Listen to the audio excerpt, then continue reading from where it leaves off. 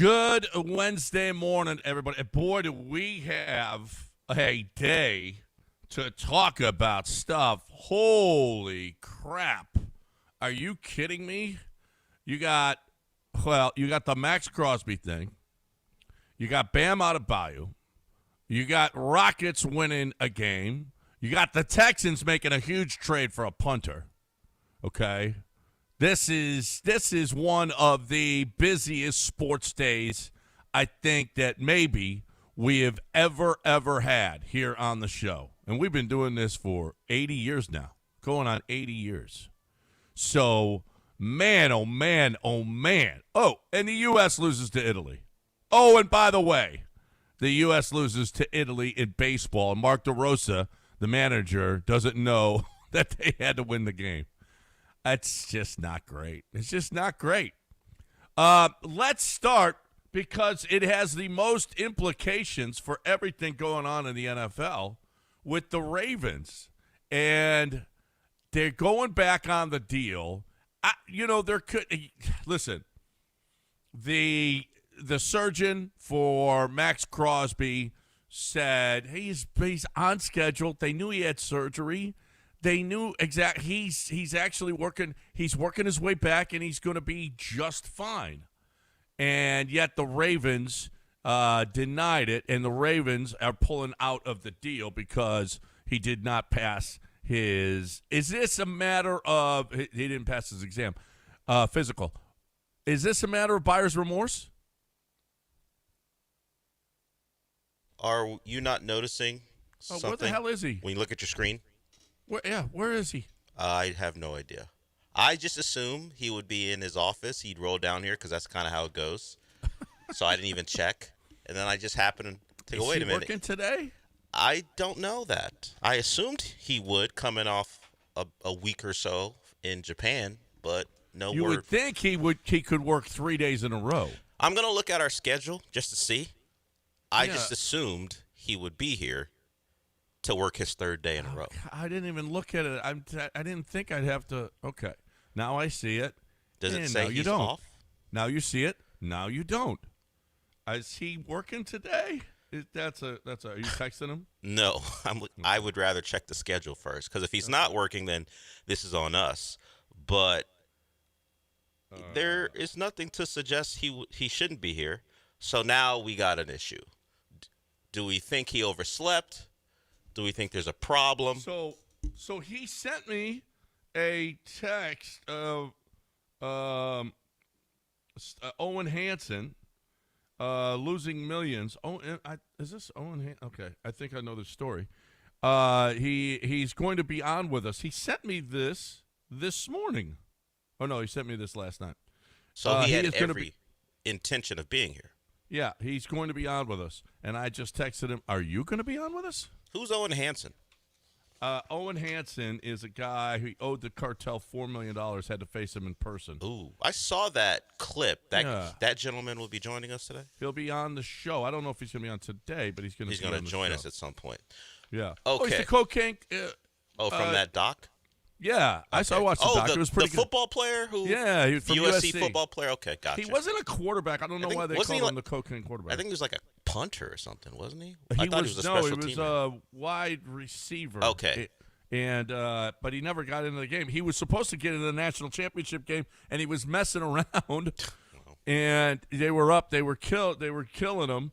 And he was messing around, and he missed it when they called his name. He was screwing around and didn't get in the game. That's tough. Well, Lance is screwing around apparently, or maybe there's an issue, but I don't know where he is. I will call him. You've texted him. We'll see. But to your question, was it about Max Crosby? I heard that as I was walking back into the control room. Yeah. So we got a lot of stories today. We got a lot of stories to get to. USA loses. And Mark DeRosa doesn't know what's going on. The Rockets win. Bam Adebayo scores 83. And the Max Crosby trade is voided because he didn't pass his physical with the Ravens. This stinks. This stinks in so many ways. What's your biggest issue? My issue is that the Raiders are screwed. The Raiders have spent how much money they spent. They got all kinds of guys now that they've agreed to terms with, and all of these guys now are probably I don't know. Tyler Linderbaum maybe is back with the Ravens now. He doesn't have a place, and oh, by the way, when Max Crosby is traded to the Ravens, now all kinds of dominoes fall. Tyler Linderbaum goes to the Raiders, and now Tyler Linderbaum is out there, and teams that wanted Tyler Linderbaum maybe have spent that money already because Tyler Linderbaum was going to the Raiders. So if I go to Raiders over the cap and all this stuff is fluid, they still have Crosby on their books, and the contract of Linderbaum, or at least Linderbaum's contract is there, and they're still cap compliant. They're still cap compliant, but is this what they want to do? Exactly. So guys they brought in like Kwity Paye, Taron Johnson, Right. Jalen Naylor, all those, the Raiders had so much cap space that even if Max Crosby is back, they could keep those guys. So it looks like their deals are not in danger. But to your point, the Raiders spent money with the belief that Max Crosby's giant cap number, at least some of it, would be gone. Not only that, but they did things thinking we've got draft picks. Draft picks as well. An extra first-rounder this year. Yeah, we got another first-rounder that is, and one next year, and we can fill in holes that we need to be filled. The Raiders got screwed here. So what do we believe? Because we know from one side that the belief is Max Crosby failed a physical for the Ravens, and after the Ravens doctors got to take a look at him. The other side is saying everyone knew Max Crosby's situation, and he was working his way back from something. You were aware that this was a thing. You should know that he wasn't going to be at full health when he walked into your building. So did the Ravens have remorse, or did their doctors say, hey, this is so bad, you're making a bad decision? I've seen both, where Adam Schefter put out, as a matter of fact, let me find that. Adam Schefter says a doctor that everyone really respects, they made this move after they talked to him. I'm going to find Schefter's. So I have his breakdown here, audio-wise. You have? Yeah, we can play that. Let me get you set up. Yeah, so there are two different ways as an insider to attack this. Like you have the Jason LaCafora, who is not as prominent as he once was, ripping the Ravens through Twitter. He just took shots at them for being just the runoff from Ozzie Newsome. He went after them. Tom Pelissero on NFL Network was aggressive in his takedown, using league sources to suggest the Ravens are kind of a circus. And then you have Adam Schefter, who you talked about, had a breakdown of what happened and what the Ravens did or didn't know. This is a highly unusual circumstance that will create enormous ripple effects, and nobody knows how it will turn out now. Whether Max Crosby will wind up playing in Vegas, whether the Raiders will trade him, what the return in a trade for him will be, but no question that this is a setback for all involved right now, because the Baltimore Ravens essentially failed him on their physical. And my understanding is there were multiple doctors that reviewed his MRI scans. There were doctors that examined him, including Dr. Daniel Cooper, the Dallas Cowboys doctor that performed surgery on Patrick Mahomes and Malik Nabers. Many teams and players rely on Dr. Cooper's expertise. And Dr. Cooper was one of the doctors that reviewed the images where the Ravens then felt compelled to back out of this trade. So there are a whole host of ramifications. Moments ago, Max Crosby's agent, C.J. LeBoy, issued a statement that Max Crosby is doing great. He'll be back better than ever, and he'll be the game wrecker. But meanwhile, the Raiders have Max Crosby back in their possession. The Ravens need to move on, and Max Crosby now needs to figure out where he's going to be playing in 2026 as he continues to recover from what was said to be a significant knee injury. So that's Dr. Cooper. That's the one that I was talking about. And he doesn't say that he said, but he is one of the doctors that everybody respects, and he was one of the doctors that looked at Max Crosby's physical, and then they made that decision. He was one of the doctors that they made that decision. This is the horrible thing. Like the Cowboys were in on the Max Crosby deal. Now they got Rashawn Gary. They're not going to go after Max Crosby now. More than likely not. So what they thought the market, this changes the entire market because now, Max Crosby says, I'm not going back there. I'm not playing for the Raiders again. The Raiders have already traded him. The Raiders, they know they want to get rid of him, okay? They had, the market value was 2 first-rounders because that's what Baltimore was paying for him. That ain't happening no more.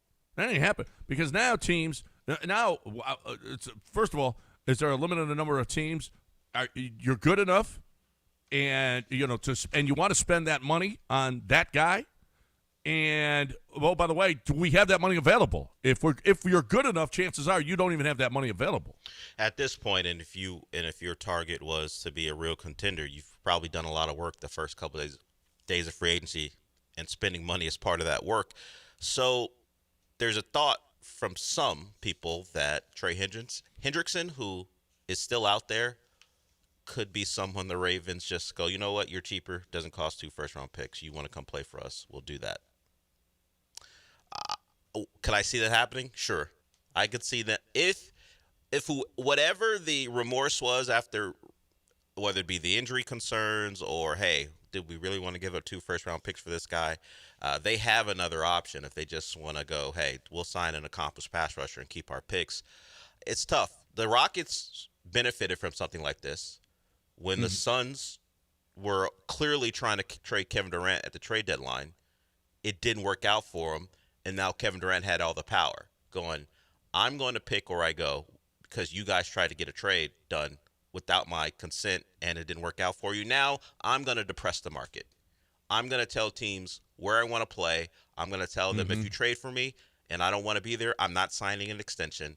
So he helped the Rockets by limiting what they had to give up because they didn't have to get into a real bidding war. This is a little different because of the circumstances, but the Raiders aren't going to get as much as what they were initially getting from the Ravens. Because the question will be, though, Max Crosby, all the stuff surrounding him is he's going to work out, he's going to try to get back healthy, and he'll do that with the Raiders with the anticipation that he's going to be a Raider. But once you have your mind set on being someplace else, can you get back in the headspace, I'm happy being a Raider? Now they're trying to compete, they're spending money, but maybe he's done with that whole situation and wants to play elsewhere now. Maybe this is a Baltimore thing. Remember when the Astros, before they got Verlander, they traded for Zach Britton? And the owner jumped in and said no? Yeah. He jumped in after the deal was done, and it looked like Zach Britton was going to be an Astro, and then all of a sudden, Angelos jumped in and said, nope, we're not doing that deal. And now this looks like buyer's remorse to me. What do you think? I don't know. What do you think? Would it surprise me if an organization who normally doesn't do things like this, now they did get Roquan, but it didn't cost them as much as it costs to get Max Crosby. They realized, hey, this isn't the way we operate. The knee's a little sketchy. Let's not do it. I would not be surprised if once the exuberance of getting Max Crosby, once that went away, they realized we're getting a upper 20s pass rusher who's coming off something significant. Hey, you want to see if we can get this off and say, hey, no, not for us. Well, that's kind of what Pelissero was talking about, how he was talking to people around the league, and the people around the league are pretty much saying the Ravens just decided, nope, not for us. Does Ozzie Newsome still have a say there? Not according to what Jason Lockenfora was talking about. He ripped the Ravens for no longer being the Ravens that we once knew because Ozzie Newsome is no longer that guy. This is one of his tweets. He had like a series of tweets getting after the Ravens. The Ravens ain't winning nothing with the fraud-ass front office. Team Prez is the worst GM in NFL history, and the GM is overmatched and should have been fired before the coach. Ozzie Newsome's GM family tree is filled with failures, and his replacement is one of them. That was one of several. DaCosta? Yes. Yeah. Yeah, if I don't know, because this is not the way Ozzie Newsome would do business. He wouldn't give up 2 firsts for. No, that's not No how way. they operate. It's not how they used to operate, I That's guess not, I'd say. that's not. Yeah, that's not. That isn't. So that's. I wonder if they didn't go. Wow, what are we doing? What are we doing here? This is not what we do. So I'm seeing so many. Can we stop sending videos of Joe Burrow in a doctor's with the stethoscope? I did see And, that. and the he's Ravens the doctor doctor. that who failed his physical. Joe Burrow did not fail Max Crosby's physical. Okay. Are we sure Dr. Joe didn't have something to say about this? So, to your point about the Raiders, this is from Albert Breer. The Raiders will honor all agreements they made with free agents, both their own and the incoming guys, over the last 48 hours. Despite the stunning developments of last night, all options remain in play with Max Crosby. Vegas is certainly very open to keeping him. Oh, wow. This is bad. You can't do business with them. You can't do business like that, Ravens. You just can't. I mean, you made a deal and then you backed out when everybody this has domino effects down the line for other teams. Now, what is Max Crosby's value for the Raiders that have to get rid of him? This is going to be interesting. Somebody could get a bargain Crosby right now. Somebody could get a bargain Crosby. We'll see. We got to find out where our boy is. We I will. don't know. Do we have the number for his wife? Yeah. Do you have that number? I got Nicole's. Okay. Maybe we check in with her. Yeah, we'll have to check in and see. You called him? Did you call Lance? I can't. I gotta be your guy right now. Yeah, that's too. right. You got yeah. All right, I got to talk about Billy Brown and Aqueduct Plumbing Company. I got to talk about what greatness it is to have Billy Brown on your side. I mean, sure, maybe we're being a little flowery with Billy. I mean, he does deal with poo all the time. You know what I'm saying? Well, not really dealing with poo, but, he's making the Brown go down. Okay, so the superlatives about something like that, maybe it's hyperbole just a little bit. But I want to tell you this. When the Brown doesn't go down, you need Billy Brown, okay? It's ironic. You need the Brown when the Brown don't go down. Okay, so here's really the gist of it. Billy Brown is here for you when you have any plumbing issue. When you have a plumbing issue, it's Aqueduct Plumbing Company. It's Billy and his boys. Billy and the boys. Okay, that sounds like a band, but it's really not. It's a guy who's going to come and get that poop out of your toilet. He's going to make sure that it's flushed out. That's what he's going to do. And he's going to make sure your shower's working. He's going to make sure that all your pipes, all the water's getting to you with full strength. He's going to make sure the water's hot. He's going to make sure everything is perfect for you every time. And he's not going to charge you to get there. Aqueduct Plumbing Company is awesome. And if you have any issue, 281-488-6238, 281-488-6238, or aqueductplumbingcompany.com.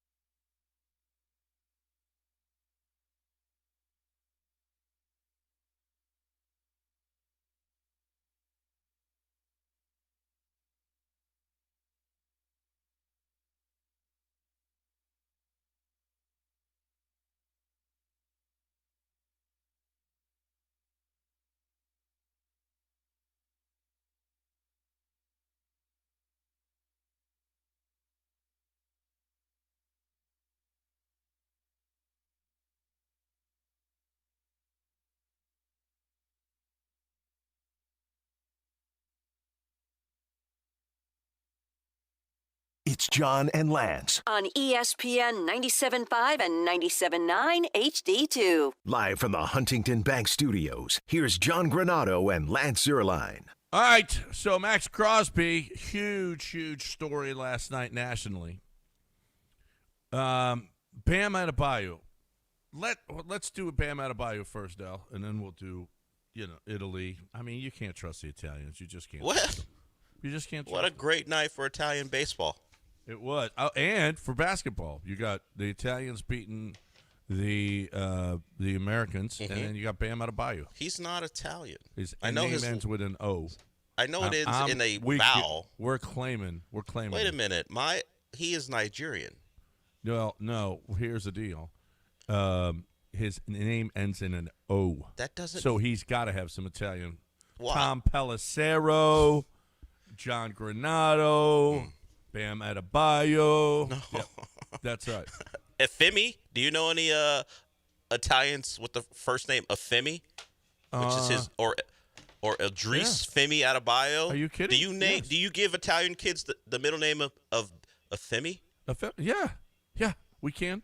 Have you ever heard that There's before? all kinds of it. Italian. You don't want me to look up Italian names and No, go, I is that just Italian heard. or No. African? You don't know.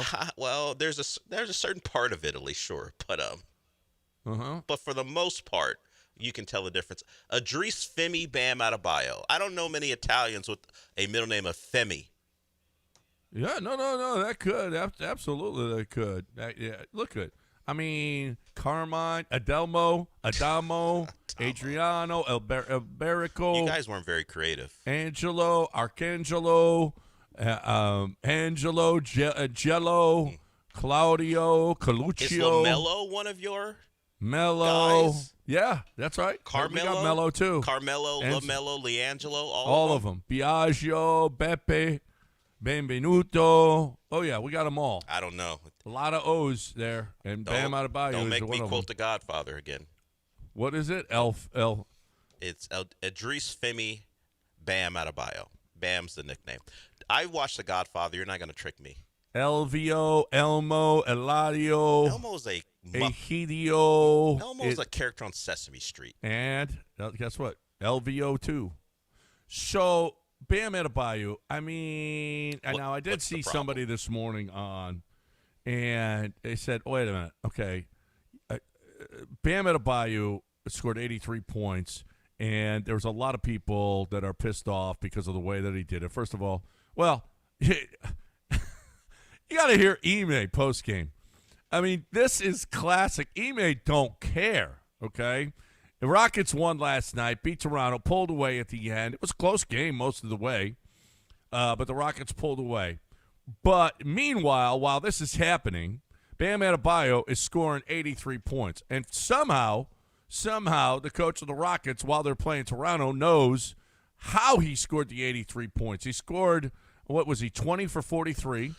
Right? Yes. And he shot 43 free He took throws. 16 free throws in the fourth quarter. He ended the first with 31 points. The first half of 43. The third quarter was 62. And then 83 to close it out.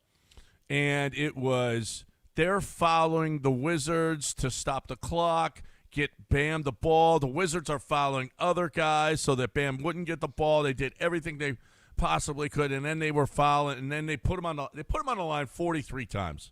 43 frickin' times. He had what? How many threes did he have? He made 4? 7. 7 threes. 7 of 22 from 3. He had 43 shots. I mean, it was just a ridiculous stat line. And he scored 83 points, and now he's the second highest scoring game in NBA And the highest history. scoring for anything on video. Right, highest scoring for anything, because there was no video of Wilt. There was him holding a piece of paper that said 100. Yeah. But now there are a lot of people that are pissed Laker off. fans, Kobe fans. Well, Kobe fans, but just how about basketball fans that are like, really, this is Do we remember how Kobe got to his 81? Kobe is up much this, and oh, by the way, they said Wilt Yeah, but was a lot the his same way. teammates were letting the other team score apparently, Yeah. so he could get to 100. So there's nothing. At some point, it no longer is a basketball game. when these things are in the making. It no longer becomes anything resembling basketball when you have this type of number. I would say when you start to look at this, the credit should go to Bam for going out there with a second-year, second-round pick, a rookie who was drafted number 20th overall, a Myron and Davion Mitchell as your other starters, and still scoring 62 points through three quarters. What happens in the fourth is we're point chasing, we're record chasing. But what the Wizards were doing when that was his starting guys to let him get to 62, that should be investigated. But yeah, it was as a guy who's watched Bam his entire career, it was a great moment for him. He's one of the better guys in the NBA. But the game itself no longer is a game at that point. Well, and Ime is forever going to be in Washington. Listen to this. I mean, it's dead on, but you usually don't hear someone in the NBA saying something like this. Here is Ime when asked about Bam's 83. I don't know if you saw that Bam Adebayo had 83 points tonight. I'm sure you know Bam. What are your thoughts on that and such a historic night? Yeah, I mean, first thing you think is how, because of, not because of him, but because of the way he plays, and I saw only made 6 threes, but 40 free throws or something like that. Tells the story right there. And the Washington Wizards. And he threw in, and the Washington Wizards. It was like the G League version of the Wizards too. Like all the guys didn't play, even the guys you would recognize from that team who's pretty anonymous. None of them played except for like Sarr, their recent top 5 pick. But like of course Trey's not playing, Anthony Davis isn't playing. Some of their more promising players weren't playing in the game. It was a game where both teams were without lots and lots of players, and it just so happens that Bam had a great start, and then it led to what happened in the fourth quarter. I don't know how to say that it's embarrassing for the league, but it's not great for the league. It was a joke. But like you said, all of these, any of these are a joke. Yeah, I mean, when you're record chasing, it turns into. It's not a basketball game anymore. It is something. Obviously, it's historic, and maybe 15, 20 years from now, very few people will remember how he got there, because if I go by what happened last night, for people who really want Kobe to keep that record, they don't actually remember how it went. They were talking about how Kobe was leading this team and they were down late and he had to stay in the game to knock down shots. No Laker took a shot the final 7 minutes of the game but Kobe Bryant. Yeah. He scored the last 7 points of that 81 while they're up by like 15 shooting free throws.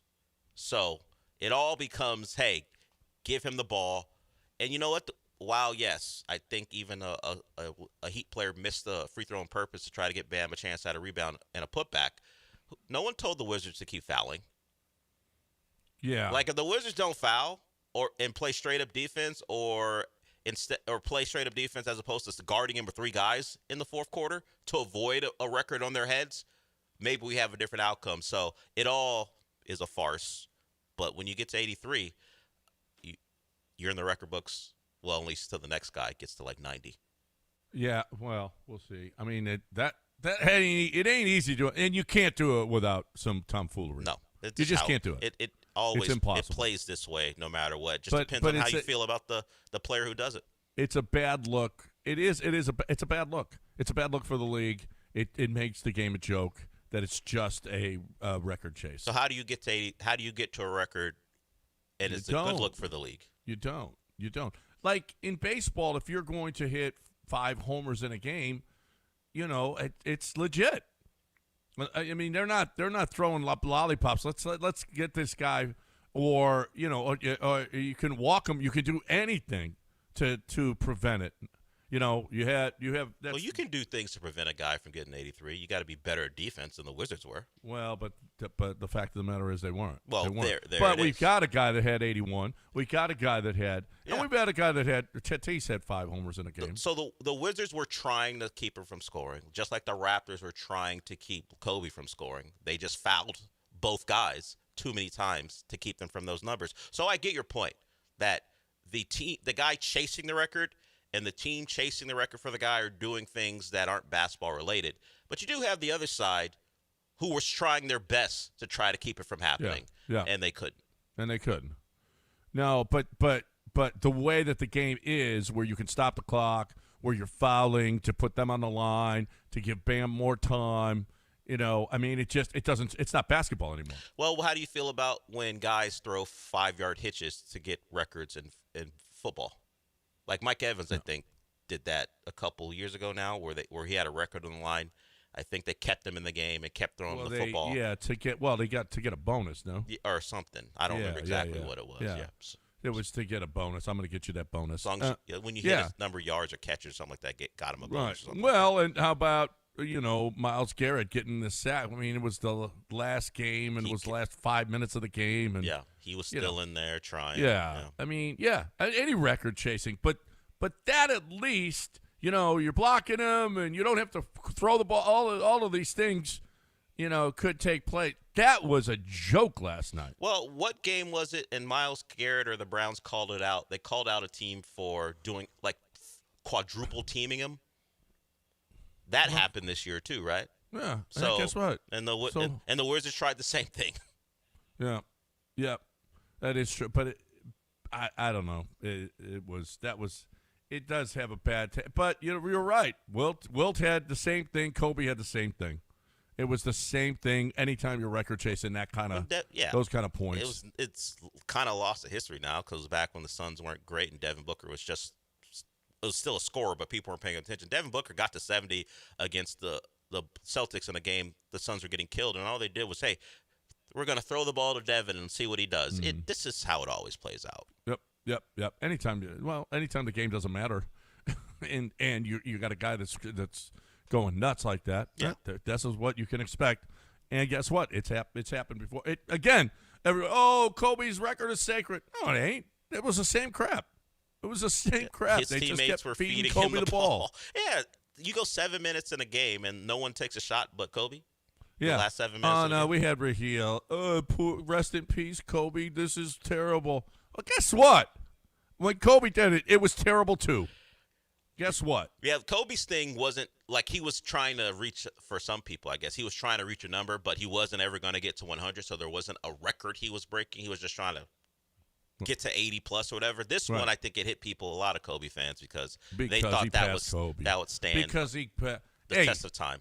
Listen, if it was Michael, it would have been legit. But Kobe. Look, I'm in a different spot because I didn't care for Kobe as a basketball player. Of course, the tragedy, he's a young father, all the things that play a part in his legacy. But as a basketball player, I didn't give a damn about Kobe Bryant. So what happened last night, fine. Records are there to be broken. Sorry, Raheel. Sorry. Raheel would be, if he was on today, he should have been on today because Lance isn't here. Why did Raheel not show up today? He should have called in and given a perspective of heartbroken Kobe. Well, no, he should have showed up today because we don't have Lance. Well, we didn't think we weren't going to have Lance. Well, maybe Lance could have, if we knew Lance was going to sleep. Well, there's an update. Is it light out there yet? I have the blinds closed, so I'm not sure. Here's an update. I called Lance during our break, and there are only 2 words before I said, okay. He said, actually, cleaned it up. Crap.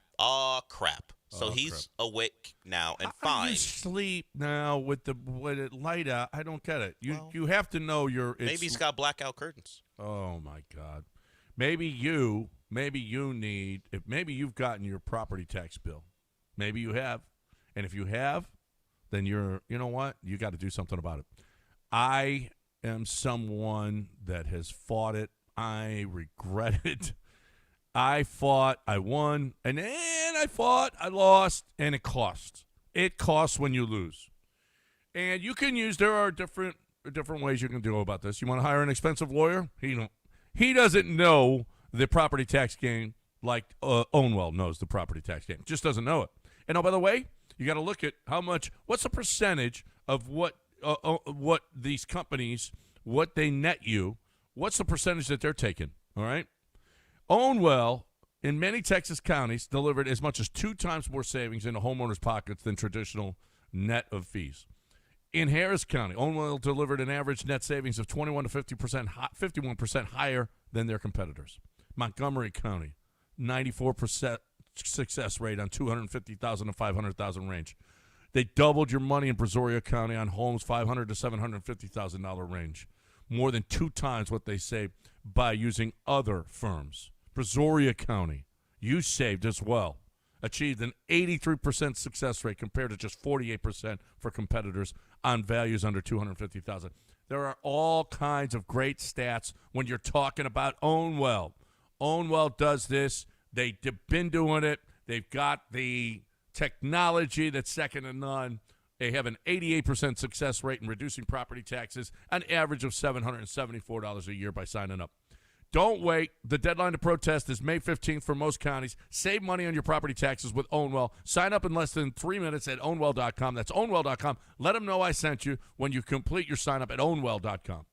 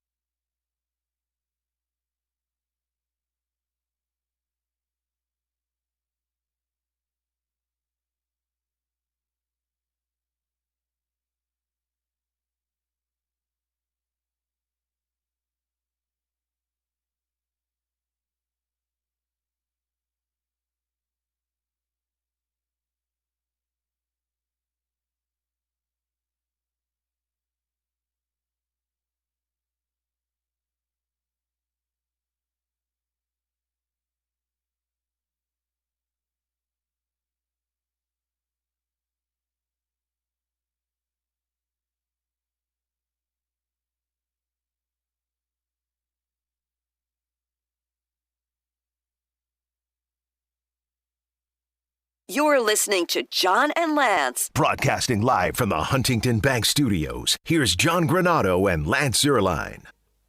Well, Lance Zierlein joins the show this morning here on ESPN 97.5. Did you brush your teeth? I'm not going to talk about all that. I did enough. I did good mouthwash. Yeah. I rushed in as fast, Is that the worst feeling in the world? That's the worst. So I went out and had some drinks last night, but not. I mean, I had 3. A big deal anyway. I had 3. From Till 7 when? to 10. Well, I mean, for me, kind of late till like I got home at 11. Oh, that's not that bad. Yeah, for you, it's not that bad. For me, it's late, but I couldn't stop Nicole, and so she was just rolling. And she so we just went ran to a two marathon. places.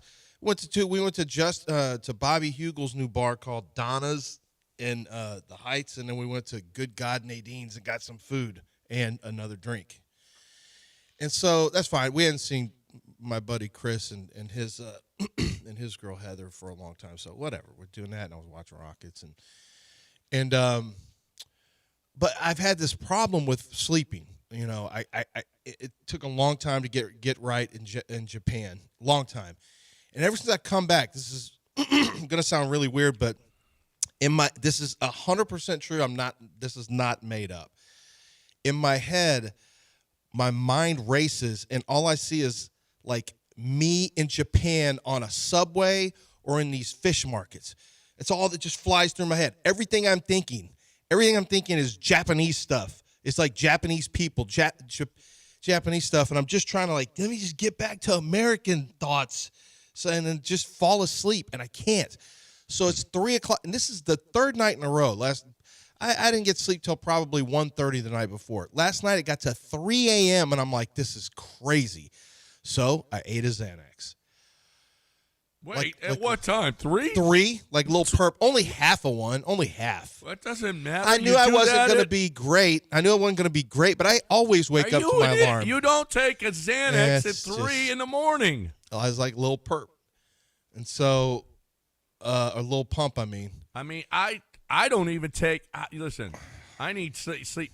I don't even take them on a work night because I'm going to be drowsy in the morning when I knew wake I'd be up. drowsy, but I still wake up. I still get up. No, you didn't. And in my alarm, and it said that. snooze was going, and I don't even hear, I don't think my alarm was going, but I hit snooze one time. I think I remember hitting snooze. I don't remember. Well, maybe you don't remember because you took part of a Xanax.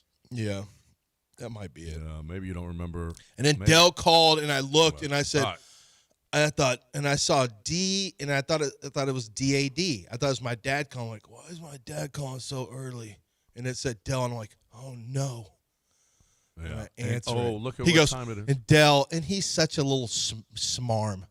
I hear him on the other side just saying, "Oh, are you coming to work today?" I didn't say that. Or what did you say? No, I said when you Are said. you awake or what? I don't remember what when you said. Oh crap! It's like, oh, okay, you're awake now. Oh, yeah. I'll see you in a little bit. That's Yeah, what I said. I guess it doesn't sound that smarmy when he says it like that. Yeah, but I I just know smarmy. I know the feeling behind it though. Well, yeah. I know the feeling I behind had it to was call you to smarmy. get up, like you're a child. It's the worst feeling in the world. Yeah. The phone's ringing. And it's really your fault because It's you not should my have called earlier. No. If you don't see me rolling no my one knew chair in because you here, always sit in your office. if my No one chair- knows if you're there. But I roll my You're chair in at blaming me for 56. this. I roll my chair in at 56. As soon as you don't see my chair at What am I 57, that's supposed on do? you to call. I got a show to get ready for. You gotta call and don't I gotta text, call. you at 6:57. Yes, that's on What's you. it gonna matter? You're still late. This is on you If still. I call you at 6:57, I don't live that far away. if This I is call on you. at Most of this is 6:57, on you. It is kind of on you. Stop it. If I call him at 6:57, he's not getting Oh, here on Bam time. Adebayo scores 83. I'm not going to do I anything didn't today. bring that up. John did. If I call you at 6:57, when you get here? Somebody said, LZ definitely American now. He overslept. That's true. Yeah. You're a dirty American. Although You are a dirty this American. is such You a are dirty, a filthy this American. is a dirty American move. But to be fair, they also don't even open their coffee shops till 7. Like, what do we do in Japan? Get Oh, my these things God, open really? at 5:30. I'm like, because I'm awake at 3 o'clock in the morning in Japan. I'm like, well, I'll just wait till like 5:30 when their coffee shops open up. Nothing until 7. Like 7. What are we doing? You're not going to get anything done here. I thought y'all do all this work. So much more productive than us. How do you do it if you don't have coffee rolling earlier than this? Let me ask you this. We got a lot of sports to talk about, not you, sleep. Well, Not your sleep, I okay. can't wait to talk about this. The weirdest, the Bam Adebayo stuff is the strangest thing that's happened in He did sports that. history. If he was here on not time, really. you would have been able to talk about it. Shooting 40-some-odd three-pointers? 40-some-odd free throws? Well, stop fouling. Well, Wizards. they were fouling him on. They're I don't know, triple it was teaming just him terrible. in the backcourt. Stop fouling. He doesn't get to the line that many times. Right. Well, that's that's the start because we got a break because you got us behind. Well, So- what are you talking about? Y'all were breaking at 37 when I was here. No, that's not true. That's true. Xavier told me. It was on time. When you're Wasn't not on here, time. now all of a sudden, boom. Well, good job, Dell. What did I nice do? job. Nice job. All right, let's break real quick, and we'll get to we got Rockets. I didn't bring shame to my family. They're saying Lance brought shame to his family. Does he need to come? What's the word I'm again? not Harikari? Seppuku? What do you need to do? Seppuku is the real word. I'm not going You guys have a sword in there? I'm not going to spill my guts. I did make a knife, but I didn't bring it. Yeah, but did you bring it? I didn't even remember to wake up. Oh, that's How am I going to bring a knife? That's true. Oh, wow. can we have a well, ceremony? if you need any electrical help, where do you go? M&J Electrical Supply. Look, they're not going to make sure your alarm works. That's not what they do. They don't do that. What they do is they buy and they sell and they refurbish old electrical equipment. And so if you are – and look, and there's a lot of you listening right now. I'm not talking to you, but you might know somebody who I'm talking to. I'm talking to general contractors. I'm talking to electrical contractors. I am talking to people who are, part of the demolition or the clean out, the construction property, or somebody who runs and owns a property. What they have to do is they take out the old electrical, and sometimes you just have to take out the old electrical and put new electrical in. But what they do is with that electrical equipment, most of the time you'll see that get taken to scrap yards and, you get pennies on the dollar, whatever. M&J Electrical Supply, they come out and take it out for you professionally so nothing gets ruined. They'll take that out, and then they pay you top dollar for it. They pay you good money for your old electrical supply because what they're going to do is they're going to refurbish what they can refurbish, and then they will resell that with, at a much lower rate with 1-year warranty. And so if you are, the foreman on the side, if you're somebody who is the contractor, you can buy new equipment, all kinds of new equipment from them, but you can also get parts that are refurbished and save a lot of money on that as well. So they buy equipment, they sell equipment, circuit breakers, transformers, disconnects, switch gears, fuses, all of that. And then, of course, they also can do the removal for you as well. Buy, sell, remove. They're huge in Houston. A lot of contractors already know about them. If you don't, congratulations. I just told you something that's going to make you some money. It is, or save you money and save you on your lead time because they can get you parts at any day, 365, 24/7. Call 713-699-5055. That's M&J Electrical Supply, 713-699-5055. They will answer your call. They do wake up on time.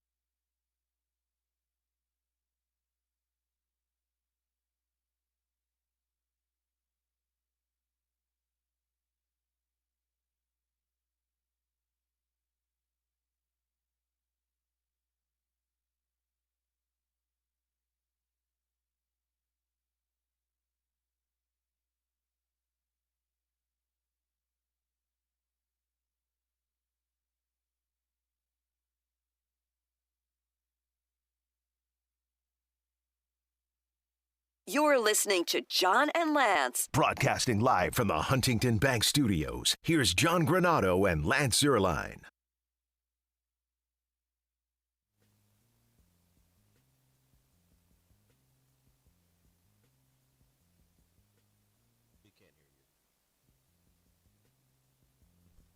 We're back. We got a lot to talk about. The Max Crosby trade disintegrated. What a wild day yesterday was. Holy crap. Bam Adebayo. Rockets win. Texans trade for a punter. Are you kidding me? Not very good punter. Sign Braden Smith. They got Braden Smith. And I got into some arguments yesterday. I was fighting with Twitter for about 3 hours. What, Braden Smith? Yeah, about whether or not because they don't know that he was. Like, a lot of people don't know this. You guys probably know this. You may know this. You may remember. It's O-line play. He was a guard at Auburn. Yeah. Like, Braden Smith was an All-American guard. Well, I saw your tweet that he played played over 1,000 snaps. Yeah, he played 132 snaps at tackle and 2,500 at guard. Huh. And I'm like, this could be, they have two tackles on the, well, let me start with Braden Smith. This is a really – I like the signing. Now, I will say he's missed 16 games the last 3 years. Yeah. Braden Smith has missed 3 or more games for 3 straight years. Missed 7. He missed like 4, 7, and 3, I think it was. Or, man, no, more than that. Like 4, 5, and 7, I think. So he's missed some time. He doesn't stay healthy because somebody sent me a – tweet saying, yeah, Lance, I don't love the idea of Trent Brown, an oft-injured right tackle, 33-year-old. I'm like, Braden is an oft-injured 29-year-old right tackle. I mean, both of them are oft-injured. I don't know how to tell you this, but he's missed 16 games the last 3 years. But what I was saying to people was, the Colts drafted him as a guard, and then they had an emergency happen in New England where they didn't have, they weren't able to, they didn't have a tackle. And so they said, and Braden Smith, and here's the story on Braden Smith. They tried to play him at right tackle during the spring at Auburn before his final year. And I know this from talking to Cole Kubelik, who went to Auburn, was a center for them. And we had talked about it before the draft. And it just didn't work. He just wasn't very good. So Auburn bumped him back down and said, okay, you're going to stay at guard. And so because in high school I think he played tackle. And so the Colts said, well, let's play him at tackle. It's an emergency. And they kind of liked him. And this guy, Morocco Brown, who was the director of pro personnel at the time, he said, you know what, guys? I think he was good enough. And I studied him on tape. I think that he can – and Morocco helped convince the building, including Frank Reich, that let's keep him out there and see what we can do. And so he stayed out there. And he ended up getting a paycheck and, a good payday. And he played out there at right tackle. Now, I'm going to say this. Because I know this. I watched all of them. I didn't necessarily agree that he should be a tackle. I never thought, you worry about Will Campbell's arms. Let me tell you, a lot of people don't know this. Will Campbell's arms are like just a shade under 33 inches. Braden Smith's arms are 32 and a quarter. They're way shorter than the arms of, in football, they're way shorter. I know you say on a ruler it's not that much shorter. Braden Smith's arms are even shorter. They're actually considered kind of short for a guard. They're barely 32 inches. When I watched him, the Colts drafted Jalen Travis to be his replacement. He's 29 years old. He has some injury issues. The money he got was just pretty average. I mean, it's not like everyone was fighting for him. And he is a really good run blocker, very powerful drive blocker. He is the perfect fit at guard. Honestly, Ed Ingram to left guard, Braden Smith to right guard would be perfect. Even if they move Braden to left guard, whatever. But a lot of times you like having your better run blocker on the right side because you're a right-handed running team because your tight end is typically there. Then you have your tackle. Then you have your power blocking guard at right guard a lot of times. If you have Braden Smith at guard, where he played in college, and then oh, my God, people, he hasn't played there for almost a decade. What will he do? He won't know what to do. He doesn't even know how to put his hand on the ground anymore. What will he do? I'm like, my God, the guy played his whole life at guard. Like, it's not hard moving to guard. Moving from guard to tackle is extremely hard. Playing guard is not that hard. not if you can bend and you're strong enough. You can play guard. It's not the hardest thing. Spencer Fano is going to move inside the tackle from Utah because he's got the same arm length, almost the exact same arm length. And everyone is acting like this is some kind of crazy thing I'm saying. Look, he may be out there competing with Trent Brown. One of the things we found out with Trent Brown, I don't know if it was here on this show I heard this or if it was Aaron Wilson had this, but Trent Brown was told he was going to get a chance to compete for a right tackle spot. Okay, well, that could have been at the time, I thought, I guess with Fisher or whatever, or maybe the draft. This is what I would do. I would have Braden Smith at guard where he is a dominant run blocker, and you need to get the run game going, and Ed Ingram at guard. You're good. Now, knowing that Braden Smith at any time could pop out to right tackle. So you got guard tackle with Braden Smith. That's great. Then you've got Trent Brown starting at right tackle to start the season. Left tackle, you got Ursery. Now you got an opportunity to draft a center in the 3rd or 4th round. You could easily find one in the 4th round who could be a starter. And then you can go into the 1st round with maybe drafting a tackle, maybe not. If you really want to know the truth, Max Iheanacho from Arizona State. Like, I've got this all mapped out. You got Arizona State, you got Blake Miller from Clemson, who I don't love, but you could also get him with the 2nd pick of the 1st round at 38, or Caleb Lomu at 28. If he's still on the board, he may not be on the board from Utah. Or if Spencer Fano were to drop, you could actually draft him and turn him into a center for you. But Braden Smith at guard actually makes the most sense. And you shouldn't spend 1 second being concerned about whether or not he can play guard. 100% he can play guard. I'll put that on all of my kids. I put that on my Japanese heritage that I acquired last week. That doesn't mean much. So I'll put that on the knife that I made in Japan. I made my own knife. I'm not going to cut it. I'm not going to use it for anything because it looks like it would contaminate food. Considering the shame you brought in your family. I brought some shame this morning. morning. Time might be in order with that knife. I brought some shame this morning to my family. But I wouldn't worry at all about him. Now, they might have him out at right tackle, but I just think it's weird to pay 2 different guys to compete at right tackle. Did you really pay that amount of money for a swing tackle for Trent Brown? And you have Blake Fisher could easily get cut. I was almost borderline surprised he made the team last year with he looked so bad in the preseason, but he got a little bit better as the year went on. But right now, I think the Texans are in a good spot because you can say, we don't know where we're going to – like, I wouldn't say where I'm going to use them if I'm the Texans. We don't know. We could use them at tackle, at guard. We're going to make that decision later on because then you're not a sitting duck in the draft where they don't know who you're going to target in the 1st round. They don't know what position. You could have him at right tackle and let him compete for that role.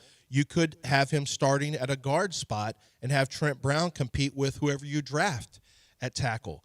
But I think if you put him at guard, you got 2 good run blockers. Ed Ingram was better as a run blocker than pass protector. He's one of the best run blocking tackles in football over the last 5 years. I'm talking about Braden Smith, when he's healthy. This could end up being a really good pickup for me, in my opinion, for the running game if you have Braden Smith inside. I don't love in pass protection when I watched him, he gets beat by speed. Long arm tackles will smash him and run him back on the quarterback. Now, this is one of the biggest humans you're going to ever see. He's got like 270 pounds of lean muscle mass. Better lean muscle mass numbers than Quentin Nelson. He just has T-Rex arms.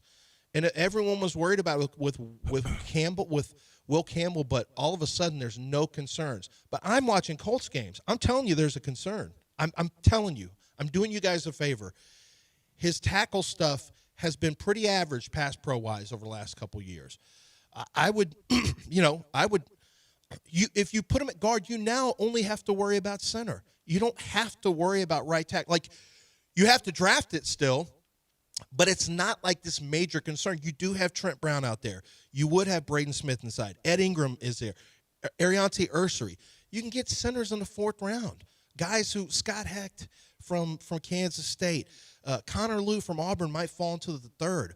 You can get him in the 2nd round. He's coming off an ACL, but and maybe Jake Andrews is going to be fine with this. I don't think they think so, from what I hear. Well, we'll see. In a pinch he can be. Yeah. And then maybe there's still they stuck with him the whole time. And then, there's talk about maybe Wyatt Teller is going to be a guard. Okay, if they do that, then I guess you're playing Braden Smith at tackle. I guess that's what you're doing, unless there's something I don't know about Wyatt Teller being able to snap the ball. Then you would have him at tackle, and then you would have Trent Brown as as a swing tackle, I guess, and then Blake Fisher. Trey Hendrickson, now a Baltimore Raven. Oh, wow. 4 years, $112 million for Trey Hendrickson. Wow, they got Hendrickson for nothing. They keep their 2 first-rounders. They keep You their can't picks. trust it. How You cannot stupid were trust, you, Ravens? You Why would cannot you- trust the Ravens anymore. You cannot trust them. I mean, this is bad for them. This is bad. That immediately after they rescind that trade. Apparently, that's not a rule in the NFL during the You know what it sounds like? They just got a better deal with Hendrickson. Like they got a That's deal all, they didn't well, they don't have to expect. give That's up all 2 it was. first-rounders. Honestly, it's better. It's way better. Max Crosby he's come down a little bit in terms of effectiveness. This is a better price tag. You don't give up first down. Yeah, this is a way better He is deal. 3 years older. That is the one thing. Yeah, but he's still rushing He's at a high still level. productive. They don't have to pay him as much, I mean, you get 2 first-round picks though. and they keep their picks. Now they're going to probably call me, Lance, can you redo your mock again? Yeah, No, get on no, it. I'm done. Call Charles Davis. He does mocks? Yeah, Everyone does a Everyone mock. does. That's mock. true. My editors, Dan Parr does a mock. Well, Chad Reeder does a mock. get on your mock during the break. We got to go to break. All right, let's get on your mock and let's go. Get your mock on at Zadok Jewelers. Yeah, Zadok Jewelers is going to be. Look, maybe the Ravens can send a nice gift over to Max Crosby and to. I'm not the Raiders, but the Ravens can send one over to the Raiders or send one to Max Crosby and say, "Listen, we got you some really sweet hoop earrings and a tennis bracelet, and we hope this makes things better." Now, my guess is he'd probably rather have one of their sweet luxury watches. That's probably something more in line with what he would want. Because they have the best watches in the world as Zadok Jewelers, the finest makers of watches in the world. They also, by the way, have people on staff, multiple workers who are certified in watch repair for all of these different huge name brands of luxury watches. They are on staff ready to fix your luxury watch if that's something that you need done. They buy, they sell, and they trade luxury watches. But it's not just luxury watches for men and women. It is tennis bracelets, it's diamond pendants, it's rings, it is necklaces, it's anything and everything that you can think. And, of course, diamond engagement rings if that's something that you're looking to do this spring. A lot of people like to pop the question in the spring. Their entire second floor is dedicated to that process, and they can help you with your big day as well, with the actual engagement day as well. Like I said, it's an entire floor dedicated to the bridal process. So make sure that you go to Zadok Jewelers, ZADOK.com. That's Zadok.com, 1801 Post Oak Boulevard.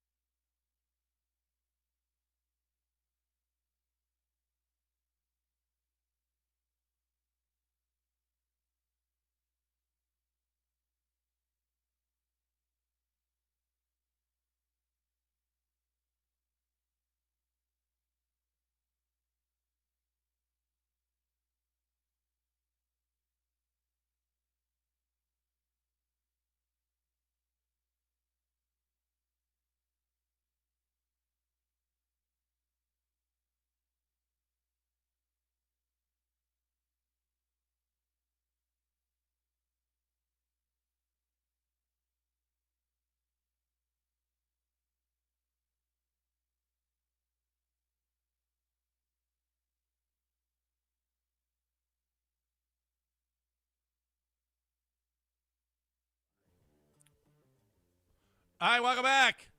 ESPN 97.5. We haven't even mentioned the Rockets' win last night.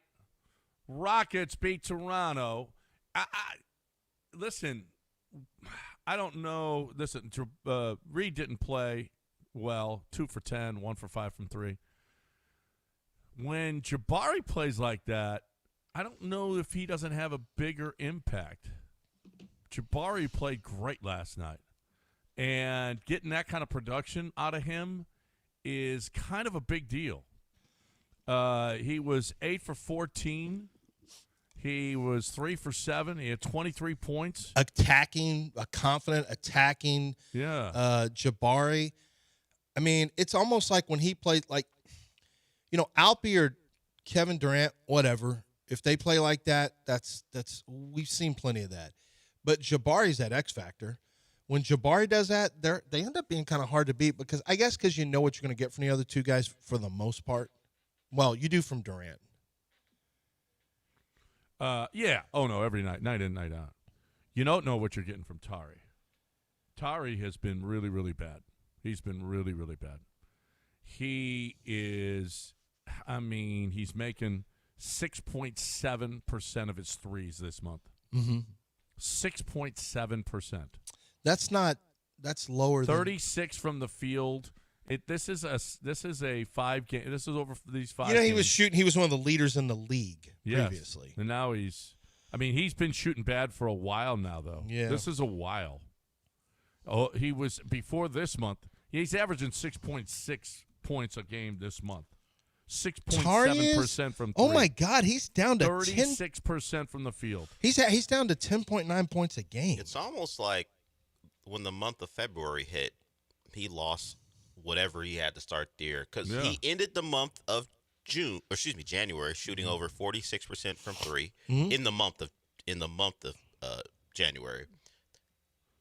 That game 3 of 5, and then since that point, he shot less than 30% in February. Really now he's terrible. at 6.7% in March. I don't know what happened after the I month. mean, it's 5 games, but still. Yeah, but the month of February he wasn't good either. So what happened after January turned to February? I don't know, but he hasn't been the same shooter Delv, since. you look his 3-point percentage by month. Now, 4 games played in October, whatever.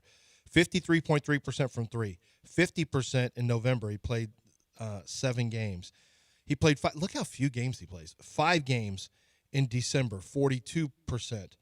Then he goes to 46.8% in January. Then 31.6, and as you said, 6.7 right now. Pre-All-Star game, 46% from 3. Post-All-Star game, which is 11 games, 17% from 3. In losses, he shoots 38% from 3. In wins, he shoots 40.8% from the free throw line. I mean, it's kind of a big deal for Tari to play this poorly. And somebody made a post on Twitter like he's costing himself money or something like that. Robert Land, who does a podcast, a Rockets or sports podcast here, he just made a comment that Tari bet on himself and has cost himself money. Well, Tari's mom saw it, found it, and then she went after him. Look at you skinny old geek. Or something. I mean, she really went after him. Put his picture up there, and talked about you had never played. You never had a ball in your hand at all. Look at you. Look how terrible you look, and just really went after him. But I mean, if we're having an honest conversation, I don't blame Tari for not taking the debt. That's fine. Bet on yourself. But I mean, everything that happens with Tari Eason is going to be directly tied potentially to a contract. Is he losing money? I mean, I don't know. You tell me. He may or may not be. There's still plenty of relatively speaking, there's plenty of season to go. It doesn't look like it, but there is. I mean, you have postseason and all that stuff. But yeah, I mean, yeah, he might. Yeah. He's not a player who play. He has injury issues. He's got injury issues, and I don't know. Somebody's going to pay him. Well, but will somebody pay him $22 million, or will somebody pay him? He was looking for that $30+ million. Well, maybe he'll now just take. But he doesn't play every game though. If the Rockets say, you know what, we'll give you close to what you want on the market. I don't know if I'm offering him. Why don't you see what what's on the market. Why not? Well, they could. They could do that. They could do that and restrict say free agent him too. Yeah, So. but would you offer him the same amount you offered him before the season started? I mean, if you don't, that's almost the slap in the face where he can't come back. It's too embarrassing. Yeah. You know what I mean? Like, I'm just saying, I think they were offering him in the 20s. If you came back and said, look, we'll give you 19 now, that's just too embarrassing. And I know, I'd be embarrassed for $19 million. That's not what we're talking about. I don't. No. Obviously, all of us can spend 19. We'll be fine for the rest of our lives, whatever. But it's the number. For that player, they basically said, yeah, we're actually not going to give you even as much as we were offering you before. That brings shame on the family. And I know about bringing shame on your family because I overslept today. And if you say, I played so poorly that my number is now lower than it once was, you almost have to go try the market and see if you can find something. And you're right. Well, somebody's going to pay him. Well, the number out there might be lower too, although probably not.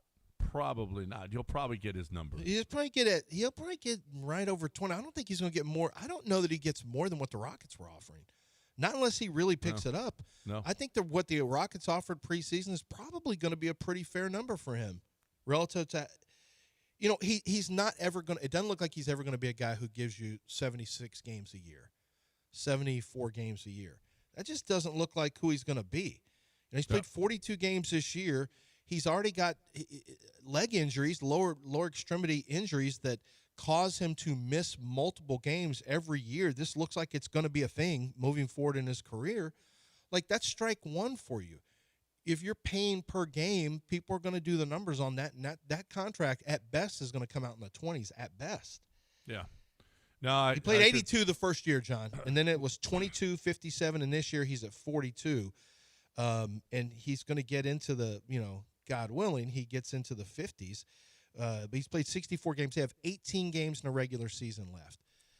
I don't know how many are back-to-back. So, Tari's going to be in the 50s. He's not going to hit the 60s. No.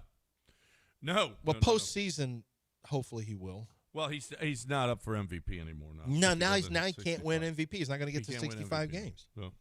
We got a break to catch up. We got more Rockets to talk about later. We still haven't talked Team USA. We've got the next Crosby. I can't wait to see where you come out on this Team USA. You're all my Texans. Guys, my Italians, my Italians. I told you, you can't trust the Italians. You can't trust them. So we will do more of that. You got to talk about going to the NCAA tournament right now. Well, now's your big chance to get your tickets. Have you ever been to the NCAA tournament? You ever been to March Madness? It's actually awesome. I mean, it's really, really cool going to March Madness games. And it's going to be here in Houston again. We have it. Don't miss out on this chance. If you've ever gone, it's a lot of fun. If you've never gone, it is going to be an opportunity that you want to take. And March Madness coming to Houston. Attendance is encouraged. Passion is mandatory. Get your tickets right now at ncaa.com/MBB tickets.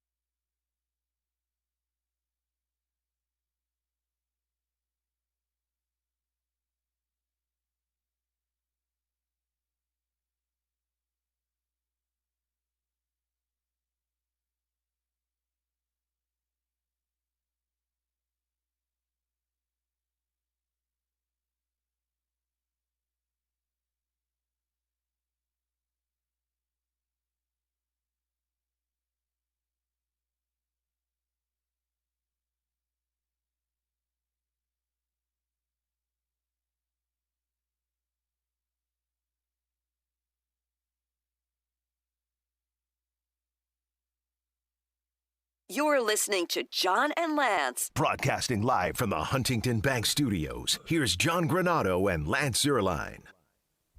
All right, welcome back. So much to talk about. This is one of the busiest sports days I remember, with huge stories. Max Crosby, Bam Adebayo, the U.S. team, Rockets, Texans. We got all kinds of big stuff to talk about. We got callers, though, so let's get them in here. SMU Sonny's been waiting. What say, SMU Sonny? What's going on?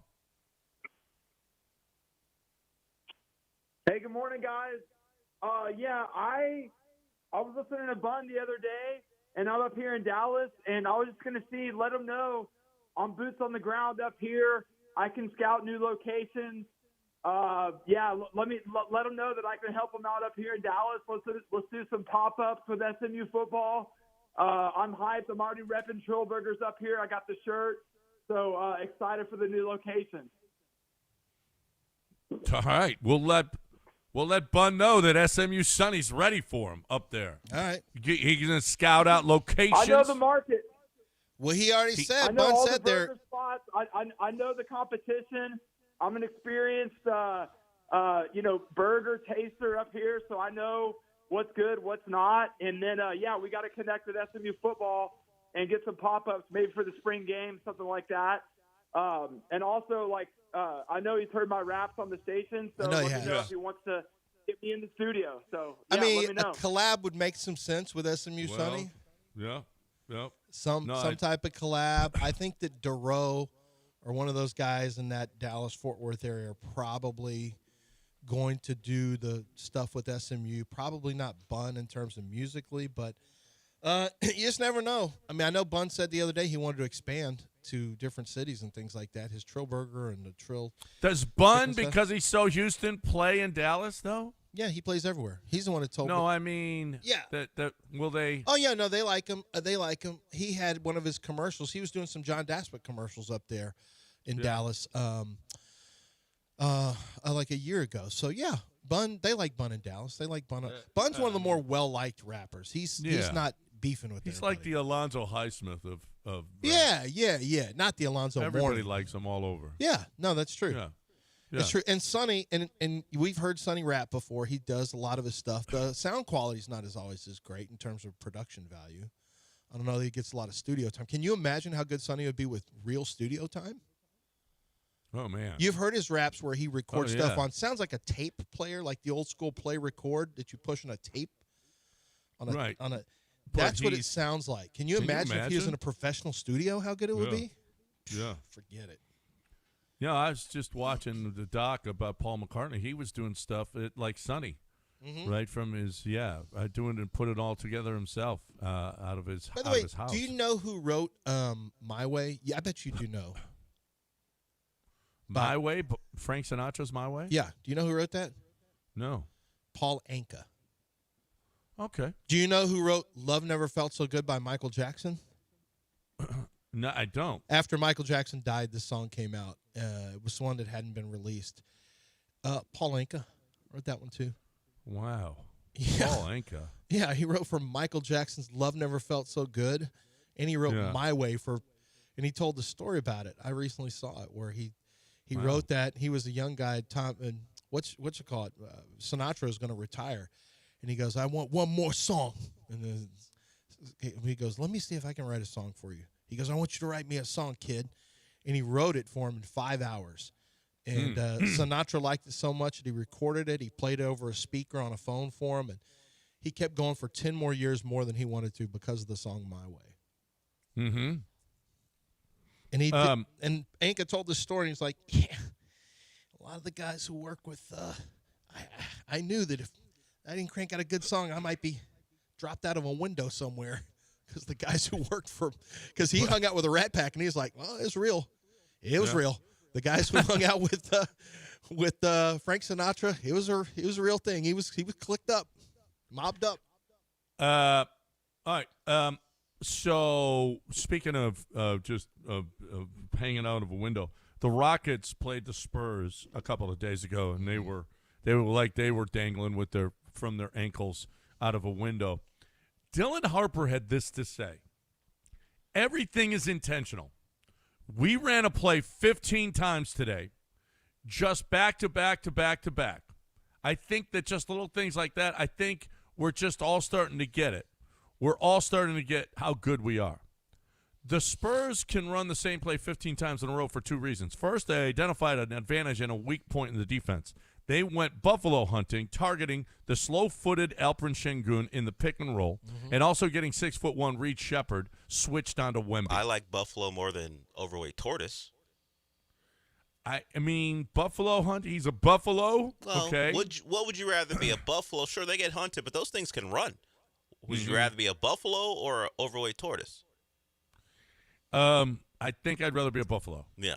Much rather be. You're and actually, buffaloes can run pretty fast. Yeah, you're a majestic animal. Not a lot of lateral, though. That's true. So that's just a Raheel nickname, though. Yeah, I haven't heard it anywhere else. Yeah, I'm hoping it doesn't catch on.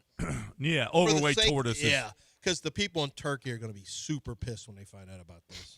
Well, I'm sure Raheel's not welcome there already. No. For multiple reasons. Well, right. He's barely welcome here.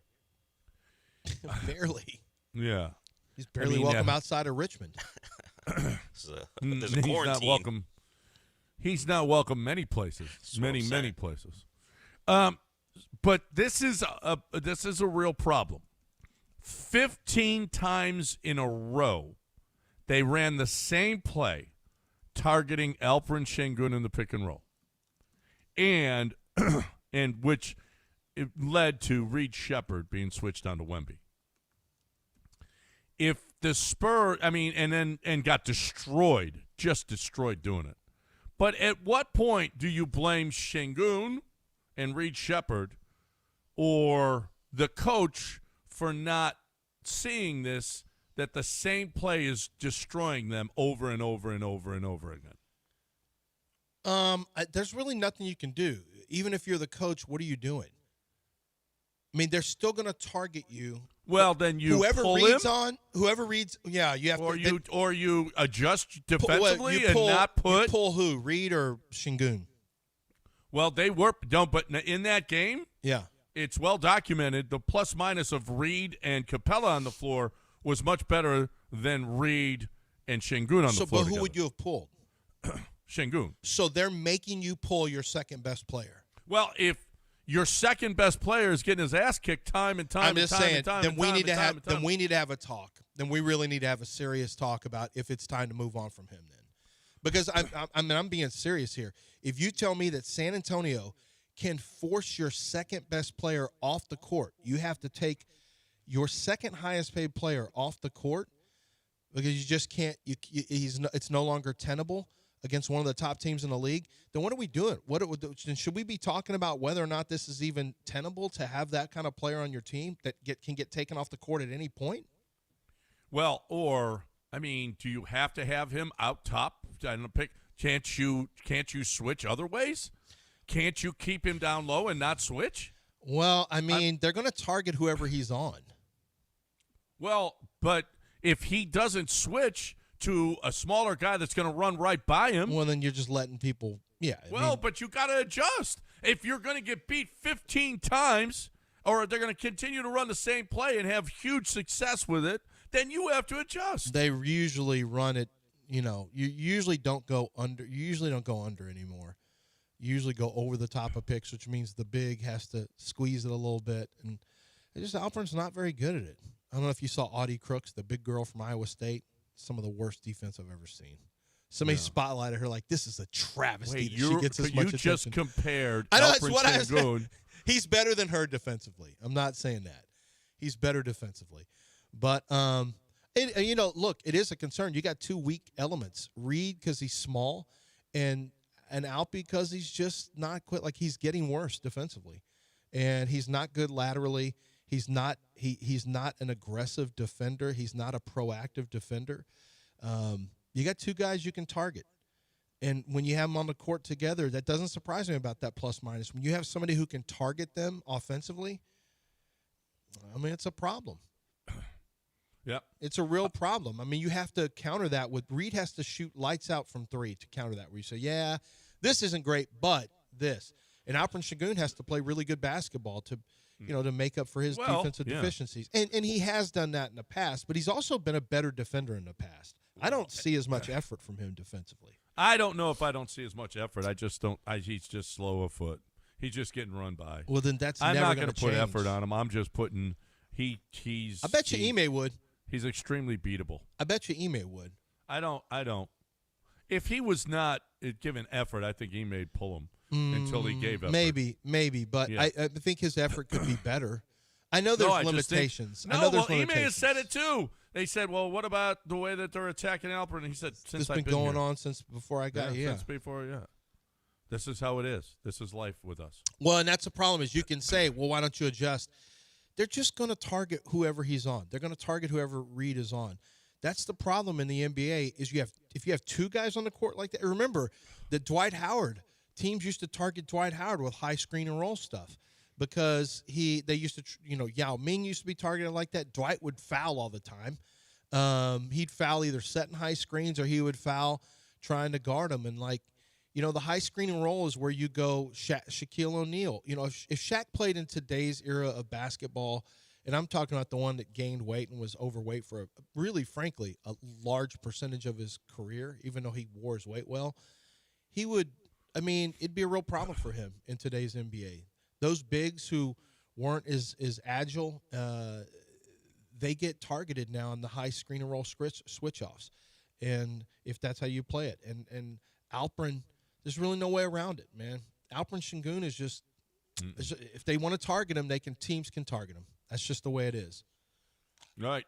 They got Denver tonight at Denver in a back-to-back. So what? We'll beat the brakes off Denver. Home, they got to fly to Denver after the game. I'm guaranteeing a win. Get in at 3 in the morning. I'm guaranteeing a win. High altitude. I'm guaranteeing a win. Oh, wow. Okay. Yep. You heard it here first. Guess who gets a triple-double? Alperen Shingun. So for the last time this weekend, the Rockets will have 2 days in a row off for the last time, and that's going to happen this weekend.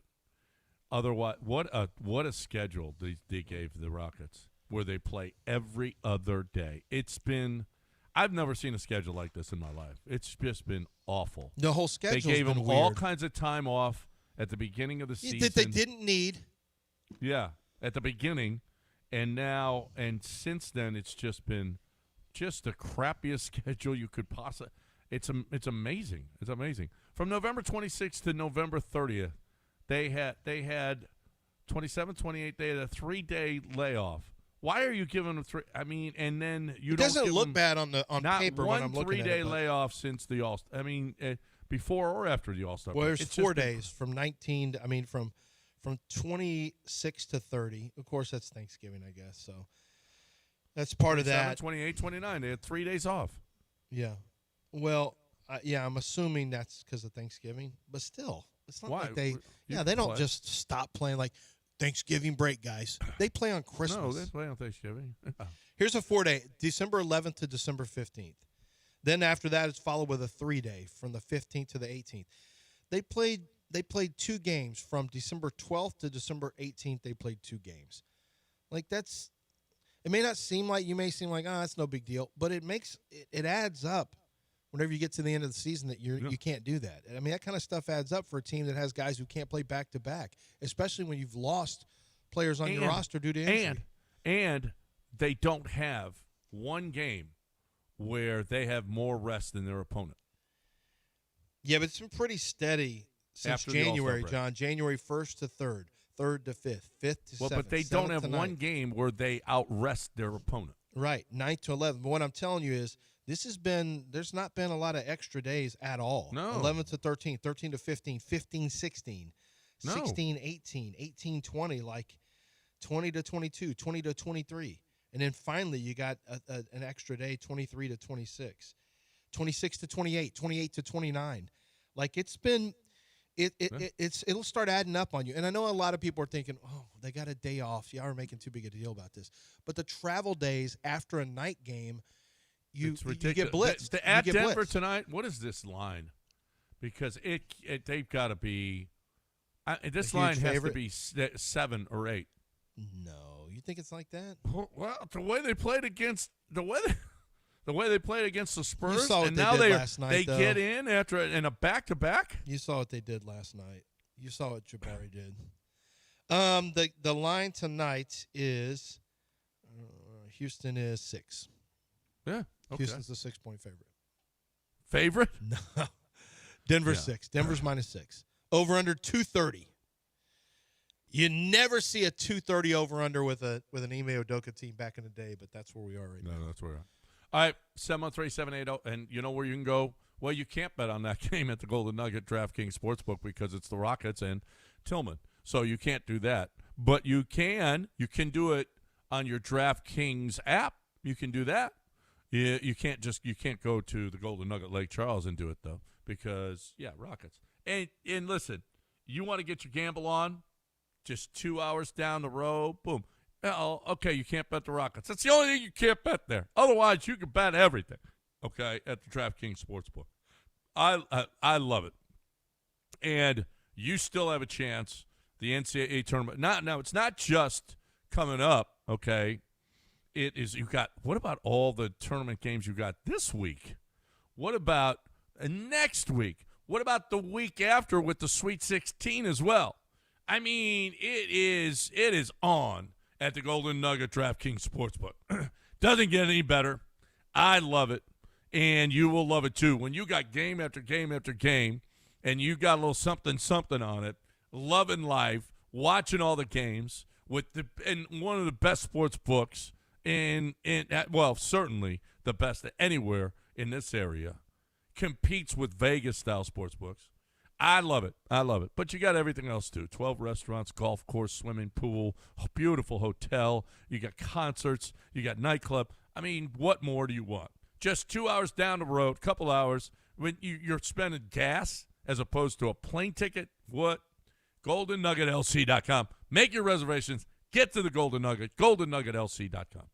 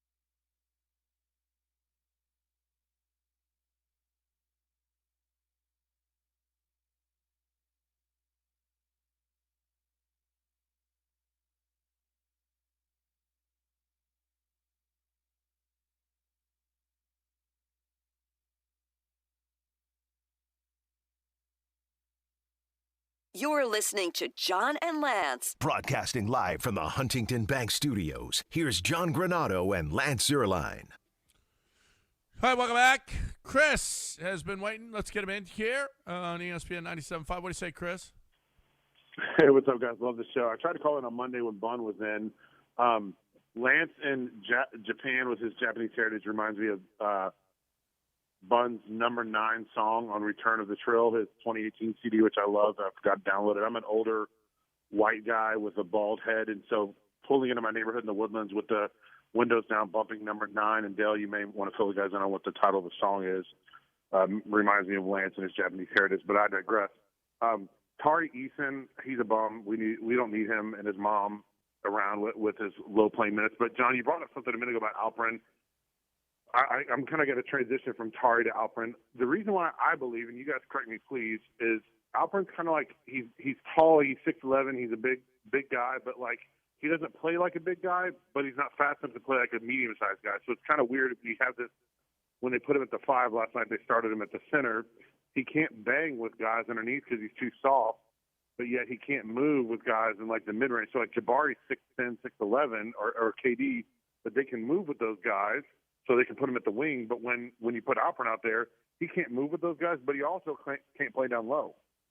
The difference in having Reed out there when his defense is bad is I love the fact when we're on offense in our offensive half-court set, there's guys like following Reed around everywhere, face guarding him. So at least it's a 4-on-4 because Reed's guys aren't sagging off of him. Like they're staying right up on him because of, what he can provide us on offense. And Alperin, man, I haven't seen – I mean, I guess we could look at CJ, but I haven't seen a bigger drop-off from somebody that was, like, super high in the Houston sports community to now it's like, man, is this guy even somebody we want to keep around? And I don't know what you guys' thoughts are on that, but I'll hang up and listen. Thanks, guys. Love the show. It's a little early for that to me. I think I just think you're jumping the gun a little bit. Well, and I would disagree on Alperin not banging down low. I mean, I see him backing down all the time and getting that little hook up there. Yeah. I mean, he does it I don't know how many times. We're not even to the playoffs yet. Like, Jalen had a terrible playoffs. That was more like C.J. Stroud was what Jalen did in the playoffs. Yeah. Alperin Shingun, we're not even to the playoffs yet. I don't think regular season is shaking people to their very core. I don't think that's I don't think that's the case. We got to, come find me whenever after the playoffs if Alperin looks terrible. Well, I mean, there's going to be, and anytime you get a bigger payday, the stakes get raised on your performance. So maybe after the playoffs we can have this conversation, but I'm not ready to have this conversation now. We're just doing sports talk. We're just talking about what's going on right now with Alperin Shingun. But he's always going to get targeted defensively, but he also can play well offensively. He can create points for others. He can score. He can rebound. Hit triple doubles. Like, it's not like he can't score. This isn't the first guy for the Rockets who can get triple doubles who was a bad defender. We had someone named James Harden who was an atrocity in the postseason when it was big games. I'm talking about elimination games. James had some of the worst elimination games we've ever seen, and he got redos every year. Every year, people hit the reset like it never happened. It was one of those. Now, James has also played at an MVP level, so that's a little bit different. This team is a lamb killer right now. Yeah, it really is. Since losing Steven Adams, I mean, back in the day when Steven Adams was around, they would beat Cleveland. They could beat San Antonio. They would beat those Golden teams. State. Yeah, they could beat teams, but of late, you've lost to Boston. Charlotte is beating everybody's ass. You blew that game in New York. You get your ass handed to you by San Antonio. You lost to Golden State without any of their players. This has been, I mean, you've beaten Orlando, but for the most part, you've just been beaten up on lambs. Orlando is a good team. You beat them. But the wins have been against Portland, Toronto, Washington, Sacramento, Utah. You did beat Charlotte. You beat the Clippers once, and then you lost to them once. For the most part, you're just, I mean, and you ain't playing these teams in the playoffs. For the most part, since Steven Adams has gone down, you are not beating good basketball teams. You're just not. Yeah, it's been and that's who you're going to face in the postseason. It really is just truly incredible what the loss of Steven Adams has meant to this team in a negative way. It's really, truly astonishing. I'm looking at Alperen Shingun. So our guy Jeff Nally sent this in. There's no way Jokic can defend because he's slower than Shingun. How does he – I don't know about it. I think they're similar slow. But he said, how does he not get abused on the defensive end? He has some moments where he does. But he also, I think, is better with his length. Like he does a better job of contending shots. I think he does give a little better effort defensively in terms of understanding angles and using his body to be a little bit more difficult to go up against. He also strikes me as a bigger 6'11". I know Alpe's listed at 6'11". You know, Jokic is 284. Alpe's 243. And I'd say they move similarly, but at maybe 30, probably closer to 30 pounds of difference. By the way, I know, John, you like to call him, I've never said this, but you call Alperen Baby Jokic. Jokic is averaging 28.9, 12.5 rebounds, 10.3 assists. He's averaging a triple-double, and he's shooting 57.5 from the field.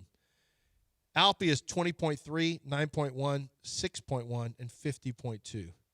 Not the same so much. Not really even baby.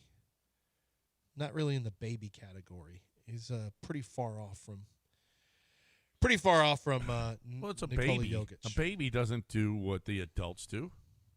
Yeah, but I was hoping it was maybe just a little bit closer to oh, look, my volume finally works. Alpe even admitted it last week. He said, "Yeah, no, I know. I'm not playing well." I mean, in losses, Alperen Shingun's numbers in losses are way different than his numbers in wins, just substantially different. But it's I think he has a good night tonight. I do. I think the Rockets win. I think they'll shake up the world. I think Alpe has a good game tonight, and I'm not as worried about it. I will say his three-point percentage has come way, way down since November. He was 32% in November, which I'll take, by the way. He was 57% in October, only 4 games. So combined, he was shooting, I don't know, probably around 37%, 36, 37% in October, November, which was 17 games. But, man, it has come way down since then from a three-point standpoint. And now his attempts have come down too, which is good. If you're not shooting well, then don't shoot it. Yeah. That really was a part. You and I talked about this. Yeah, we both thought that was a part that would really step up this year. Yeah, is his 3-point shooting. No, but to his credit, he has slowed it down. Yeah. If you're not going to make it, don't shoot it as much. Yeah. All right. Sorry, but we are behind. We are catching up. 713-780-3776. Quick break here. Talk a little Takaros. Takaros Arandas. I could have used that. I wish my excuse for missing the beginning of the show was I got caught up in a line at Takaros Arandas bringing breakfast tacos in, but that's not what the case was. But if you're ever running late to work, you know what would make it better is if you come in with a sack of breakfast tacos from Takaros Arandas. And there's over 20 locations in the Houston area. You can go to takarosarandas.com and find a location nearest you. I mean, they've got the chorizo and egg is beautiful. It's a beautiful breakfast taco, but they've got bacon, egg, and cheese. They got the bean and cheese. They got a wide variety of breakfast tacos for you in the morning. If you want to sit down and have a plate, they have very hearty breakfasts. If that's what you want to do, have a bigger breakfast, a smaller lunch, and then do whatever at dinner, that's fine. Maybe you want to go in for lunch or dinner. Takaros Arandas welcomes you with authentic Mexican food at very reasonable prices.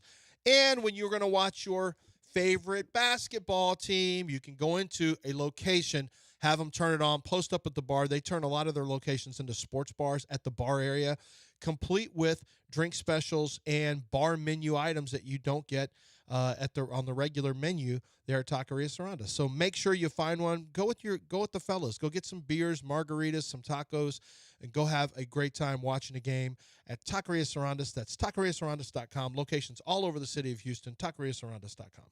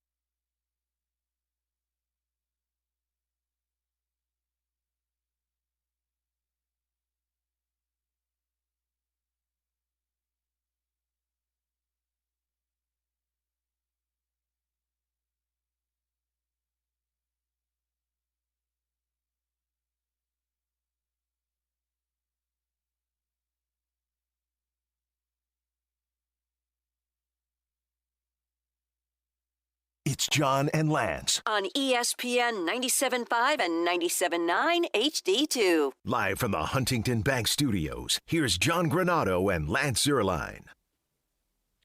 All right. So, Team USA. Well, people are mad at Mark DeRosa. Well, as well they should be. Mark DeRosa was on with his boys. He does a show in the afternoons on MLB. He's also the manager of Team USA in the World Baseball Classic. Yeah. And Mark DeRosa was clearly, here he is. Now, MLB has taken this down off of YouTube. And because they don't want their boy embarrassed, but too late. It's been captured. Here is Mark DeRosa yesterday before the game talking about getting ready for Italy.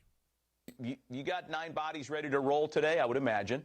Absolutely. I'm going to look at it. I'm going to get some guys off their feet, no question about it. I'd like to get Goldie a start, and he has been awesome, just a leader of men behind the scenes with Aaron Judge. I'd like to get him in there. I'd like to get Gunnar in there again. Ton of respect for Italy. It's weird. We want to win. We want to win this game, even though our tickets punched to the quarterfinals, because Mexico plays Italy actually tomorrow. So the way the schedule lines up, this is an important game for us. Nolan McLean will start. He's on the bump, and he's good to go. He's an absolute beast. He's a prospect, and you're starting a prospect in a game that you needed to win. Your ticket is not punched. Not punched. And the scenarios are, here's the deal. If Mexico scores 5 runs, and wins the game, then your ticket is punched. If in fact it's a low-scoring game, you are not, and Italy wins, you're not going. You're not going. So it has to be asked: is Mark DeRosa a sleeper cell? Is that an Italian name or is that a Spanish name? USA advances. DeRosa. Is that an Italian surname? It's DeRosa.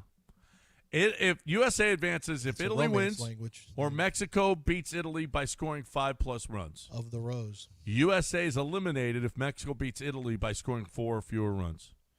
Tiebreaker, if Mexico wins, scores exactly 5, 11 runs allowed for Italy, Italy will have had 1 to 3 fewer fielding.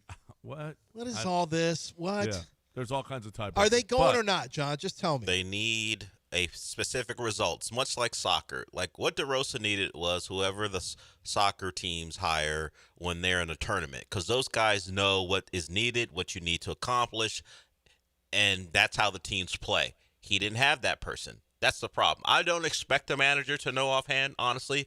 I expect someone in that organization to know and to tell him so he knows what to do. Weighing in. But weighing in. So, yes, DeRosa is catching it because. Well, but how would he not know this since there's going to be a 3-way tie if they lose this game? There's a possibility of a 3-way tie. How do you not know that? Look, I would. If I'm going to shoot him any bail, I would say no one has paid enough attention to the World Baseball Classic. From guys playing for one country then playing for the other, no one's really taking this seriously. The U.S. team, Bryce Harper told you, hey, if this was the Olympics, then maybe this would be a bigger deal. But it's not that big of a deal. There's been a lack of importance placed on this by the U.S. squad from the jump, really, and maybe it's playing out with DeRosa. But someone in Team USA Baseball should have known and let the manager know. There's a failure in multiple regards. He should probably be aware because he's doing interviews, but there should be someone on his side, like off camera, who should have told him what the deal was so he didn't look silly. Having to pull it from YouTube is crazy. Yeah. And DeRosa is a Southern Italian name. Yeah. Oh, wow. You know what that wow. means. Look who starts Campania again, and Calabria. That's the where. That's my Calabrians. peeps.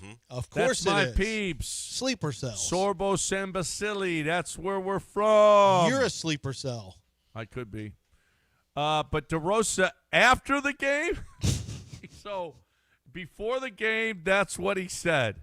And now the media apparently heard, maybe they were watching MLB. Maybe they saw DeRosa's in it. Well, it makes sense. I mean, they're covering the game and want to see what Mark DeRosa says. I would imagine some of the media was going, hey, dude, what? You think you're in already? Here is DeRosa now after the game. Yeah, I misspoke. I was on hot stove with a couple buddies today and completely misread the calculations. We knew that Mexico was going to play Italy and then running all the numbers with if we lost tonight with the runs allowed and runs scored and outs. So I just misspoke. Ken standing on the right. See, I don't blame him for not knowing by himself. I don't expect DeRosa to do the calculations. Oh, run scored. I don't expect him to know that. Someone should have known, though.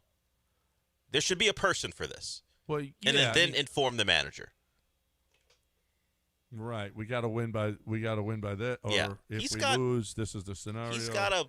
Yeah, but he knew that they were playing. That's both fine. Teams I understand that Mexico had one loss. But I don't think World Cup managers, like when we have the World Cup here, I don't think they're going to know. I don't think they're doing the work to figure out what goals are needed. How do we go on? Do we need to lose by 2? I don't think they do that. Someone does that for them. Someone should have done that for DeRosa. Well, right, but but I think Bryce Harper might be onto something. We don't care enough. This is what I'm saying. I mentioned it. There's not enough care for Team USA to have a person to let the manager know, hey, we're not in a bad spot. Even if we lose, things have to go a certain way. But just so you know, get your best team out there and put it away. Instead, he thinks we've done pretty well so far. He's saying we're 3-0, right? We're in, right? Of course we're in. We're 3-0. He didn't know because someone didn't tell him. Breaking news. Josh Hader starts the season on the IL. Oh, that's not a horn-worthy. We knew that was happening. No, we didn't. Yes, we did. No, he had from the moment. He's had a setback. Another setback. He had a setback. Fatigue thing. You know. Big surprise. I don't know if it's another. But we knew. No, we when knew. you are going to start figuring out. He's an Astro pitcher. We knew. When you're going to start figuring out that this is the case. Oh, no, his arm's fine. Nice job, Lance. We were told he was fine. Everything nice was job, fine. Lance. Who believed that? Nice job, me. I'm the one that told you. Everyone knew. Nice job. NFL now is exploring playing a game on Thanksgiving Eve. Wow. As early as this season. Good. It's about time. Wednesday, November 25th. One of the best days for football is before Thanksgiving. Where everyone's at home doing the prep worst. work done. On a Wednesday. Your league is the worst on a league. Wednesday. Didn't we play a we Christmas don't care Day game about on Wednesday? health. We're trying to get some money so we can play the players more. I'm sorry that I thought y'all want the players to get all the biggest bags they can get. I love a bag for a we're player, trying but to not. do. It's not an 18th game. It's a 17th. Are they going to make sure these two teams have the Sunday or weekend before off? Yeah, obviously. Is that obvious? Yeah. Is that really a bye week then? Because you have to play on the Wednesday? Well, which week? Which week is the You're bye? going to have a short week one way or the other. A hella short week. Well, either not you're playing, if both teams have a bye. You'd have to be a Thursday to Wednesday game is the only way you'd have to do it. And then you'd have to have a bye the week after.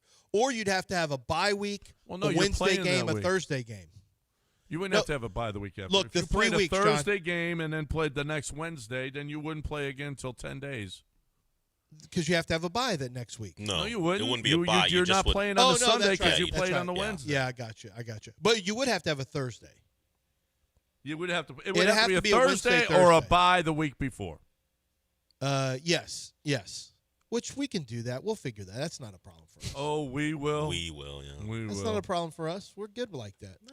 This is what people have been talking about. I don't How many calls have we already gotten like, when are they going to play on Wednesday? No one has ever called. I never, ever want to hear about how you care about player safety. We do. We're giving people 10 days off. You and your basketball are playing back-to-back games. When's the last time the NFL played a back-to-back? Never. You're welcome. Don't dab. That's not part of your culture as a Japanese man. That's true. Don't dab. Yeah, bow. Go ahead, bow. That's not true. You don't use a bow as a dab. Yeah. Because the dab is like. What's a dab then in Japan? And sometimes I do a dab like this to my daughter. If my wife is yelling at my daughter, she's getting in trouble in the background where she can see me, I just do like this. Did you meet the young She kids? gets so pissed. Did you meet the youth in Japan and figure out what's cool so you can adopt that as well? Super baggy clothes. Mm-hmm. In Osaka, they're rocking heels like this high and super baggy clothes, and everyone's wearing all the girls. Madi will never dress like this. Short skirts, long either boots to the knees or socks like almost like leg warmers to the knees, and then high boots like that are about 5-inch heel boots. That's what the girls wear. All wearing it. It was in the 40s, and they're wearing that. I'm like, this is inappropriate. My culture doesn't like this. This may cut. You may be able to get away with this in Osaka or Tokyo, but we're not doing this in Kyoto. What I about promise you that. Shibuya? Are they doing it in Shibuya? Yeah, Shibuya. We're not doing this in Kyoto. You heard him. In Shibuya, What yeah, do they they're doing call some a of it in native? Shibuya. What do they call Shibuzi? someone who's from Kyoto? Shibuya. Kyotians. Kyotians? Are you sure? Ocean? I'm gonna look that. We got to go to a break. John, do you watch Game of Thrones, John? We don't have time for that. We got to go to break. Not right now. I'm just asking. When we come back, I want to tell you about Game of Thrones and why I'm concerned for really everybody who watches Game of Thrones. Okay. It's a huge concern. We'll do that on the other side. A huge concern for all of you that watch Game of Thrones, which is And House everybody. of Dragon. Let's talk first about HR&P. Let's talk about, if people oversleep, don't show up on time for work. This is a common occurrence after they just work 2 days and all of a sudden they feel like they can come in late after a long vacation. I mean, this is an HR problem. Do you handle this HR problem? No. Let HR&P handle a problem like that, because these are problems that really affect, we talk about locker room and how good it is in a locker room. It's the same in business.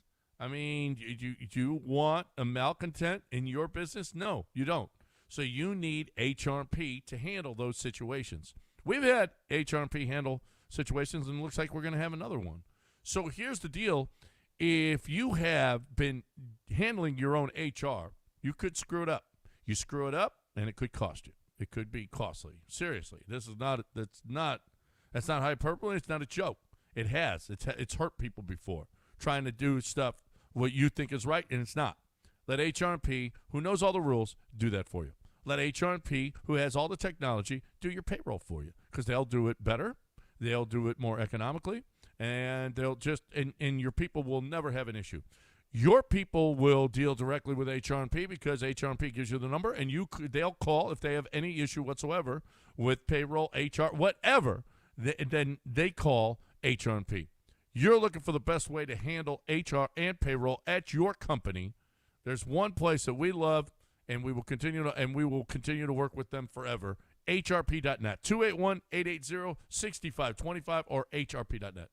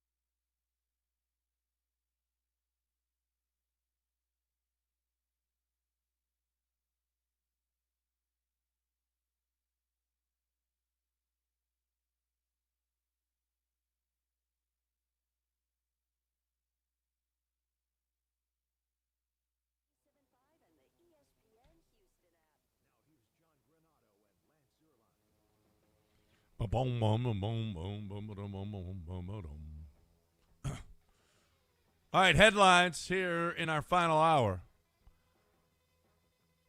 Max Crosby fails his physical with the Ravens. The next day, the Ravens turn around and sign Trey Hendrickson. Wow. You want to talk about sleazy?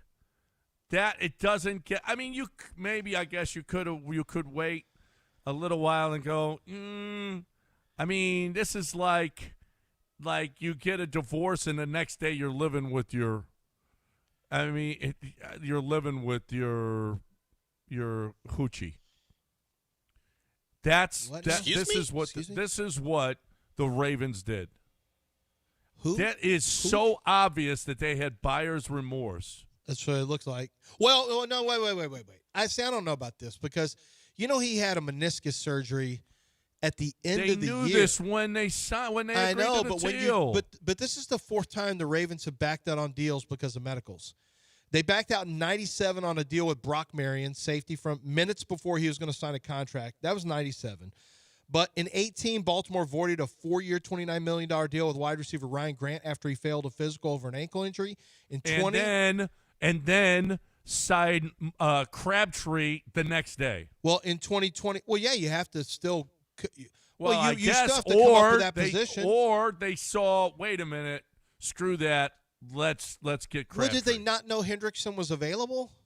I mean, they clearly coveted Max Crosby. I mean, Trey Hendrickson was available. Or the whole they time. said, you know what? What are we, dumb? Well, in What are we 2020, doing? the Ravens' deal with Michael Brockers fell through after an independent doctor expressed concern over the defensive lineman's left ankle. And in this one, the knee doctor who did the surgery for Max Crosby even said it's unfortunate. He said I think the Raiders, basically he said I think that they did Ravens. I have a lot of respect for the Ravens, doctors. It's just unfortunate that he said Max continues to. He said. We truly respect the work of the Ravens staff with Max regarding the contract's physical exam. We also understand the challenge the staff faces when tasked to provide a future risk assessment based on an evaluation early in the recovery process. This is especially challenging when dealing with an elite player like Max, considering the level of commitment financially necessary for a team to attain him. The timing of the assessment is unfortunate because the apparent risk will lessen as his recovery progresses and his return to performance over the next few months becomes clear. He's just early in a meniscus recovery. Yeah, but here's the and thing. They knew this the whole time, though, Lance. Meniscus is not a serious, a meniscus recovery is really not considered a super serious recovery. That's the one thing. But you can say, well, we don't like the way this looks. Well, it's a month in. Well, it's actually more than a few months in. So it could be buyer's remorse, but Trey Hendrickson has been available the entire time. Why would you say? No, he hasn't. They just. What do you mean? Trey Hendrickson has been a free agent this whole time. When did they cut him? Well, I'll find out. But I mean, he's been available. He's been available forever, by the way. Well, and there's also, we're sitting on this thing. We're getting responses from fan base. Where everybody's talking about it. We gave up 2 first-rounders. Wait a minute. What are we doing? This is not how the Ravens do business. Yeah, he was just. It's not how the Ravens do business. They did business under Ozzie. Ozzy's still there. So Ozzie's still there. This is still Ozzie. And this is how the Ravens have done business. I just told you that they did this in 2020 and 2018. They don't trade premium picks for guys. No, but they're kind of desperate right now. Yeah, but they don't trade away 2 first rounds. But Hendrickson has been a free agent this whole time. That's why I think they probably saw something on medicals. It could be something more than just the knee, but they probably saw something on medicals that they didn't like. But we also operate like everyone is in lockstep with every decision inside an organization. There may have been a debate about this. Yeah, there could have been. And with time and reasoning, someone might have won out over the initial. And maybe a little concern medically, something that tips the scales. Tipped it to the person who said maybe not do this. Because there could have. It's actually true because a lot of times there's big fights in buildings about I want Hendrickson, no Crosby. We're going with Crosby, And then you get in like, hey, the knee looks a little shaky right now. Like, dude, we can, should we? I mean, we can still get out of this. We did it in 2020. We did it in 2018 where we weren't happy with Brockers and we weren't happy with Ryan Grant. All right, let's do it. Let's shut it down. We're going to look bad. I don't care. Get Hendrickson's agent on the phone. Let's get this deal done. Yep. I mean, it could have gone down like that. That's possible. And it's not my business. I don't care about y'all. I can tell you this. The Raiders have just spent a ton of money on free agents. They're screwed. They have no leverage anymore to get rid of Max Crosby. You just had a medical comeback negative on him. Yeah. You're spending all your cap money. You have they're going to have to deal him, and maybe they get 1 first. They ain't getting 2 firsts anymore. I bet you that doesn't happen. And what was the plan in free agency, knowing you had an extra first rounder? Now maybe you didn't go after someone because you knew you could attack that in the draft. The Cowboys are out of it because they picked up Rashawn Gary. Yeah, Cowboys are out of it. The top 3 teams, you probably have this email too, John. They have Patriots 4-1, Bears 5-1, and Browns 5-1. And they're not giving up 2 firsts. Max wants to win. 0 chance. Now Browns have 10. They have 10 draft picks, and they love to give first-round picks for people. They do. They love it. That's what they do. I don't see Max Crosby wanting to go to Cleveland. He wants to win. Yeah. I don't see any way he goes to Cleveland. I can see the Bears, though, and the Bears have a needed edge. Can you see Crosby on one side and Garrett on the other? I mean, they'd be the most lethal force for a team to win 4 games. Yeah, a bunch of losses. But look at the Bears. But they got Deshaun this year. It's not back. but. Deshaun's people don't even think he's going to play because they're worried that he might play well. And then they'd have to make a decision about if they have to pay him again. They're like, damn it, do we need to pay this guy again? I'd rather not even know if Deshaun Can you imagine if he won 7, 8 games? Oh, yeah. And he played well, 25 touchdown passes to 12 interceptions. And then he wants another 240 guaranteed. Chicago Bears. They're the 5-1 underdogs. New England Patriots are 4-1. But the Bears need defensive tackle. They need edge. The Bears have a pick in the 20. They're in the 20 somewhere. I could see the Bears maybe giving that up for Max Crosby. And maybe they say we'll give you a 4th also. But if you're the Bears, you have all the leverage. I mean, how many? You mentioned that Dallas is going to be out. Yep. The Eagles are on the board at 17-1. Steelers 14-1. 49ers 18-1. Jaguars 21. I can't see that. Lions 25-1. Lions, by the way, do need an edge. Yeah. I could see the Lions maybe being a sneaky team. I don't know what kind of space they got. That's true, because anybody who does this has to be able to pay. That's right. That's a good point. They just signed the center from the Panthers. But you can always restructure deals to create space. Patriots would be an interesting one. Yeah, the Patriots could. I don't see the Texans anywhere on here. No. No Good Texans. Lord. No. I mean, you got bookends. You just paid Sorry. Daniel Hunter 40.1. Sorry, Texans are not on here. Yeah. Yeah, the Texans. Sorry, Texans fans. You know who is on the Texans? Logan Hall. We didn't even mention that. Former Coug. Coug. We got to get Dana on to talk about him. Yeah, we're good. I think he'd love that kid. What'd you say, Lance? We're good. Just got to tell us. Logan hadn't done a whole lot. Logan's been wow! Why don't he's you so just excited to be back, and you're that's talking fine. that way. That's good. That's fine. That's fine. I mean, it's just like, wow. Well, I mean, you got a guy from the Cougs. That's Coug great. That's coming back Tank to the Dell's city. coming back. He's from the Cougs. That's true. Who? Tank Dell, another former Coug. Logan had 10 sacks in 4 years. As a was he a first rounder? He was the second round pick, 33rd, first pick of the second round. There, that's great. He says, "Oh man, I'm so excited! I'm coming home. I just like their style of defense. They pin their ears back, and go." D'Amico Ryans does a great job getting them dialed in. What? Oh, he's from Oklahoma. Yeah, he's from Elgin, Oklahoma. Okay. I'm happy to be a part of it and do what I can to help the team win.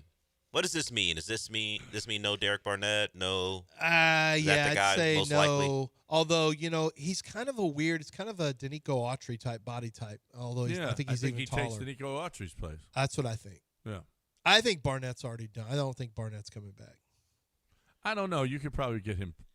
I just don't see any space for him now. you now have 4 defensive ends. I don't think he's going to stay to be a 5th defensive end. Well, yeah, you got Dominique Robinson too. Yeah, you added Dominique Robinson. Yep. And he's cheaper than Barnett, presumably. Hmm. So I don't think. I mean, how many of your guys are going to run it back with? Okay. Do we have time? I mean, no. No, we don't. No, I guess we don't. Way past. Nice job.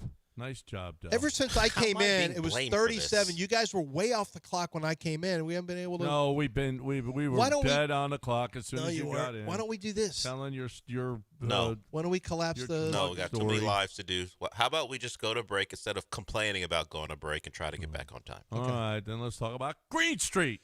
We're talking about going to see your Houston basketball team. It's the Red Nation Rowdies. It's the they're called Red Nation Rallies, and that is at Green Street. Now that's at Tom's Watch Bar, I should say. And at Tom's Watch Bar, you've got a great opportunity to go party pregame. But this is what you're doing. 2 hours before the game, they've got a DJ that comes in, and they start playing music. They're bumping music. You're loving it at the rally. Then they've got different themed cocktails going on. They've got team swag giveaways, surprise guest appearances. This all starts 2 hours before tip-off, and they've got a game coming up this weekend, so you'll want to take advantage of that. Every Friday or Saturday when they have a game, they're doing one of these parties, and they're called Red Nation Rallies. What's great is you can park at Green Street and get validated from Tom's Watch Bar when you go in there and you go party a little bit at Tom's Watch Bar before the game.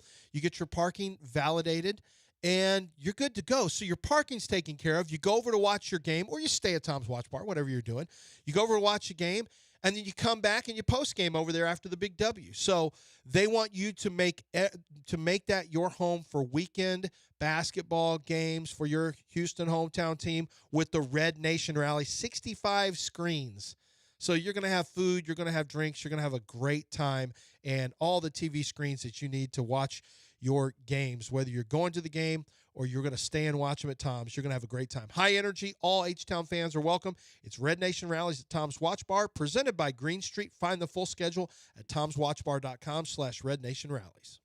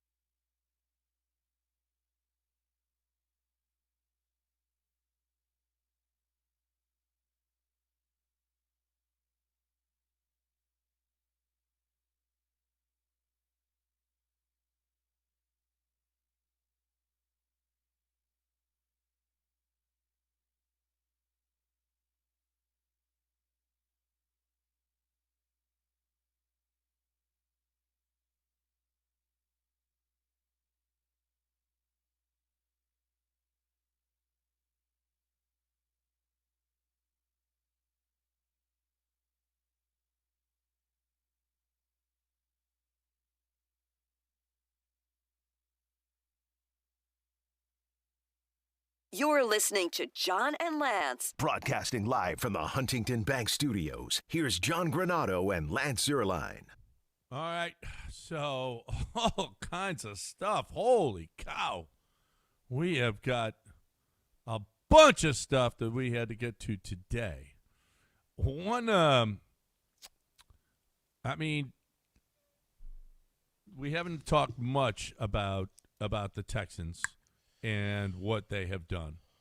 Has this Nick been... has gone at now. Nick had to fill in a bunch of spots, but a bunch of spots have gotten filled in. He's had enough money to make it work. So, re-signed Ed Ingram and Sheldon Rankins. Good moves? Yeah, I think so. I mean, I don't love the amount for Ed Ingram. It does have some Montero qualities to it, where you got good quality from him at a lower end rate, and now you're paying him a much higher rate for 3 years. But Titus Howard was $21 million at the guard. You got Ingram for $13. Yeah, but Titus is also a right tackle. He just slid down to guard. That's a rare but that's commodity. where you were going to play him, and you got a cheaper guard. Well, I think he's going to play right tackle this year had he played. I don't know. It made more sense. Like Trent Brown was playing right tackle with him. I don't even know if Trent Brown's even a starter. Yeah, because they had to. They had no guard option. Tomlinson was terrible. Additions: Reed Blankenship. Yeah, Philly fans seem to think he's garbage, but right. Well, I mean, Dominique Robinson feels pretty good. Robinson, we'll see. Braden Smith, throwing a guy in there. I like Braden, but 16 injuries in the last 16 games missed last 3 years. Logan Hall can play tackle or guard. Logan Hall, big, lean muscle mass guy. He fits a body type they like for that position, for at least one of those positions. Jake Hummel. I don't know anything about him. He's another Jake Hansen, I guess. White guy special teamer. Subtractions. Tim Settle. That's fine. Christian Harris. Don't miss him. He's on a milk carton the last 2 years. Tommy Townsend. Yeah, I don't care. Titus Howard. You may end up missing him, but I didn't want to give him another contract. No. Christian. Not Christian Harris. By the way, there is some talk that Titus was kind of infected with the Laramie stuff, and that he was the last part of the purge. Maybe a little less swarmy than D'Amico liked, from what I heard. Yeah. Not a bad guy. Well liked. Nice guy. Yeah. But maybe a little less swarmy than D'Amico liked. Not as swarmy? Maybe not swarmy enough to get that third contract. Because we're already on third contract. Yeah, he got it from the Browns. Yep. I mean, I'm good for him. They just wanted to go in a different direction, and it freed up space. How about the Browns? They picked up Elton Jenkins, re-signed Tevin Jenkins, Titus Howard. Yeah, the O-line's a lot. Well, they lost Wyatt Teller. Where's Wyatt? Wyatt hadn't gone anywhere. No, yet, right? not yet. But he's not going to be back. No. And Batonio's still a free agent? I don't know. I'll look it. And Ethan Postage, your entire interior line is gone. Yeah, they just revamped it. Guard, center, guard. Well, they got Elton Jenkins. And Titus. Is he going to play tackle or guard there? Tackle. Probably tackle. Well, they needed tackle. So they got Dewan Jones, the big, gigantic tackle from Ohio State. He's supposed to – they've had injuries, but he'll probably be on the left side, and Titus will probably be on the right side. Like, Titus is not a guard.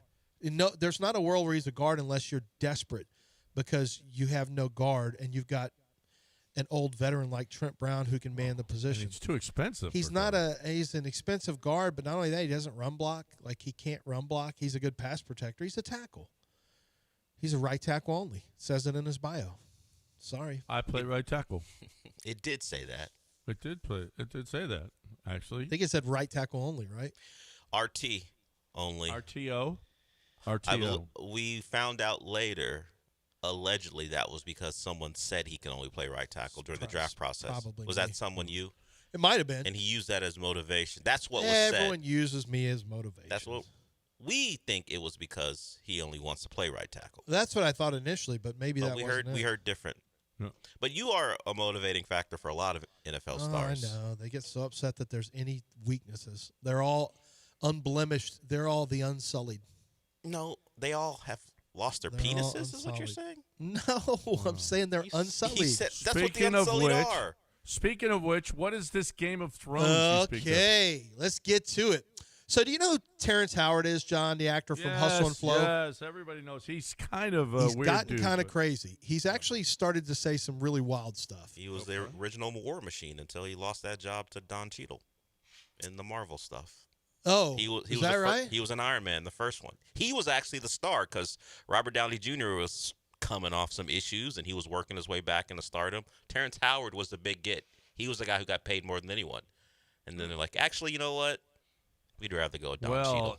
He says some stuff now behind he's out there now. Well, yeah, he is. Have you not heard this, John? No. Okay, so he was on. I can't remember who this guy's name is. I see him. What's the guy's name who does a podcast, Del? Joe Rogan. No. Bert Kreischer. Tom Segura. No, it's not one of these guys. He's one of these other guys. You've seen him, John. Joe Budden. Okay. I'm John, just gonna Del's say- not going keep to. saying it. It's some guy, MBT or something like that. He's kind of. Whatever. Just go. Yeah. So he was on there, and they're talking about for some reason Game of Thrones comes up, and maybe it has to do with Hollywood, this or that. I don't know.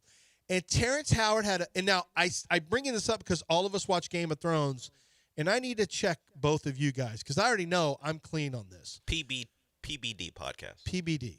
I need to make sure that you guys are also on my side and maybe not the ones that let me Terrence hear what Howard is Terrence talking Howard about. says So why don't before. you just listen to what Terrence Howard says so you can make your own determination.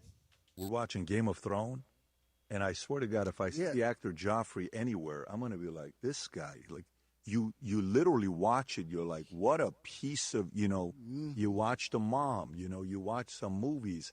Yeah, the Game of Thrones messed me up, and I think it messed up a lot of the world because it got everybody into incest porn, because people started watching it. And how many people turned off the TV when Jamie and Cersei's hooked up? Or how many people got quiet and watched it? That was the incest that was pushed inside of Game of Thrones and the House of Dragons. It's almost being normalized in a sense. But I bet you incest porn went up from Game of Thrones. Game of Thrones. Yeah. It's presented for 7-8 years in front of you. Now it's normal. You know what I take from that? There are two kinds of people in this world. People Two Americas? No. There are people who take S's away from words and people who Game of add Thrones- them. Game of Throne? Throne. And then Terrence Howard called Throneses? her Cersei's. No. He said Cersei.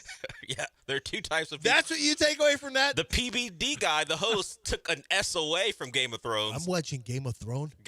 And then Terrence Howard added an S to Cersei. So isn't Cersei? Cersei was from 300, the Persian. Or Xerxes. I just wanted to go on the record, and I went on the record yesterday to say that's not something I got into. I actually watched the scene because I was shocked. It was at season 1, episode 1. Yeah. He shoves Bran out the window. He goes out the window, and unfortunately, he lived. But yeah, the final makes it unfortunate. Unfortunately, Bran lived. There's a reason he lived. Unfortunately, that was not something I ever got into. I never thought I'd hear Terrence say, "It really messed me up because I got into incest porn." And like, I'm trying to think. You did? And the whole country got into it. Excuse me? While Terrence Howard is not incorrect that there's a segment of this country who goes to sites to watch like mommy, stepson stuff, I don't know that Game of Thrones was the impetus for that. I think that people were into that beforehand, if they were. Yeah, I think, and like they're normalizing it. Like they're normalizing dragons. Well, yeah. What do you mean they're normalizing it? It's a show from a time that didn't exist. It's a different world in sci-fi they're fantasy. normalizing the ring wraith. You got John the ring thinks wraith that's all real. over. You can't use that as an example. You can't use. So wait a Now minute. we Lord of the got Rings. all kinds of hobbits running around. Wait, Everyone so thinks they're a people hobbit. looked up. By the way, incest porn. they might be actors, Terrence. Yeah, it wasn't real, but they're normalizing it and they're pushing this out there. You got to see the guy PBD's face. He's just trying to talk about Joffrey's a piece of crap. Yeah, and the actor. Terrence goes, exactly. Because they're normalizing incest porn. PBD is like, what? How many people? And the look on his face is like, that wasn't where I was going with this. But I got to be cool here. I can't try to embarrass. Terrence Howard here. I would have immediately said, no, that's not where. Sure. I was just saying Joffrey was a piece of crap. I wasn't saying that I was watching.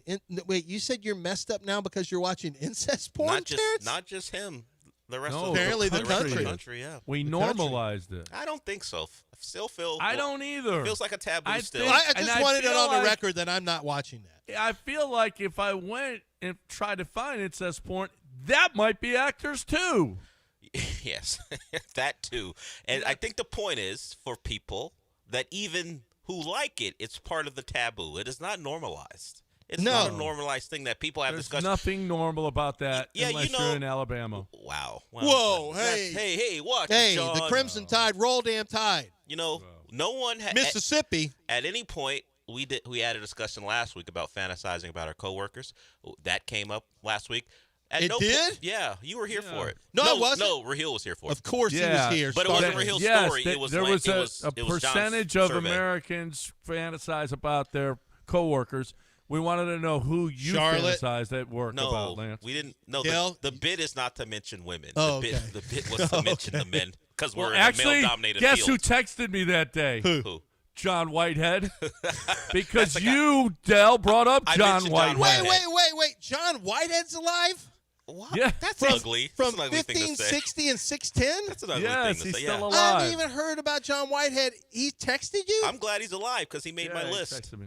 He's actually. He made your list? Yes. Yeah, he made Dell's list. I was like, John, Dale, I was don't like, need you trying John to Whitehead. fantasize about me with your incest porn. It was John Whitehead and Bill Lewis. They been me, Bob Lewis. We had a sales rep. Hey, just want to talk about something right there. I just want to tell you guys. You can't do that with. That No is one so knows what that inside. means. It's my I know. favorite. You can't do that. My favorite impression. It is the best. You wouldn't even give me any bullet points. My favorite Can you impression. just do a commercial for me, please? My favorite. No, Droopy. I Droopy can't. dog. It's my favorite thing you do, and like 4 people know what you're doing. Yeah. No, nobody knows. It is the best. Pendergast knows he's on a show. If Johnny Harris is listening, he knows. Raheel knows if he's listening.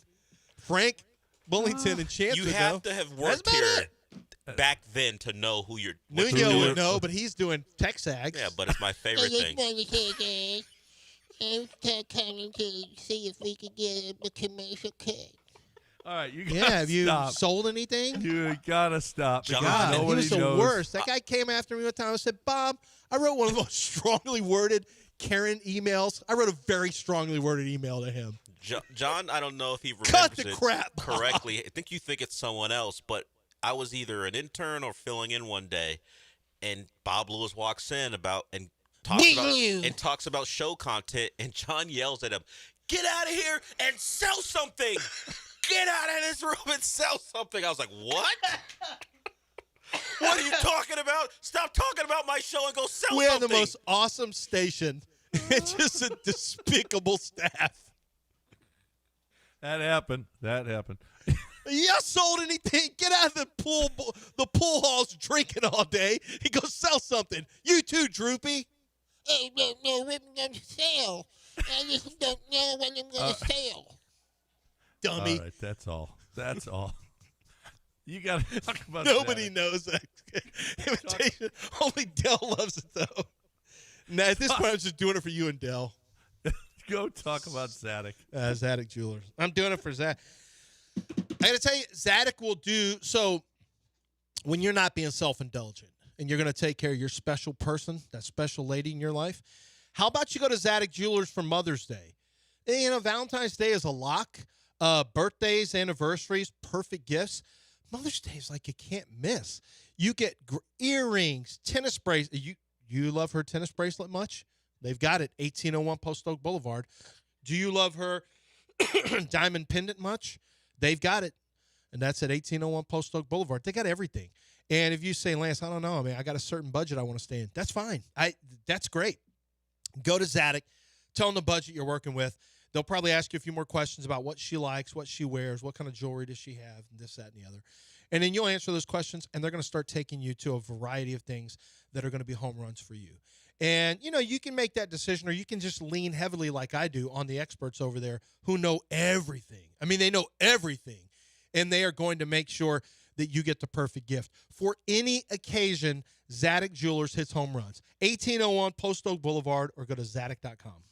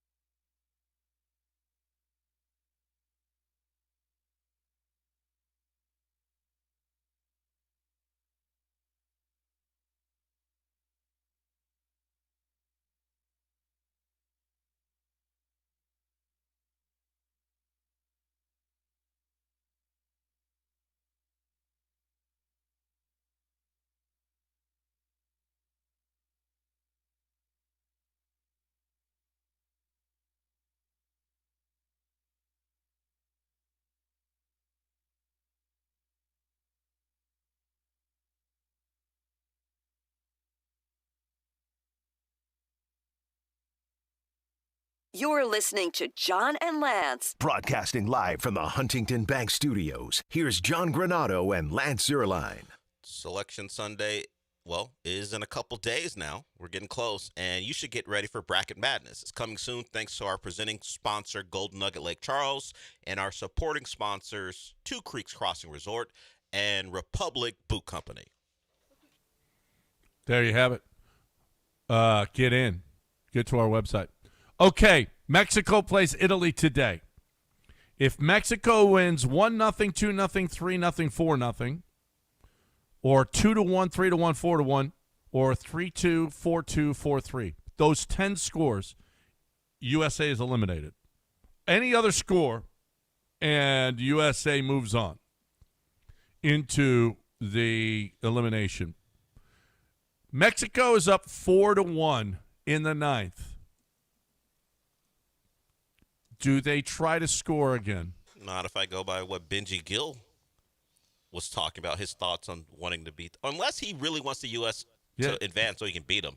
They do not want the U.S. Yeah, he said he wanted to beat them in the final, but I guess that was under the assumption that they would just make it on their own. If he can keep them out, I think they'll try to keep them out. They won't make it obvious, but the Rosarena, Kyle Raleigh thing is there too. Kyle Raleigh was asked about it. He goes, he didn't say Rosarena was joking. He said, we'll figure it out. We'll work it out. So I think from Kyle Raleigh's perspective, that was real. But yeah, Mexico doesn't want the U.S. Mexico don't want the U.S. I think if they're up 4-1, they shut it down. They'll keep the bats on their shoulders. Boop, boop, boop. That garage door's closing. They are not scoring 5 runs if they don't have to. They do not want. They'd much rather have Italy in it. You got a much better chance of winning it all if Italy's in it as opposed to the U.S. And I think the embarrassment of the U.S. not even getting out of the pool would be something they would enjoy. God, too. baseball? We don't get out of the pool in baseball against Italy. All those great Italian players. Yeah. Do we raise their tariffs if they win 4-1? There's a chance. If it's purposely done, there's a chance that fettuccine gets really expensive. If they refuse to swing the bat in the 9th, you are fixing to start eating a lot of rice for your carbs. Well, he's talking about Mexico. Mexico. I thought you said on Italy. Well, Italy. Well, if Mexico beats Italy 4-1, then the or if something, he gave the scores. If it happens, then the U.S. doesn't win. Mexico has to win, and it's got to be tariff the Italians. Mark DeRosa cannot get away with this. You think Mark DeRosa is a spy? I think he's a sleeper cell. Oh my God! Look what his lineup looked like. Look who he started. The majority. He didn't know. The majority. Yeah, he wasn't a sleep. He was incompetent. How could you? Not You're a a manager. The majority of that Italian team are all guys who weren't good enough to play for America. Mm-hmm. That's all it is. So, I don't know if we tariff them, but I'm gonna be keeping my eye on Mexico. Hey, take those bats off your shoulders if you're up 4-1 late in the game. Or Rosarena, get it done. By the way, we did not mention this. Wasn't it kind of apropos? Just what it had to be that Aaron Judge would come up in a big moment in the home of the Astros and not come through.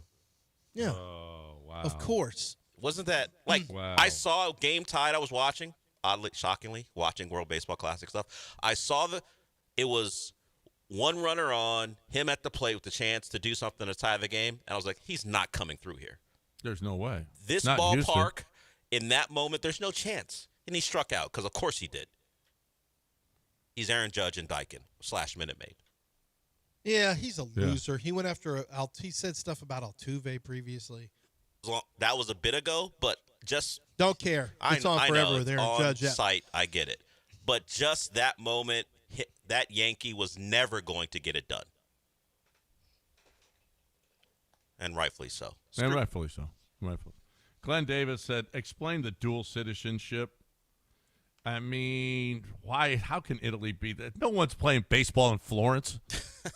Well, Glenn should know how many guys who could. It's got to be 80% of the guys really don't belong there. I mean, Glenn, isn't that the whole conversation about U.S. soccer? How many guys? Yeah, this is well, and the Olympics. Gu is skiing for China. Yeah, Eileen Gu.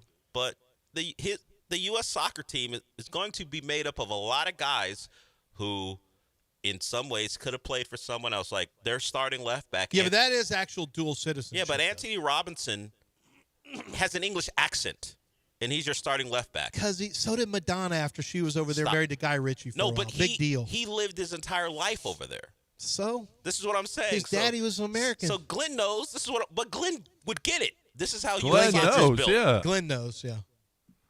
Well, it's a very soccer. It's a very Olympic thing. What is there? It's baseball a very in any Florence? time for countries. Is there baseball in Florence? The U.S.'s starting left back was born in Milton Keynes, England, however you pronounce that. They did move to White Plains at some point. He became naturalized, but he's been in England his entire life. Many people here have English backgrounds in this country. But Rosarena just played in Mexico. And he started And a he got family there and all that stuff. Yeah. Yeah. And, he left Cuba for reasons that we all get. Right. So, anyway, yeah, I mean, everybody is fudging. But Arenado played for the U.S. team now playing for Puerto Rico. Um, Arenado's playing for Puerto Rico. He played for the 2023 U.S. team. Who's Anthony Rendon playing for? No one. For himself. He ain't playing no baseball. He hates baseball. Yeah, but if he had to play, it would be for himself. In that bag. Get them. Are they paying? Because I ain't playing. If they ain't paying, I ain't playing. Do the Richmond people claim him? Oh. Do you claim him? Raheel. Raheel? He's a Richmond Raheel, are guy. you claiming Anthony Rendon? I thought we were reclaiming Raheel. Well, that's up for debate too. He went to Rice. He went to Yeah, Lamar. Anthony Rendon. He's a Richmond guy. Yeah, he's Lamar. He played Lamar Little League. Yeah, we claim him. He's Fort Bend County through and through. Okay. Yeah, he's an OG. You respect what he's on Well, did he right go now? to Lamar Consolidated? He went didn't to go Lamar there, did High he? School. Lamar High School here in Houston or Lamar Consolidated? It says Lamar High School, not Lamar High Consolidated. School. No, that's Houston. Yeah. That's Houston. Lamar Consolidated is. Lamar Consolidated. That's where I went to school. Going what Wiki says Lamar High They School. actually might, but he played Lamar Little League. He was out that way. Says born in Richmond, played at Lamar High School, then went to Rice. I got to see if Anthony Rendon. I know Randall Grichich. What's his name? He was Lamar Little League, and he went to my high school. He went to that's Richmond Rosenberg. Yeah. Right. But not Anthony Lamar baseball is Houston. Lamar Little League baseball though is Houston. Yeah, he went to Anthony Rendon went to Lamar in Houston. He graduated from Lamar. He attended George Bush High School, which is Fort Bend County. And then transferred? Then transferred, yeah.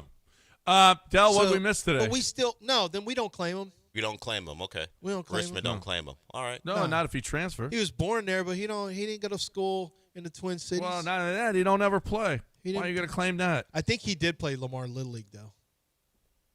He did play? Yeah, what it's did tough. we miss? What did we miss today? Well, what we missed is something I think you wanted to say for News of the Weird. Yeah. Oh, that's it? About the city of Houston and That's the only thing we missed? how it's comparable to Atlanta. Let's in one break way. it now. What else did we miss? Is Hannah our Jamie Gertz? Well, we'll find out when we hear from Shannon and Matt Rife about that. Yeah. I think we did it all, fellas. Yeah, I think we got everything into it. It was hard because Lance wasn't around for the first Lance 30 wasn't minutes. here for most of it. This is one of the fastest shows. Well, it's just this well, time just went I by bet. so fast. Did it? I bet. Did it? This Well, show if you were went here by from the so beginning, it wouldn't have fast. whipped by. Wouldn't have whipped by if you got here on time. Time to talk about what? The NCAA tournament is coming to Houston, and it's going to be at Toyota Center. It's the Sweet 16. You are going to see a champion crowned headed to the Final Four. That's right. You're a champion. If you make the Final Four, that's totally sweet, and it will be here in the city of Houston. You want to go? Get your tickets now at ncaa.com/MBB tickets. The Cougs could be in the South. Toyota Center is the home for the South Regional Sweet 16. So if you're looking for a great way to, man, I'm going to tell you what, you're going to see good basketball either way. Even if the Cougs aren't here, it doesn't matter. Great basketball. Sweet 16 right here. Get your tickets now. ncaa.com/MBB tickets.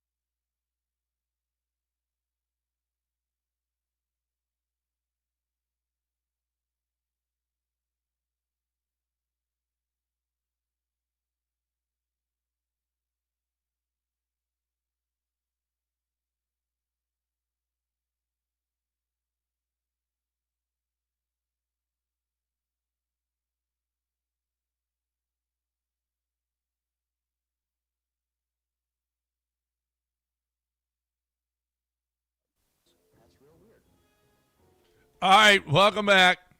So we just saw Atlanta, the Hawks lose their wing night, Magic City night, because the NBA said nah.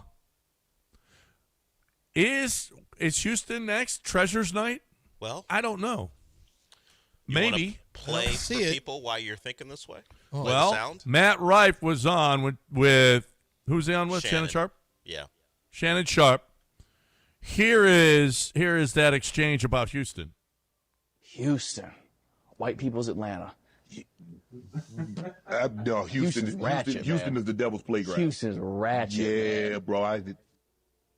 Wow. Houston's ratchet. And you guys can answer this. I can't take part. The devil's playground. I could take part in that, but I can't take part White in people's what Atlanta? Matt Rife said. It is I'd white say people's Atlanta. I'd say it was more so from the mid '90s to probably the mid to later 2000s, and then the strip club stuff I think has backed off a little bit.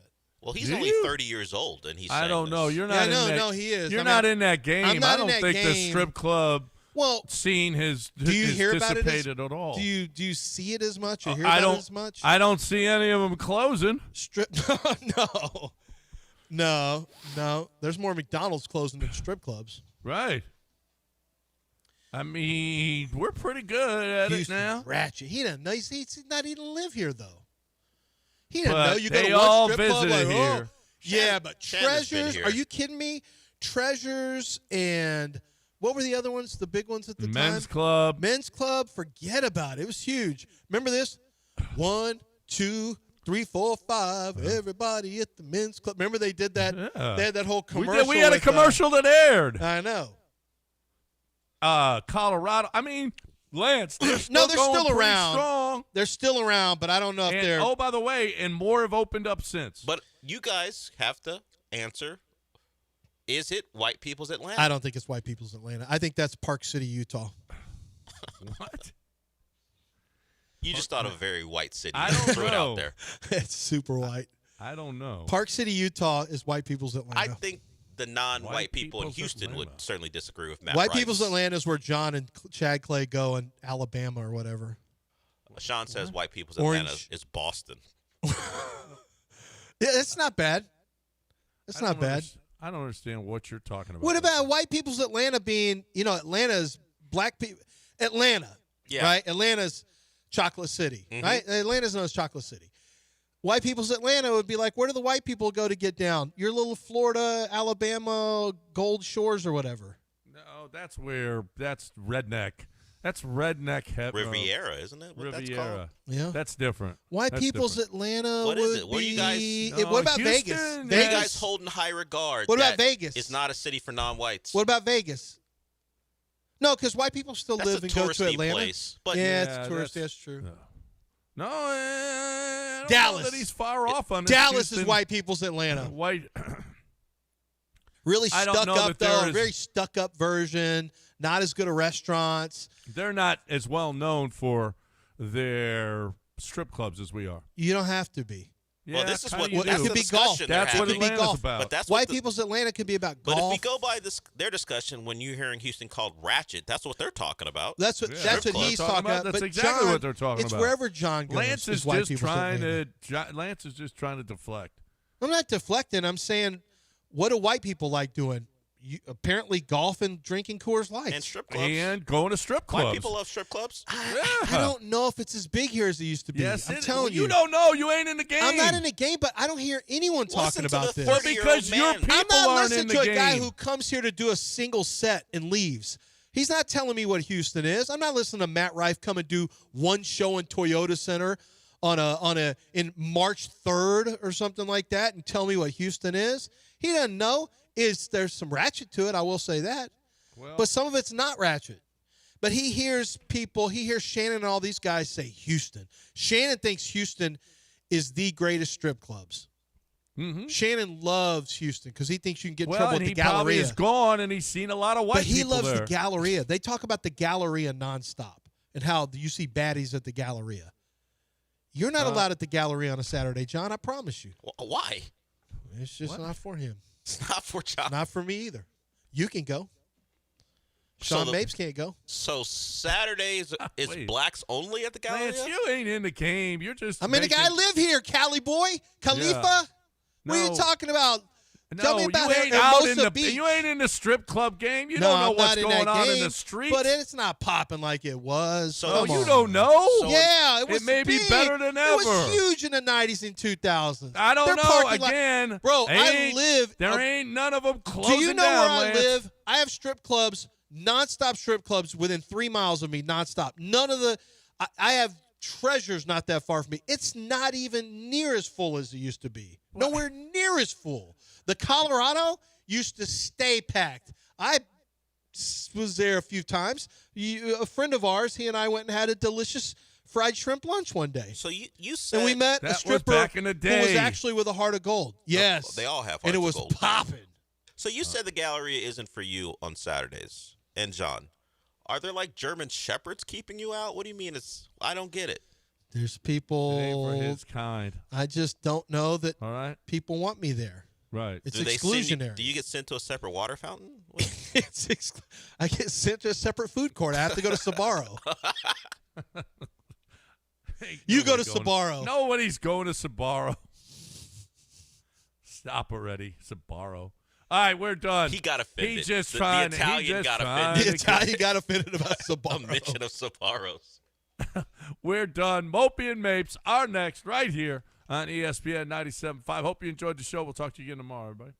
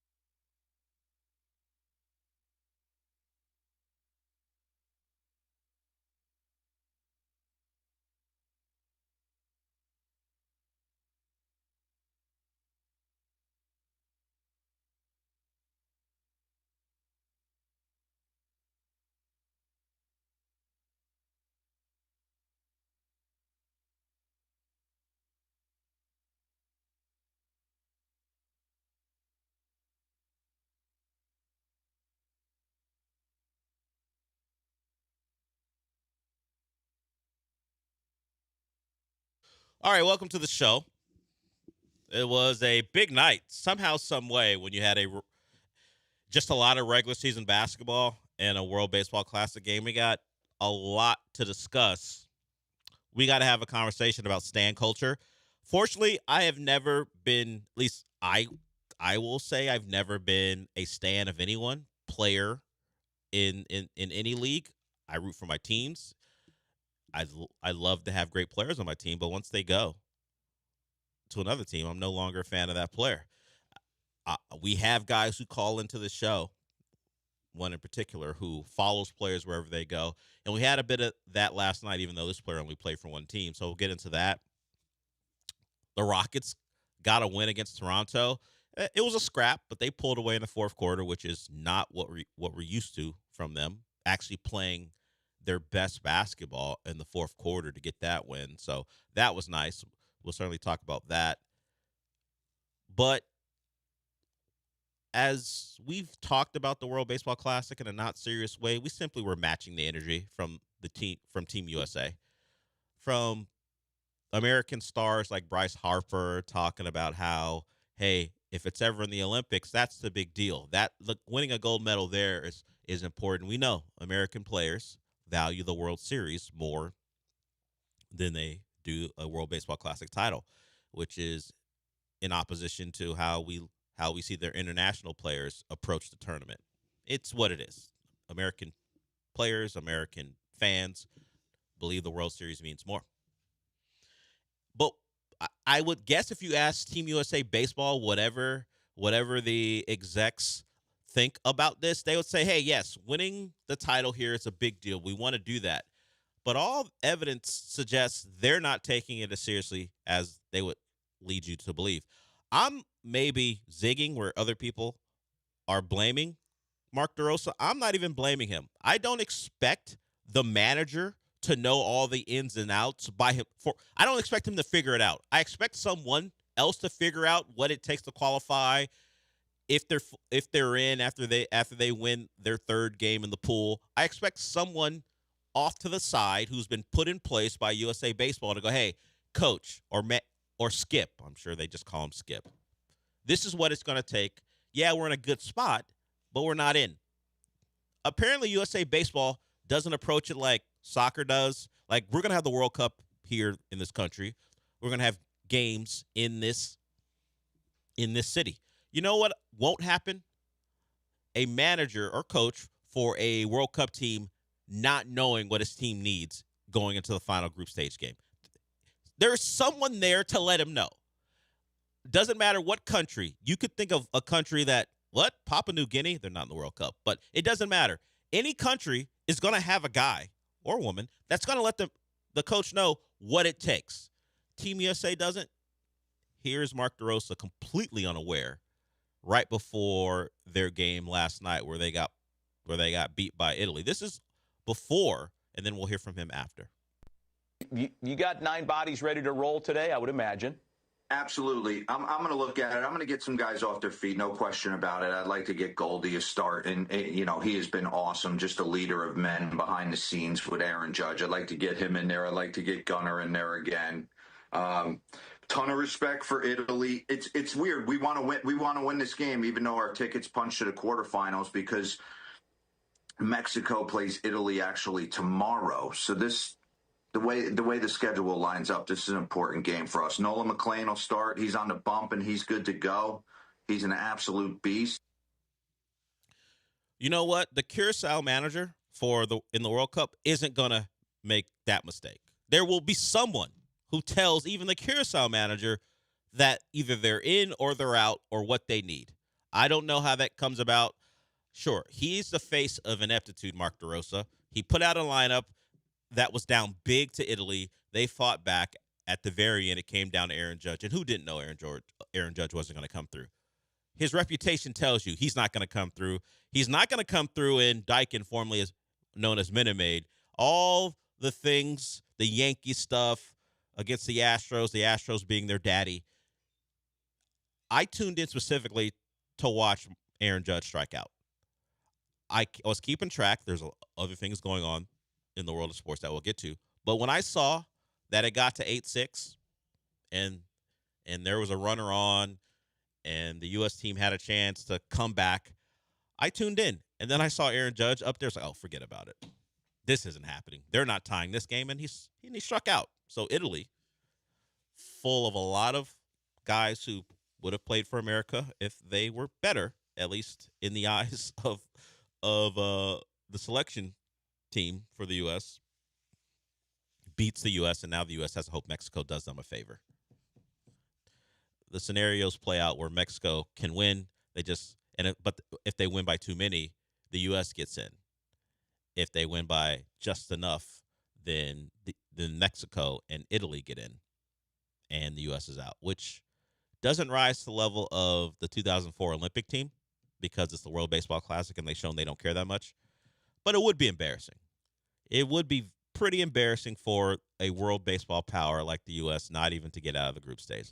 Look, Ohtani striking Trout out in the final. Okay, you'd rather win, but that's a moment that baseball loves. Two superstars going at it, and the U.S. team in the final in Miami. To have your run end because Italy takes you out, we're going to need the redeem team for U.S. baseball. But the problem is, which stars who aren't playing now would have to play then? I mean, could we get a couple swaps? Could we convince Fernando Tatis to become an American for the World Baseball Classic? Hey, you make a lot of money in this country. You want to pull what Arenado pulled in reverse, where he goes to play for Puerto Rico? We need you. It only ever happens in reverse. Let's get someone to come to our side. Can we get a Tatis or Juan Soto to decide, hey, look, I love the DR, but you know what? I love living in this country, making lots of money. I'm going to play for the U.S. I find that doubtful.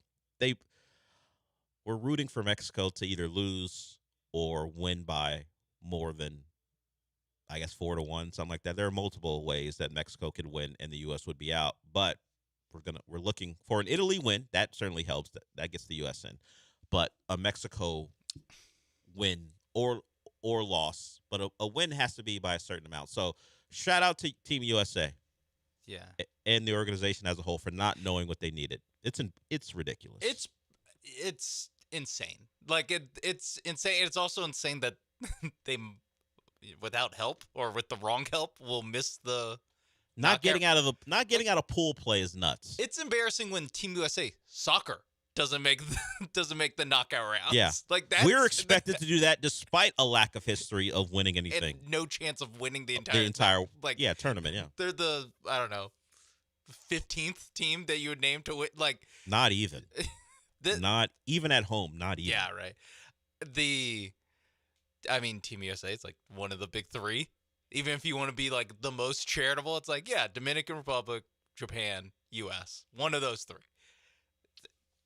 And then to have TV guy be like, oops, didn't know. I think that's the first change.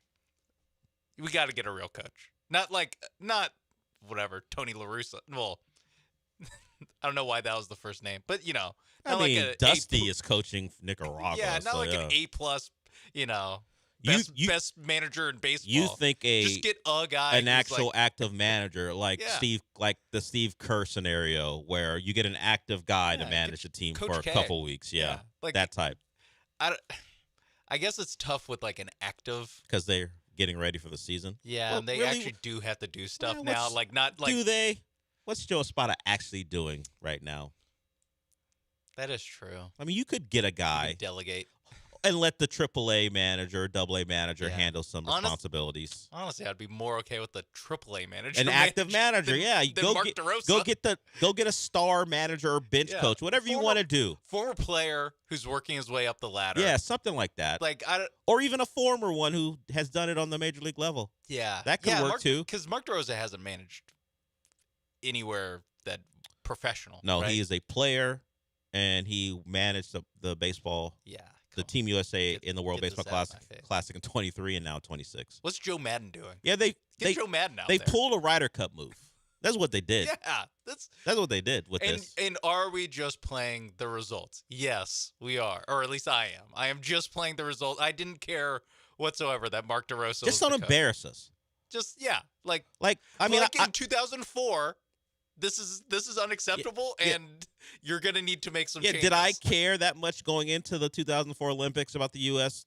the men's team winning a gold medal in basketball? I expected it, so I didn't care that much. But when it came down to it and they got embarrassed, all right, we got to fix this, and then the Redeem team happened. Yeah. So we're at a point that if we don't get through because the manager was unaware of what was needed, now, while I didn't care about the WBC that much, don't embarrass me. I don't want to quote Sabrina Carpenter, but she has a song where she's like, look, just don't embarrass me, MFer. That's all. That's all I'm looking for. Yeah. As a somewhat baseball fan, don't embarrass me, Team USA. Go out there. If you want to lose to Ohtani again in the final, that's a reasonable end to this. But not getting out of pool play, and not just that, not getting out of pool play because you don't understand the qualification rules. Embarrassing. And they like 8-6 looks a lot better than it was 8-0. They were getting run out of the building. 8-0. Run out of the building. I remember a couple things. There was a home run after they scored their first run of the game. They hit a home run, and then Aaron Judge, he was next up, and he was like, as the captain, he's pointing to the dugout, going, "The time is now. Let's go." And he either flies out or grounds out. So he didn't get it done immediately after telling everyone, it's go time. And then he strikes out to end the game. Also, I like that in the clip, Mark DeRosa was like, yeah, we get to get Paul Goldschmidt. Yeah, he was like, hey, some run. It's nice to get some of these guys who haven't been able to play. They pinch hit for him in like the 8th inning. Do you think he was Bryce Harper? Like they're like, oh wait, we need to get someone reminded him. Real players. What do you think someone told him during the game? Hey, do you think he found out mid game or after he did his hit with MLB Network? I like to think that it was when he already had like the lineup card turned in, and it was like somewhere in between the start of the game and having the lineup card turned, where he's like, oh my god, it's like when you like forget that you have like an essay due or something, where you're just like, oh my god, like I just made a horrible mistake, and I have nothing. There's nothing I can do to change it now. I have the thought that it was no one who was a part of Team USA Baseball who informed them initially. It was someone in the media or a fan who saw it and got somehow word filtered to Team USA. Hey, by the way, you're not actually qualified yet. I'd see it as like something in passing where Ken Rosenthal is like, all right, just one more to lock it up, and Mark DeRosa is like, what? Oh, at the ballpark? Yeah, at the ballpark, like 20 minutes before the game starts. He goes, wait a minute, what'd you say? What? Oh, yeah, you're not fully in. I mean, you got to win this game to solidify your spot, or you need a little bit of help.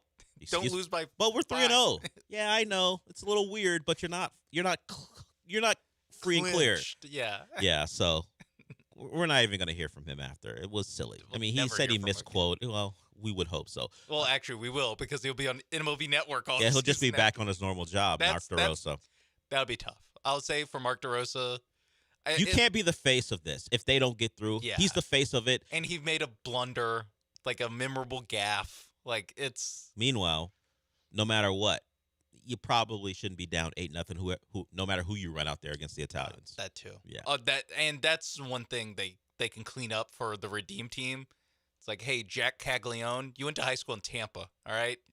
I'm not saying you got to play for Team USA, but don't play against them. You want to pull like Champions League, like if you transfer to another team, there are rules in place so you can't play against that team. I'm just saying to play for Team Italy, better be born in freaking Milan. Oh, dude. okay. I thought you were thinking that if you're on loan to Team Italy because you're not good enough for us, you can't play against us. No, just hey, Italians only. John Granato can't play for Team Italy. I mean, the Little League World Series, you don't see an Italians from Bayonne playing. Yeah, like it's not some Queens suburb that's playing for Team Italy. Like it's. I mean, commend Italy for finding a way to cobble together a roster, and now they're one win away from advancing to out of pool play. All right, we'll go to break with that. That was Team USA. National embarrassment. They're getting close. I mean, we'll get and Aaron Judge, the captain of embarrassing.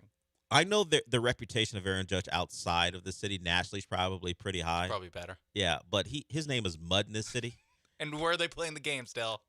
right in the place where a lot of his failures have taken place. So it fits that he's the captain of a team who may become a bit of an embarrassment because we've seen him struggle and fail countless times in what is now called Daikin Park. We'll get away from the WBC because it's sickening, honestly. Yeah, I think we tapped out. Yeah.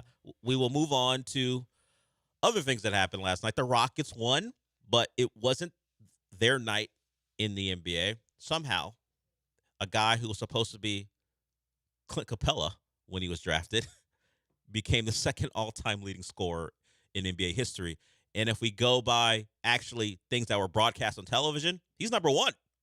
We'll talk about that, some of the fallout, and how stan culture played a big part in what happened last night. We'll get to that when we come back.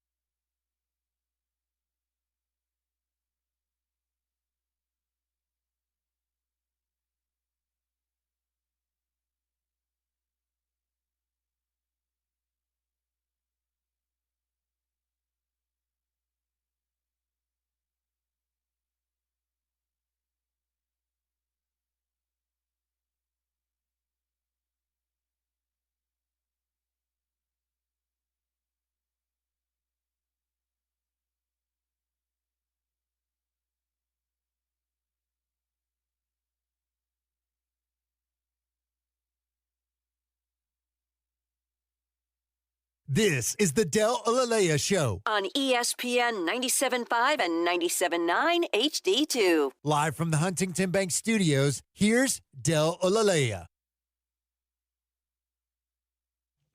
All right, so the Rockets win last night. They get a win over the Raptors. The Raptors are a playoff team. We'll take it. We'll take pulling away in the fourth quarter as well. All that is good. Look, it was a scrap. The Raptors are big on the perimeter. We talked about it yesterday. They got Brandon Ingram. They've got Scotty Barnes, R.J. Barrett. They got some dudes who can cause you some trouble, particularly if you're not all that, let's just say, adept offensively. But when it came down to it, the Rockets played really well defensively in the fourth quarter after the Raptors had pulled within what is that, 3 going into the fourth quarter. But you'll take it. Kevin Durant with 29. Jabari had a really good night shooting the basketball. Alfred not so much. Reed Shepard didn't shoot the ball particularly well either. But you get it done. You shoot right at 50%, over 40% from 3. So shooting was not the issue. A lot of turnovers, 17 of those. But when you shoot as well as they did, despite the 17 turnovers, and out-rebound the Raptors by 22, you're going to get a win. And that's what they did. And that was not stress-free, but it was nice to see them play strong in the fourth quarter and get a win. But understandably, it's not the story of the NBA night last night. You got Bam Adebayo going for 83 points. And, of course, because it is what it is, nothing like this is going to be looked at as simply an accomplishment. Sean and I talk about this quite a bit with even bigger accomplishments like winning a Super Bowl or an NBA title, particularly an NBA title. If you don't back it up with another one, people start to look at the title as a bit fraudulent depending on the circumstances of how you got there. Certain teams who have won recently, maybe they ran through a playoff run where guys got injured on the other side, like star players weren't available. And that's always a way to take away from an accomplishment. When you're Bam Adebayo and you score 83 points in a game against the Wizards, where it turns, the last 4.5 minutes turn into a bit of a farce where the Wizards are triple teaming you in the backcourt, and then your team is missing a free throw on purpose to give you a chance at an offensive rebound. People, if they don't like the player, maybe not like the player, if they don't like the player breaking a record because of their fandom of another player, it gets ripped apart. And even if you are someone like a regular old media member like Tim McMahon, he called it a joke. He says the way that game ended should end any talk of Heat culture, because that's not outlandish. Okay, Tim McMahon, but it is what it is. These are the reactions. I watched the game, of course, as a man who grew up rooting for the Miami Heat, and if anyone was going to do it, Bam. Not that I would expect it of him, but as far as a representative, Bam is the guy. Could you imagine if Tyler Hero did it? How the NBA world would respond to a Tyler Hero 83-point game? You think the pushback on Bam is maybe unwarranted? If Tyler Hero broke Kobe Bryant's record, it's not even a record. It's just Kobe Bryant's second place record. Yeah, it would be nuts. But Bam does it. He started the game with 31 points. And look, the context certainly can be applied, and you can talk about the Wizards are awful. He shot 43 free throws. All those things can work in your favor if you don't think much of the record, or maybe you're just a Kobe stan, and because you're Ice Cube Jr. and was losing his mind. His name's O'Shea Jackson Jr., but no one really knows Ice Cube's name except for a few. So I just call him Ice Cube Jr. for the benefit of others. Yeah, Star Den of Thieves 1 and 2. Yeah. O'Shea Jackson Jr. was having a conniption because he's an LA guy, grew up rooting for the Lakers, and that was kind of a thing for Laker fans, or not even Laker fans, Kobe fans to hang on to. 81 points, and of course, you throw in his legacy. He lost his life as a young man when you talk about just life in general, and left a wife and children behind. All of that plays a part in Kobe's legacy, and he had reached the level even before death of someone who developed a stan culture around him. Not that he did anything to warrant it. It's just, hey, you're a great player. We love your Mamba mentality, you're going to have stands. So it was a tough night on Twitter for Kobe fans. And I saw some people thinking like Bam would stop at 81 to honor Kobe. No, that's Jason Tatum. Jason Tatum would have done it. But it wasn't just one or two people. People thought, okay, look, he's getting there. We don't like it that even he's going to get to 81. But can he stop at 81 to honor Kobe and show him respect? Meanwhile, what in Kobe's personality would ever suggest he would have done something similar? Like if his idol, Michael Jordan, had 79 points in the game and Kobe had an opportunity against the Raptors to break it, do you think he's stopping at 79? Now, of course, Michael Jordan was alive at the time, and part of the tie-in is Kobe's death. But what we all don't remember, unless you look it up, is for the last 7 minutes of that Raptors game where Kobe once again, didn't even break a record. It's just how we talk about it sometimes. He was the only one to shoot the basketball. The last 7 points he scored were on free throws when the game was out of hand. It's impossible to get. You can't do this without grifting, if you want to call it that. If you want to call it unethical, if you can't get to this number, 81, 83, 70, without being unethical in some ways. Yeah, like the Devin Booker 70-point game in a loss, by the way. The Suns were like fouling the Celtics while like losing to just get more possessions, to get Devin Booker an opportunity to get to 70. Like it is impossible to. I'm not really that interested in Kobe stands being mad at stuff because that's just kind of who they are. Where they've been for 20 years. Sure.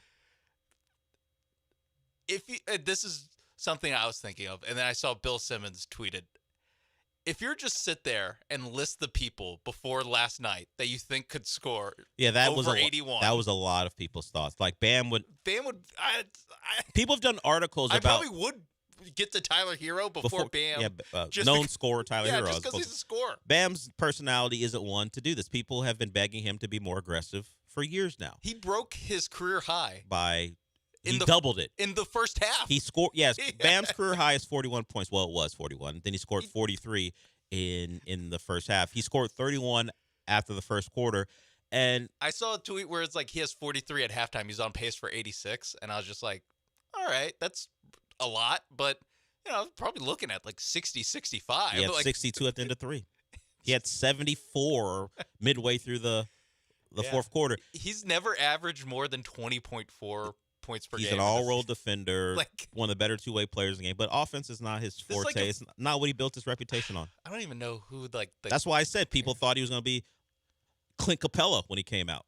That was his track. Now he's developed himself into a better offensive player. Kristaps broke this record. Kristaps could never have played 42 minutes. That's true. He couldn't have played almost the entirety of a second half without getting tired, which won't be talked about as maybe a bit of an accomplishment as well. But when you just think about what led to this, beyond the fact that the Wizards are not trying to win and they sack guys, I mentioned Tyler Hero because he is one of their resident scorers, but he didn't play. Norm Powell didn't play. Andrew Wiggins didn't play. So their most accomplished player that night was Bam Adebayo. Look at the starting lineup and why this occurred. I'm looking at it right now. You had a second-round pick in Pele Larson, a rookie drafted in the 20s in Casper Jakachonis. You had a guy named Myron and Davion Mitchell, the former Baylor guard who won a national title.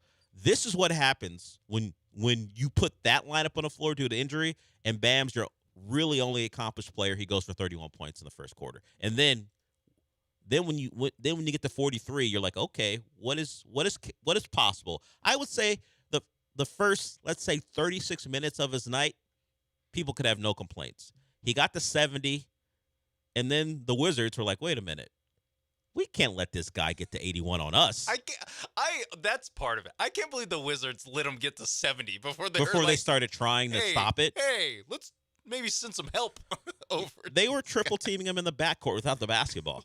Good. That's what I would be the biggest hater if I was. No, I get it. If I was I forgot.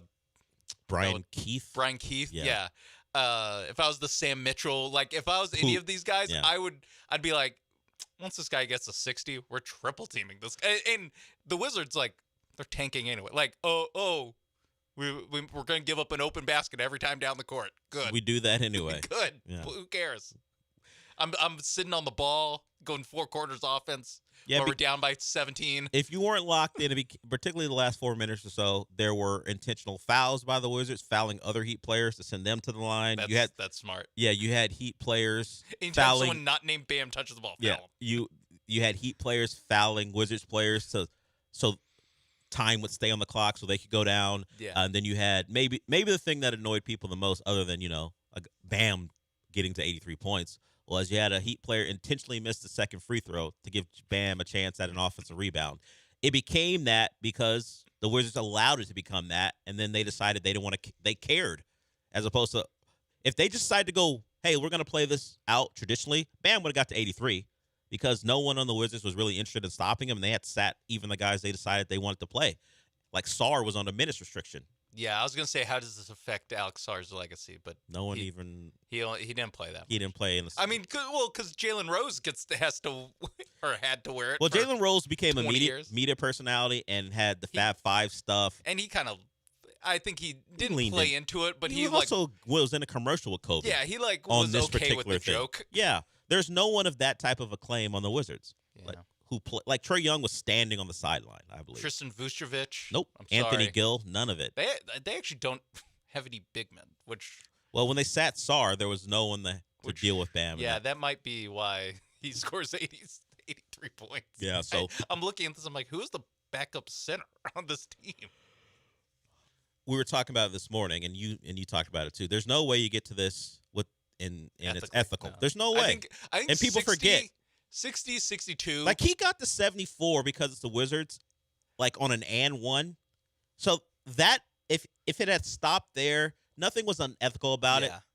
But when you start to strive for 80 plus points, and it's natural. Like once you're in striking range, you gotta go. You gotta do it. You gotta try. I mean, it is so funny that it's Bam. Yeah, that's the thing. It's like it is crazy. Wilt's, Bam, and then Kobe. It's crazy. I mean, they're all one name guys in some way, shape, or form. Yeah, sure. I guess that's true. Yeah, but Idris and well, that's what Amin Al Hassan would call him when he wasn't aggressive. I'm not calling you Bam unless you're aggressive. He couldn't call him Idris by his real first name last night. He's earned Bam. You can call him Bam. So it is all one name guys. It'll just be something. It'll be one of these things in NBA lore unless someone else gets ahead of Bam, where it's like, which one of these things is not like the other? I know. I mean, so unless someone passes it, but I didn't think anyone would, or maybe not anyone, but I was like, 81 might last for a while, and it lasted about 20 years, right? But I was like, 81 is going to be tough to see anyone top. I guess 83 is only 2 more points, but it's another one. I'm like, I don't know. Like, I thought the way that it would happen is like Steph Curry or someone makes like 15 threes. That's 45. Well, Steph has been on maybe not an 81 point pace, but he's been on pace for really giant games and been pulled. Steve Kerr would take. Yeah, you need the organizational. Yeah, let's do this. I think it's the right player for that organization. In some ways, I think Spo pulls anyone else from that game. It's the Wizards. You got the game in hand. Come on out. But I also think it helps that it's like, what are we doing this season if we're not? Bam might play 43 minutes tonight. He might break the second place record for points in a game. And they are playing well. Maybe they get a 5 seed. They're tied with Toronto, percentage points behind. So, but as far as winning a title, it's not going to happen. So if you have a chance to do this, let them do it. And like if Durant is sitting at 65 points after going into a fourth quarter, do you say no or do you let him go after? Play his ass. Yeah, what are we doing? Even if he has to play the entire second half, if he wants to do it, let him do it. If your team doesn't have like a legitimate chance of winning the title, and or the Rockets making would finals, tell you that's not them, but we can watch them play and maybe think that's the case, that they don't have a chance. Yeah, I would just like, this is more important than saving his legs. It's also some like nebulous thing of like, oh, so if he plays 36 minutes to 45, like what? 3 weeks from now, he's gonna be fresher. Like, if that's so concerned, just sit him in the next game if you're that concerned. Bench him when it's 0-0, when he's not, whatever, 17 points away from history or whatever. Yeah. So let's hear from Ime because he was asked about it, and as has been the conversation since it happened last night, the Wizards have taken hits, and Ime was another person who took a shot at the Wizards at the very end. Here's Ime Udoka when asked about the 83 points from Bam. I don't know if you saw that Bam Adebayo had 83 points tonight. I'm sure you know Bam. What are your thoughts on that and such a historic night? Yeah, I mean, first thing you think is how, because of, not because of him, but because of the way he plays, and I saw only made 6 threes, but 40 free throws or something like that. Tells the story right there. And the Washington Wizards. There it is. And the Washington Wizards. The Raptors weren't great. I don't know if you do this. You can do this against a good team. I guess the Celtics were okay when Devin Booker went for 70. When Luka went for his, the Hawks stunk. So part of it is you have to be pretty bad, and that certainly helped Bam. And the Wizards were sitting some of their best players, and so were the Heat, and it all led to this weird thing where a guy who was campaigning for Defensive Player of the Year more than anything else goes for 31 in the first quarter, and then he was off to the races, and then we get what we got last night. I haven't seen any of the morning shows because I've been doing this, but I'm sure there have been conversations about how this was disrespectful to Kobe. I don't understand how, but I'm sure those conversations are going on. All right. Yeah, there's a Stephen A. I'm sure where he defends Bam's 83-point night. Not his fault. Wizards are quote trash. It's not his fault. Yeah, what are you gonna do? What are you gonna do? All right, we'll go to break with that. 713-780-3776 is the number. I'll get into some Texans stuff because they have made an offensive line addition. They have brought someone in who played tackle throughout his entire career for the most part, but maybe we'll be switching positions because the Texans really need a guard. We'll talk about that when we come back.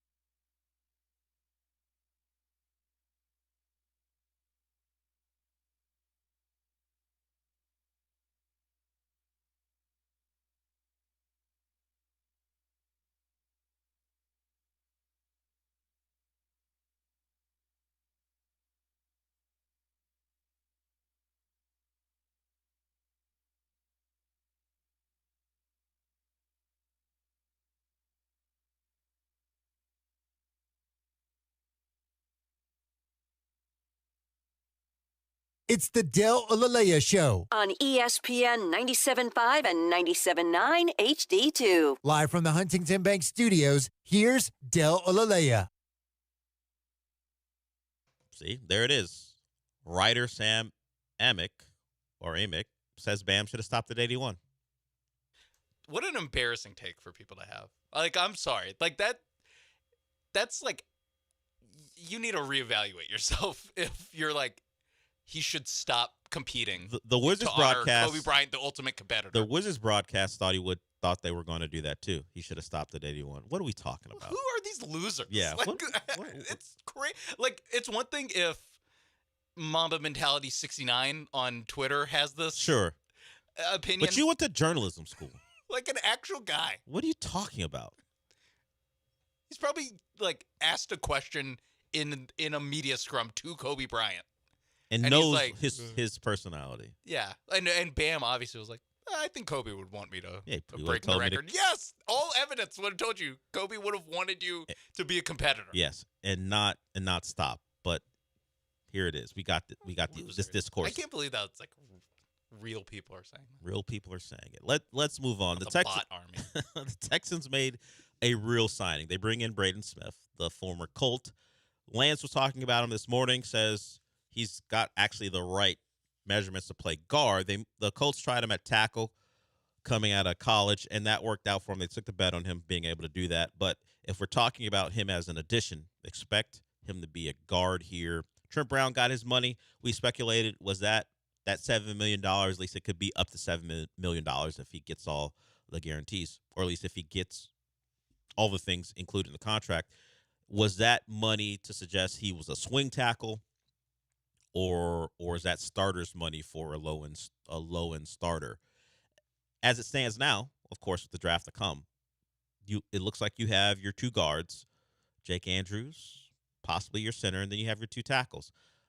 Would it behoove the Texans to go draft a offensive lineman that could be part of their long-term future to potentially replace Trent Brown when it comes down to it? Yes. So let's not think that they're done there at the spot.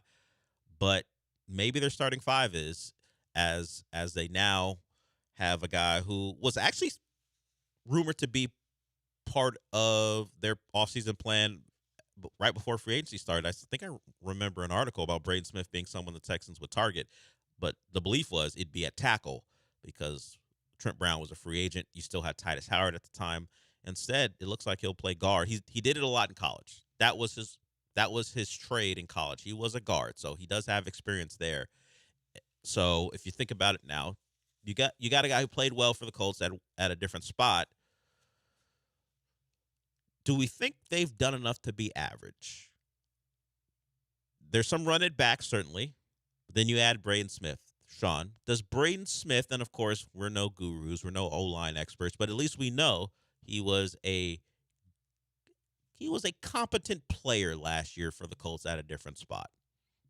Are they up to average if he slots in at guard? Look, if I go by pass block grade, at tackle, he was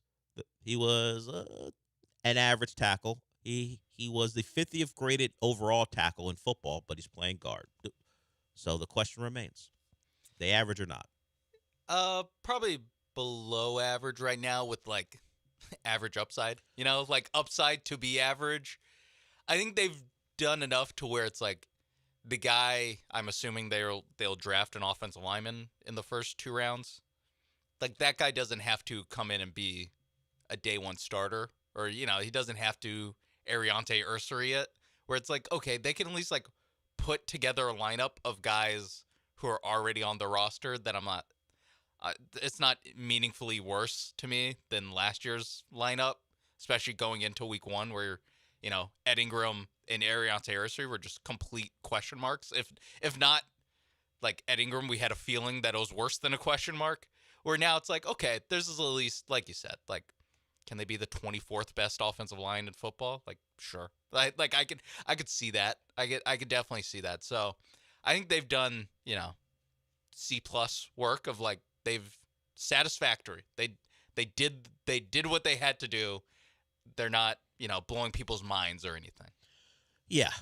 They have decided resources spent on the offensive line. They weren't going to jump into the pool of let's get into a bidding war with one of the top free agent offensive linemen.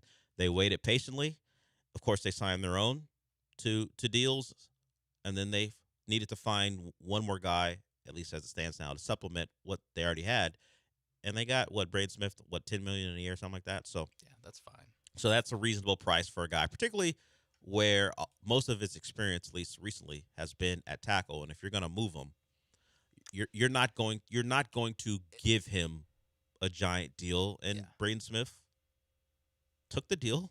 They'll take it. It also I just don't think this is going to be a spot, considering what they've done the last couple off seasons, where they are willing to throw cash at the offensive line. And there's like not big cash at least. There's a good case to make that's like, well, other than the Linderbaum kind of exceptions, it's like if a team's letting an offensive lineman walk, like there's some sort of like question that they have, especially the $10 million guys, where it's like, they're the team that's letting him walk isn't like in love with them. So I understand why you're not shopping at the top end there, but I think Braden Smith's versatility also lets them, like, hey, if they really like a guard that's sitting there at 28, they can pick the guard, move Smith to tackle, and have him battle out with Trent Brown. Want to bring the guard along slowly, you can have Smith start. He's your cheaper version of Titus Howard. Yeah, that is kind of what it feels like they did. Yeah, except he's more. At least judging off of what Lance says about him. He seems like more of a guard that's played tackle. Yes. Where Titus Howard was more of a tackle that played guard. Who had to play guard out of desperation. Yeah, Braden Smith has played tackle his entire career. You have to go back to college to see him at guard. So they've got a much cheaper version of Titus Howard. And Lance, I think it was him, maybe it was John, who revealed this morning that there was some of the Laramie Tunsil influence on Titus Howard. We know that room in 2024 was one at the end of the season that the Texans had to change. They felt that there were undue influences in that room that they didn't want any part of. And they talked about it this morning that Titus Howard, while not Laramie Tunsil or Shaq Mason, he wasn't at that level. He was a guy that still may have had some of the Laramie Tunsil remnants remaining. Yeah. And if you do have that and you want an extension that your play maybe doesn't warrant, you make the move. And they bring in Braden Smith to replace that versatility that Titus Howard could provide when injuries dictated he had to switch from one spot to the other. They don't have anyone that was on the 2024, at least start. I mean, maybe Jake Andrews was pulled off the street that year. I don't remember, but he wasn't playing. I think he signed the Texans during 2024, but didn't actually play for them that year. But I don't. It just occurred to me that they've completely revamped. Yeah. Anyone who's ever met Laramie Tunsil saw them. I don't. Well, at least as maybe, far as that. Maybe is Jared Patterson. Yeah, those. Yeah, he's met Laramie Tunsil. Yeah, he was around. He's shaking his hand. Yeah. Well, I can't say that. Dapped him up. Possibly. Okay. Possibly. But yeah, that room was one they didn't like very much, and in over 2 years they've done what they sought out to do. Flip it. Now they need to add to it because as it stands, there's no depth in that room, and injuries will happen. That's why the versatility of Smith matters. But you need a couple guys, whether they be a first rounder or day 2 picks, that you can turn into long-term options, or simply guys you don't mind playing if your top guys get hurt. Because as it stands now, all the guys that would play, if guys get hurt, don't want to see it. Yeah. They really need, second-round pick from wherever. Exactly. That's, hey, he doesn't have to be the day 1 starter, but in week if 6, we needed him, if he needs to he play, could be ready. You can, and you can develop him and have Cole Popovich sprinkle some of that pixie dust that he has, the Midas touch that Cole. Is Popovich that what has. it is? Yeah, I mean Ed Ingram, on his way out of the league until he met Cole Popovich. That's the job I would do, to sell Cole Popovich if I was in college and he was a recruiter. Like that's what you do to convince the kid, hey, turn this guy into a first rounder. When you could be the next Ed Ingram. I wouldn't lead with that. Oh. I would go the contracts you've been able. I would go with the contract we were able to get Ed Ingram, as opposed to you could be the next Ed Ingram, because we know money talks. Speaking of that, we'll come back with big news out of the division. Quarterback gets paid. We'll talk about that when we come back.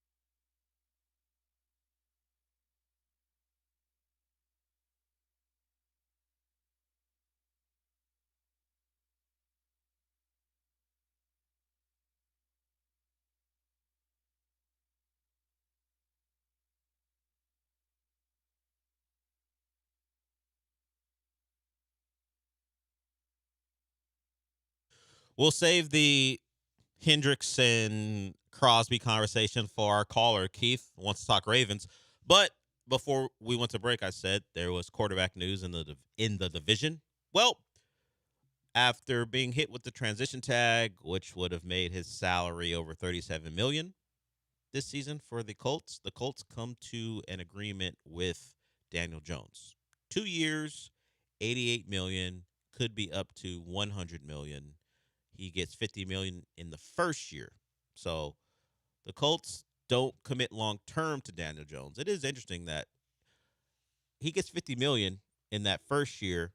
How many games will he actually play? I know they're going to tell us, and he'll certainly tell us, at least early in the process, that they expect him back by the start of the year. But what will Daniel Jones be? Let's say Daniel Jones recovers remarkably and he's back and ready to go. What will he look like in year one of this deal where they're giving him all this money? Now, they didn't lock in long term because it's probably pretty smart not to lock in long term with Daniel Jones when he gave you about 9 games of good play. But Jonathan Taylor was the MVP of that team until Daniel Jones got hurt. Daniel Jones was a supplement. Certainly, he helped because we saw what they kind of turned into later in the year, although the Texans did let Alec Pierce do what he did. But so Daniel Jones is important, but not certainly not the best player on offense. I mean, we've seen what guys with torn Achilles.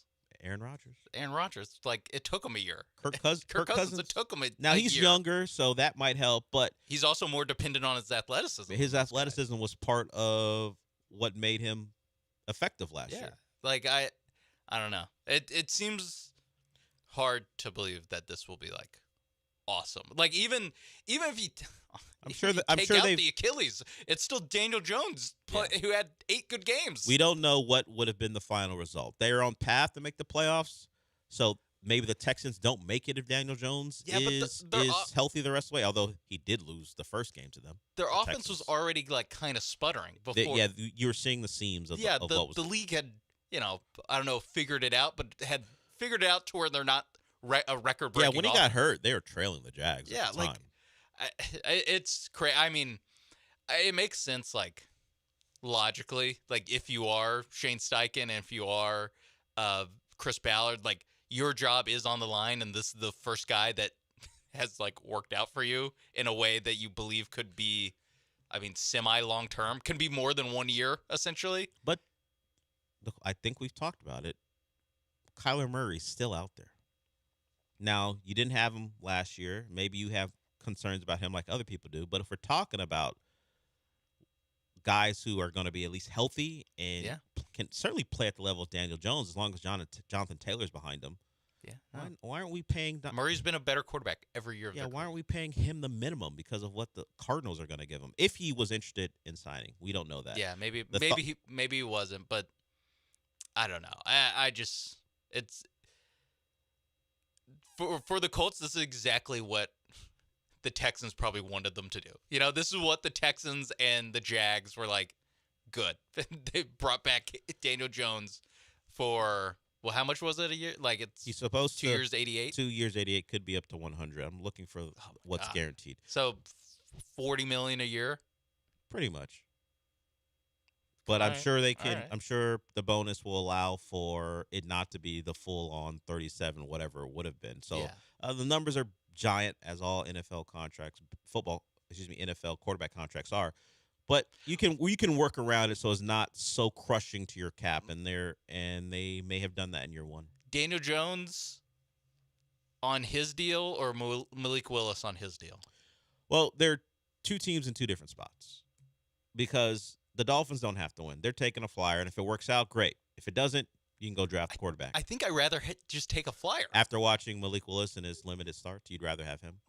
Even Malik for Willis, the Colts, they have to win. They believe they have to win or they're getting fired. I guess that is the thing. That's the actual thing, is that they have job pressure that, in theory, I mean, Malik Willis has played like 5 or 6 good games as a pro. Daniel Jones has, I guess, played slightly more than that, but he's also played, 20, 25 more bad ones. Sure. Like, he's just played There's as two much full seasons worth of bad games. As much as Malik Willis struggled in Tennessee for the few starts he had, there's far less bad tape of Malik Willis than there is like, of Daniel Jones.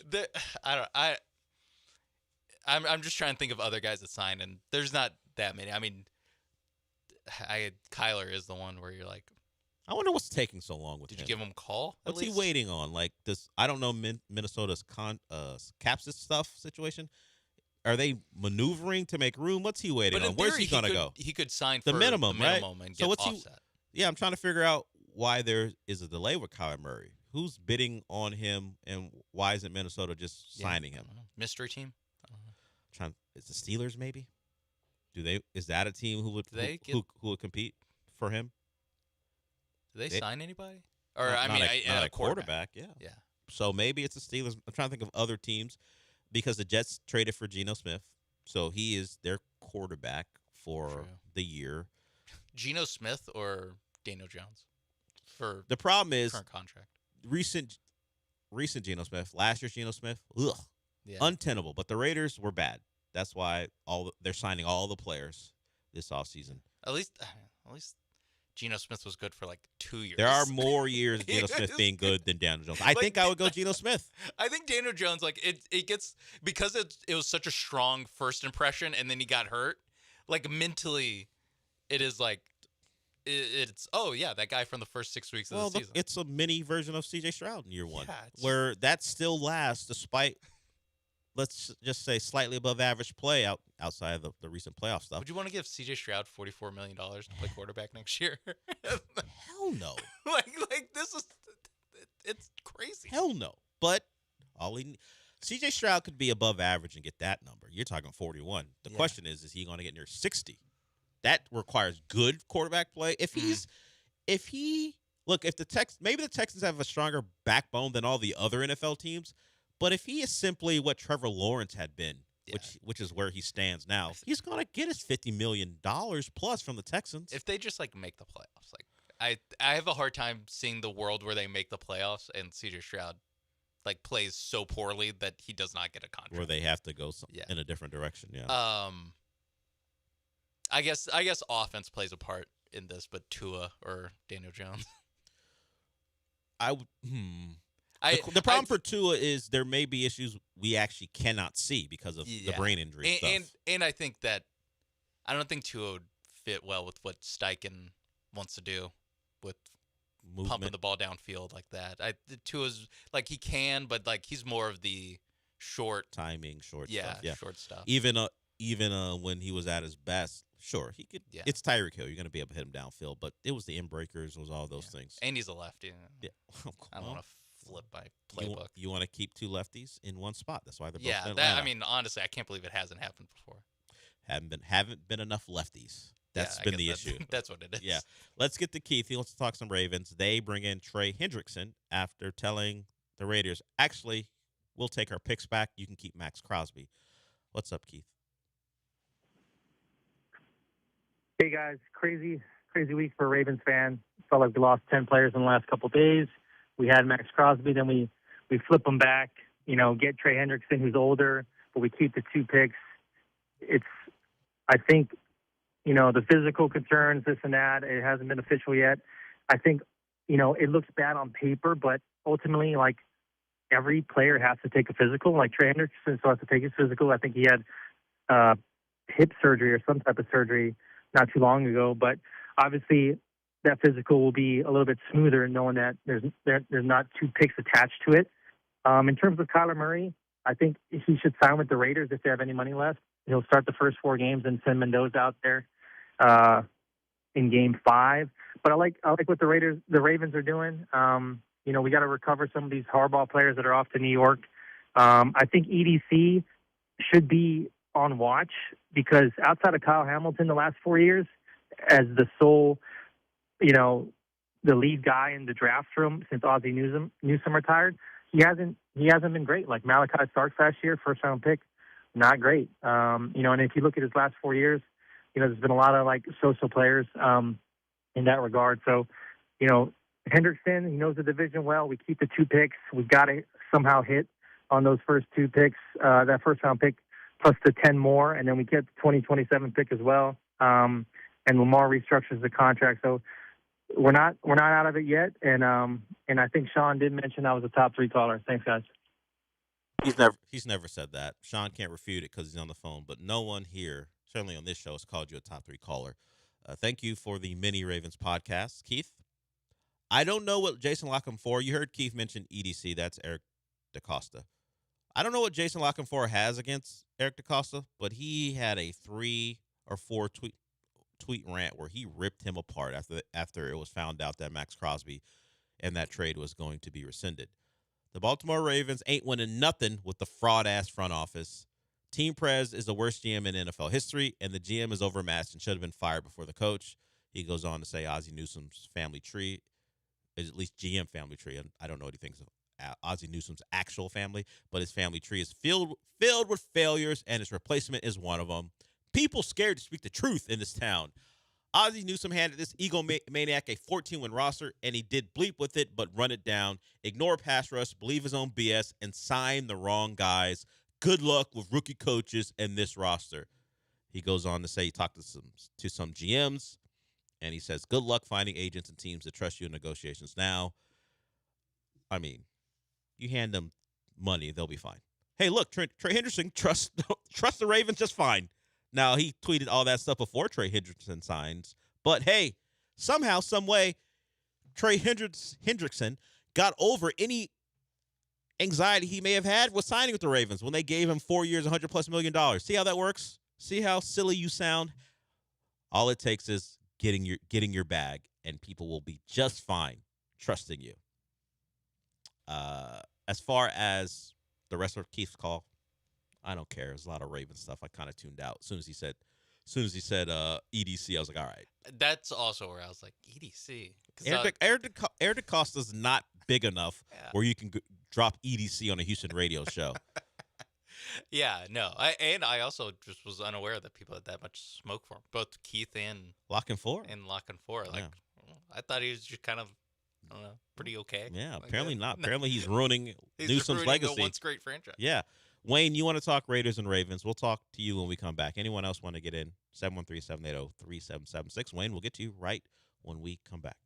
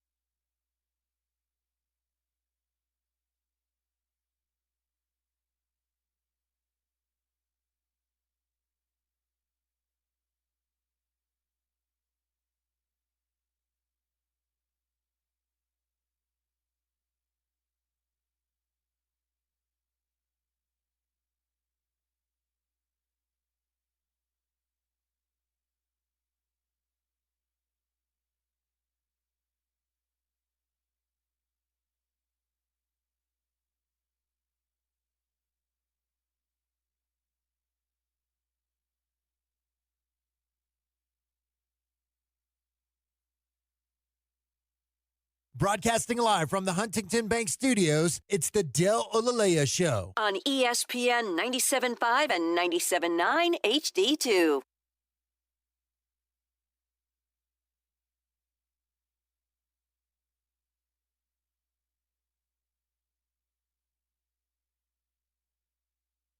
So we're going to get to Wayne here, then we're going to talk some NBA because the Rockets played, of course, Bam breaks. I keep saying breaks. He breaks Kobe's number, I guess we'll say it that way. He gets beyond Kobe's number. We also had a really good, compelling game, Celtics-Spurs, that we'll talk about, and mostly because apparently if it's a close game, no one can get ejected. And I do think it's funny what started Jaylen Brown's path to an ejection, and after watching the video over and over again, he certainly deserves it. Not for going after the ref, but how he tried to grift and then paid for it with an ejection. We'll talk about that. But let's get to Wayne. He wants to talk Raiders, Ravens. What's up, Wayne? How you doing? We're good. How are you? I'm doing well. I didn't have much. I thought it was crazy that Max Crosby got sent back to the Raiders. But then the NFL, whoever is going to make the schedule this year, I don't, how they would put, divisions against divisions. But what if the Raiders met the Ravens this year? I mean, what's the storyline would be for that game? I mean, after all that happened and then the storyline would pop up for that game, that would be crazy. A Sunday night, Baltimore Ravens versus the Vegas Raiders. If Max Crosby's there or not, but if he's there, it would be insane. Unfortunately, we don't get that opportunity. If it was the NCAA tournament, they would make sure this happened, but not on the schedule. Oh, okay. So it can't happen. It's not on schedule. No, those two teams don't play each other, and it's unlikely they'd meet in the playoffs. But we'll see. Yeah, I don't know how it would go. We haven't heard from Max Crosby other than I think he tweeted something about another year sober. So that is part of his story. The reporting around Max Crosby is he is willing to stay with the Raiders, while the Raiders are willing to keep him. We'll see how that plays out. There's plenty of offseason to go. Yeah, Raiders-Ravens isn't a thing, unfortunately, this year, so we will have to just wonder. Maybe there's a preseason game and the narrative will come up. But whether because of cold feet when they realized 2 first-round picks were leaving their coffers or that injury was worse than they thought, they made a decision. And despite all the words from Jason La Canfora ripping Eric DeCosta in the Ravens front office, or Tom Pelissero, who I didn't know he had it in him. He had about 2.5 minutes of talking about what the implications are for the Ravens around the league and how could you do it. He goes, you can't do this to Max Crosby. He's one of the stars of the league. That was part of his take was, this is Max Crosby. This can't happen to Max Crosby. I was like, okay. I mean, the Ravens have won Super Bowls. I don't know that they care. Yeah. About it being Max Crosby if they think that knee is worse and it's something they don't want to deal with. And they had an alternative. They had a guy waiting who was willing to take their money, and we'll see if he passes his physical. That has to happen. Dirty pool by the Ravens. I'm calling shenanigans on the Ravens. What do you think they did? Do you think they got cold feet, or do you think the knee was worse than they thought? I think the knee might have been a little bit, but come on. The fact that they signed Trey Hendrickson to $25 million per year deal after that when he'd been asking for 30. I think they saw that they had prices come down on Henderson. So Henderson was like, huh. No first-round picks and either? the numbers started floating around that he had relented on his price tag, and they're like, you know what? He's older. He's asking for less, though. We can keep our picks. Let's go. Let's go. If I were to guess, that is my guess as to what happened. I just don't know how bad the knee would have to be for Crosby's. Because they knew. It wasn't a surprise. He missed he missed games. The season, the back half of the season because of an injury. They knew the deal.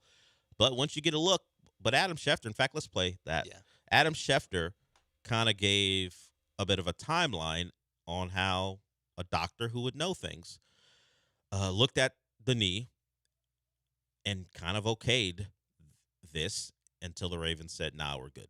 This is a highly unusual circumstance that will create enormous ripple effects, and nobody knows how it will turn out now. Whether Max Crosby will wind up playing in Vegas, whether the Raiders will trade him, what the return in a trade for him will be, but no question that this is a setback for all involved right now, because the Baltimore Ravens essentially failed him on their physical. And my understanding is there were multiple doctors that reviewed his MRI scans.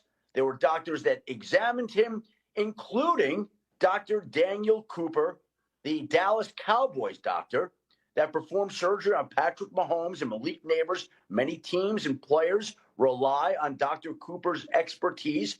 And Dr. Cooper was one of the doctors that reviewed the images where the Ravens then felt compelled to back out of this trade.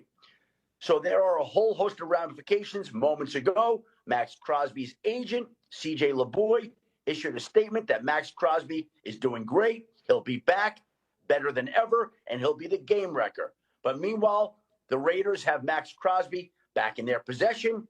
The Ravens need to move on, and Max Crosby now needs to figure out where he's going to be playing in 2026 as he continues to recover from what was said to be a significant knee injury. And they did move on to Trey Hendrickson. Yeah, the very Ravens quickly. were quick to move on. They're like, hey. Suspiciously quick. I think it's also that, like Schefter said, like it is actually bad for all parties to do this, in theory. But then when you immediately sign a guy who plays the same position to less than his market value, not more. Because if it was a panic move, you'd think that they relent to Trey Hendrickson's reported asking price. Yeah.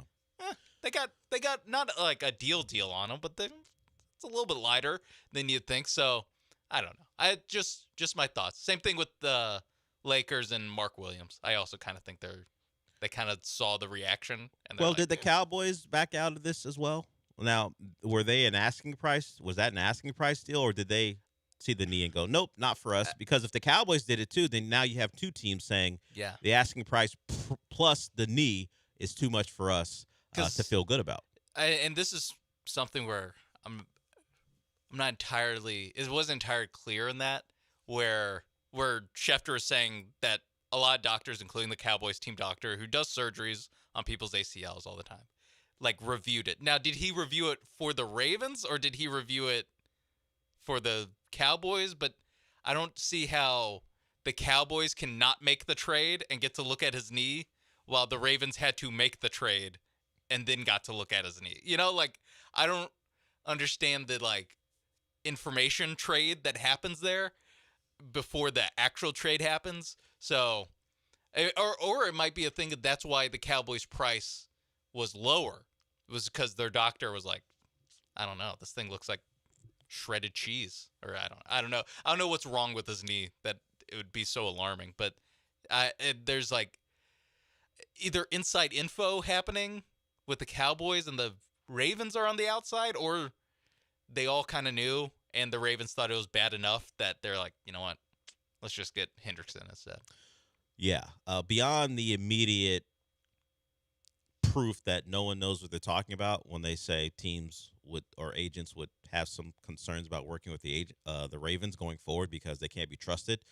Greg Rosenthal, I think he works for NFL Network, maybe. Yeah. He tweeted out something like, the NFL famous for not looking after their own self-interests. Yeah.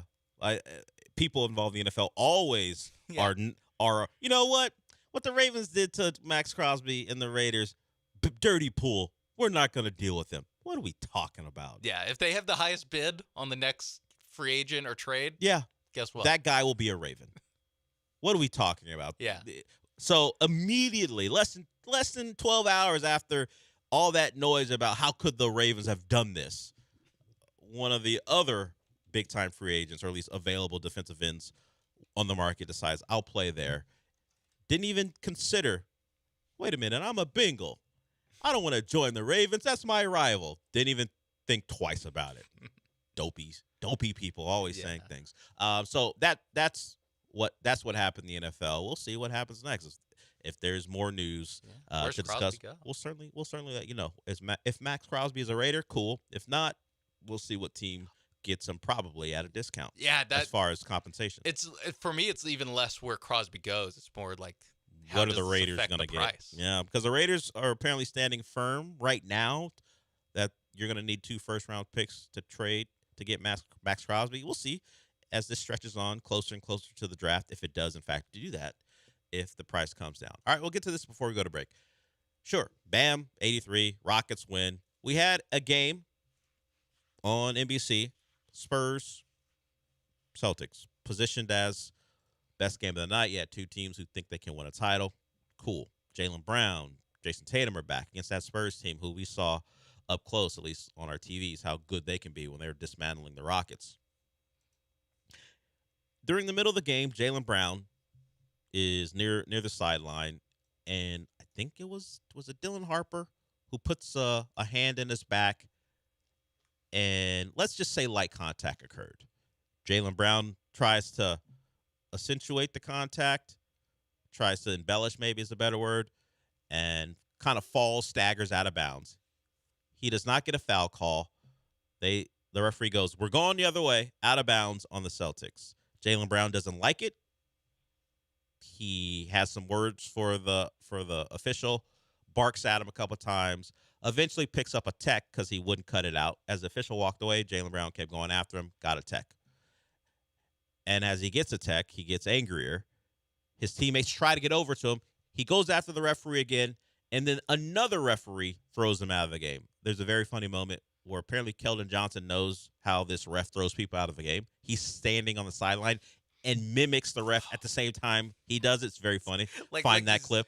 Like he's imitating Ken Griffey Jr.'s Yeah, like batting stance. like a batting stance. Yeah, maybe he's seen that ref throw guys out before, but he knows what he's about to do, and he's in time, does the same thing the ref does as he throws him out. Joe Mazzulla, because he's Joe Mazzulla, after the game said, "Hey, I really respected my principal because he didn't have the hall monitor to throw people out. He did it himself when he was dealing with students."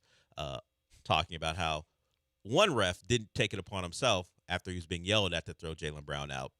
Another guy did. Apparently, this ref has a bad reputation. I forgot his name, but people in the NBA, particularly Celtic fans, don't like him. Keith Smith, who is he? He's not the guy who. Oh no, wait, that was the ref that was a Celtics fan that got asked to stop refereeing. Yeah, so the ref's name is Tyler Ford. Keith Smith, of course, Keith Smith, NBA. He quote tweeted himself, "There are a number of players and coaches and team officials who have a problem with Tyler Ford handing out quick and what they think are unwarranted technical fouls. Ford is also the official who tried to step over Yusuf Nurkic when he was injured and on the ground last week." This is back in 2019. And then he quotes tweets it with this: "Almost 7 years ago, the worst ref the NBA has, absolutely awful, constantly making things about him, and nothing was ever done when he tried to step Nurkic, who was on the floor with a broken leg, and kicked him." He goes, Tyler Ford sucks. What Lock and Four is to Eric DaCosta, Keith Smith is to this referee. So I watched the play over and over again to see why Jaylen Brown was upset. He's upset because he flopped and didn't get the call. Yeah. Also, the reason he flopped is because he was dribbling into the corner where he's going to be triple teamed. Yeah, he was going to with Wembanyama as one of the three. He was going to be in a tough spot. But he was looking to get bailed out. Yes, and when the ref, rightfully so, didn't bail him out, he got embarrassed and got upset and had some words. I heard NBA players discuss this on the broadcast, a couple broadcasts, and they said, "Yeah, you can't point and then go after the referee. That's a technical." But then it evolved into, "Hey, it's a big game. You can't throw him out." I'm like, so if it's a big game, you can just do whatever you want. I know Draymond has that, but is that for everybody? If it's a big game, you can just do whatever you want because we can't. We got a big game, national product, national television. We need our stars. What could Jaylen Brown have done to deserve a tech? Like, if he made contact, I don't think anyone bothers and says he can't get thrown out of a game. But you are admitting he was doing things that get you a technical. And when he did them again, he shouldn't get the second technical. I also think the big game, you can't make yourself the story thing. Can we save that for like the playoffs? Game 4 and after of the it's playoffs? A regular season game against the Spurs. What are we talking about? Like that's where I'm like, this is too big of a game. What are you talking about? Yeah, I didn't. I If don't. this didn't happen, like we're never talking about this game. Like I don't Yeah, know. the NBA purists, I guess, they had an interesting night last night. First the 83, or the 83 came after, but been tough. But the whole, you can't throw them out of this game. Why? Because I'm going to remember Spurs versus Celtics and the outcome in June. Yeah, like it's not like the game is going to determine home court. Yeah. So or maybe it will, but who knows? But maybe if they unlikely. play in the finals. Yeah, we'll think about, hey, remember when this happened and Tyler Ford's refereeing this finals game? But as far as you can't throw them out because of it's such a big game, cut it out. Also, if they play in the finals, you know what those games are? Big games. Much bigger games. And then if than Tyler this one. Ford throws out Tuesday Jaylen Brown, night. I may agree with you. Unless Jaylen Brown flopped again and didn't get a call and got really upset and embarrassed, then maybe I say, hey, you take what you get if you don't calm down after the first tech. This is also something like this specific type of flop is something that James Harden and Chris Paul would do all the time in 2018 and 19. And that this is where it's like, all right, like it's just such a bailout every time. Like it's just the possession is going nowhere fast. It's going to be a turnover or a terrible pass. And the best you can do is just fall over and like the hand that it was Castle puts on him. Okay. It's like it's nothing. It's contact, but it's not. He like, feels the hand and decides to fall down or at least stumble. He reaches and fouls him completely like unrelated to that. Like there's like another contact in that thing that also never gets called that would be more likely to get called, and that's like I don't know. Like, I know the guy who just wasn't on the stream talking about he's the best two-way player in basketball is falling over at that type of contact. When's the next time they play the Wizards? That's the only way he can work himself out. He better go get 85. You know what? Is Bam Adebayo the best two-way player in the NBA? I mean, no one else has 80-point potential. Things that need to be discussed. And he's going to certainly be on all defense. He certainly thinks I think someone was very funny because Bam has been campaigning for years about being DPOY, and if you look at how he can defend 1 through 5, maybe Marcus Smart shouldn't have won that award one year, or a Triple J. But this and what he did last night offensively, it's going to help his case as far as Defensive Player of the Year and all defense more than anything he did defensively, because now there are more eyes on him going forward. It's just weird. Narratives are always the ones that lead to these things. Sure, there are some nerds who do the analytics and numbers, but it's always like, hey, if I feel a certain way, I want to vote for this guy, as evidenced by Bill Simmons saying he wasn't going to vote for Kevin Durant as All-NBA because of the burner stuff. These are the guys put in spots to vote on these things. So never take it seriously. And the person you don't take seriously the most from last night, Jaylen Brown. You flopped, got embarrassed, and decided to take it on the refs. And, of course, if you don't like referees like Keith Smith, NBA, does, you can point to the ref as a problem. You know what?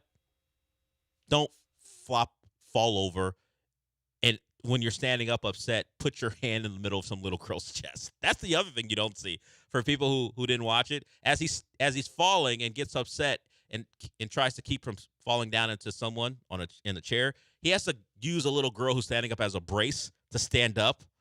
Jaylen Brown, it was an embarrassing performance for you last night. Just go out there and play. You've had a great year. A potential MVP candidate with all the you got to play 65 game stuff. Yeah. You didn't have to do that. And you got thrown out of a game that your team eventually lost because apparently the Spurs are the scariest team on earth. Embarrassment power rankings from last night or / yesterday. Mark DeRosa, Jaylen Brown, people who say O'Shea Jackson Jr.? I was going to just say everyone who says Bam Adebayo should have stopped at 81 out of respect. That's embarrassing. It's ridiculous and embarrassing. It's an embarrassing public opinion to have. I'm going to go with Mark DeRosa. Really? Even though I shoot him bail, someone should have informed him. You're the manager of a team who purposely ran out a roster because you thought you had everything clinched. And people didn't like you in the spot to begin with because you've never been a manager before. Then you add this to the mix and the existential dread that people have of the U.S. team not making out a pool play because Mexico and Italy do. Mm-hmm. We invented this game, Dale. Sure. That's important at this time. We should be in the semis. You know what we sound like? We sound like Canada. who hasn't won a Stanley Cup since '93. Yeah, and but- just lost the yeah, gold medal. they're- That's what you want to sound like the Canadians. They're losers though. Okay, but us winners, except for except if we play Italy, which is just American castoffs who couldn't make the American team. So doesn't America still win if all the guys, Yeah. except for 3, are actually American-born players on that Jack Italian Caglione, team? What does it say on your passport, buddy? I bet it better When change. you're making all those frequent trips in the off season back to Italy. Yeah. Back home. Yeah, To Italy. I'm sure he's running through Calabria during the off season. Vinny Pasquantino's like, man, we got to wrap this game up. I need to wake up early tomorrow to watch Juventus play. That's where you're wrong. He's a big Lazio fan. See, learn your Italian baseball team, Sean. He's nicknamed Pasquatch. Cool. Exactly. Just enjoy your time, and hopefully Mexico beats you by more than 5 runs. I think the Kobe people are first. DeRozan or DeRosa. Oh, okay. Second, and then You Kobe stands first. Yeah. Considering the crash outs on Twitter, you may be right. I think DeRosa, because of his fame. Yeah, like he Gets there. actually like did something that affects like people. Yeah. Whereas like that, it just makes me be like, come on, dude. Think less of you if you're tweeting about. Yeah, and then Jaylen Brown, I also think a little bit less of you, but also the game's kind of the game. Like you're not you the first guy to flop. Certainly, but then getting thrown out because you're upset that your flopping didn't get rewarded. That gets you on the medal stand, but yeah, you make the bronze. Yeah, but the bronze. Yeah, DeRosa, the Canadian hockey team, and Kobe stands the gold medalist. All right, we'll go to break with that. We got one more segment to go. We will be back.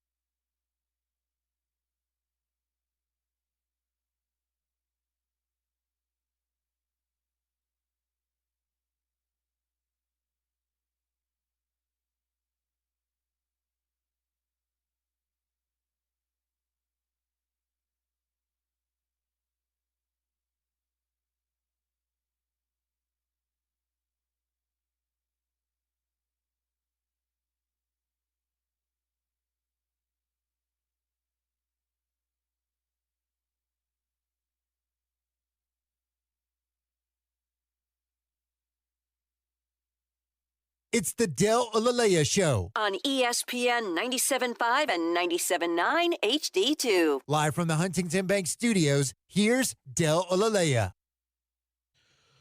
We got a couple of minutes before we're done. Want to remind you, time to get ready. Bracket Madness is coming soon. Thanks to our presenting sponsor, Golden Nugget Lake Charles, and our supporting sponsors, Two Creeks Crossing Resort and Republic Boot Company. We're going to be out and about for the tournament starting next week. All shows will be out at East River 9 on Friday. The 12 to 6 portion of the day will be out at Nick's on Thursday.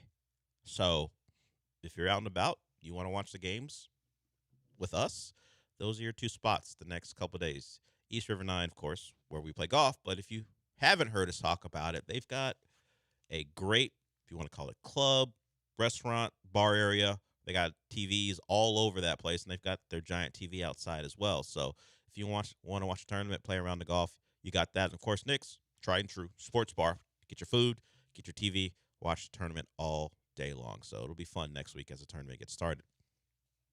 So a couple things before we go. And considering this show, maybe we only get to one thing. Sean, do you know who Kai Kroger is?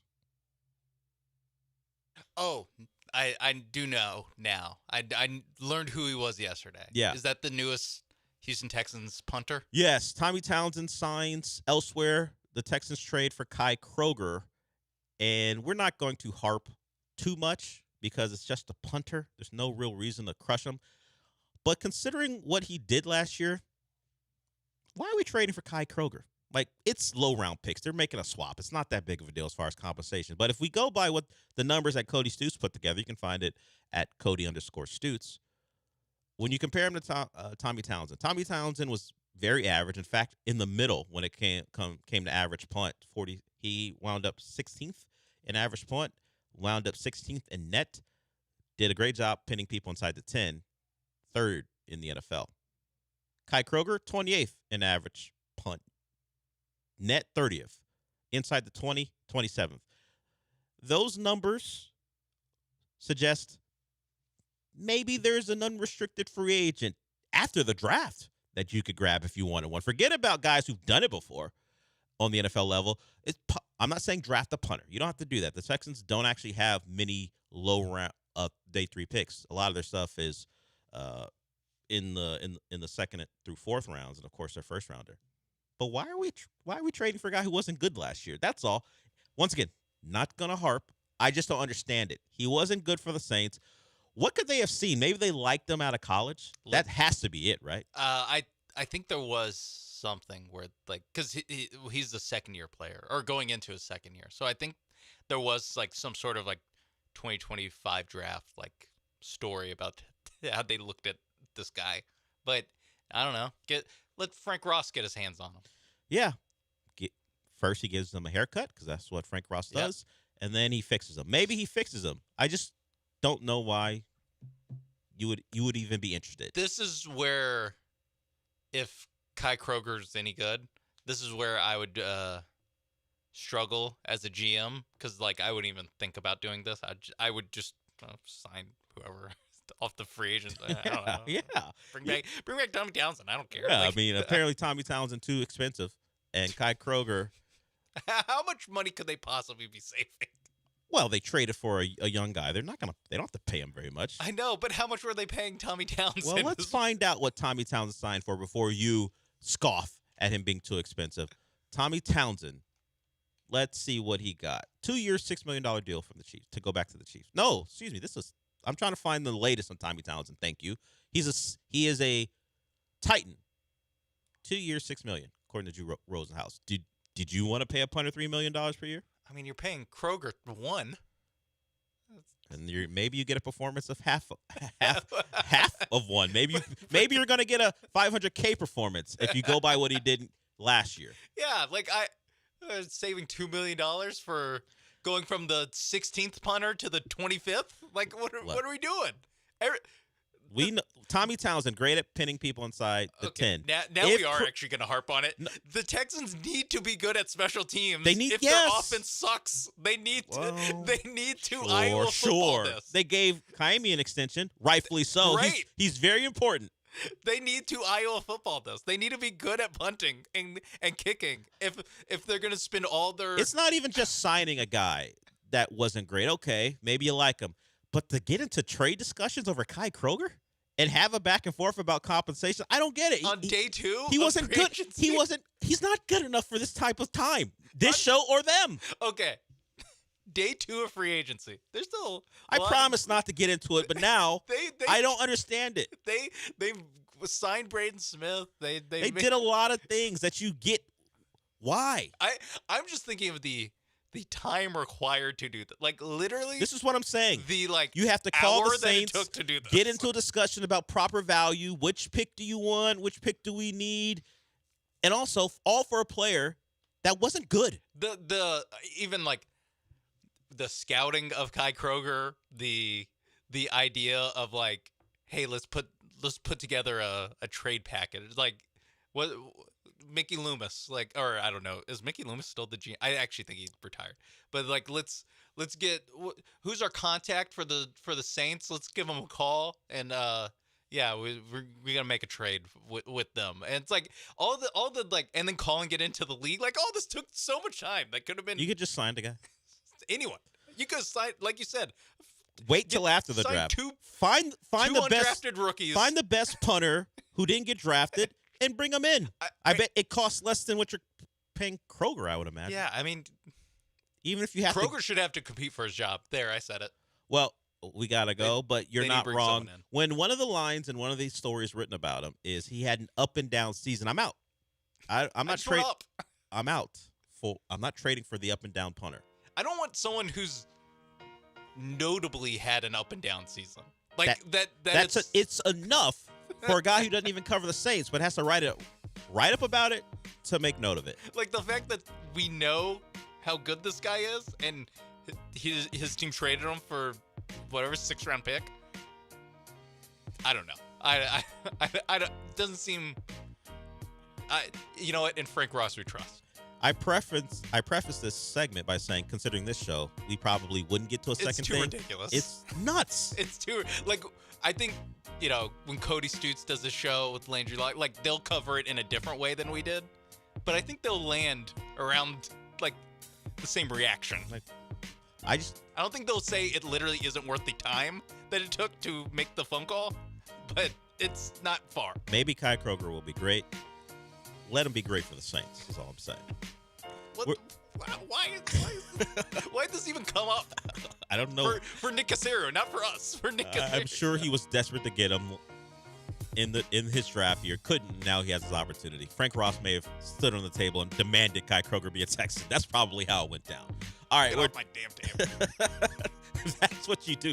Nick, hey, Frank, off my table. Off my table? For him? Come on. I got you, Jalen Noel. Relax. All right, we're done, thankfully. Comes up next, Rich Eisen. He probably won't talk about Kai Kroger. Who knows what he'll talk about? Then after him, Jeremy and Joe. Since we're done for the day, Sean, what does it mean? Got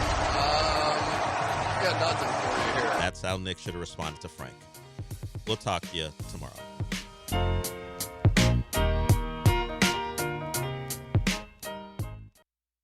ESPN 97.5. I assumed you knew? This is Ron Ansana with your market scoreboard report on ESPN 97.5. In today's trend watching, is the war in Iran really coming to a swift conclusion as President Trump suggested, or just entering another phase now that Iran is reportedly mining the Persian Gulf and the Strait of Hormuz, which would, of course, block commercial traffic going through that choke point that delivers 20% of the world's oil and liquefied natural gas. The U.S. apparently attacked 16 inactive mining ships yesterday. Does not not mean, however, that Iran is not mining the straits actively. They can use small boats and other craft to mine the waters, something they've done in the past during the first Persian Gulf War and, of course, the Iran-Iraq War in the 1980s. Not only is it problematic for ships to pass through with mines floating around in the Gulf and in the Strait, but it's also very time-consuming to remove them once the area is controlled by an opposing force. It's a critical question to be asked to see whether or not we can reopen that area, whether or not the U.S. Navy has the capabilities to do so now that it's decommissioned all of its minesweepers. It's time to get amped up for the tournament. ESPN Houston is bringing the madness with our Bracket Madness contest, presented by Golden Nugget Lake Charles and supporting sponsors Two Creeks Crossing Resort and Republic Boot Company. Listen for your chance to fill out a bracket and score big prizes, including the grand prize, a 2-night stay at Golden Nugget Lake Charles, plus a $200 food and beverage credit. ESPN Houston's Bracket Madness contest, presented by Golden Nugget Lake Charles and supporting sponsors Two Creeks Crossing Resort and Republic Boot Company. John Granado with Robin Orlando from Houston Powder Coaters. Let's do a thank you to our listeners. Oh my gosh, you guys have the best listeners. You guys have the listener appreciation parties. They give us so much love and we love them. HoustonPowderCoaters.com or call 281-676-3888. This is Chance McClain reminding you that you can always put off getting a Heritage film. Your dad, you know, the guy you love more than anything, the guy that taught you right from wrong and had it hard as a kid so you wouldn't have to, he's going to live forever. So there's absolutely no rush. You know what they say, there's always tomorrow. No need to go to yourheritagefilm.com and contact us about making a feature-length documentary film of this extraordinary man. yourheritagefilm.com, no rush. People are immortal. What's up, Houston? Lance Zierlein here. Listen, if you're looking for a spot to catch a game, hit up Aranda's Sports Bar, ice cold beers, killer tacos, and big screens blasting every home game. Since 1981, Aranda's has been bringing that authentic Mexican vibe, now with the sports twist. Cheer with friends, savor the bites, and feel the energy. Plus, stay late with epic drink specials that keep the party going. Aranda's Sports Bar, your Houston spot for epic sports and bold flavors. Head on over and get loud today. Hey, Red Nation, you can watch the hometown team anywhere, but there's only one place where the rally starts. Tom's Watch Bar Red Nation Rallies at Green Street, your new Friday and Saturday home game destination. Tom's comes alive with DJs, giveaways, and more. Headed to the game? Part free at Green Street with Tom's Validation, and then celebrate after the game at Tom's with post-game drinks and highlights on 65-plus screens. Red Nation Rallies at Tom's Watch Bar, presented by Green Street. Visit tomswatchbar.com/Red Nation Rallies. Hi, this is Harold Gunn. And this is Bill Olson. Texas Outdoor News is the longest running, most award-winning outdoor radio show in the state for a lot of good reasons. We bring you the latest news and information about hunting and fishing across our great state and beyond. And our guests are who's who from industry, government, and the field. Texas Outdoor News is brought to you by Ford Trucks and your best in Texas Ford dealers. Join us Saturday mornings at 6, Sunday at 7 on ESPN 97.5. Houston is Soccer City, USA, and World Cup 2026 is coming our way. Join me, Glenn Davis, every Tuesday and Wednesday, 6 Central Time, for Soccer Matters ESPN 97.5, presented by the Daspit Law Firm.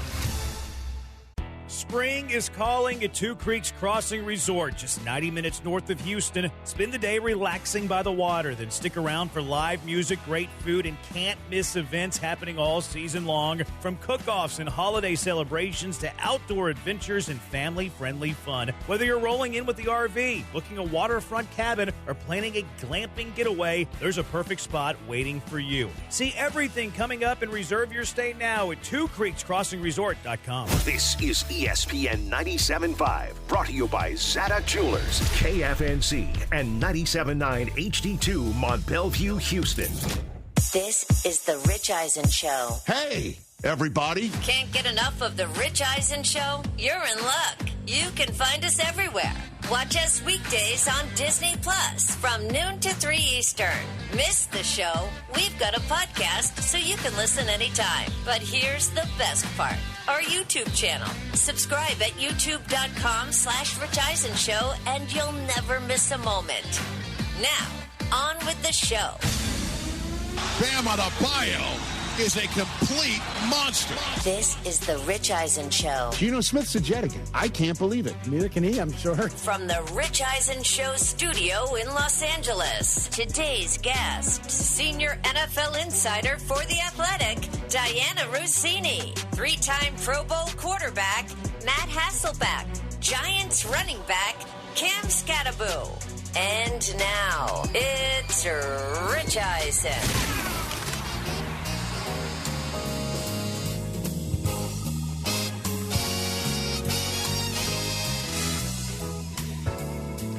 Rich Eisen Show is on the air. Hey, everybody, welcome to this edition right here on Disney Plus, the ESPN app, ESPN Radio, Sirius XM Channel 80. We're thrilled to have you here. 844-204-RICH is the number to dial. One of the wildest 24-hour periods in recent sports memory just went down, and we are here to talk about it. 844-204-RICH is the number to dial. I have a feeling you might want to talk about it, whether you're a Raider fan, a Ravens fan, a Team USA fan, a Miami Heat fan, a Wizards fan, whatever you want to do. We're here Lakers for you. Fan. Good to see you over there, hey, Christopher Brockman. What's going on? There are Wizards fans? There are, indeed. Okay. Yes. And by the way, look who's to your left, the Rich Eisen Show milk carton side himself, Mike Del Tufo. What's up, Mikey D? How are you? Good morning, everybody. How you guys doing? I'm good. Now I know you being here, Mexico versus Italy won't sound as good tonight. No. Okay. I'm off for a couple. Then Hey. All right, Mike. How are you, TJ Jefferson? The candle's lit over there. What's going on? The candle's lit. There was a lot of butthurt on social media last night, man. You think so? Holy cow. I haven't seen that much wine in a very long time. Well, okay. The leader of that will be here in hour 3. Yeah, O'Shea Jackson Jr. is going to be here. O'Shea's on his way? He'll be here in hour 3. No early. contest wrestling. He's coming early because there's so much to talk about. A man who said enough on Twitter last I think he's the keeper of the Kobe flame. And so I imagine he has got a lot to say about what happened last night. Honestly, one of the wildest 24-hour periods, or you could, I don't know, you can even just say 24-hour period. I guess you could say 5-hour period. Really, just it was a 5-hour window last night where things were just completely off center, off kilter. When, Max Crosby is no longer a Raven, he's a Raider again. And then Team USA plays Team Italy in the World Baseball Classic and gets beat by Team Italy behind some terrific pitching by a guy from Anaheim. And then we're learning Bam Adebayo in Miami against Washington scores 31 in the first quarter. You're like, what? And winds up with the second most points in a single NBA night all time and could have had a 90-point game if he made every single one of his 47 free throws. 43. He missed 7, could have had 90. But let's start the show with the first order of business. Listen, it was last Friday. I'm here. TJ's here. Susie's here. You're there. Yes. We're here. You're there. And Lamar Jackson tweeted out the Denzel Washington training day. Boom, GIF. And we're like, what could this possibly mean? Boom. It means something big. Lamar knows it. And we're like, could it be Max Crosby has been acquired by Baltimore? Sure enough, by nightfall, that was the case. And you hear it all the time. You hear it all the time. This time of year. Anything that happens before the new league year is not official until the new league year begins at 4 p.m. Eastern time later on today. This Wednesday, 4 Eastern time. Anything that happens between now and then is a handshake, wink, and a nod agreement. Stays like a buffalo. That's the truth. The yellow line in football broadcast is not official, but we're sitting there thinking it's official. It's official to me. It's not official just because Adam Schefter says it. Are you sure? Or Ian Rappaport says it, or our guy Tom Pelissero says it, or our first-hour guest Diane Russini says it. Every single chess move you've read about, heard about, had alerts about, has an NFL finger on the chess piece. And it's still up in the air until the NFL at 4 p.m. Eastern time on Wednesday this day forces the finger to be removed. And right now, there is a finger involved. You think? And it's one from Baltimore, that's the middle one, to Vegas, Max Crosby, and based on the way the rest of the league apparently is digesting this news, the rest of the league.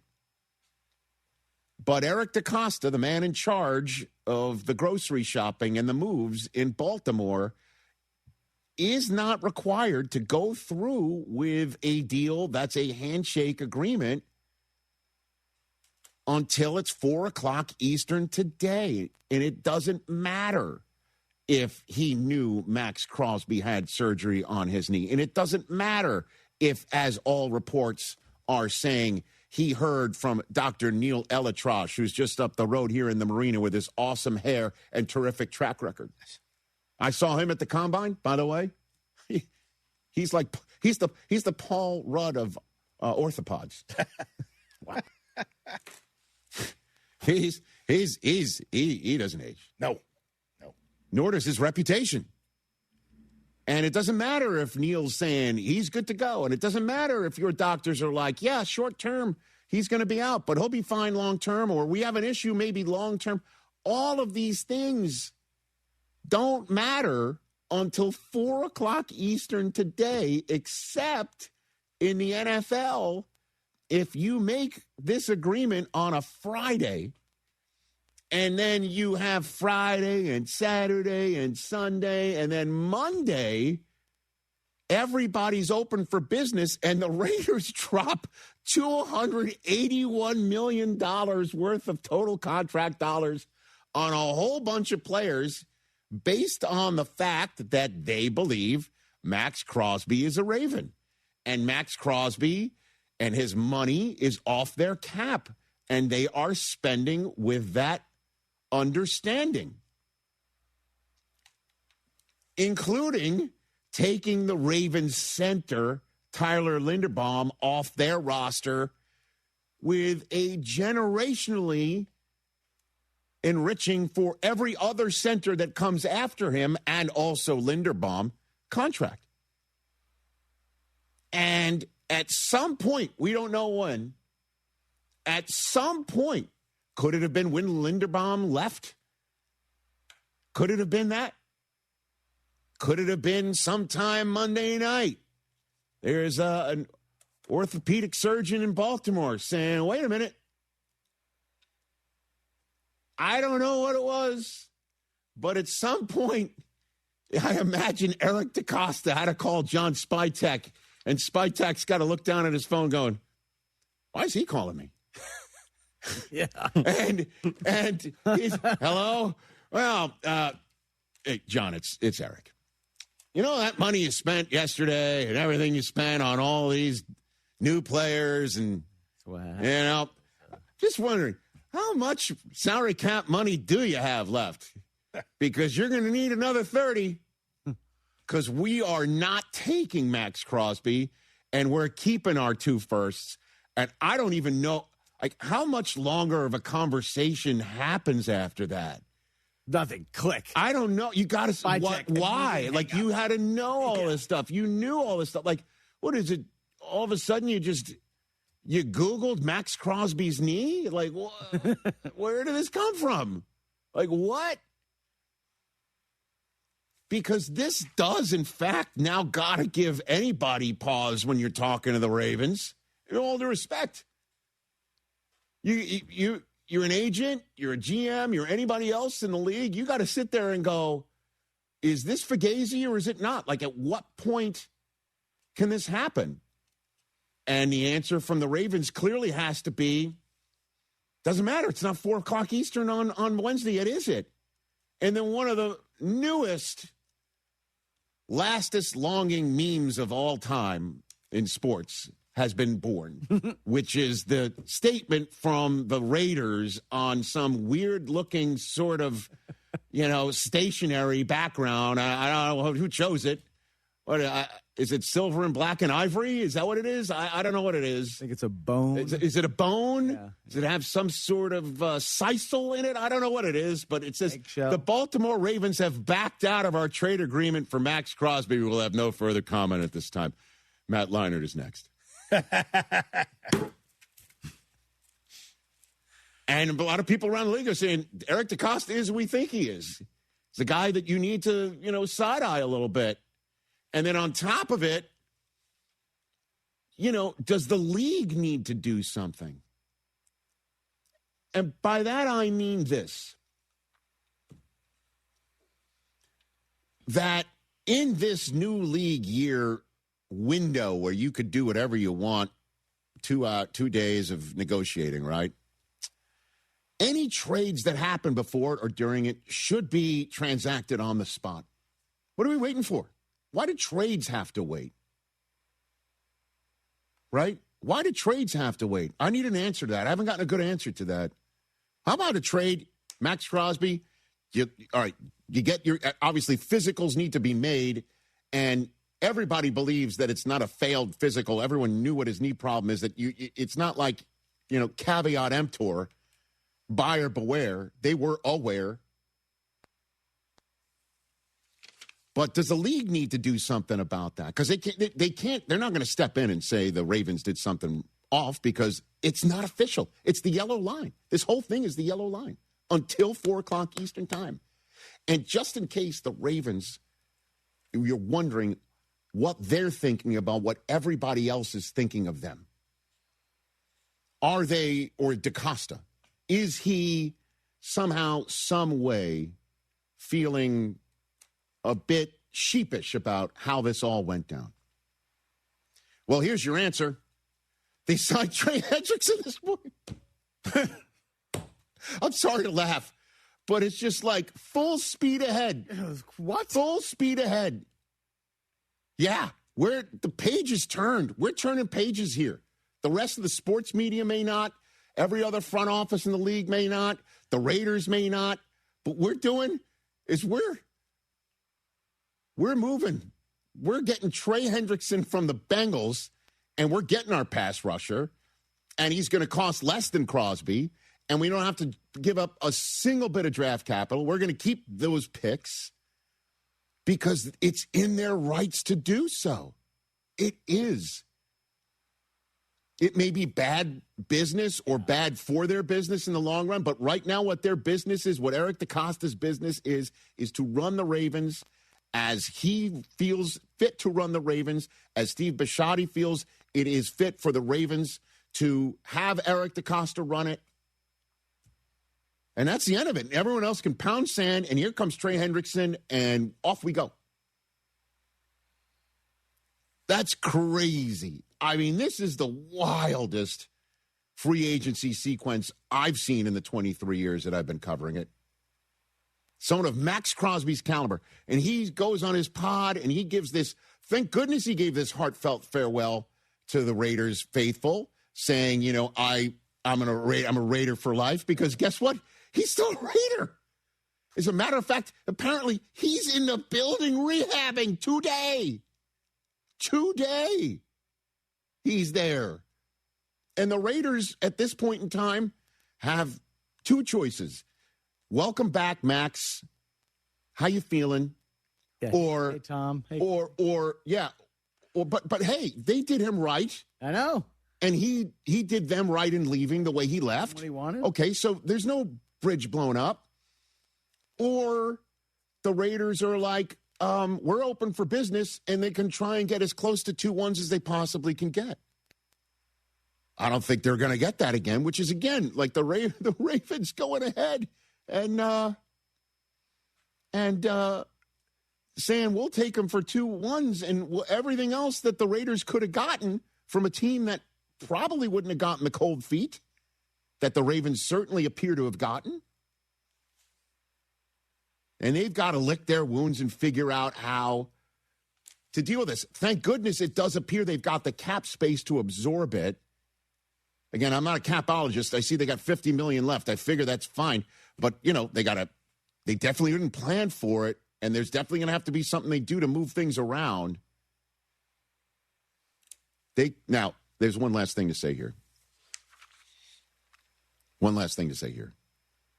Because if the Raiders still want to move Crosby, there's one team that could do the funniest thing possible. And it's the Cincinnati Bengals. Now, this would be completely out of their realm here, right? Out of their lane, out of what they normally do. But what if they go ahead and say, we'll get Max Crosby. We just lost Trey Hendrickson. We'll get Crosby. Hey, Joe, how does that look for you? We're being aggressive. We're being the team that's opening up our Velcro wallet. We're getting this guy.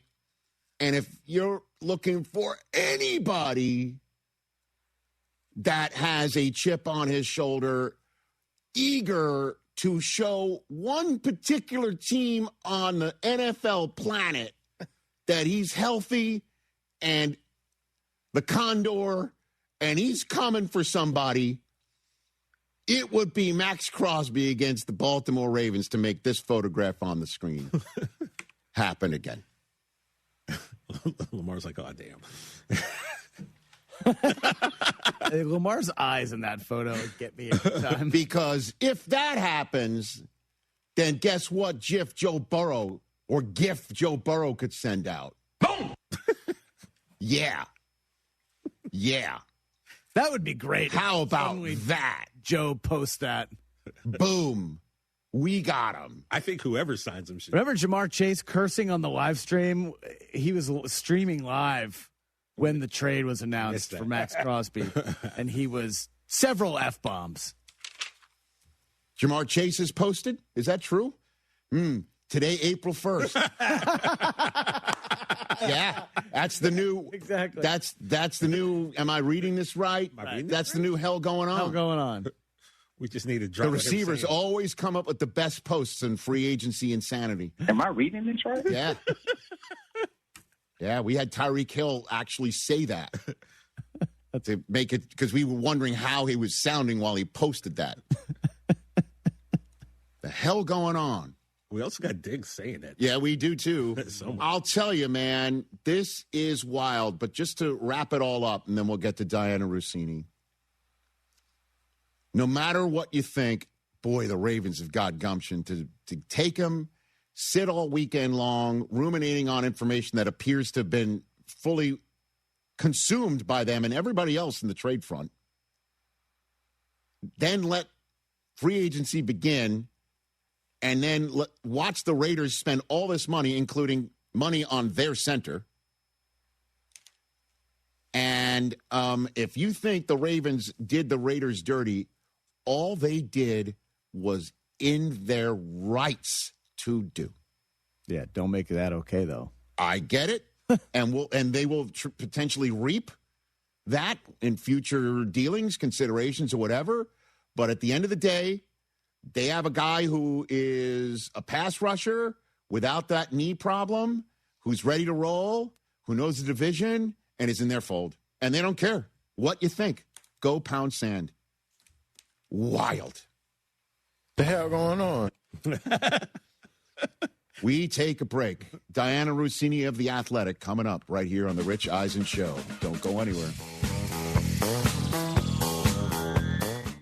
A SoFi personal loan is here to help you achieve something once thought impossible: overcoming high-interest credit card debt. Walk the tightrope of your finances with one low, fixed-rate monthly payment, no fees required, and as soon as the same-day funding. That's right. Pull off your own debt-defying stunt with a SoFi personal loan. Visit SoFi.com/trick to learn more. Loans originated by SoFi Bank, N.A., member FDIC. Terms and conditions apply. NMLS 696891. Harry Douglas here to tell you about Confetti Craze 5-Hour Energy. It tastes just like the best birthday cake ever. Vanilla, buttery, frosting vibes. It's basically a party in a bottle. And here's the best part. All cake, no sugar, and you know I love my cake. So I get that big birthday energy without any sugar guilt. The bottle's small, easy to toss in my bag, and perfect when I need a quick, tasty caffeine boost to cakeify my day. The Funfetti flavor is back on 5hourenergy.com or Amazon. Crack open a Confetti Craze 5-Hour Energy shot today. It's time to get amped up for the tournament. ESPN Houston is bringing the madness with our Bracket Madness contest, presented by Golden Nugget Lake Charles and supporting sponsors Two Creeks Crossing Resort and Republic Boot Company. Listen for your chance to fill out a bracket and score big prizes, including the grand prize, a 2-night stay at Golden Nugget Lake Charles, plus a $200 food and beverage credit. ESPN Houston's Bracket Madness contest, presented by Golden Nugget Lake Charles and supporting sponsors Two Creeks Crossing Resort and Republic Boot Company. D&M Leasing just delivered a truck to a customer who had heard their ads for over 25 years. He's always thought leasing was just renting, but when the dealership offered him an 84-month loan, he realized he'd be stuck upside down in payments again. That's when he remembered D&M Leasing. They showed him that leasing isn't just about what you can afford, it's the smarter way most people pay for their vehicles. Call 713-290-1000 or visit dmautoleasing.com today. We make leasing easy at D&M. You thinking about updating your home? Glass might be the easiest way to do it. John Granato here. At Bluebonnet Glass, they help homeowners brighten and modernize spaces with glass railings, wine rooms, mirrors, cabinet glass shelving, room partitions, even kitchen backsplashes and bathrooms. Glass can make your home feel bigger, brighter, and newer without a remodel. Update your home today with Bluebonnet Glass. 832-508-0911 or visit them at bluebonnetglass.com. Bluebonnet Glass, adding the beauty of glass to your project. Contact Tax Relief Helpers for details and restrictions. Attention, anyone that owes money to the IRS. Every day, your unpaid tax debt gets bigger and bigger from daily interest. The longer you wait, the more you will end up paying. If you owe $10,000 or more, now is the time to settle your debt before the IRS takes aggressive action, like taking your wages or property. A special toll-free number has been established so you can stop penalty fees, avoid liens, levies, or other hostile measures by the IRS. Call Tax Relief Helpers right now. I got behind on my taxes and owed $48,000. I called and they got my bill lowered to just $3,500. I owed $87,000 in taxes and it was scary. I got the amount I owed down to just $3,500. I saved $83,500. If you owe money to the IRS, don't wait another day. Your tax debt gets bigger and bigger from daily interest. Call right now before the IRS enforces liens, levies, or other aggressive measures. The call and consult are absolutely free. Call now. Call 800-849-4957. 800-849-4957. That's 800-849-4957. John Granato here. Brinkman Quality Roofing is a local family-owned and operated business and has been the most trusted name in Houston for 50 years for roof repairs, roof maintenance, and roof replacements on both homes and businesses. They're experts in shingle roofs, tile roofs, solar shingle roofs, metal roofing, and commercial roofing products. Brinkman Quality Roofing is the one to call at 281-480-ROOF. That's 281-480-ROOF or go to brinkmanquality.com. Want to know what's really happening in professional golf? Then you need the Golf Hour with Will Doctor. Will covers the latest and biggest stories happening on the professional golf scene, breaking down the tour, the majors, and the betting board. Plus, Will gets the inside scoop directly from players, coaches, caddies, and the people who actually know what's going on. Listen to sharp analysis and real opinions each week on the Golf Hour with Will Doctor. Saturday mornings at 8 on ESPN 97.5 and the ESPN Houston app.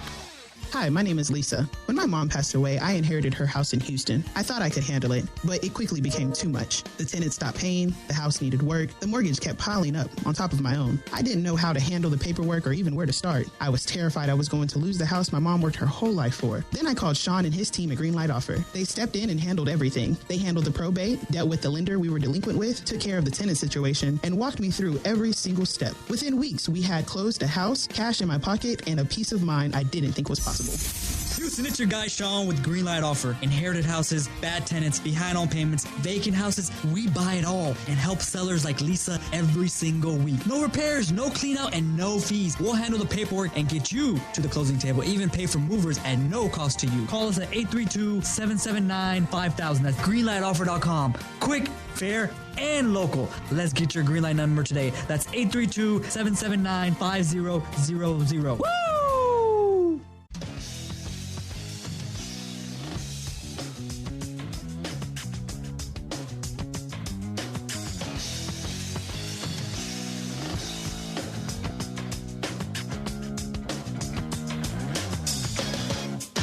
ESPN app. Diana Rossini of The Athletic is joining us here now on the Rich Eisen Show, talking about the big-time moment of Max Crosby being sent back to the Raiders by the Ravens. And the statement from the Raiders, the thing that leapt out at me once I realized it was real, like you had to check it out first, was the fact that they said the Ravens have backed out of our trade agreement for Max Crosby, meaning that whatever happened is something that the Raiders were clearly not in agreement with at all. So walk me through the medical portion of this deal, when he took his physical, what did the Ravens know, and when did they know it about his knee? Diana. Yeah, I'm going to try to get through this with you here. So, and it's easy to follow. It's essentially before teams were trading for Max Crosby, teams like the Bears, teams like the Tampa Bay Bucks, teams like the Cowboys, New England, even at one point, they spoke to his doctor. They spoke to the Raiders medical staff to find out, hey, we're thinking about trading for this guy. What are we talking about here? This is normal operation in the NFL before you trade for a player, especially if you're going to have to give up as much capital as the team was obviously forced to do here in the end.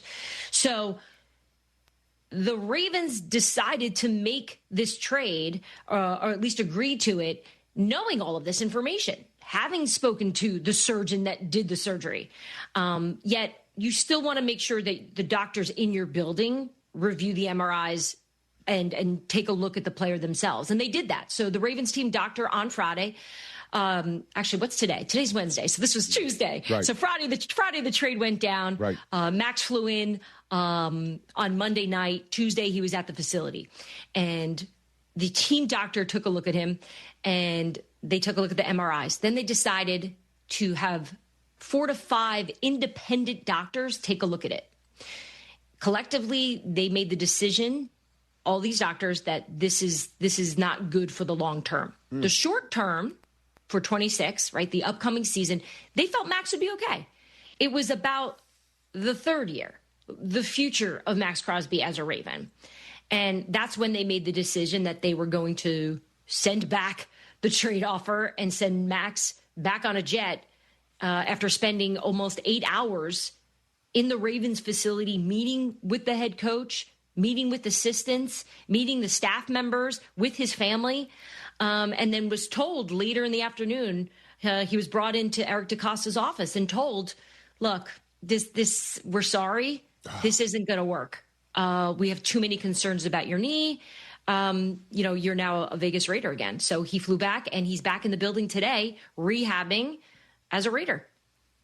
He had to have been totally steamrolled by that. I can't imagine going into the office of the general manager who just acquired you in your head and then hearing those words from Eric DeCosta.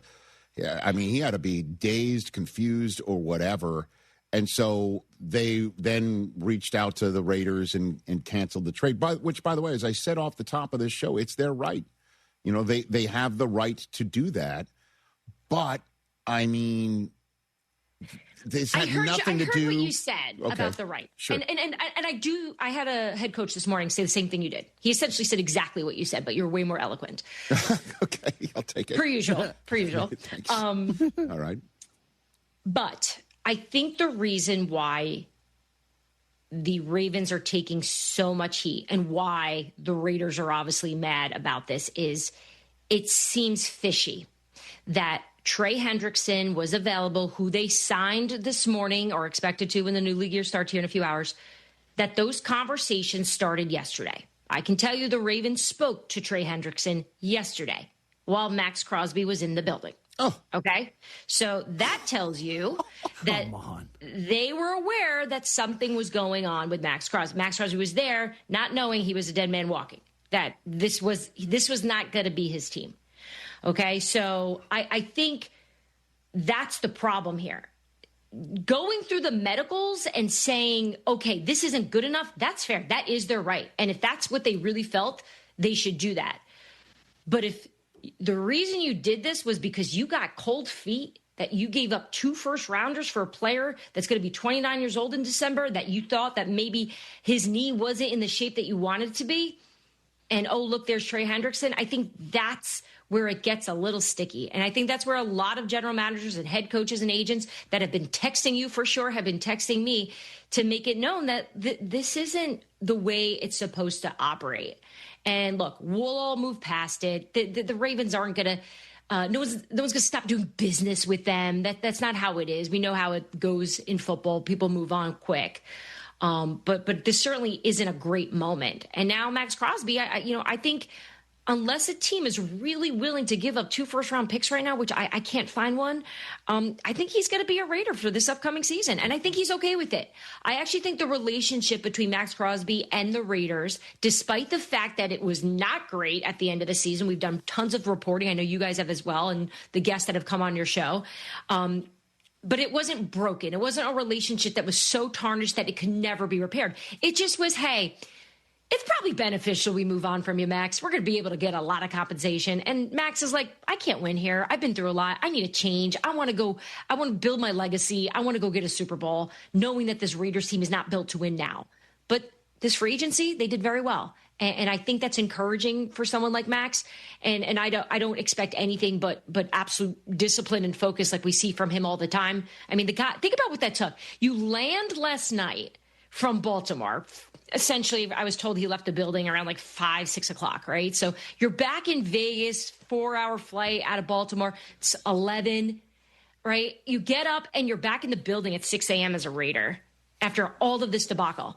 Like, I just think you got to give him some credit on top of the fact that I saw on his Instagram post that he's celebrating 6 years of sobriety. Yeah. I just think for a tough day, that's great for Max. I think he's been through tougher, Yeah, that's his point, right? That he's been forged by something bigger and more difficult to handle than just football and the vagaries of his free agency.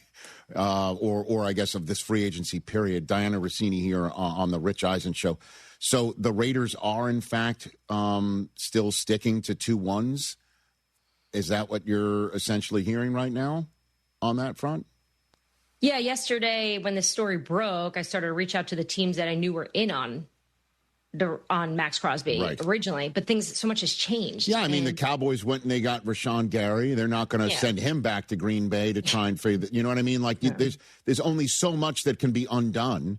And I think what's only that could be undone has been undone, right? I don't know. Imagine a player was in the package.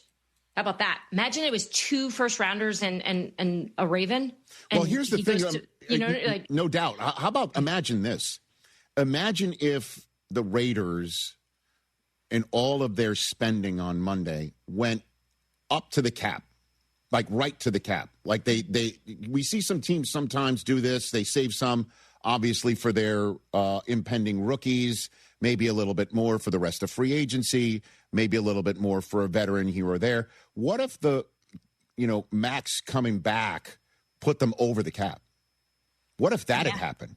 Right? That would have been wild. Because today they would be telling, let's just use the example in this fake scenario. Hey, Tyler Linderbaum, that blockbuster, incredible deal you got for a center. Yeah, we're going to have to change those numbers, or, hey, Washington, go get them, you're right. That's the one player they would never throw back in the mix because so Linderbaum, that's another thing you were saying. Linderbaum being taken by the Raiders, that didn't get the Ravens going in a certain direction where their feet would have a colder temperature? Diana? No, I talked to people in Baltimore last night after all this to try to get that feel of like, is there some vengeance here? And they laughed at me. That doesn't mean that's not true. It just was stop being so. We get a little petty when we're on the outside, right? So it's like, sure. What? No. I will say this. Outside of all these people in football messaging and reaching out to get their voices heard on the situation, I have felt teams today feeling a little sort of uptight, maybe a little anxious about the players they're bringing in before physicals here, or at least they've got physicals coming up. I was on a call with the head coach right before I hopped on. Right. And he's bringing a player in, a very important one, who's got a physical this afternoon. He kept going, well, just chill on reporting anything that we got him because I want to make sure he passes physical. And I'm not laughing at the situation, but I think this is a scenario where I think everyone is paying attention. Everyone was, I think, in shock last night. And look, for Max, it's just go back to work, and you're John Spytek, and you're like sitting there in your office like, what?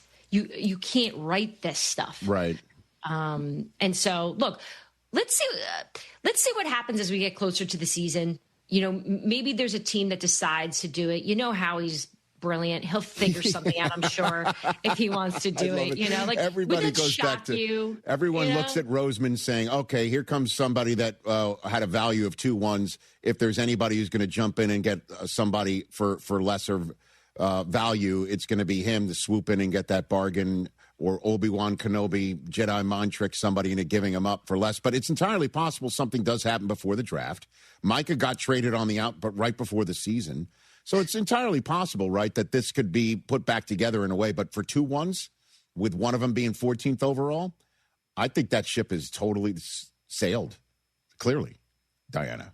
Clearly. Yeah, I think it's going to be hard. I had a GM last night. I said, hey, you in the Max thing? What are you doing? He was like, I'm not calling them. They can call us. Like, you know what I mean? So there's going to be a little this cat and mouse thing because right now, everyone on the outside's kind of got the upper hand because the Raiders want the business. Now, look, the Raiders are winning in a sense from you still got Max Crosby on your team. That's not a bad consolation prize when you thought that you were shipping the guy off. But they certainly wanted those picks. That's part of their process. The Raiders informed teams that were interested in them, the free agents that they spoke with, as well as their representation, that this isn't a year coming up that they're going all in for a Super Bowl.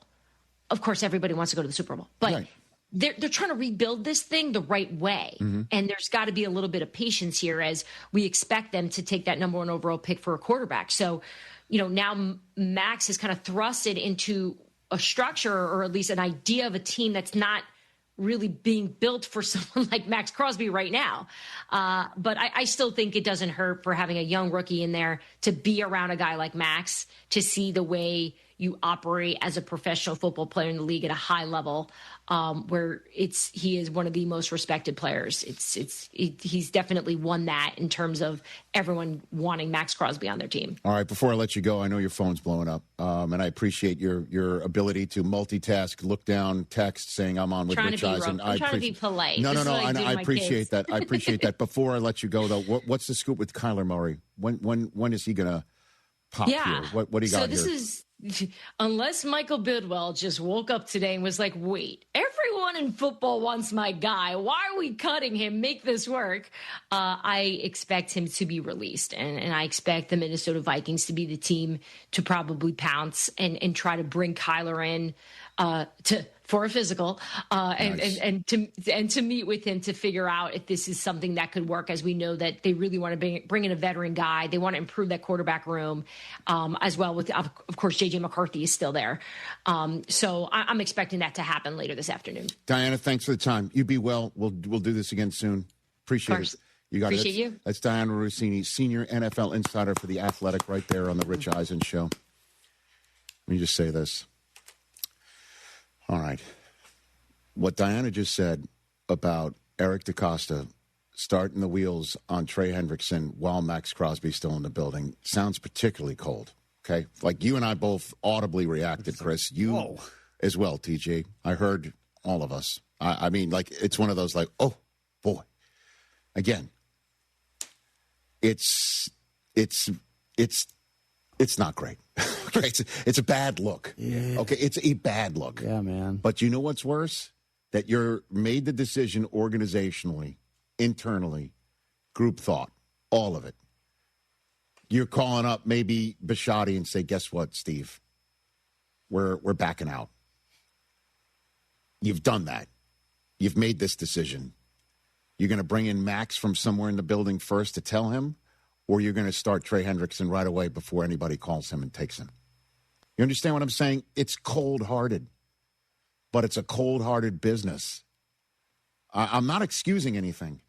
It's not the way I would want to run. That's not the way I want to do business. That's not the way I want to do it for Rich Eisen Productions. That's not the way I want to do it. But I'm just explaining how none of this is official. None of it is official. None of it. You understand? Like Trey Hendrickson could technically back out of his deal with the Ravens. Last second. Oh, somebody just gave me more. Sorry. It's not official until 4 o'clock Eastern today. All of it. Everything we just said is all handshake, and it's the way of the world. It's the way we do business in the NFL. Once we verbally agree, it's over. Until the physicals, nothing is happening. And then even after the physicals, it's not official. But, man, it's just going to leave a ton of hard feelings everywhere. Already has. Not going to turn back the clock on that. You know, the Ravens might have lost some players in free agency, but what they definitely lost, as you could hear from everybody, is a ton of respect. And wherever Max Crosby goes, I hope he's happy. If he stays put, I hope that makes him happy too. But wherever he goes, when he takes on the Ravens, it's going to be lit. And how about this? How's it going to be Tom Brady strolling around on the field if he's calling a Ravens game for Fox? Now, when he gets in the booth, I'm sure he's going to be as pro as he has been nonstop. But this is some hard-ass feelings here. They spent $281 million and thinking Crosby was gone. And Crosby could still be gone. Like I said, right now, it doesn't make sense to do anything but hold on to him, welcome him back, put him under the cap, deal with that. As Diana pointed out, they already know it's a long-term game for them. Sure, they could get some players now that could help them now and maybe in long-term, but they got Crosby back, and at the end of the day, if he does play for them and starts sacking everybody under the sun and all their moves get made, this may be the moment where, guess what? The Ravens did the Raiders a favor. Like, this is the sort of thing that could be long-term, forgotten as well as looked at differently. We'll never forget it, though. I know that, but it'll be looked at in terms of forgotten as in bad blood because they did him a favor. Look at him. He's still there. He's still the Condor, and they needed him. And, you know, but they don't have a second first-round pick this year. Trust me, I'll be mentioning this when the Ravens are on the clock, 14th overall, when I'm on NFL Network doing the draft coverage that night. 100%. You know, and I will ask at one point in time as we're just kicking it around, who could the Raiders have taken here that would have helped them? Oh, yeah. You know? Yeah, you will. And it will be whatever best edge rushers still left on the board that they would have taken to replace Max Crosby. But long story short is it's entirely possible to put this all back together. But right now, the blood is bad. 844-204-RICH, number to dial. Don't go anywhere. We've got Matthew Hasselbeck joining us top of hour number 2 to talk about everybody, including Fernando Mendoza, who he hung out with at the Combine. Evan Cohen here. In life, as in sports, the pros make it look easy. That's why pro golfers like Jason Day, Ben Griffin, and Patton Kazire trust the pros in lawn care. True Green. They have the experience and expertise to give you a lawn worthy of the PGA Tour. And since True Green does the work for you, you get more free time, or more tee times. So stop stressing over your lawn and start loving it. Sign up now at TrueGreen.com because nobody makes it easier to get a golf course quality lawn than True Green, the official lawn care treatment provider of the PGA Tour. I'm Boomer Esiason. My mom died from cancer. She was only 37 years old. She didn't have life insurance, and that was devastating for my family. That's why having life insurance is so important to me. Ethos makes it fast and easy. Get a quote in seconds, apply in minutes, and get same-day coverage. You can get up to $3 million in coverage with no medical exam. Get your free quote at ethos.com/play. That's ethos.com/play. Paid spokesperson. Time spent on application may vary. Online health questions required. John Renato with Robin Orlando from Houston Powder Coaters. What an exciting time, especially for you HOA people. It is time for you to move on this because spring is coming. Yes, and those pools are opening up by Memorial Day, so get your furniture in now so we can get it turned around and back to you in time. What's the turnaround time? It's going to be about 4 weeks, 3 if you're lucky. So you got to move now, people, because spring is going to be here before you know it, and you want to be out by the pool. But not only that, what about everything around that pool that you guys can come and fix too? Yes, so you HOA members, look at your fences, your bridge railings, your light posts. We can come out on site and get those spruced up for you. Houston Powder Coaters. Give them a call, 281-376-3888, or go to HoustonPowderCoaters.com. You'll probably talk to Robin at some point. Houston Powder Coaters. We've been talking about them for years. We love them. HoustonPowderCoaters.com. Welcome to Huntington Bank. We're new here, but we've been around since 1866. Wow, that's a long time. Long enough to know that insightful bankers, great products, and customer service make a big difference. Let's get more from money. Switch to Huntington Bank. Welcome. Eligibility requirements apply. Some features may require enrollment. It's time to get amped up for the tournament. ESPN Houston is bringing the madness with our Bracket Madness contest, presented by Golden Nugget Lake Charles and supporting sponsors Two Creeks Crossing Resort and Republic Boot Company. Listen for your chance to fill out a bracket and score big prizes, including the grand prize, a 2-night stay at Golden Nugget Lake Charles, plus a $200 food and beverage credit. ESPN Houston's Bracket Madness contest, presented by Golden Nugget Lake Charles and supporting sponsors Two Creeks Crossing Resort and Republic Boot Company. Baseball fans, the countdown to opening day is on. Make plans now to kick off the season with ESPN Houston, Thursday, March 26th at St. Arnold Beer Garden, presented by Huntington Bank. No tickets to the game? No problem. ESPN Houston will be broadcasting live all day from 7 a.m. to 6 p.m. Enjoy cold beer, great food, and big opening day energy. Bring your crew and start the season off right at our opening day party, Thursday, March 26th at St. Arnold Beer Garden, presented by Huntington Bank. East River 9 is excited to announce the opening of Birdie's Ice House by the Rustic Group. Step off the course and enjoy house-made burgers, tacos, ice-cold beer, and handcrafted cocktails. Whether you've just finished a round of golf, a pickleball match, or you're meeting friends, Birdie's is the perfect spot to relax, celebrate, and enjoy the best view of the Houston skyline in the city. So grab a bite at Birdie's today. Book your tee time, reserve a pickleball court, or explore corporate memberships at eastriver9.com. Houston is Soccer City, USA, and World Cup 2026 is coming our way. Join me, Glenn Davis, every Tuesday and Wednesday, 6 Central Time, for Soccer Matters ESPN 97.5, presented by the Daspit Law Firm.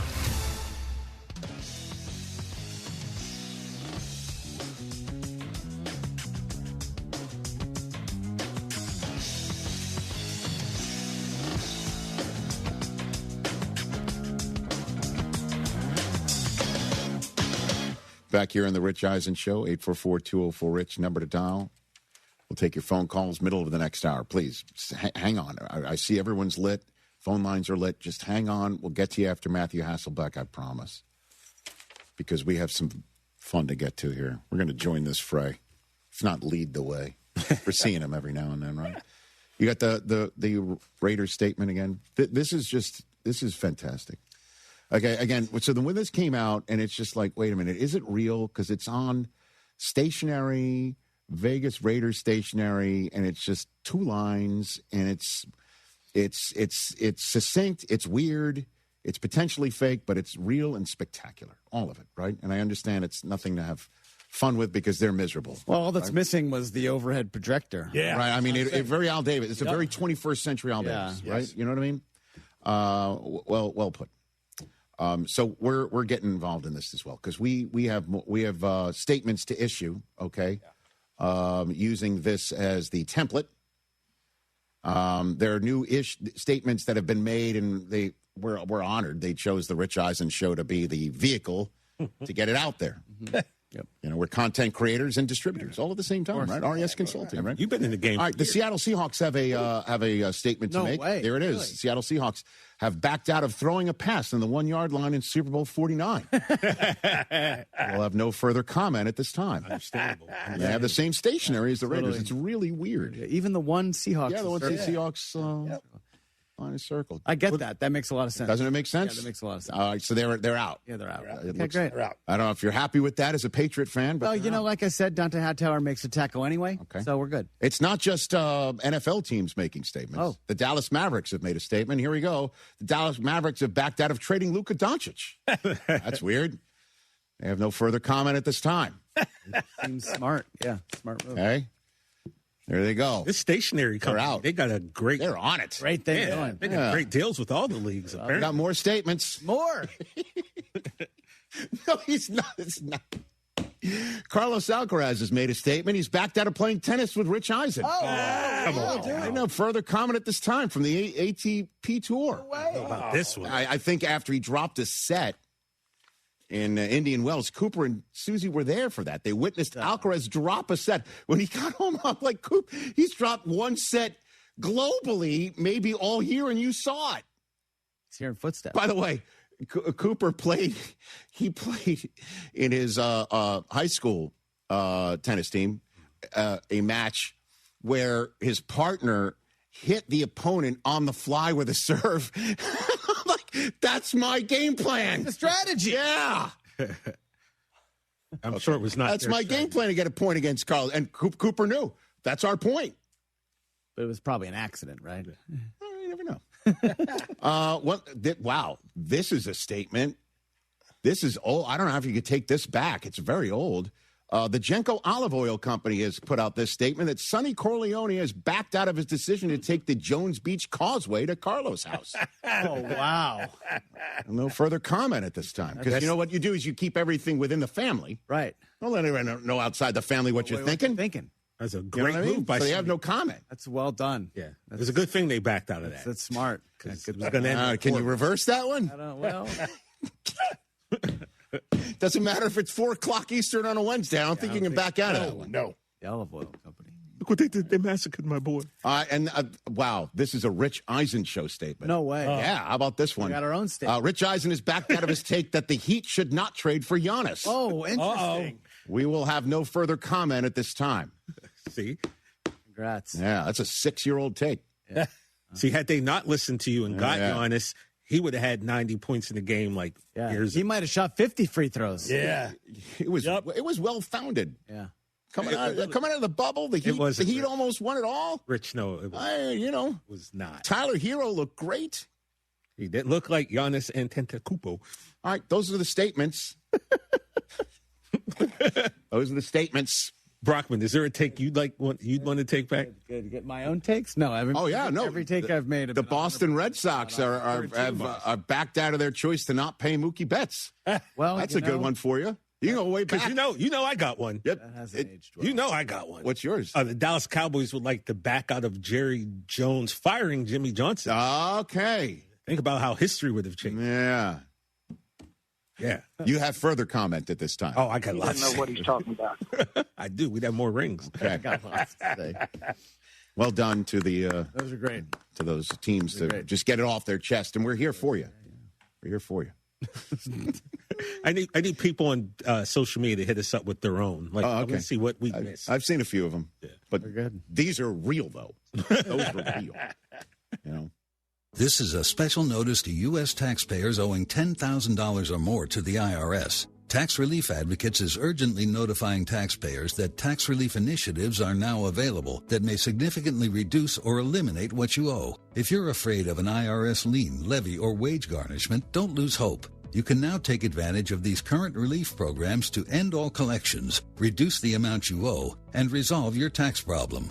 Even if you have years of unfiled tax returns or are already in a payment plan, you may still qualify for significant relief. Struggling taxpayers can now get relief they need during these hard economic times. A hotline has been established by Tax Relief Advocates for you to call and see what you qualify for. They are A+ rated with the BBB and have over 1,000 5-star reviews. Don't wait. Call 800-575-9087. 800-575-9087. That's 800-575-9087. Or simply visit TRA.com. Hey, Red Nation, you can watch the hometown team anywhere, but there's only one place where the rally starts. Tom's Watch Bar Red Nation rallies at Green Street, your new Friday and Saturday home game destination. Tom's comes alive with DJs, giveaways, and more. Headed to the game? Part free at Green Street with Tom's Validation, and then celebrate after the game at Tom's with post-game drinks and highlights on 65-plus screens. Red Nation rallies at Tom's Watch Bar, presented by Green Street. Visit tomswatchbar.com/Red Nation rallies.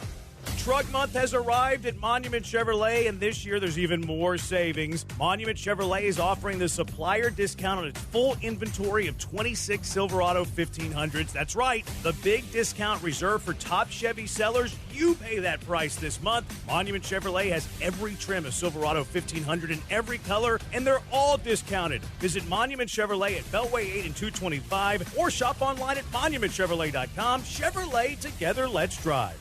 Cast your line and relax at twocreekscrossingresort.com. Your fishing getaway awaits. Texting enrolls you in a recurring automated marketing text messages. Consent not required to purchase. Message and data rates may apply. The team's looking good this season. I think so. Man, I miss playing football. Ever since I turned 40, I just can't find that fire I used to have. Think it could be lower testosterone? What do you mean? I was feeling the same way. After 40, the body has less testosterone, and men lose their edge. That's why I take Nugenix Total T2. That's the testosterone booster, right? Yes, but Total T2 is their brand new formula that skyrockets nitric oxide levels in as little as 3 hours. Since I started taking it, I've been lifting like when we played for Coach Carter. My energy is way up, and it even spiced up things between me and the missus. Are they still giving out complimentary bottles? Yep, just send a text. Text SPARK to 215-215 for your complimentary bottle of Nugenix Total T2, the next generation testosterone booster. Text now and we'll include a bottle of Nugenix Thermo X, our newest, most powerful fat burner ever, absolutely free. Text SPARK to 215-215. That's SPARK to 215-215. These statements have not been evaluated by the FDA. This product is not intended to diagnose, treat, cure, or prevent any disease.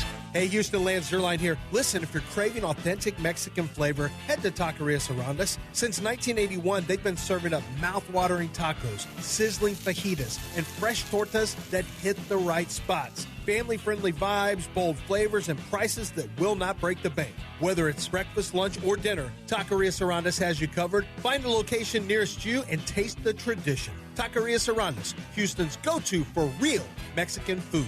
Vamos, let's eat. Diamond out of here. Brinkman Quality Roofing has been the most trusted name in Houston for 50 years for roof repairs, roof maintenance, and roof replacements on both homes and businesses. Brinkman workmanship is backed by the largest roofing manufacturers against leaks for up to 30 years. Brinkman has 100% financing available and free, no-obligation estimates. Brinkman Quality Roofing is the one to call at 281-480-ROOF. That's 281-480-ROOF, or go to brinkmanquality.com. Join thousands of other screaming fans for an in-person experience you have to see to believe. NCAA March Madness. Attendance is encouraged. Passion is mandatory. Buy your men's basketball seats today at ncaa.com/MBB tickets. For 72 years, Stokes Hardware has been your go-to family-owned and operated hardware store, serving 3 generations strong. Whether it's plumbing supplies, paint, power tools, or everyday hardware, we've got what you need at competitive prices. Shop local, support small business, and get old-school personal service. Our knowledgeable staff is always ready to help. Hablamos Español. Find us online and follow Stokes Hardware on Instagram, Facebook, and TikTok. Stokes Hardware, family trusted since 1954. Subscribe to ESPN Houston today on YouTube and make sure to slap that bell to get notifications on new videos as soon as they release. ESPN 97.5, presented by Zadok Jewelers. KFNC 97.9 HD2, Mont Bellevue, Houston. This is The Rich Eisen Show. Hey, everybody. Can't get enough of The Rich Eisen Show? You're in luck. You can find us everywhere. Watch us weekdays on Disney Plus from noon to 3 Eastern. Miss the show? We've got a podcast so you can listen anytime. But here's the best part. Our YouTube channel. Subscribe at youtube.com/Rich Eisen Show and you'll never miss a moment. Now, on with the show.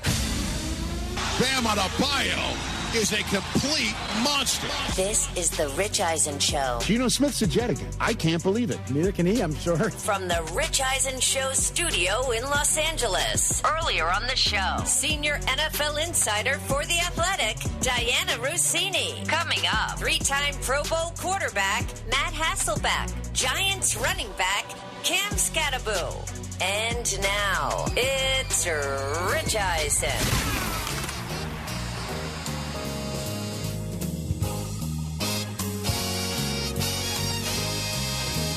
Hour number 2 of the Rich Eisen Show is on the air. Man, what a night last night. Honestly, Max Crosby sent back to the Raiders. Then Bam Adebayo scores 83. And Team Italy beats Team USA with a kid from Anaheim pitching 5 great innings. Or 4+. You can't make yesterday up, man. And we'll talk about it all over the next 2 hours. Cam Scattaboo, or Skatitibo, of the Giants is going to join us at the top of hour number 3. Spoke to Diana Rossini. There's you at 844-204-RICH, number to dial. Promise to take phone calls. We'll do so in the middle of this hour. But gosh, do I love this guy. Got to know him from very beginning, from Jump at NFL Network when we were covering all those Seattle teams back in the day and covering him at Super Bowl 40. Good Lord, that was 20 Super Bowls ago. For the Seattle Seahawks, one of my favorite humans on the planet, Matthew Hasselbeck, here on the program. Hey, what's up? What's up? How are we doing? I'm good. You were the only network covering the Seahawks back in the day. We were up in the witness protection program, and we were on the same time zone because you guys were in LA, and so we appreciated you. Oh, big yeah. time. We were there. I was there for you, Matt. You were. And boy, did you give me both barrels after Super Bowl 40 when I saw you at the Pro Bowl. I did. Because Pereira went on vacation, guys. He wasn't put on vacation. He literally said he went on vacation, so he didn't do our usual post-Super Bowl official review segment. So you accused me. What did you say? That I worked not for the NFL. I think I said it was you are the NFL's network. The NFL's network, yeah. You're not the NFL You're not network. the NFL network. You're the NFL's network. That hit me. You're giving the propaganda, the company line. You're not a real journalist, and man, did that push your button. You twisted the knife, man. Oh, by the way, the long-lost Hasselbeck says hello. Chris Brockman. Go ahead, Chris. Say hello right there. Good to see you, bro. Beautiful. Hope everything's You're good. looking beautiful. Yeah, Bald is beautiful. Yeah. Look at you. Look at us. Yeah. Look at us. Did you now he looks more like Nathaniel, right? We have a great picture, Rich, of I don't know, we must have done your podcast or your show or whatever it was back then. Back in the day, we were all there for the ESPYs, and it was my youngest brother, Nathaniel, who has since shaved his head. He didn't need to, but he did. And we were all mad at him, Tim and I, because we were like, bro, in our house, if you have a little bit of hair, you rock it. That's kind of the family rule, definitely for the kids, for the boys, the grandsons. If you have hair, make it long, hockey hair, lacrosse hair, whatever, while you can. Hey. And so, there's Brockman looking good. That's an early morning for me. Shoot. That was last year on the street in New Orleans. Okay. Yeah. Let me tell you about the Super Bowl real quick. Super Bowl mornings are so tough. Yeah. Like when you go to do facial recognition to open your iPhone, it's like face not recognized. That's what Super Bowl mornings are like. Fantastic. Well, it's great to see you. It's great to see you. I'll give you the floor on the story of the moment. What was your reaction when you heard Max Crosby was being sent back? I get these alerts on my phone, and I just thought it was fake. I thought it was fake. I had to go confirm at different spots. But, immediately for me, I thought of, because you can fail a physical, right? Like that happens. But I thought of Drew Brees. I know it's a different situation, but I remember Drew Brees failed. The Miami Dolphins doctors failed Drew Brees on his shoulder and said, no, we don't want to touch this. This isn't a good investment for us. We don't know what the long-term situation is going to be here with this. And then the New Orleans Saints doctors were like, no, we're good with this. We like it. And that's when he was leaving the Chargers, the then San Diego Chargers. And we all saw what happened after that. The Saints got their quarterback, Hall of Fame quarterback of the future and all that. And the Dolphins really had no quarterback for a long time. So, I just think sometimes it's, it's the risk management that these doctors are willing to put out there, and it's not black and white. And clearly there's been situations where people have gotten it wrong. I think the Drew Brees situation is the one that came to mind for me. Yeah. And you know what it affected? not just Miami Dolphins football, but SEC football, Matt, because the coach in Miami at the time was Nick Saban, right? And it didn't work out with Nick with Dante Culpepper, as it could have potentially with Drew Brees. And Nick goes back to college, and the rest is literally history. Yeah, and that's medical, right? That wasn't like a Nick Saban coaching thing necessarily. It was a medical pass-fail on a physical, and that's essentially what happened. And so, I'm not saying that Max Crosby's impact on the Ravens was going to be what Drew Brees could have been on the Dolphins, but it's a similar thing where that decision was a medical decision, not a football decision. And we'll see where Crosby winds up. If he stays put, it could be, as I mentioned, you never know. Crosby is exactly what the team needs, which is a pass rusher with a chip on his shoulder and represents the franchise in a way like that. As I was saying the other day on the show here, you could have put a patch on him and he looks like the Raiders logo. You know what I mean? So that's pretty funny. It could work. Pretty funny, Thank you, sir. I mean, it could work out for him there. And I guess, again, I know roster building technically isn't your lane, but there's a lot of pissed off general managers, it appears, in the leagues thinking that this – tears at the fabric of a handshake agreement and things of that nature, because the Raiders, thinking Crosby's not there, almost spent $300 million in contracts on Monday. Yeah, no, it's crazy. It's crazy. I mean, I think it's $281 million. They're banking on him not being there. Right. He's a major domino.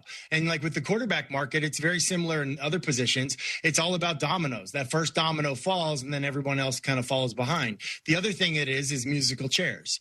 Like there's only a certain amount of spots for that level of money. And so now you kind of screwed up the whole game doing it the way that they did it. And then probably they knew a little bit ago that this is how the movie was going to end. And they waited to speak up on it. So, yeah, I think this is really interesting. I don't think Max Crosby will be back as a Raider, though.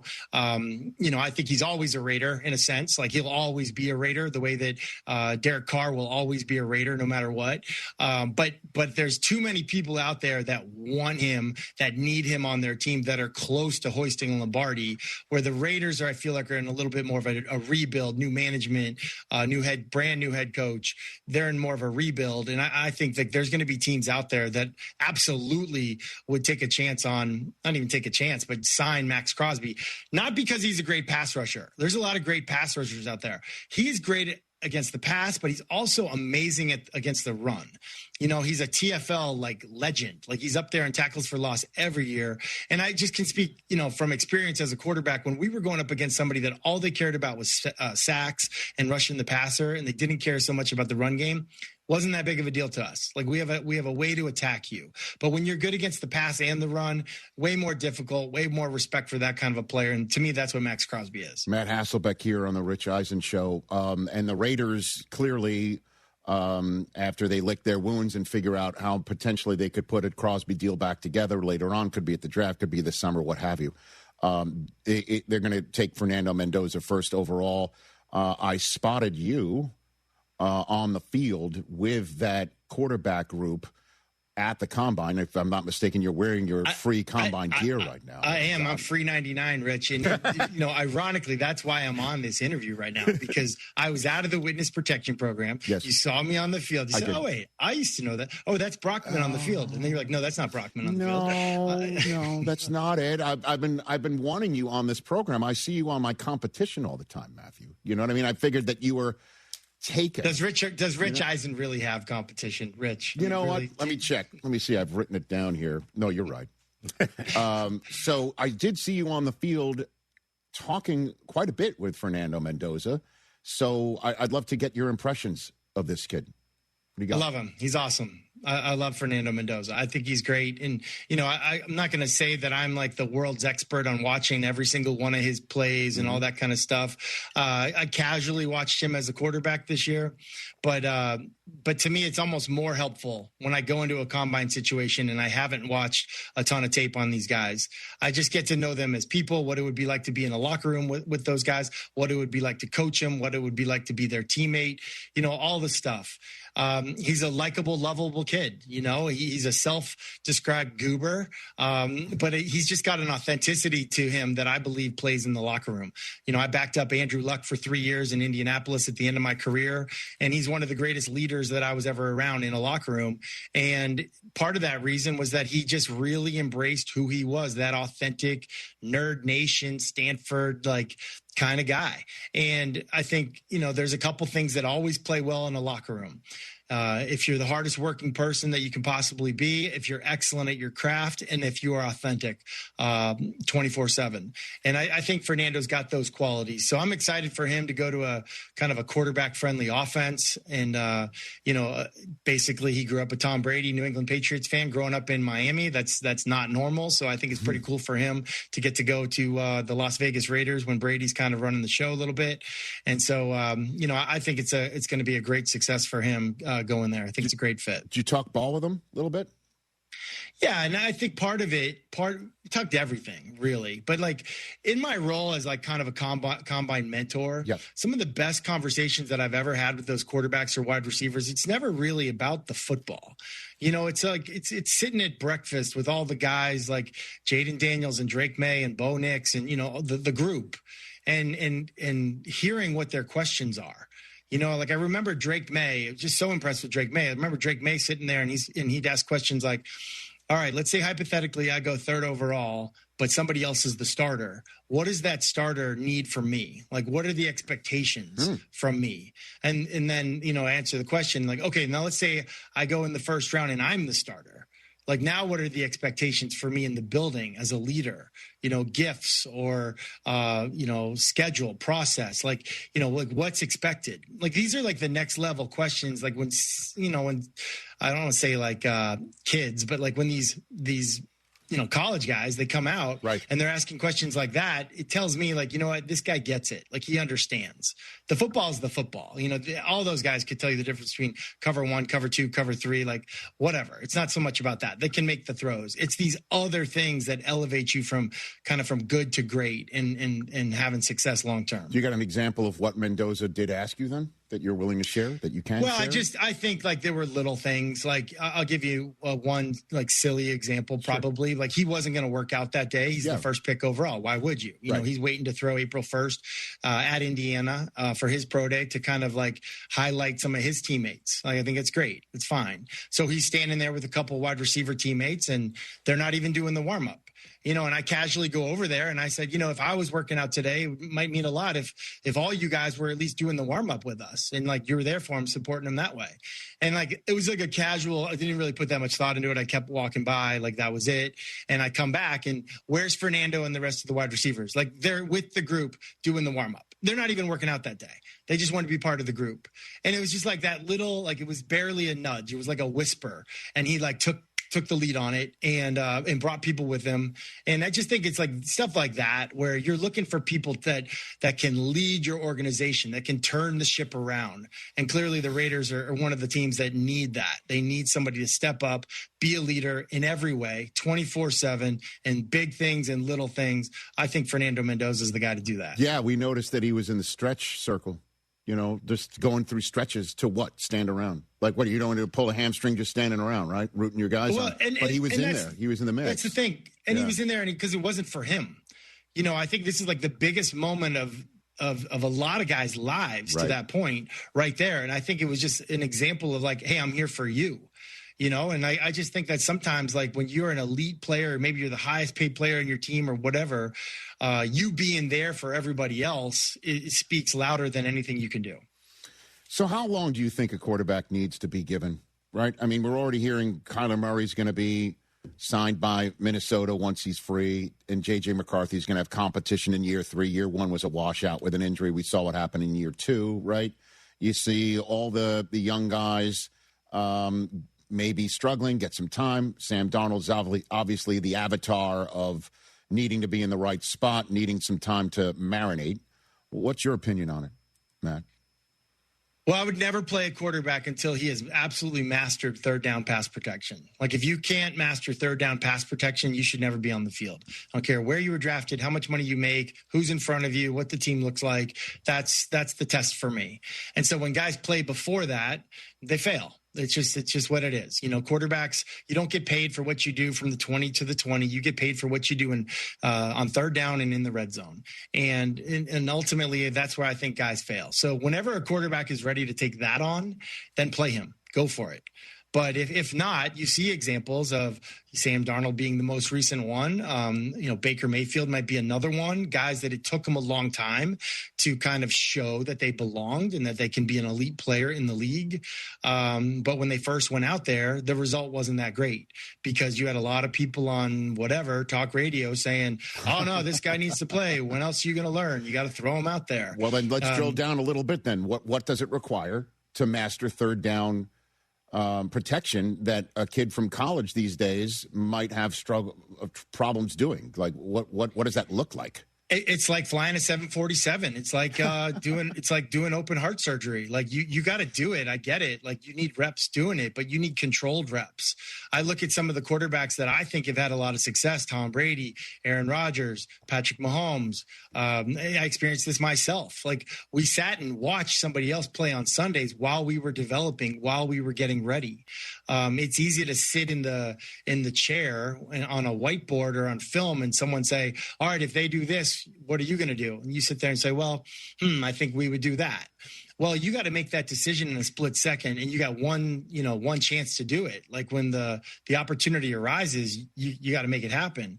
So like some of it is like testing them in a controlled environment so that you know that they're ready. Using Patrick Mahomes as an example, he sat the entire season, backed up Alex Smith his whole first season. Mm-hmm. Was he talented enough to play? Sure he was. But Andy Reid and company felt like, hey, you haven't earned it. We're not ready to give that to you. Last game of the season, they played him in a real game, and he played incredibly well. And they said, all right, next year is yours. Like that's how it went down.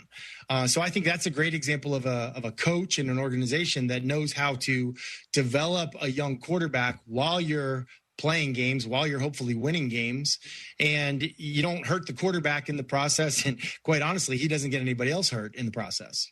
All right. Well, dude, we got to do this more often if you're willing to do it. I just love chatting with you, man. And you're so humble. I can't believe every football you've ever won and every helmet you've ever worn is behind you. That doesn't strike me as your brand, Matthew. It's I might be a little bit of a toot here, but that's not even close to all of them. There you go. Yeah, flex it. And if we're being honest, a lot of these trophies are like my kids' trophies anyway, so they're not even mine. So really? Yeah. Okay. We know your wife's in the Hall of Fame. Your wife made a Hall of Fame before you did, right? Am I just 16 years before me? We're the same age though, but it happens. Oh my God! So you saw the Raiders statement, right? Like that started the whole thing off that we didn't know was real or not. This whole business. We've discovered a new statement. Tell us if this is fake or not, Matthew. Okay. Here we go. This is gonna be fun. And pardon me for doing this, but let's have some fun with it. Pop it up on the screen here. You got here it is, ladies and gentlemen. Matt Hasselbeck is backed out of wanting the ball, and they're going to score. And the Seahawks have no further comment at this time. Matt, I want you to know I had nothing to do with it. What do you mean? I had nothing to do. What do you mean? Here's why it's false, though. I'm never backing out of it. I'm proud of the moment. Yeah. I don't regret the moment at all. I regret the throw. I regret the audible. I regret choosing Al Harris's side that he jumps every route.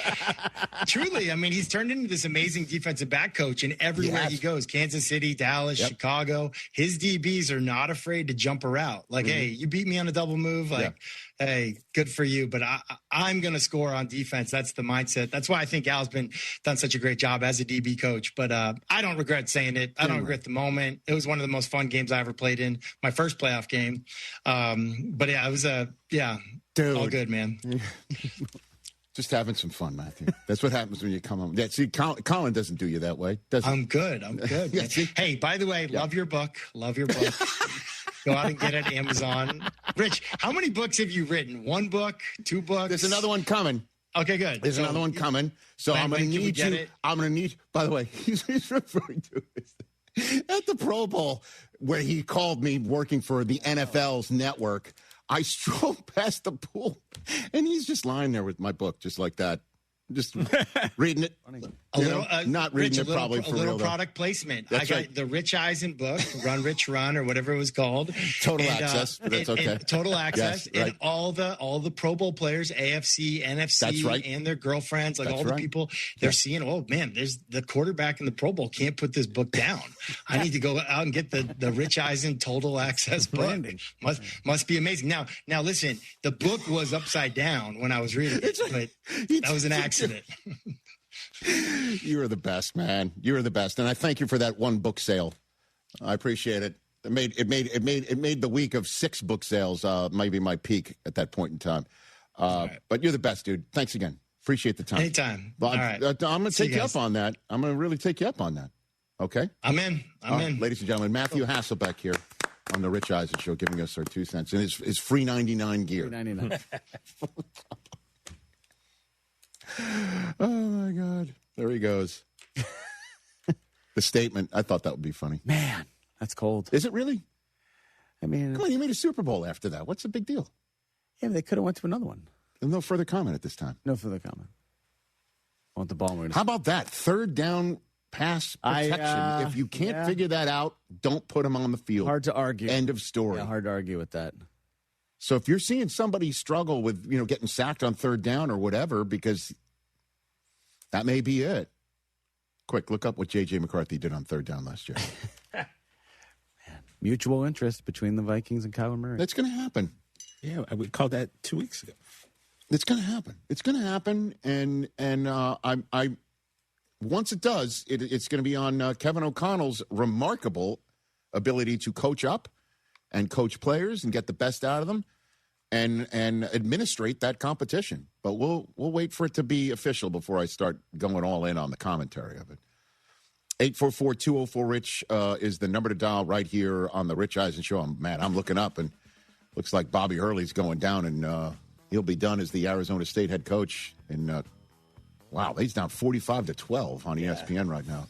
So we welcome the ESPN viewers here to Disney Plus. Right, we'll take a break here on the Rich Eisen Show. 844-204-RICH. Progressive presents ways to save money that aren't bundling your home and auto insurance with Progressive. I can't believe the deal we got on these seats for the game. Wow, they must be pretty high up here. I think my ears just popped. Yeah, here, put this on. Is that an oxygen mask? An official team oxygen mask. Well, I can kind of see the field. Good, your senses are still sharp. You're going to need them for phase 2 of the ascent.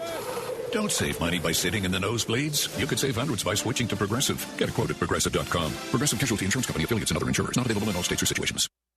Rich Eisen here. For small businesses, every hire counts, and so does your time. Hiring can quickly become overwhelming, from sorting applications to figuring out who's truly qualified. That's where LinkedIn Hiring Pro helps. It streamlines the process so you can focus on connecting with the right candidates, not managing the noise. Hire right the first time. Post your job and get $100 off towards your job post at linkedin.com/Eisen. That's linkedin.com/Eisen. Terms and conditions apply. This is Lisa Zadok from Zadok Jewelers.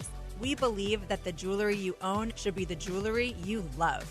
Did you know that we buy jewelry, diamonds, and watches that you no longer wear? Just bring them in, and if we make you an offer, you'll get store credit for items you can enjoy now, or you'll leave with a check in hand. It's that easy. Jewelry and watches were not meant to collect dust in a drawer. Stop by Zadok Jewelers today on Post Oak and San Felipe. Zadok Jewelers.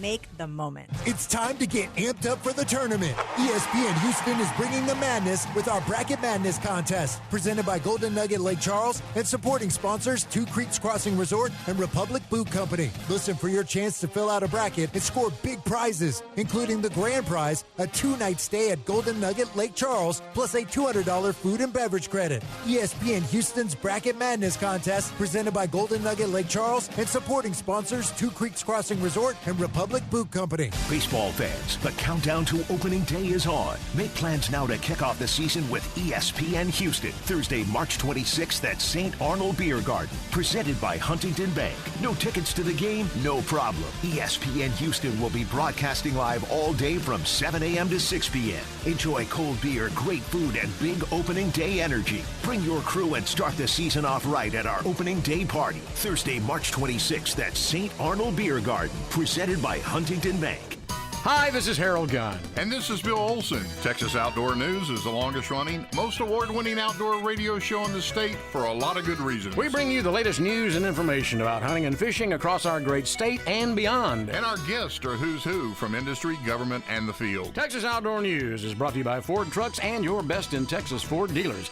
Join us Saturday mornings at 6, Sunday at 7 on ESPN 97.5. In pressure situations, execution matters. When something breaks, you don't want delays, scripts, or handoffs. You want answers. At EAG, our IT outsourcing model puts experienced engineers on the front line, focused on fast first-call resolution when time matters most. Less escalation, less downtime, less frustration for your team and leadership. As an IT managed service provider, we measure success by problems solved, not tickets closed. EAG, built to execute. Visit eaginc.com/ESPN.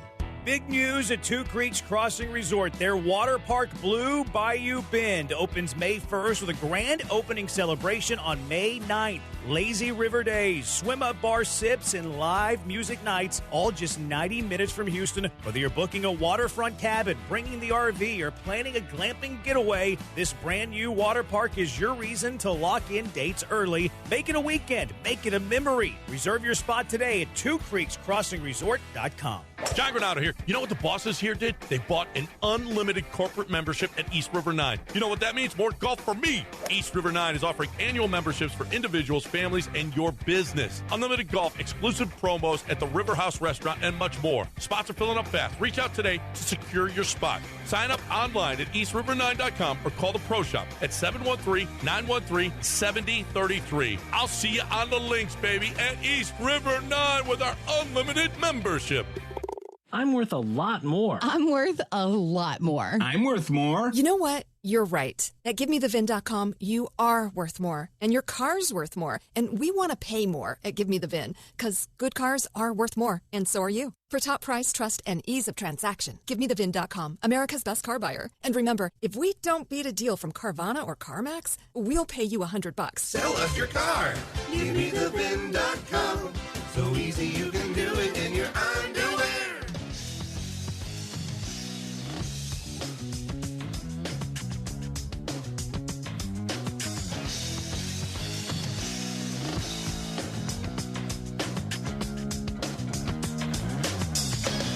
Back here on the Rich Eisen Show, promise to take phone calls. Let's go straight to Baltimore, Maryland. Andrew in Baltimore, you're here on the Rich Eisen Show. What's up, Andrew? Hey, Rich. I have before I get into it, I'd like to make a comment that Bob Kraft has announced that he is going to back out of keeping Belichick and instead will sign Tom Brady. Ladies and gentlemen, all right, let's put that statement. And then there's no further comment at this time, right, Andrew? No further comment. Okay, yes, very good. That is okay. correct. What's on your mind? So this went down Friday night. I have 4 teenage boys. They get, wow.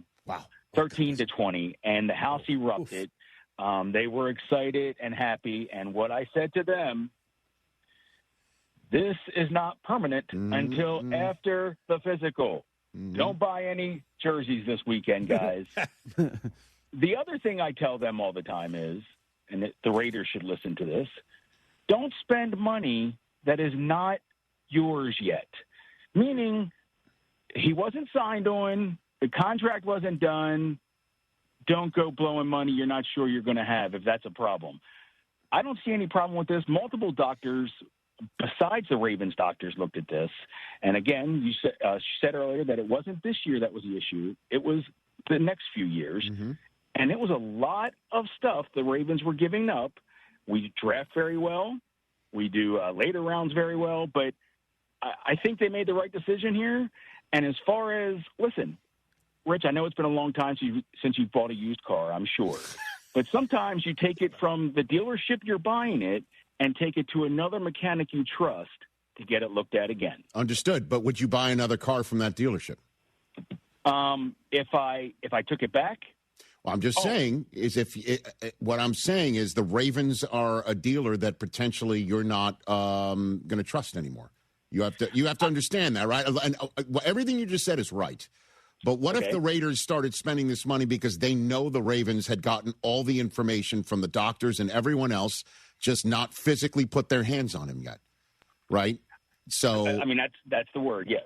So that's what I'm saying is that the Ravens did everything within their rights, all of it, but they may have to reap a little bit here in the future. I will tell you this. There's head coaches and GMs today thinking that Eric DeCosta did a great job in backing out of this, that they would not have done it because it took a lot of guts to back out of a big deal. I, as a Raven fan, still believe purple and black. I bet. And I think that maybe we will pay some dues. Maybe there's a little bit more respect gained for not going through with it also. So let me ask you this quick question one last time, Andrew. Sure. Yes, sir. Are you more disappointed that Max Crosby's not coming, or more pleased in the fact that Dad was right in a lesson to be taught to his 4 sons, Andrew? It's always great when Dad's right. Mom's still in the house, so it doesn't happen all the time. Andrew in Baltimore, everybody. Well done. He negotiated the landmines I just put in front of him right there. Well done. There's one Baltimore fan that's perhaps not terribly happy. It became very famous. Some dude named Nate who said, I will shave my head if Max Crosby becomes a Raven. Oh. He does it. Welcomes into Baltimore.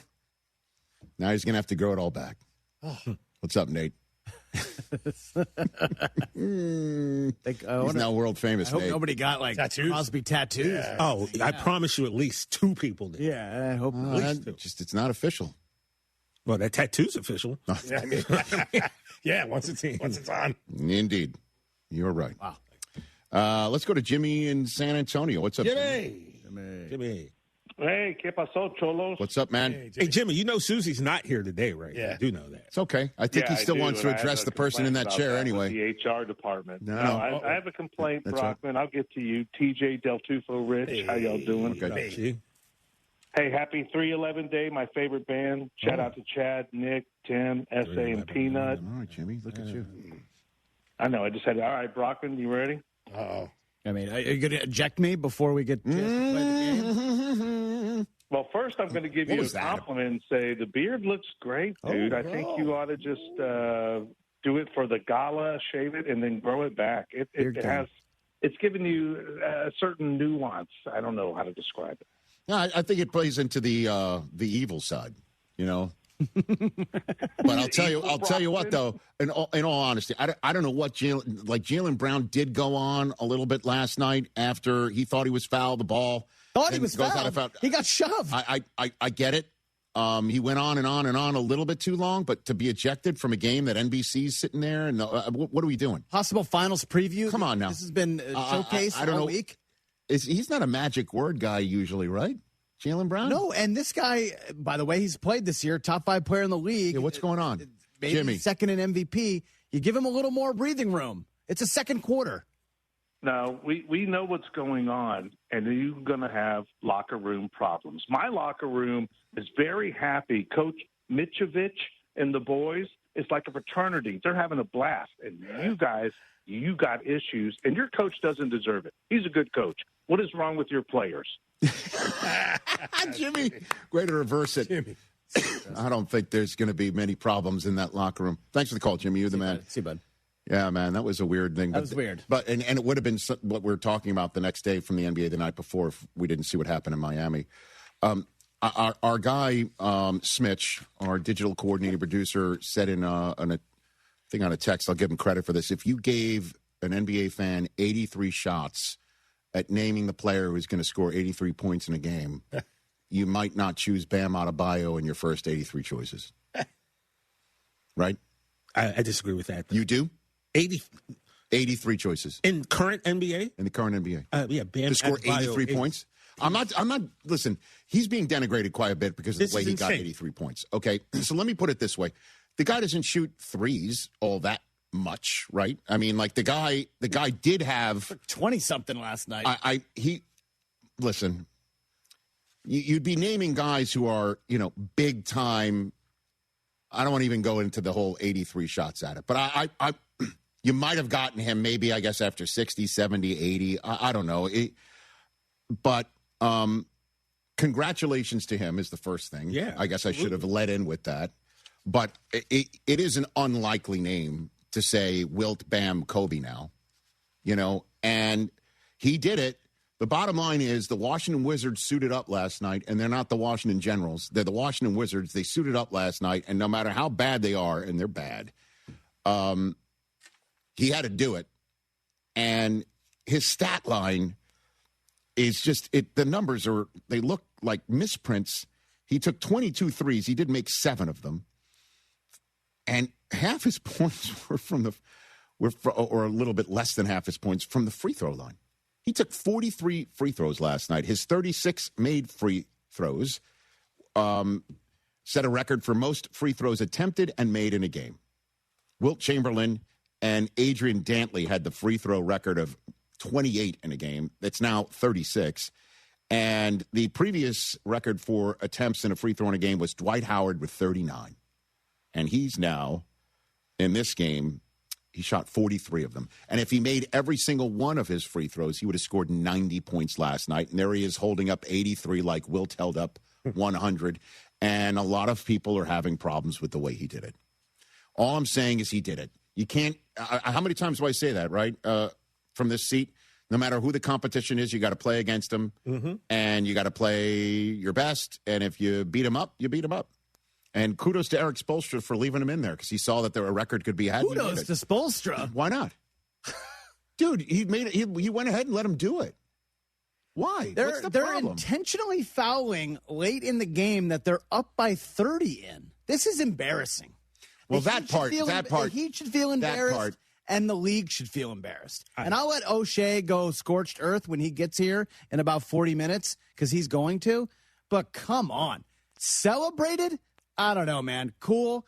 You did it. Your name's now in the record book. But this is not going to be celebrated the way Kobe's was. No, not even the way Luka and Embiid and those guys who scored high 70s last year is going to be celebrated. This is kind of a joke. Well, his life partner, Asia Wilson, was there last night. And obviously that was big for Bam. And she was with him at the podium afterwards when they were co-celebrating. Came into this league as a defender and a lob threat. And, I really got emotional. It didn't hit me until, I hugged her and then I hugged my mom. Because those two and then, obviously, my trainers, Ronnie Taylor, Kevin Graves, even Karan Butler. And, those are the emotional moments because they see me, at my lowest behind the scenes. They've seen me, at the lowest, at the bottom of the bottom, trying to figure out how to really pick myself up. And, to have this moment and share it with all of them, it's a pretty emotional moment. Like I said, I wish I could relive it twice. So this is a special moment. It's Wilt, me, then Kobe, which sounds crazy. He's one to root for, right? I mean, he's one to root for. He seems like such a good dude. I love their relationship. I love how he presented Asia with the MVP award last year. I just love it's someone to root for. But it's in a world where there ain't a lot of people I know that to root for. But, man, there are some folks who are just not terribly happy with the way that this all went down. People are just ridiculous. I'm sorry. I think Chris points out something that is giving voice to when you're intentionally fouling. When you're intentionally fouling. And don't just take my word for it. Take, the rest of the league, the way that they're looking at it. A lot of salty players. Well, it's not just salty players. Ime Udoka last night was after the Rockets game, had this to say about it. Yeah, first thing you think is how, because of, not because of him, but because of the way he plays, and I saw only made 6 threes, but 40 free throws or something like that. Tells the story right there. And the Washington Wizards. And here's the thing, too. He had 70 with about 9 minutes to go, and they're up 25 at that point. If he is taken out of the game, given his proper celebration, this is a big moment today. This is being thought of differently. He's being celebrated. Great performance. Going to be remembered as an all-time, top 5, whatever, top 8 scoring moment. Instead, the way they do it, they kind of make a mockery of the game, the way it played out, the rest of it, to try to get him this mark, and now it's being kind of looked down upon today. I feel it's crazy that there are people, when Klay Thompson had his 60 and Embiid had 70, the coaches would take them out early, and people to a man would sit there and go, I can't believe you took him out. Right. He was this close to the record. Now we got a guy who doesn't take him out, right? The team is trying to get him the record, and all of a sudden it's a mockery. So what is it? Is it a mockery to not leave him in? Is it a mockery to leave him in? It's a mockery that he took 43 free throws. This is a guy who averages less than 5 free throws per game. No, he goes to the line 43 times? Did you watch any of the game? No, 0. Okay, so someone broke down every foul call that was called against Bam Adebayo. You can find it on Twitter. And I'm going to tell you this. There were about 5 egregious fouls that were called. I'm like, there is no way on earth that should have been Now, is this late in the fourth quarter? But the fact is, most of those fouls were properly called fouls. He wasn't just going down low. He's shooting jumpers. Yeah, he's banging. I'm with you. They were triple teaming him, and he was still scoring. He had a great night. A great night. 83 I points. understand you don't both get of that by accident. I understand both of these points of view, but at the end of the day, his peers. Here's Wemby. Listen to this one. Vic, did you see Ben had 83 tonight? And does that give you any inspiration to go for some of the bigger scoring numbers in the history? Wow. Yeah, I saw. I think we're playing a league where there's plenty of inspiration to look up to. But yeah, I saw. I'm sorry, man. That's disappointing. Wow. To me personally. I mean, that's the player and coach version of the old. Well, congratulations. That's it. Especially from Bam. Bam is so unproblematic. I know that. One of the good guys. I get it. Figure people would be happy, but like for people to be slandering him, and then for people to say it was fixed.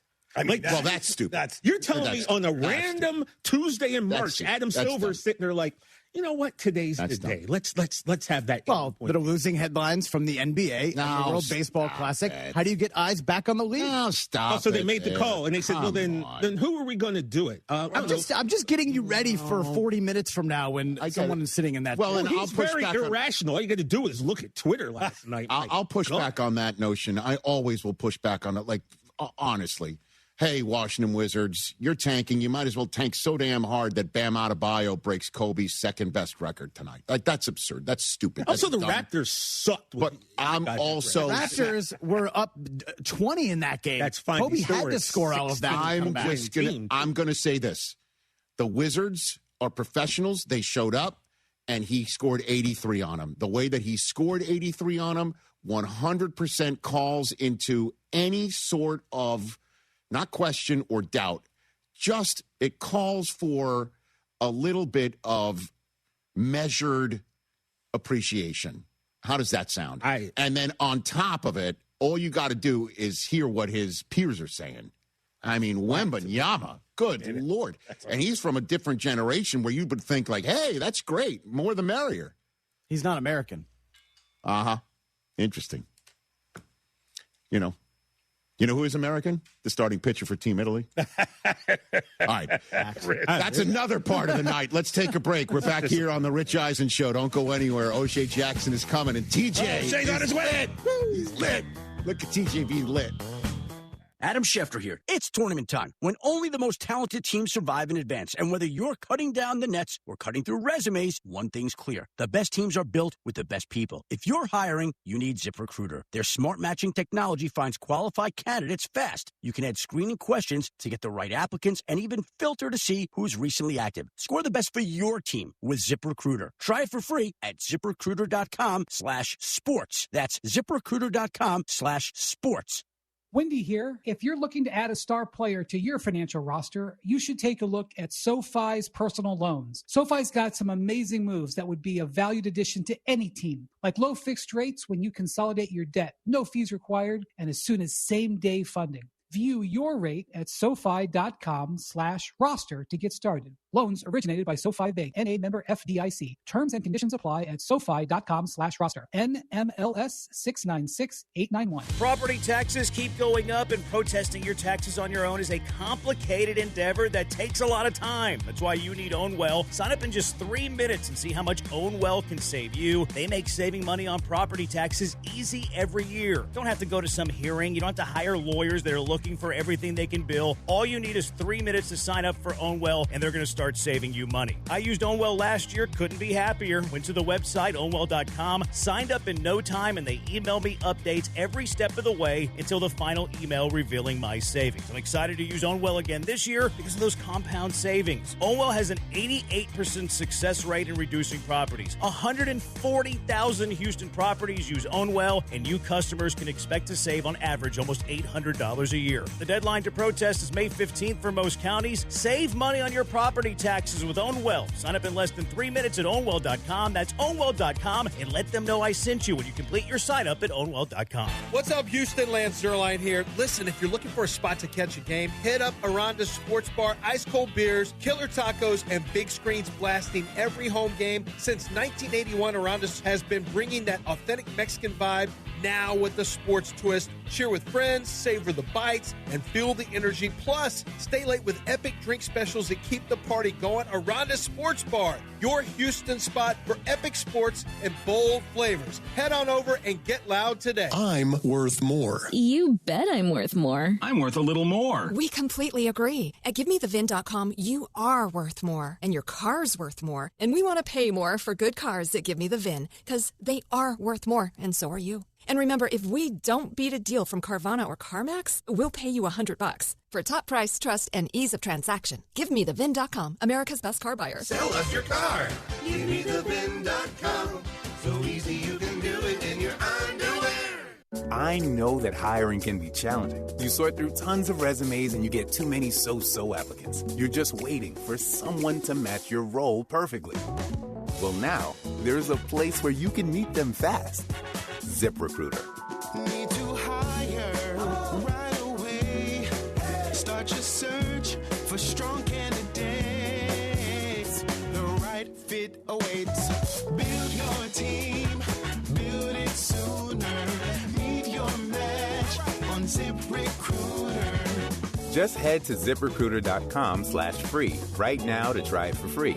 And you're on your way to meeting your match. 4 out of 5 employers who post on ZipRecruiter get a quality candidate within the first day. So try it now. Go to ZipRecruiter.com/free. Once again, that's ZipRecruiter.com/free. Meet your match on ZipRecruiter. Try it free. All right, guys, football is over. It's time to turn our attention to basketball. Actually, our attention is already on basketball. We can multitask, but now we are taking a look at Underdog Fantasy with basketball, because you can make picks and win money right now in the state of Texas, completely legal. Playing Underdog is really easy. You download the app, and then what we're going to do is we're going to start looking for players to go higher or lower on statistics like rebounds, points, assists, a combination of those statistics, steals, block shots, three-pointers made, and many, many more. Now, what you have to do, though, is you download the app and you use promo code Lance on your first deposit. What that's going to do is unlock $75 of bonus entries when you play your first $5. That's promo code Lance to unlock that. It's never been more fun. You're watching the games anyway. Play along with them using your sports knowledge. Pick higher or lower on stats. The more players you pick, the higher dollars you win. It's Underdog Fantasy. Must be 18 or older and present in Texas. Terms apply. See assets.underdogfantasy.com/web/play and get terms _DFS_.html for details. Concerned with your play, call 1-800-MyReset or visit www.ncpgambling.org.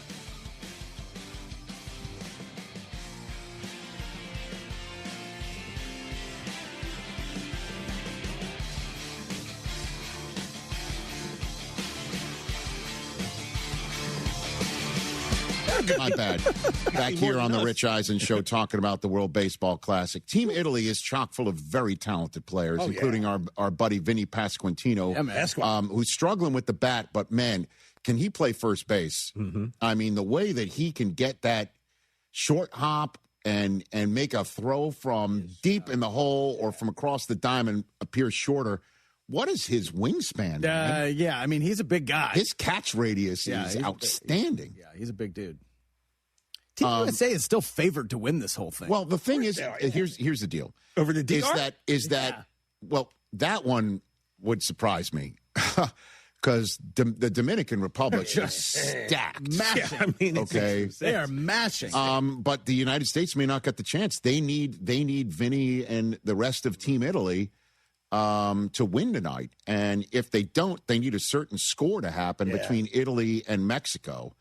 And, by the way, the fact that they take shots of espresso and put on an Armani jacket to celebrate a home run is fantastic. And if Vinny came up with that, it's on brand, man. Is his pinky out there? I hope. It's just phenomenal. It's phenomenal. And they do this all the time. And they do that. and former Yankee,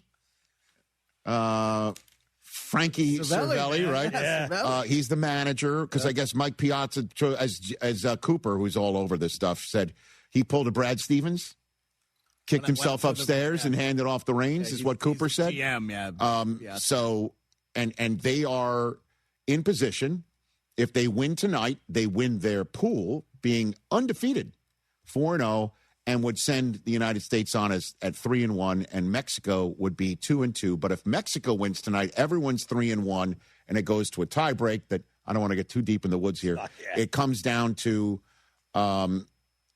something other than a round robin of wins and losses. Runs allowed or something. Correct. Yeah. So keep an eye on the final score this evening. Basically, if Mexico wins, USA still makes it if both teams score over 5 runs.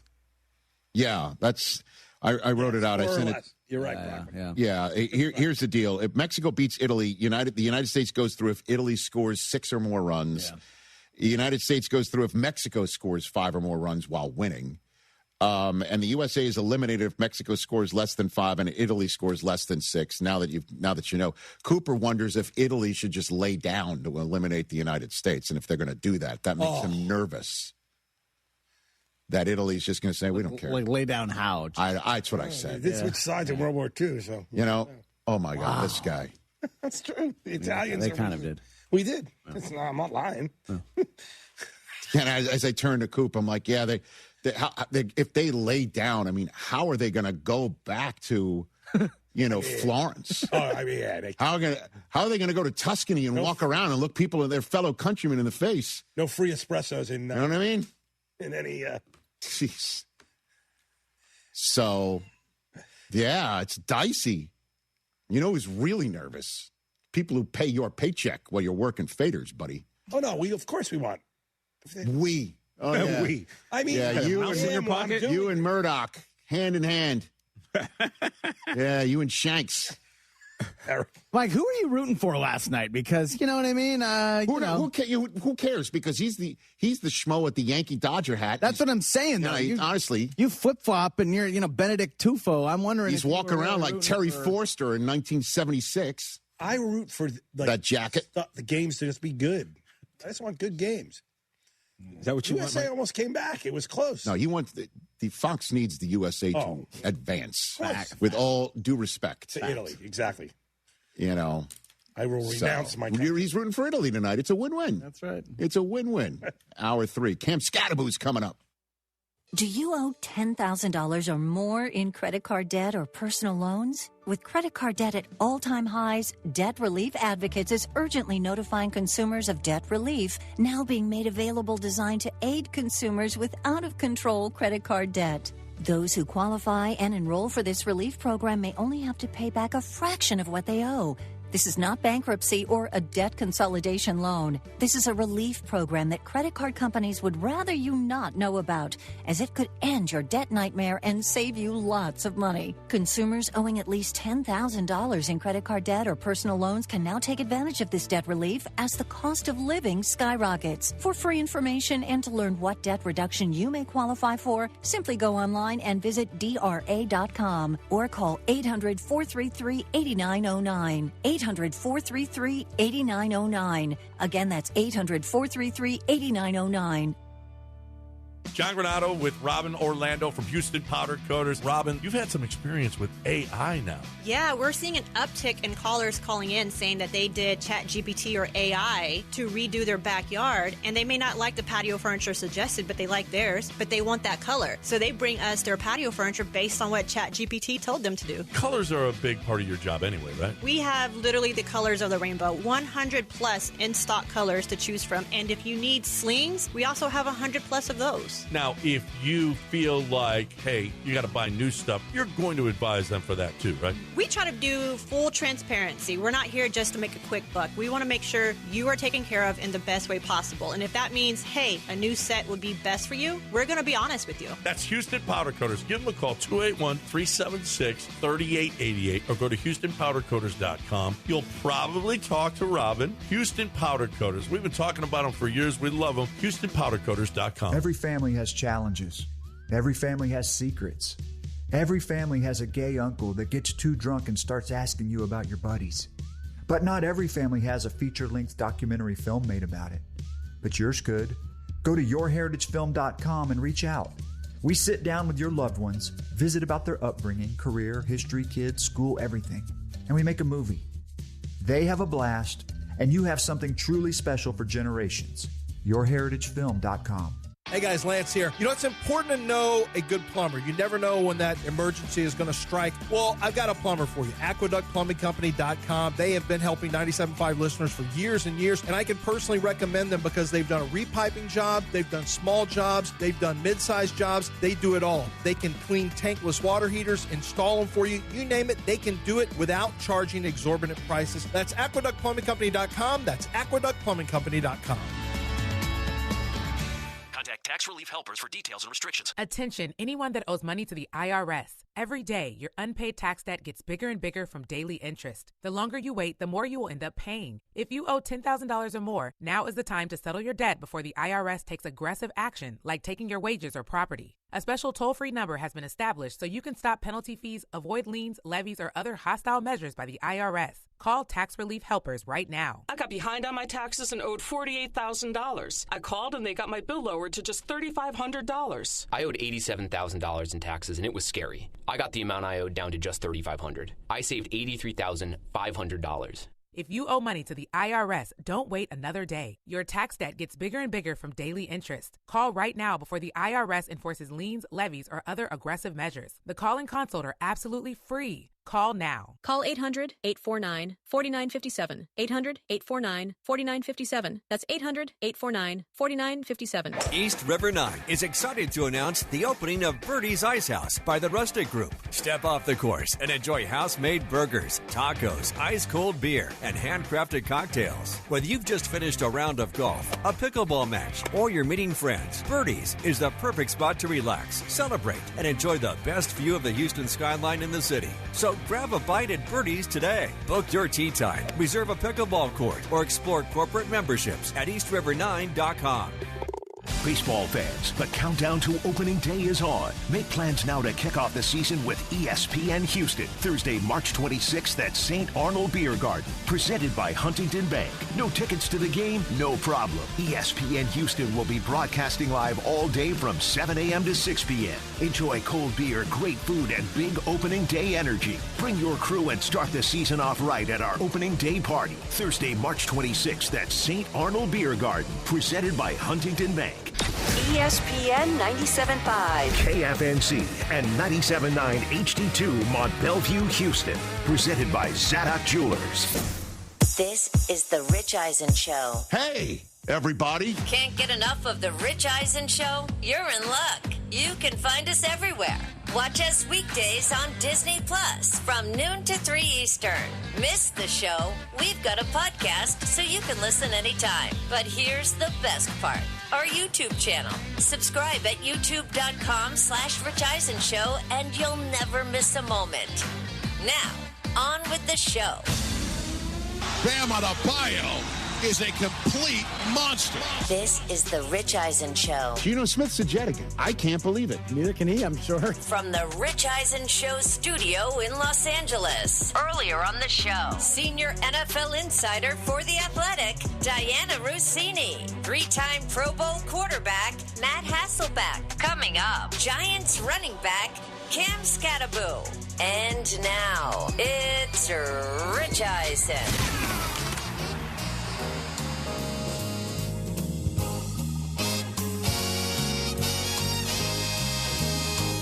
Hour number 3 of the Rich Eisen Show is on the air here on Disney Plus, the ESPN app, ESPN Radio, Sirius XM. Honestly, we're everywhere.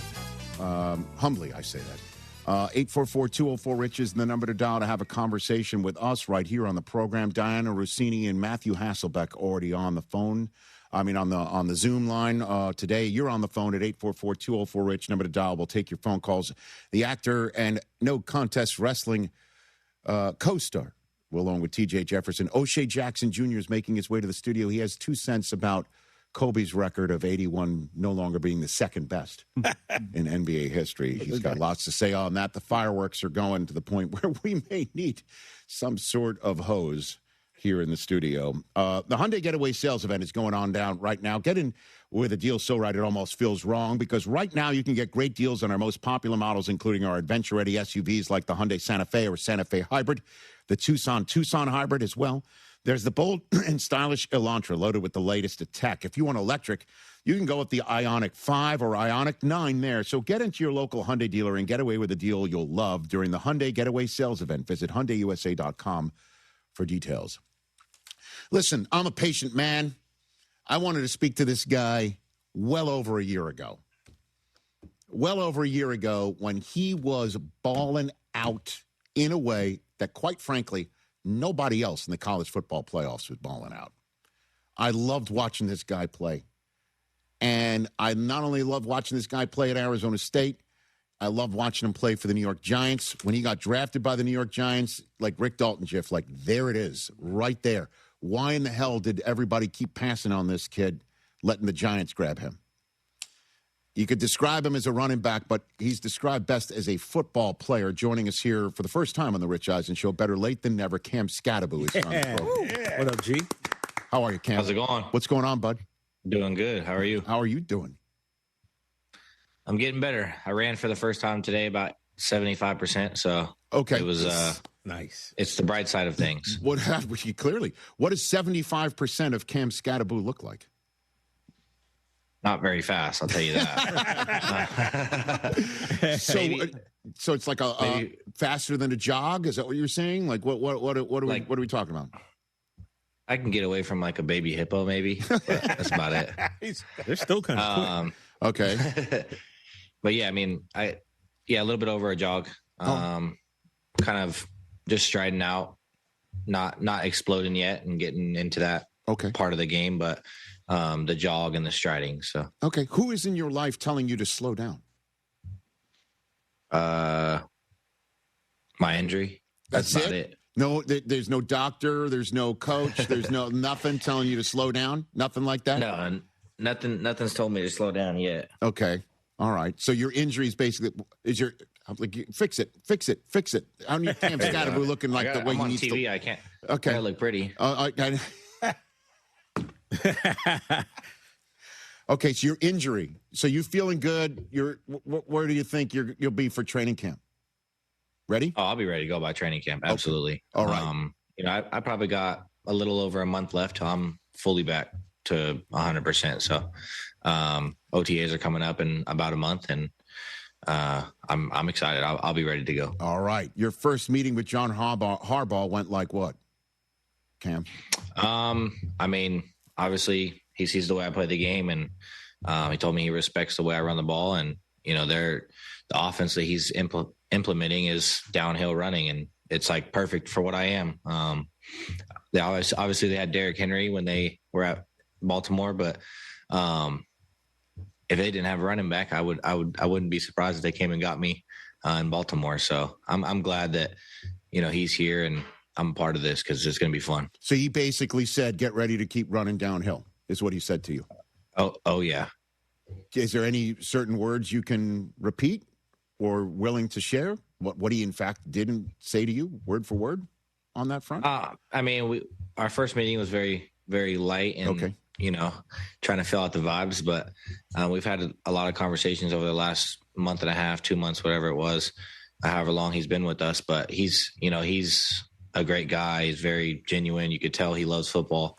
He called me late at night one night talking about some offensive linemen and some defensive guys and how I liked them. And, so he cares what his players think, and he's going to do what's best for the team to win games. You're talking about current teammates of yours, things like that? Is what he was picking your brain? Just all around the league, college kids, on my team, off my team. So I'm just trying to pick my brain a little bit. Well, that's good. And then in terms of backing up his words, actions certainly back it up. The fact that they signed Patrick Ricard, the fullback from Baltimore, like this is what we're talking about, right? Like you behind him in an I formation, and Jackson Dart hands it to you. Like, let's go. Is that the plan? Pretty much? It's gonna be pretty exciting. And I talked to Pat yesterday, right before he signed, and I was like, "Hey, man, this would be a real fun time." And I got the word a couple hours later that he was signing. So it's awesome to have him. I know he's going to be another juice energy ball to bring onto the team, but I'm ready to play with him. I know the other guys are, and when you got 305 pounds running at you at linebacker and you still have a 220-pound running back coming at you after that, it's not a fun sight to see. So I'm excited for 4th and 1 and 3rd and 1. Okay. I like it. And one thing, again, you never know what your read is true or not.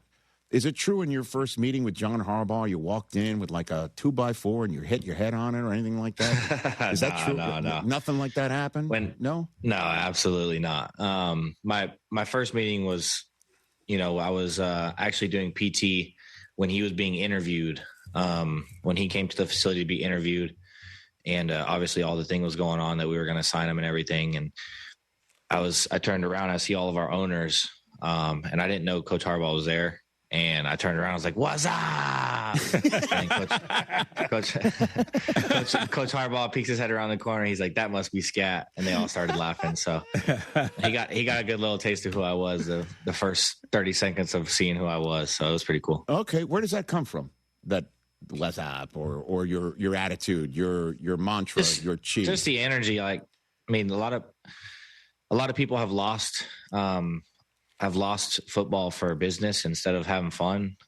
It's a kid's game that we get to play at a high level and make a lot of money. But I like to have fun, man. Once this game's not fun to me anymore, I don't want to play it. So I'm going to continue to have fun, and that's just what comes with it. The more fun you have, the more games you win. You're going to want to do it at a higher level. And I mean, yeah, you can see that there. I mean, we have a good time. We have a fun time, and we try, obviously we went 4-13, but we try not to let that derail us, and we try to have as most fun as possible. Well, pre-snap, you're standing back there. You're getting the ball. What goes through your head, Cam Scatterbo? Walk me through that process. What happens? Pre-snap, I mean, I'm a guy that obviously reads the defense before the ball's given to me. Right.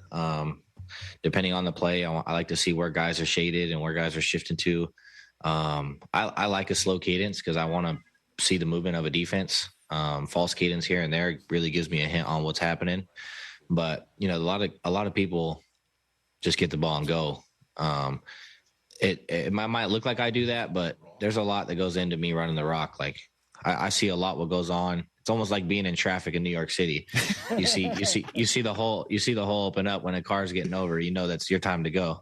That's kind of how I think of it. So, I mean, I see a lot before it happens. But the main goal is to get to the end zone, and someone's in the way, run them over. Well, I'm from New York City, Cam, so I know what you're talking about. I also know that when the light goes yellow, you usually jam it and go straight through. You just rev the engine, and you just go straight through, and it seems that's the way you play.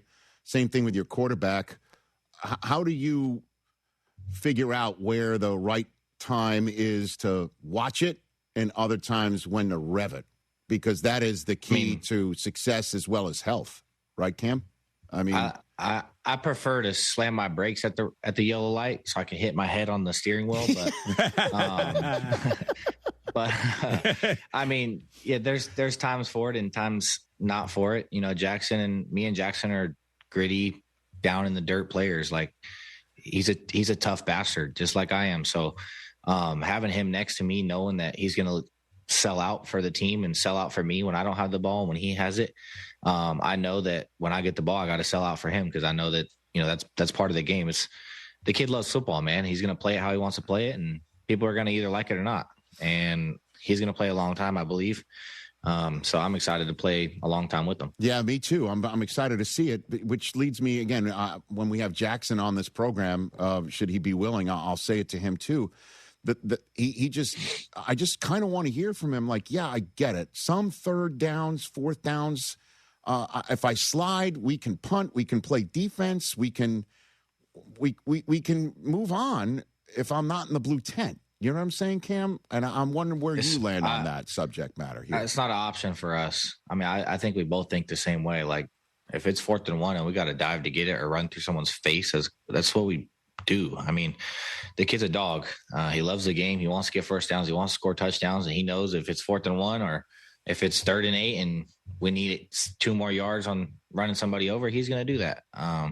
Punting's not an option for us. Kicking field goals is an option for us. That's not something we want to do. Obviously, you have to live with those, but you never know. With the two of us, there's always an opportunity to get those yards, and sometimes it happens and sometimes it don't. Cam Scatterbo here on the Rich Eisen Show. Monday Night Raw, sir.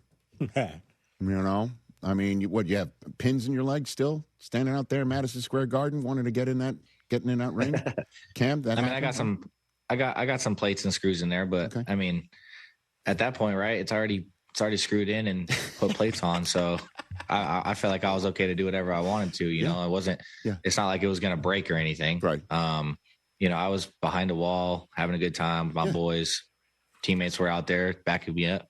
If something really broke down, really broke down, I know I had my boys behind me that were going to start going with me. So this had to be a dream come true for you, though, right? This moment. Yeah, it was pretty sweet. Yeah, I used to watch WWE with some family members. My grandpa growing up, and I actually haven't watched it in a really long time up until this point, and it was pretty cool to be a part of it. Yeah. Who's your favorite wrestler? Who's your favorite? I mean, obviously John Cena was one of them. It was actually pretty cool to work with Dom Mysterio because his dad was somebody that I kind of watched all the. The 619 was something we did in the house off the couches and stuff. So it was something fun for us. Yeah, I love it, man. Listen, how's life changed for you walking around New York City after now playing the way you did for the Giants before you got hurt? How's life different for you, Cam? Yeah, I mean, they need to start a GoFundMe because I can't walk around the city anymore. I get harassed, but I also can't afford Ubers in this city. It's absolutely it's over the top Uber prices out here. So I try my best to take the cheapest one possible. But being in the city is unreal. They've accepted who I am, how crazy I am, and they know that I'm the running back of the future for this team, and I'm excited to be here, and it's been great. Yeah, not bad for a kid born in Rio Linda, California, huh? Walking around not here. Bad at all. Walking around, that's the convergence of surge fame and surge pricing. You just got to figure out how to get through all that stuff. Yeah, I get it. Exactly. I get it. I hear you. What is the most reckless thing you've ever done where you even thought, well, man, I shouldn't have done that? What's that, Cam? I've done some dumb things. I think probably the dumbest thing that actually happened in catastrophic injury. Watching WWE as a kid, I jumped off a bunk bed, and there was on the sides of the bunk beds, there's these tubes that come up that have caps on the top. Yeah, sure. But one of the cap was missing, and I ended up my foot landed right on top of it, and the pole went straight through my foot. So that was probably the dumbest thing I've done that's actually ended off an injury. Most of the time I pull it off and make it happen, but that time it wasn't the case. Well, you pulled it off. I mean, there's no doubt about it. And so what is your goal? Give me, you could wave a wand and say, this is my goal and I want it realized. For me, Cam Scattaboo, New York Giant. What's your dream, your goal? Lay it out for me here. Yeah, I mean, brother. My goal is to be a Hall of Famer. Obviously, that's the goal of anybody that plays at a professional level. Mm-hmm. But I want to be remembered as the best running back in the Giants' history. I want to be somebody that when I come back to the city, or if I go back to the stadium, that the whole place is roaring because they remember who I am and why. When I'm 60 years old and I come back, I want the fans. Though nowadays, when I'm 60, to be able to say, yeah, I watch him still. I'll go back and watch his highlights. So just somebody that's remembered for a really long time. And, I know this place is going to take care of me, so I'm not too worried about it. Dude, I love watching you play. I just can't wait to see you healthy and watch you play. Again, what you did with Arizona State, throwing it, catching it, running it, the whole thing. Just true football player. And I can't believe 4th round. It must have been a long wait for you on that night for the draft, right? Pretty much for you? Yeah, I mean, I think the biggest thing was I went through I think I played 16 years of football before I got drafted, or 17 years of football before I got drafted. Right. I missed 2 games my whole career before then. And then I kind of had a hamstring injury during combine training. And, that was kind of the question. Is he going to be healthy? Is he going to be able to do this? And I mean, that's not something I've usually had to deal with, but obviously this year I ended up breaking my ankle and kind of sucked that happened. But injuries is something I never had to deal with. And I think that kind of held on my downfall early in the draft process. But, I'm not the fastest guy in the world, and that's what they wanted. That's what they wanted last year in the draft. So, I mean, I am where I'm supposed to be, and I believe that. So I'm excited for it. New York City for the Giants and John Harbaugh. You got a fullback in front of you rolling downhill, man. I look forward to seeing you back out there. And I don't know if do you know the Key and Peele skit with the teacher who says the name's wrong? Cam, you know that one? Okay. I don't know if you saw this, but here is Keegan-Michael Key when he was on this program being Mr. Garvey for various names, and yours came up. Hit it. Hey, Cammy Ron. Cammy Ron Skatiti Bo. You want to go to war? Can we go to war, Skatiti Bo? As soon as you heal up, we can go to war. Because I ain't playing with you, Cammy Ron. There you go. I mean, ever since that came out, I've seen him probably twice. He's mentioned it twice. So. Keegan's a good friend of mine, so I love it. He's hilarious. He is hilarious. We'll send that to you. We'll make it a ringtone. You can make it a ringtone. You can do whatever you want. We'll send that to you. There we go. So you can go to war, Skatiti-Bo. Cam, thanks for the time. I hope this is a frequent visit. I really have been wanting to talk with you on this program and just tell you to your face, love the way you play football. Keep it up. Absolutely. Thank you. Thanks for having me. You bet. Anytime. That's Cam Skattebo or Cameron Skatiti-Bo. Skatiti-Bo. Going to war with him. The New York Giants will do that right here on the Rich Eisen Show. That was great. God, that was cool. Member of my fantasy football championship winning squad. Oh, I didn't know that. Oh, man. Shout out to Cam. He carried me through the first few weeks. Yeah. Yeah. I bet. You know, remember we met him we met Cam at Fanatics Fest in New York this summer. You did. I didn't remember. Oh, you didn't have a chance? Okay. Because, when I meet athletes, I drop your name, to let them know. Okay. That, No, but in I'm not just saying that because he's on here, but how many times was I talking about this guy on Arizona State? Yeah. He's unreal. We got to get him. And then, I'm a patient man. I just love the way he plays. And again, I'm from New York City. Giants fans love what he's talking about and what Jackson Dart does. We just need him healthy. But the city just they're not changing their tune. It's like what do you say? I'm going to run through somebody's face for fourth down? Okay. Go. And Patrick Ricard, what a move. That guy is a people mover. Yeah, we definitely need to. So John is bringing his people with him to move people on behalf of this person mover. Dallas got to get him back healthy. Build up that D line, man, because playing against these Giants won't be. Yeah, I again, just I've been thrown out here left and right. Jeremiah Love with him would be a nice tandem, but Carnell Tate out wide. Let's go. That's the move. Him and Neighbors. Oof. Tate, Neighbors, Scattaboo, Ricard, likely another Harbaugh Raven, and Theo Johnson. And the other receivers that are there already. That's not bad. That's improved. And with that defense, oh, boy. Yeah, Giants fans should be. Okay. You already have them winning the division, right, Chris? I do. You're on that one. I like the Giants this year, man. All right. You know I like? I love Bam Adebayo and his free throw shooting. Oh, jeez. We're going to talk about that next with O'Shea Jackson Jr. He showed up early because he has stuff to say. Next.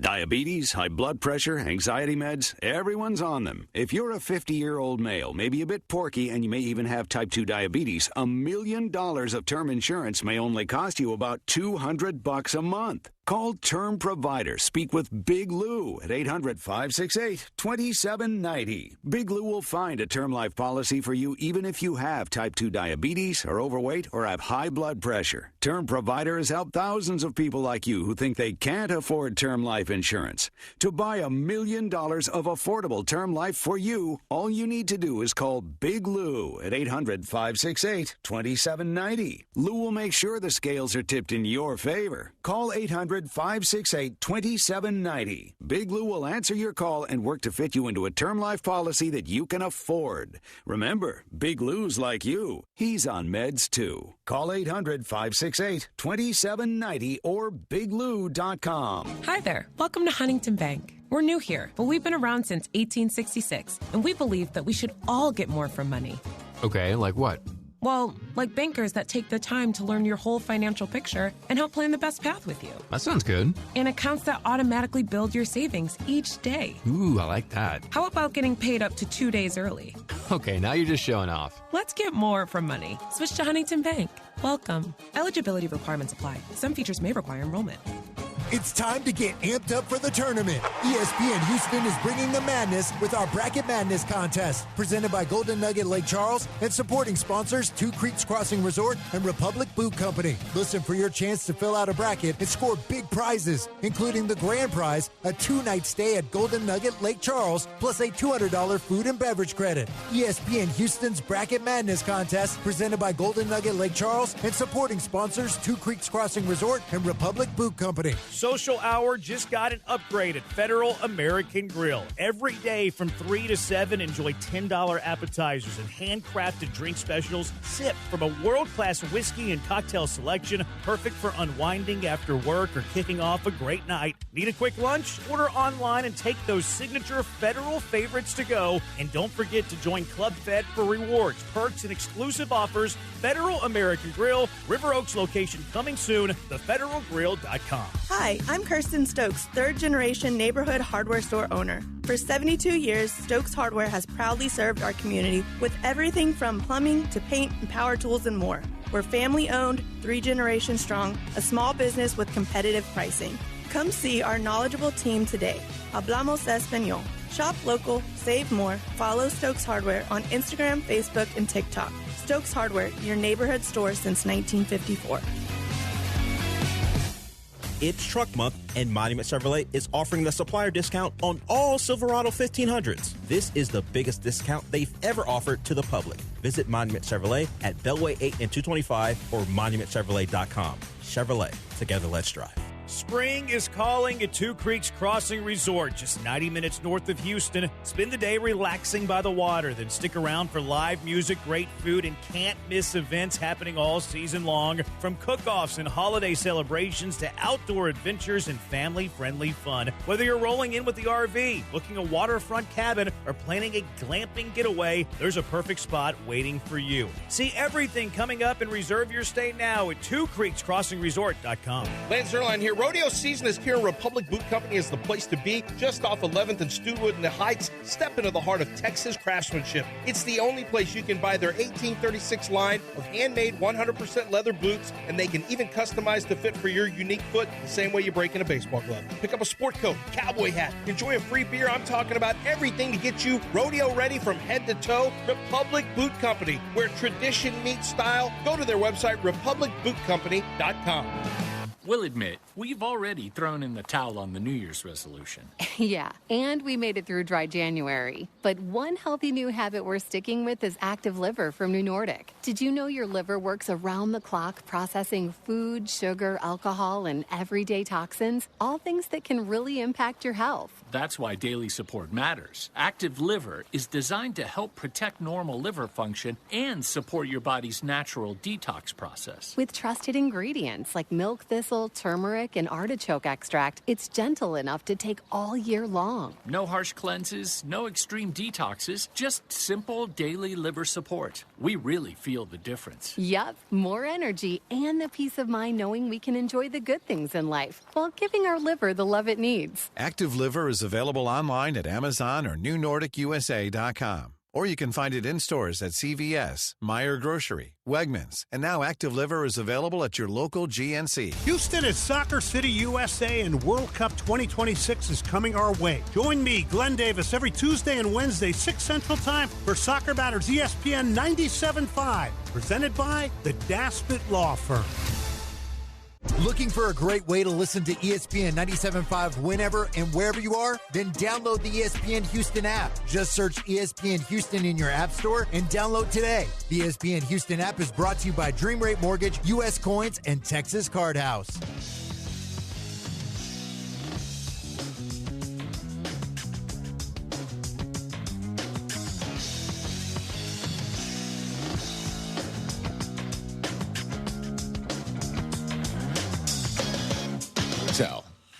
Our radio audience has returned. 844-204-RICH number to dial. We'll take phone calls. But, ladies and gentlemen, he's here on the Rich Eisen Show once again with the no contest wrestling belt that will be between he and TJ Jefferson when they record the latest episode, soon to be showing up on your RSS feed or our YouTube channel. O'Shea Jackson Jr. is here. How are you?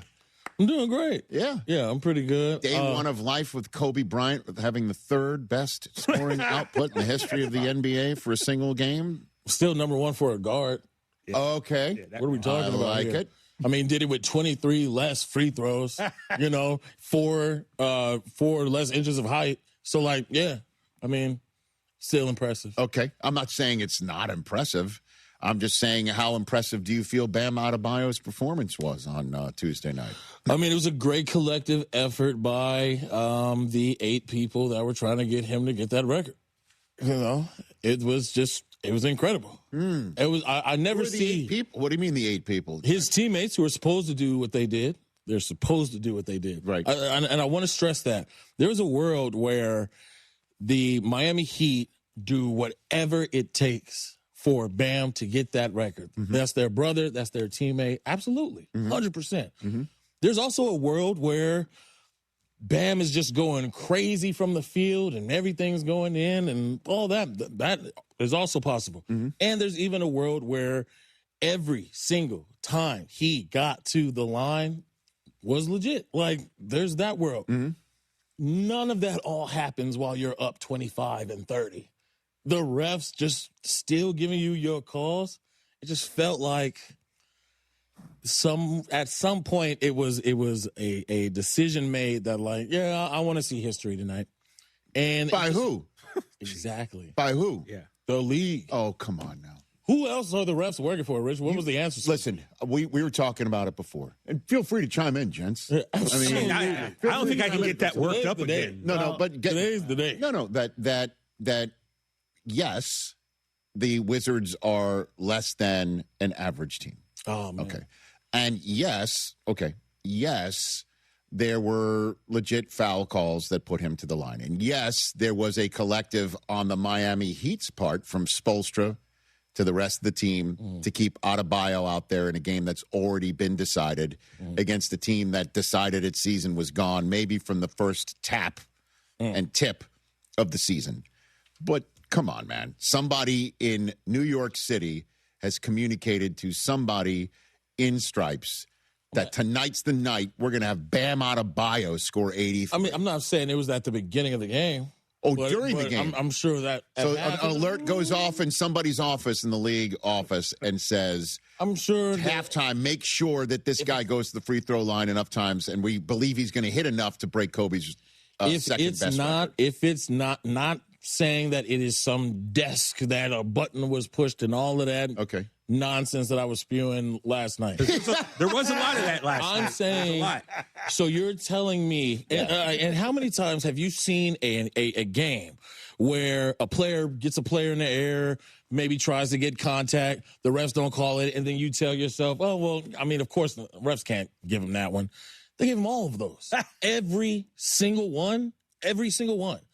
How many times have we told ourselves, there's certain parameters that we watch a basketball game, and when things are away from there, it's a red flag. Right. Being up 30 and getting all of your calls, so much so that you have the record for most times ever at the line, is not crazy. I'm hating to be like, oh, well, that was a decision made that no, we want to see history tonight. We need to see a splash tonight. We want to see it happen. And so there's no way.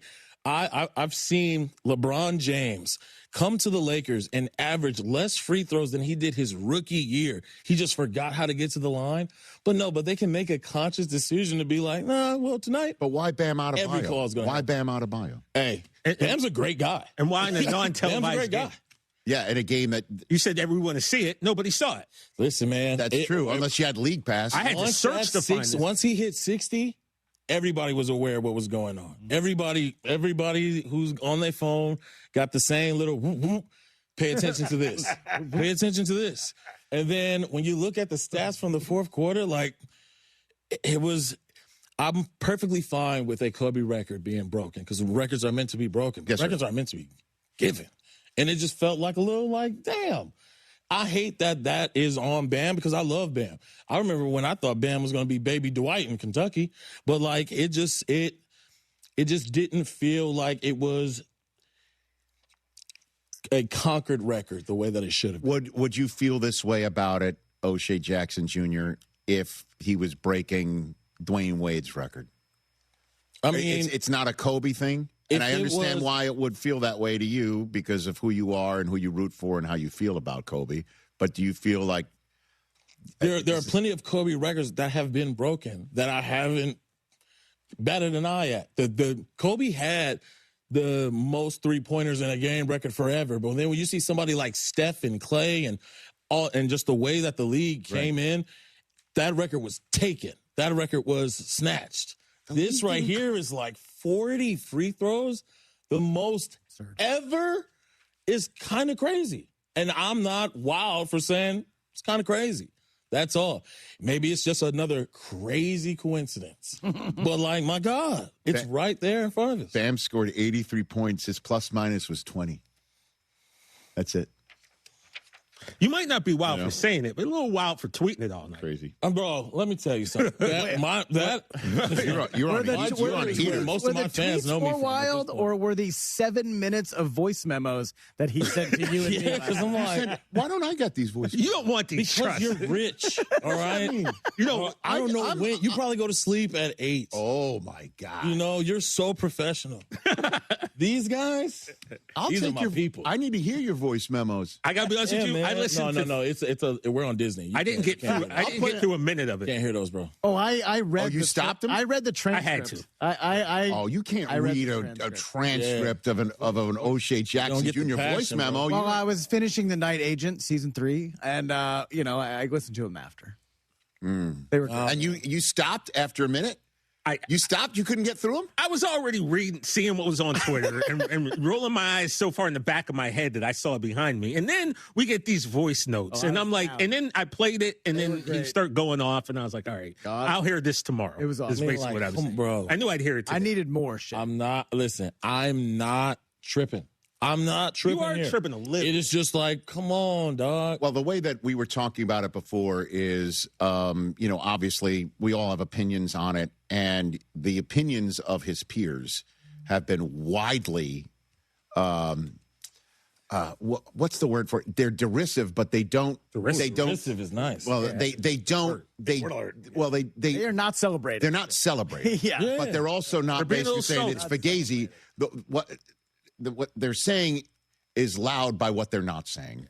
JJ Redick was asked about it. Have you heard his take? Let me hear. JJ. Oh, pardon me. He sent it. We have that. We're going to play that for you later on. He basically said it didn't look like normal basketball at the end. Yeah. No. At the end. Is what at the end. And that's Chris's point. He's like, if they pulled him at 70 points, you'd be like one of the greatest performances. Yeah, that's unbelievable. 31 in the first. Today. But it's the way that he got his next 13 is what people are having a problem with. Yeah, bro. And like you're getting fed. You know how hard. Just think about like your team. How many times can you, in your mind, imagine a star player getting to the line on back-to-back possessions? Let alone 3 times in a row. Let alone, like, this is somebody somewhere is like, or a group of refs is like. Now I got to push back on you on that front, man. There is no way that in the middle of a game, the NBA, with all of the conspiracy theories and all of them that have been borne out on occasion to be correct because of what happened with Tim Donaghy, that they are going to, from some shadowy office like it's the natural, come out and basically say to somebody to get the word to the 3 refs on the floor in Miami, you need to make a record happen tonight. It's just never going to happen. The scandal would be so monstrous. It would, and then the rest of the business of the league that has been set up with all of these new amazing partners, right? That people, I think, are really enjoying some of the coverage.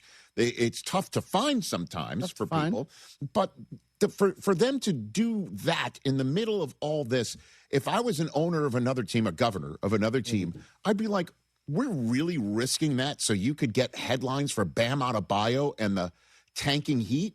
You know what I mean? With all due respect. You know what I mean? Like, really?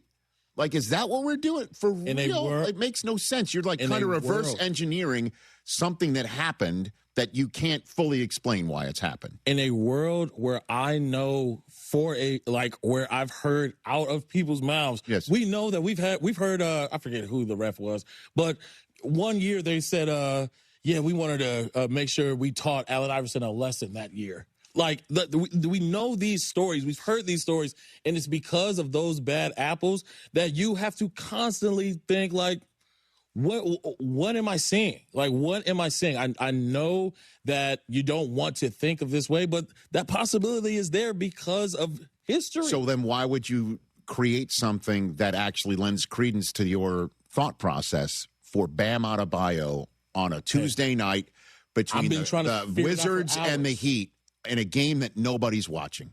Nobody's watching. I mean, at the same time, Tarico and the gang are calling Spurs Celtics a potential NBA Finals preview, with all due respect.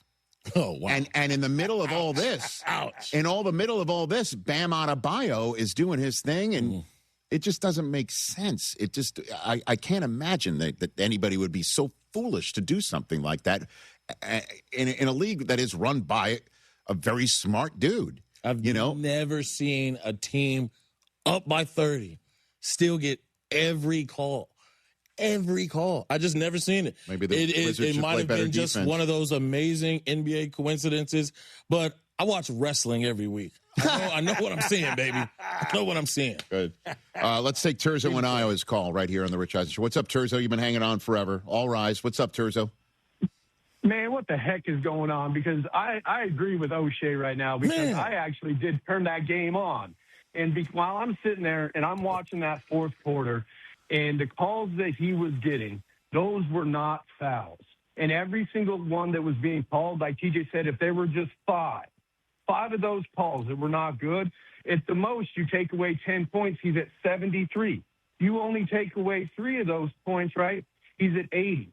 So those 5 bad calls made a big difference in where he was at. And also, like, he was not making any outside shots. And I think his last 7 points were from the charity stripe, and all they were doing was just mining for free throws. And that's what made me feel really bad about it, because now we're talking about it and taking it away from him.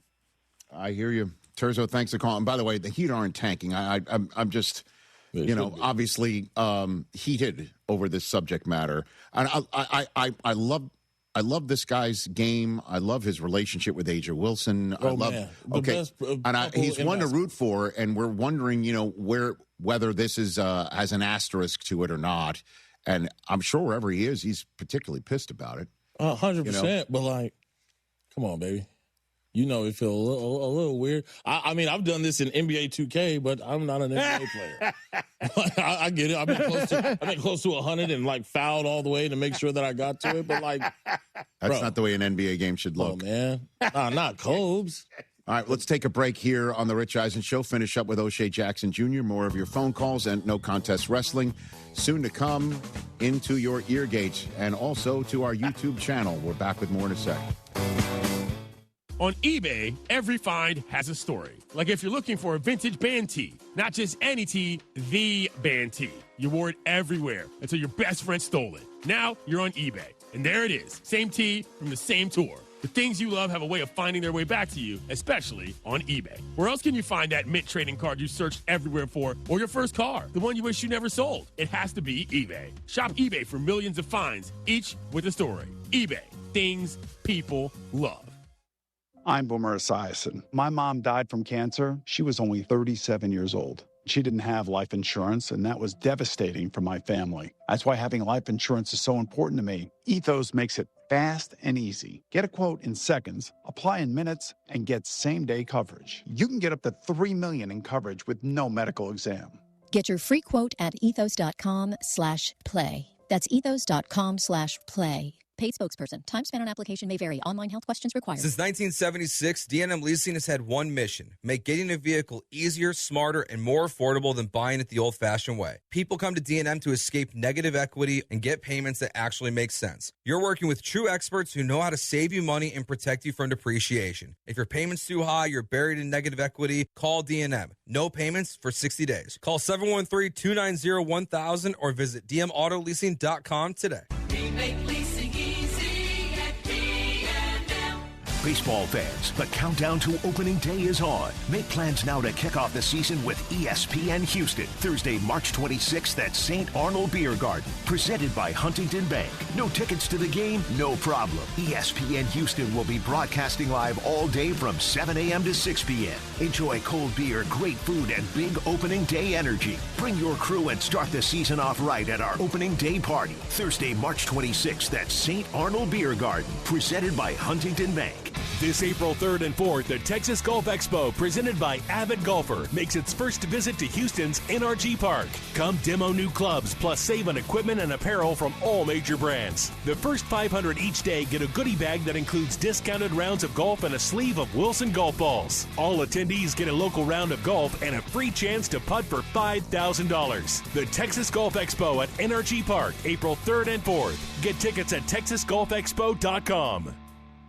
All right, guys, football is over. It's time to turn our attention to basketball. Actually, our attention is already on basketball. We can multitask, but now we are taking a look at Underdog Fantasy with basketball because you can make picks and win money right now in the state of Texas, completely legal. Playing Underdog is really easy. You download the app, and then what we're going to do is we're going to start looking for players to go higher or lower on statistics like rebounds, points, assists, a combination of those statistics, steals, block shots, three-pointers made, and many, many more. Now, what you have to do, though, is you download the app and you use promo code Lance on your first deposit. What that's going to do is unlock $75 of bonus entries when you play your first $5. That's promo code Lance to unlock that. It's never been more fun. You're watching the games anyway. Play along with them using your sports knowledge. Pick higher or lower on stats. The more players you pick, the higher dollars you win. It's Underdog Fantasy. Must be 18 or older and present in Texas. Terms apply. See assets.underdogfantasy.com/web/play and get terms _DFS_.html for details. Concerned with your play, call 1-800-MyReset or visit www.ncpgambling.org. John Granado here. You know what the bosses here did? They bought an unlimited corporate membership at East River 9. You know what that means? More golf for me. East River 9 is offering annual memberships for individuals, families, and your business. Unlimited golf, exclusive promos at the River House Restaurant, and much more. Spots are filling up fast. Reach out today to secure your spot. Sign up online at eastriver9.com or call the Pro Shop at 713-913-7033. I'll see you on the links, baby, at East River 9 with our unlimited membership. Hi, Flo here to say that Progressive knows that life can change quickly, so it's good to have flexible coverage. Oh, like when I have to take my ex off my policy. Oh, sorry. But yes, we can do that. And can you send them a message and tell them that they have trust issues that they need to work on? We don't really get in the middle of these conflicts. Also, can you let them know that I was faking interest in his band and it's probably time to grow up? I'm not going to do it. Just know that with Progressive, you can easily make changes to your auto insurance because we know life changes. Also, I'm staying in touch with his mom because she's absolutely lovely. Bad idea. Progressive Casualty Insurance Company and Affiliates. Taxes was feeling so stuck.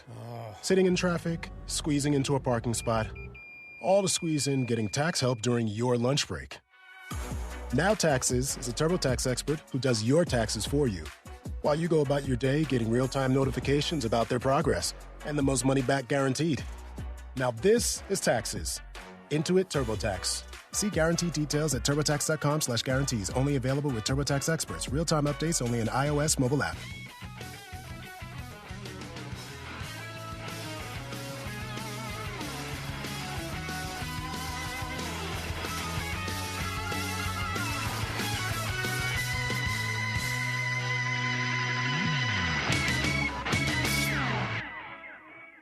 Look at you, Rich. Sometimes teams take a timeout to regroup and call the right play when it comes to your home. Pella Windows and Doors always has the winning game plan for you.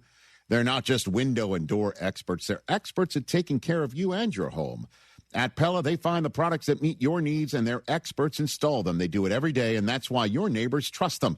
Discover why Pella is a trusted choice for homeowners everywhere. Visit Pella.com/Eisen today. That's Pella.com/Eisen. 844-20. Take a quick call right here. Yeah. Charlie in Orlando, Florida is a nervous Ravens fan. What's up, Charlie? Is that correct? Did I describe that appropriately? That is right, Rich. Why are you nervous? I called it. Why so nervous? Well, I'm nervous because, honestly, I wasn't sure that the trade in the first place was going to make a ton of sense. If you watched any Ravens games last year, which I know you did, it wasn't just the defensive line. Our offensive line was terrible, too. I didn't really think adding Max Crosby was going to be the one piece to change it. But now, with the ire of the league all on us, I don't know. It's giving me a lot of bad feelings. People are not going to do business with the Baltimore Ravens, right? I mean, except for the fact they just signed Chidobe Awuzie just about 10 minutes ago. So, they got themselves a corner. A guy who used to be in the organization who knows where he's coming back to. No one's going to trade with them now. We'll find out, won't we? Right. Yeah, they will. I'm not sure if we need to make trades. I think having that pick back is, in the long run, going to be best for us, at least in 2026 and 2027.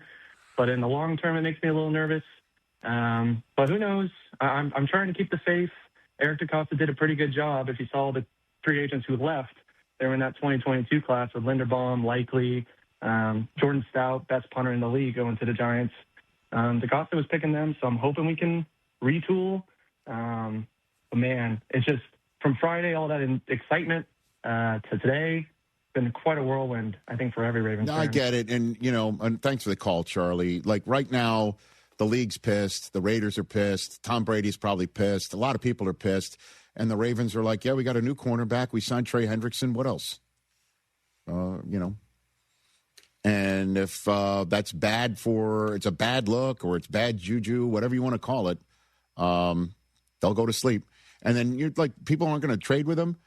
Draft night, somebody wants somebody 14th overall. They're not calling Eric DeCosta because, I don't trust him. Yeah, really? I don't know about that one, man. Everything's gone down a little bit, and you're pausing before thinking about doing a deal with this guy. Well, maybe you would do that next March. You'd give pause. Hell yeah, that you'd do. Certainly, well, he's got to overpay now if the Ravens want to make a trade. We'll find out. We say that now. It's always like now, and then reality hits later on, and it's a different ball of wax. But for the moment, one agent sent a client there, and he signed a 1-year, $5 million deal to play cornerback for the Baltimore Ravens. And Trey Hendrickson's agent was hey, happy to go. We'll make a deal with you. Oh, well, did you hear the BS this morning? About what? Apparently, Trey Hendrickson was thinking he was going to play with Max Crosby. Oh, yeah, sure you did. No, that's sure you did. Okay. Really? Now he's disappointed. So disappointed he'll just take the money? Yeah. Listen, as you know, the weather is a certain precipitation, and you're wondering if you're being told it's a certain type of precipitation. All of that business. It happens in every business. It happens in this business. It happens in the NFL. At the end of the day, I know why the Ravens are pissed. I know why Max Crosby would be upset. I know he's going to come for the Ravens anytime. Why are the Ravens pissed? I don't know. The Raiders are pissed. No, did I say the Ravens are pissed? The Raiders are pissed. Okay. And if the Ravens might be pissed as well because they feel like it's well within their rights to do this stuff, and you're casting them as bad actors. And all they do is found out something about the dude's knee they didn't like that they didn't know about on Friday. And I get it. I know. Again, it calls for rain, and you're looking up saying, please tell me it's rain.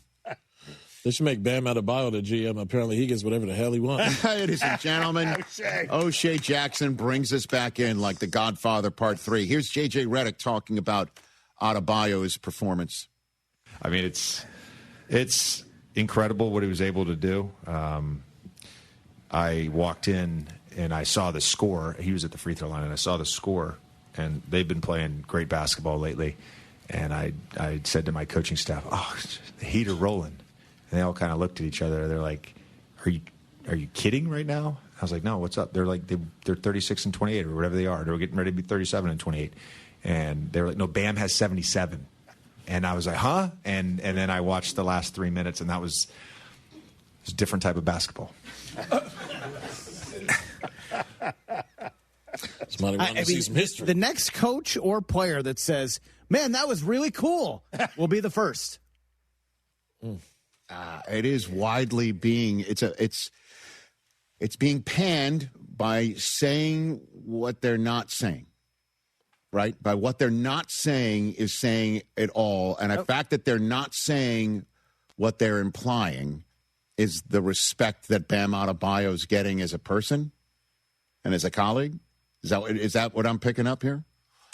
Because again, play Wemby's one last time, because Udoka was just. He came through the front door. That's who he is. Well, he came through the front door saying it's the Wizards, and he got, 40 million. How many free throws? Yeah. But did you hear Wemby's response? No. Here it is. Vic, did you see Bam at 83 tonight? And does that give you any inspiration to go for some of the bigger scoring numbers in league history? Man. Yeah, I saw.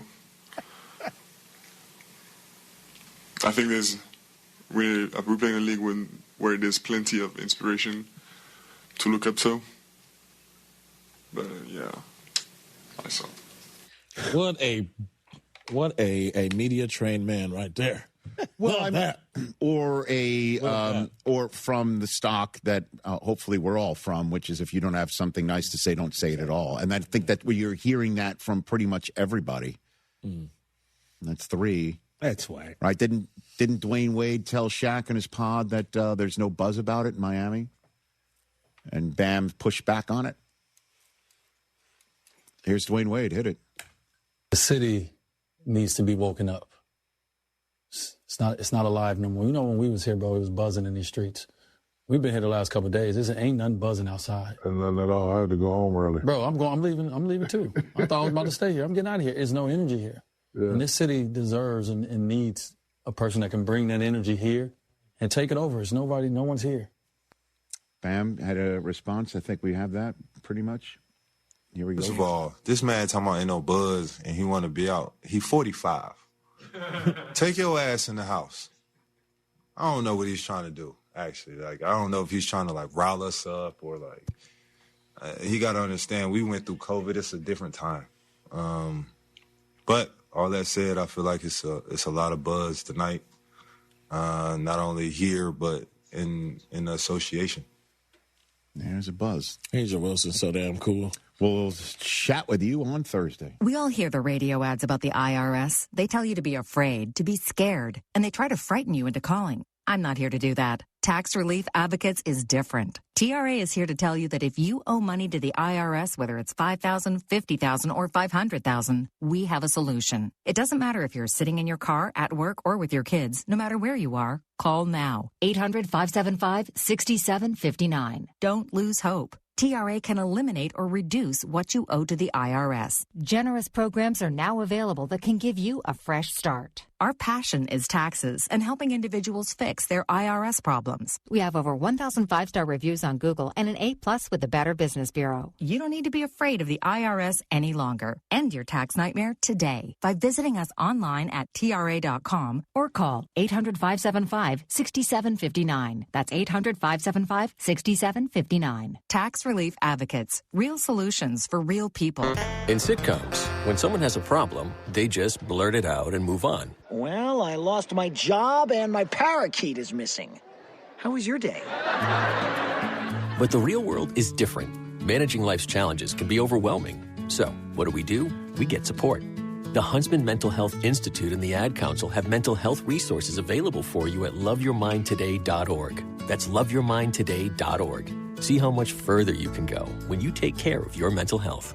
Jack Renata here. Brinkman Quality Roofing is a local family-owned business and are the roof experts in shingle roofs, tile roofs, solar shingle roofs, metal roofing, and commercial roofing products. Brinkman has 100% financing available and free, no-obligation estimates. If your roof is starting to look bad, Brinkman's proprietary solution can make it look new again until you're ready to replace. Brinkman Quality Roofing is the one to call at 281-480-ROOF. That's 281-480-ROOF. Or go to brinkmanquality.com. Contact Tax Relief Helpers for details and restrictions. Attention, anyone that owes money to the IRS. Every day, your unpaid tax debt gets bigger and bigger from daily interest. The longer you wait, the more you will end up paying. If you owe $10,000 or more, now is the time to settle your debt before the IRS takes aggressive action, like taking your wages or property. A special toll-free number has been established so you can stop penalty fees, avoid liens, levies, or other hostile measures by the IRS. Call Tax Relief Helpers right now. I got behind on my taxes and owed $48,000. I called and they got my bill lowered to just $3,500. I owed $87,000 in taxes and it was scary. I got the amount I owed down to just $3,500. I saved $83,500. If you owe money to the IRS, don't wait another day. Your tax debt gets bigger and bigger from daily interest. Call right now before the IRS enforces liens, levies, or other aggressive measures. The call and consult are absolutely free. Call now. Call 800-849-4957. 800-849-4957. That's 800-849-4957. Do you want to pay a plumbing company just to come out and see what the problem is? Heck no! Billy Brown and Aqueduct Plumbing Company has been serving 97.5 listeners for years now. They don't charge exorbitant prices, even for routine leaks and stoppages. Not Aqueduct Plumbing Company. They give free estimates for a repipe and water heaters and are the ones to call if you have a propane gas grill. Aqueduct can run a gas line so you'll never run out. That's aqueductplumbingcompany.com, aqueductplumbingcompany.com. Hi, this is Kirsten Stokes with Stokes Hardware, where your old school service isn't gone. It's our specialty. Our knowledgeable team knows plumbing, painting, and power tools inside and out. Whether you're fixing a leak, starting a project, or need the right tool for the job, we'll walk you through it. Skip the big box runaround. Shop local, shop smart, shop Stokes Hardware. Find us on Instagram, Facebook, and online at StokesHardware.com. Stokes Hardware, real help, real expertise. Hey, Houston, Lance Zerline here. Listen, if you're craving authentic Mexican flavor, head to Taquerias Arandas. Since 1981, they've been serving up mouth-watering tacos, sizzling fajitas, and fresh tortas that hit the right spots. Family-friendly vibes, bold flavors, and prices that will not break the bank. Whether it's breakfast, lunch, or dinner, Taquerias Arandas has you covered. Find the location nearest you and taste the tradition. Taquerias Arandas, Houston's go-to for real Mexican food. Vamos, let's eat. Attention, fellow conservative investors. What does the name Reagan mean to you? It stands for being the ultimate conservative. It also stands for the Reagan Gold Group. Do you see storm clouds approaching? The stock market hates uncertainty, and there are plenty of reasons to be concerned. High inflation, unstable debt, and economic uncertainty are just a few. You have car insurance, homeowners insurance, and life insurance. But do you have insurance for your retirement savings and your 401k? We urge all fellow conservative investors to learn about the one asset that could help ensure your nest egg doesn't crack under economic pressure. GOLD. Gold. Call the one name any conservative investor needs to know about. Reagan Gold Group. 800-414-1657. 800-414-1657. 800-414-1657. That's 800-414-1657.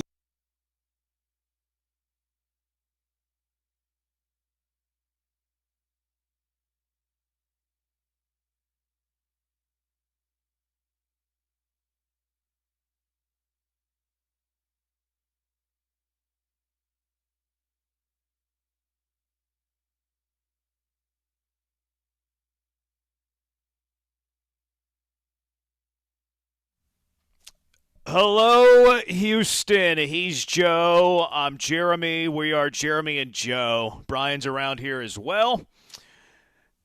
Lots to get to today. Tatsuya Imai is throwing perfect games in spring training. That's pretty cool. Zach Cole's hitting the baseball very hard. That's pretty cool. Isak Paredes, not an everyday player, according to some untenable people, hitting bombs in spring training. Rockets winning basketball games. Lots to get to today. Texans, they're doing things. Mark DeRosa's a bum. Bam Adebayo went full Kobe. Scored a lot of points in a game. That's what I mean by that. Could mean several things. But we start in the NFL, where the Baltimore Ravens. Joe, how are you? I'm doing great. How are you? How's Kansas City treating you? It's a pretty day today. Cold front came in. Sirens were going off in the city yesterday because there were tornado warnings. Storm throughout the night. It's kind of cool, though. Means you slept well then, probably, huh? What are you trying to say? Well, I sleep well during storms. Do you? Yeah, I do. I like it. How do you know? I don't wake up to them.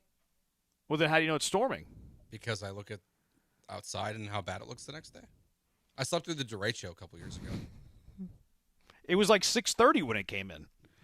Yeah, BS flag on that, Joe. It was over by bedtime. What is this guy talking about? This guy's just spewing lies. No. When my fence got blown down, that happened overnight. No, it didn't, Joe, because I was in it on the freeway going home from remote for the station. I remember when I went to bed, my fence was up. Okay, then you went to bed like an 80-year-old after Wheel of Fortune. Maybe I'm thinking of a different storm. Yeah. It might be a different storm.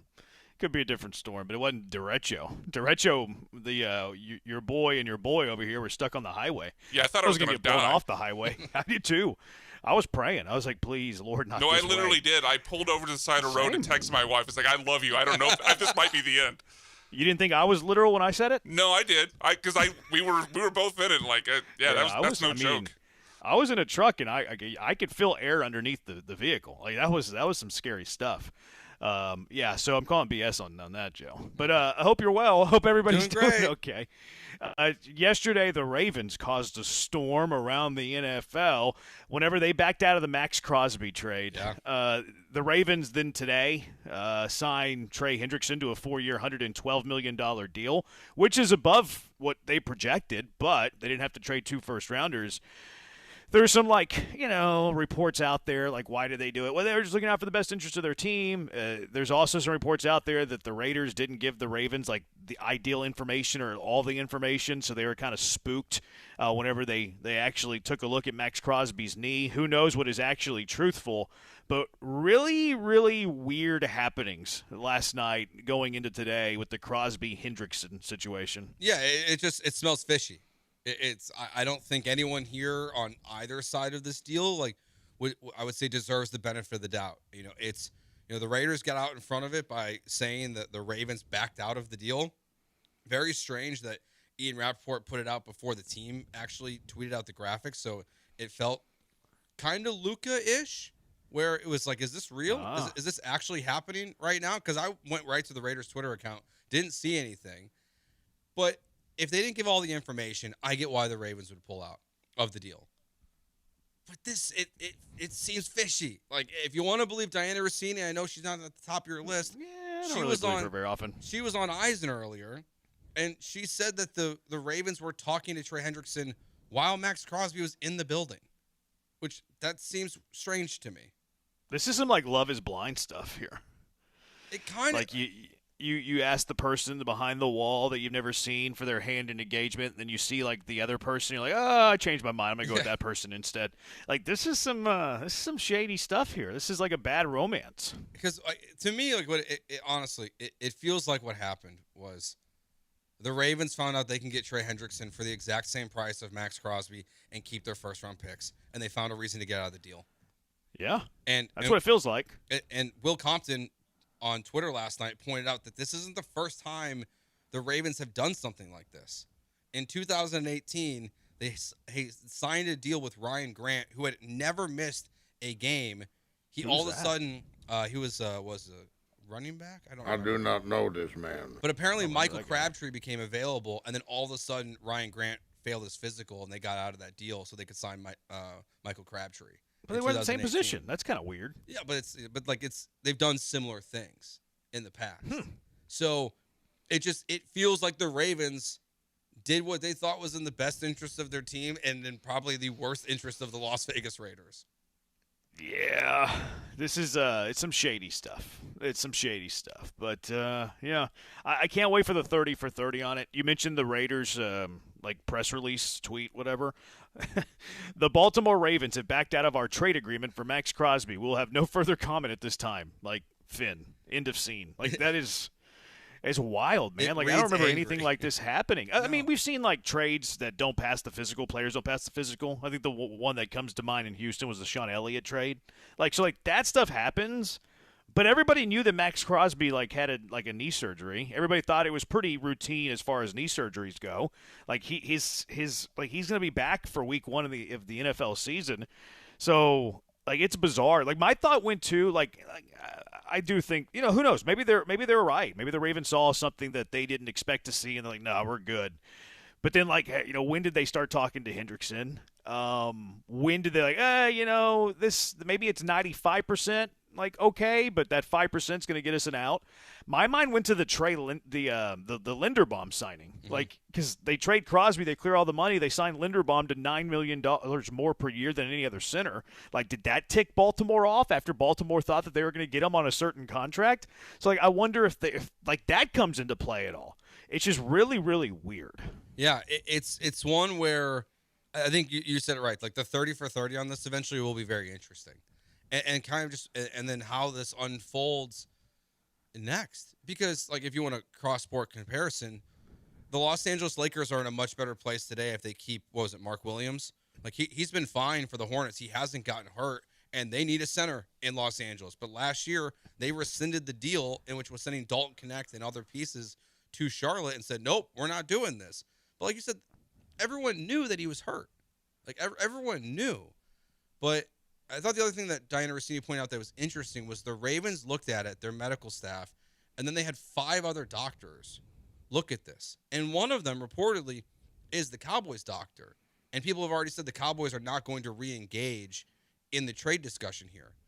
So that makes me feel like maybe the Ravens are justified a little bit, that they do see something in these reports that are no, he's not. Yeah, I just don't believe Rossini. It's just hard for me to go in on Rossini. She's just wrong all the time. That's true. That's fair. That's fair. She just stirs stuff up and is never accurate. So it's hard for me to put. I treat her stuff like page 6, it's gossip to me. I don't put any stock in what Rossini reports. And I hate that I'm that way, but she's proven she's told me that, she has told me that's who she is. So what am I supposed to do? If she's misreporting things over and over and over again, I'm the fool to continue to trust it. That's totally fair. This whole situation is I wonder what happens with Crosby now. It's been well documented. He's back in the Raiders facility today, but I would imagine they still want to trade him. And yeah, they'd like to clear up the money and all that. Yeah, I mean, they've made, as you said, they've made a ton of signings. They signed Quay Walker and Nakobe Dean to big contracts, and Tyler Linderbaum. They made a bunch of moves. I don't know if they can make all of them now with Max Crosby on their roster. Yeah, I saw something where they're going to honor all these contracts, but I do wonder if it's going to take some sort of wheeling and dealing to get things done.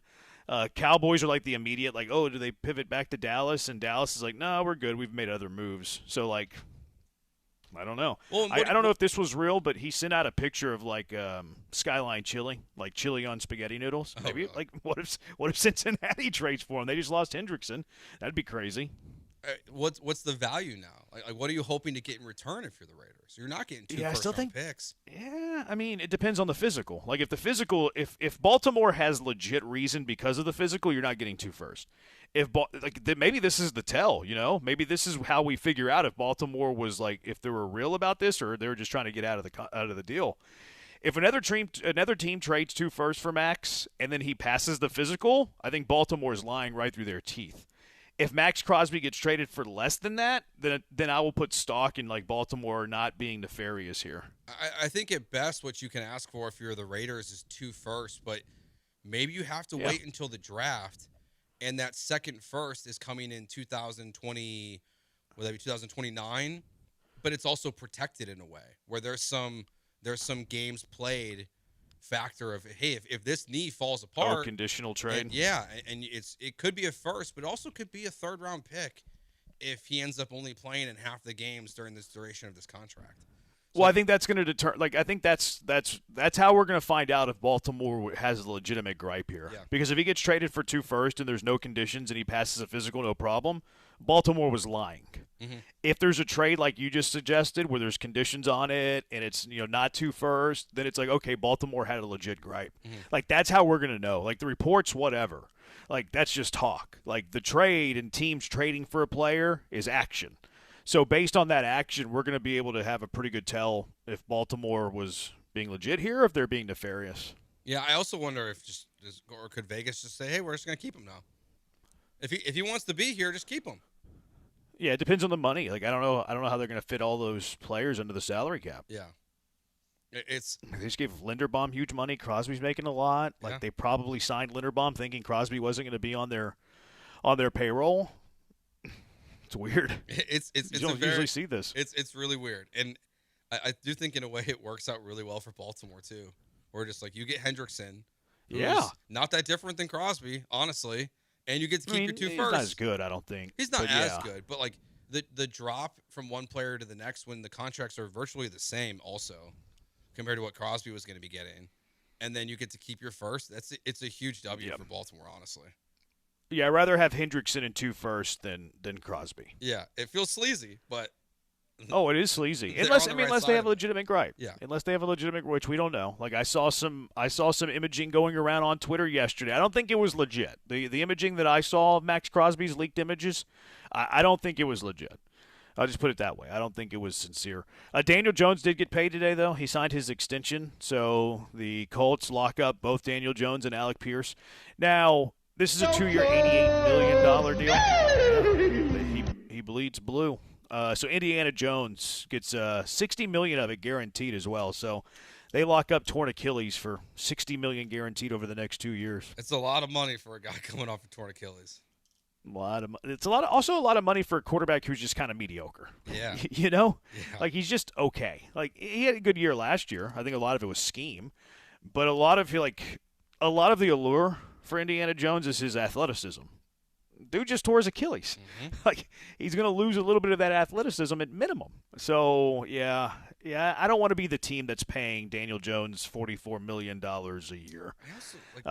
Sarge was pointing to racism here, like mediocre white quarterbacks get paid. I saw that tweet out there. Because Kirk Cousins got paid? Yeah. I mean, a couple weeks ago, he tried to compare Cousins and Daniel Jones. Like, look at these guys. They're mediocre, and they get paid. Well, they hit free agency. I mean, if you just pull up the average annual value for a quarterback, I think it's a pretty diverse list. It is. Lamar, Mahomes. It's not even a think; it's a fact. Tua, like I actually looked it up today. If you look at the top 15 quarterbacks based on average annual value, over half of them are minorities. Yes, it's so that's garbage, is what that is. Yeah, I think it's race baiting. Really. Do you think he would have got this on the open market? Yeah. Okay. Yeah. I just don't know from who at this point, honestly. Maybe Minnesota, just to get him back. They're so desperate for quarterback. Although I'd rather pay Kyler Murray $1.5 million a year than $44 to Daniel Jones. 100%. I'd way rather have Kyler than Daniel Jones. It's not even close. It also, if you want to localize it, it's a good example that C.J. Stroud, even though people are not happy with him right now and the honeymoon is over, he's going to get $50 million minimum. 55 probably is the more logical answer. So that's coming. I just wonder if Nick Caserio does this. That's the question to me. The question isn't the question is not is C.J. Stroud going to get $55 million a year. That's not the question. The question is when and does Nick Caserio do it this offseason? Mm-hmm. That's the question. I think the answer is going to be no. Not this offseason. Not this offseason. Yeah. I think it was just Will Anderson this offseason. Yeah, I think so. I don't know, man. Nick Caserio is a big believer in locking up guys as early as possible. I don't know. I wouldn't shock me if Nick Caserio locks up C.J. Stroud. No, I guess it wouldn't shock me. I just don't want it to happen. Yeah, I'm with you. I don't want it either. And then Schefter reported that the NFL is exploring playing a game on Thanksgiving Eve as early as this season. Why? Because they want to play every day of the week on every continent on the earth. We're going to have teams play on Sunday and then play on Wednesday? I think it's so dumb. I mean, maybe you get a bye week somehow, or maybe, I don't know. I hate it. The bye week the week before? I don't like Thursday games outside of Thanksgiving, period. I think that all the games should be on Sunday. And then, of course, the Monday Nighter. I don't like Thursday night football games unless it's Thanksgiving. And then now we're talking about adding Wednesdays in more regularly. Which I think is really dumb. Yeah. I hate it. Because this is a soft launch. That's what this is. This is a soft launch to just adding a game on Wednesdays. Yep. 100%. And that means another way. It's another standalone game. Yeah, Plenty of money, right? We might have at least two Wednesday games this year. Because they're saying that Australia game in week 1 could be played on the Wednesday. That one doesn't bother me as much because it starts the year. You don't have some sort of quick turnaround or a quirk in the schedule. You know what I mean? That's fine. I agree with that, but I don't really want them to add another day.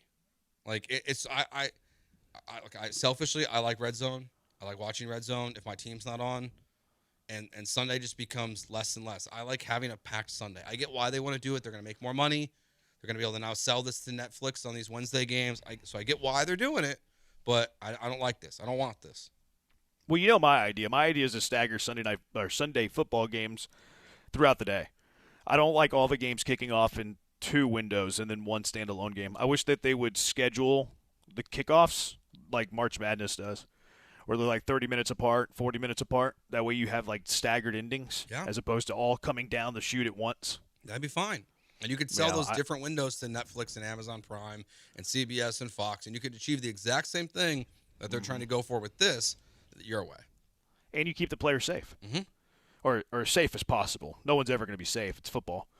But as safe as possible. I mean, but you know, I don't know ball. I'm not a commissioner of the NFL. Maybe I should be, but I'm not. All right, 713-780-ESPN. We'll get your thoughts on this. Lots to get to. Bam scored 83 yesterday.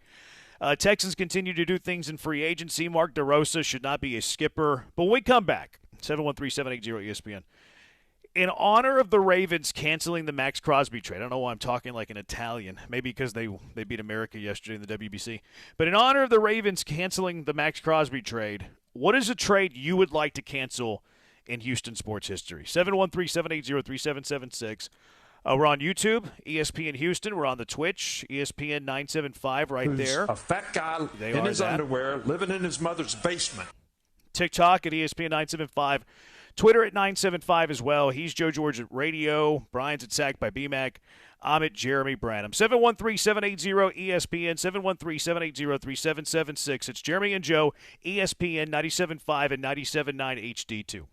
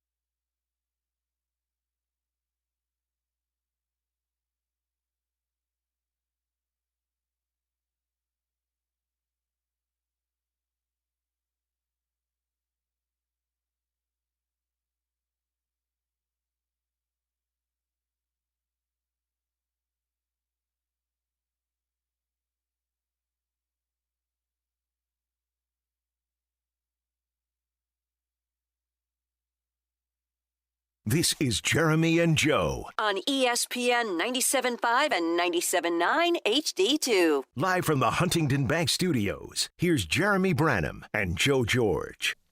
In honor of the Ravens canceling the Max Crosby trade, the ultimate white boy, what's a trade you'd like to cancel in Houston sports history? 713-780-3776. Get to that in a little bit.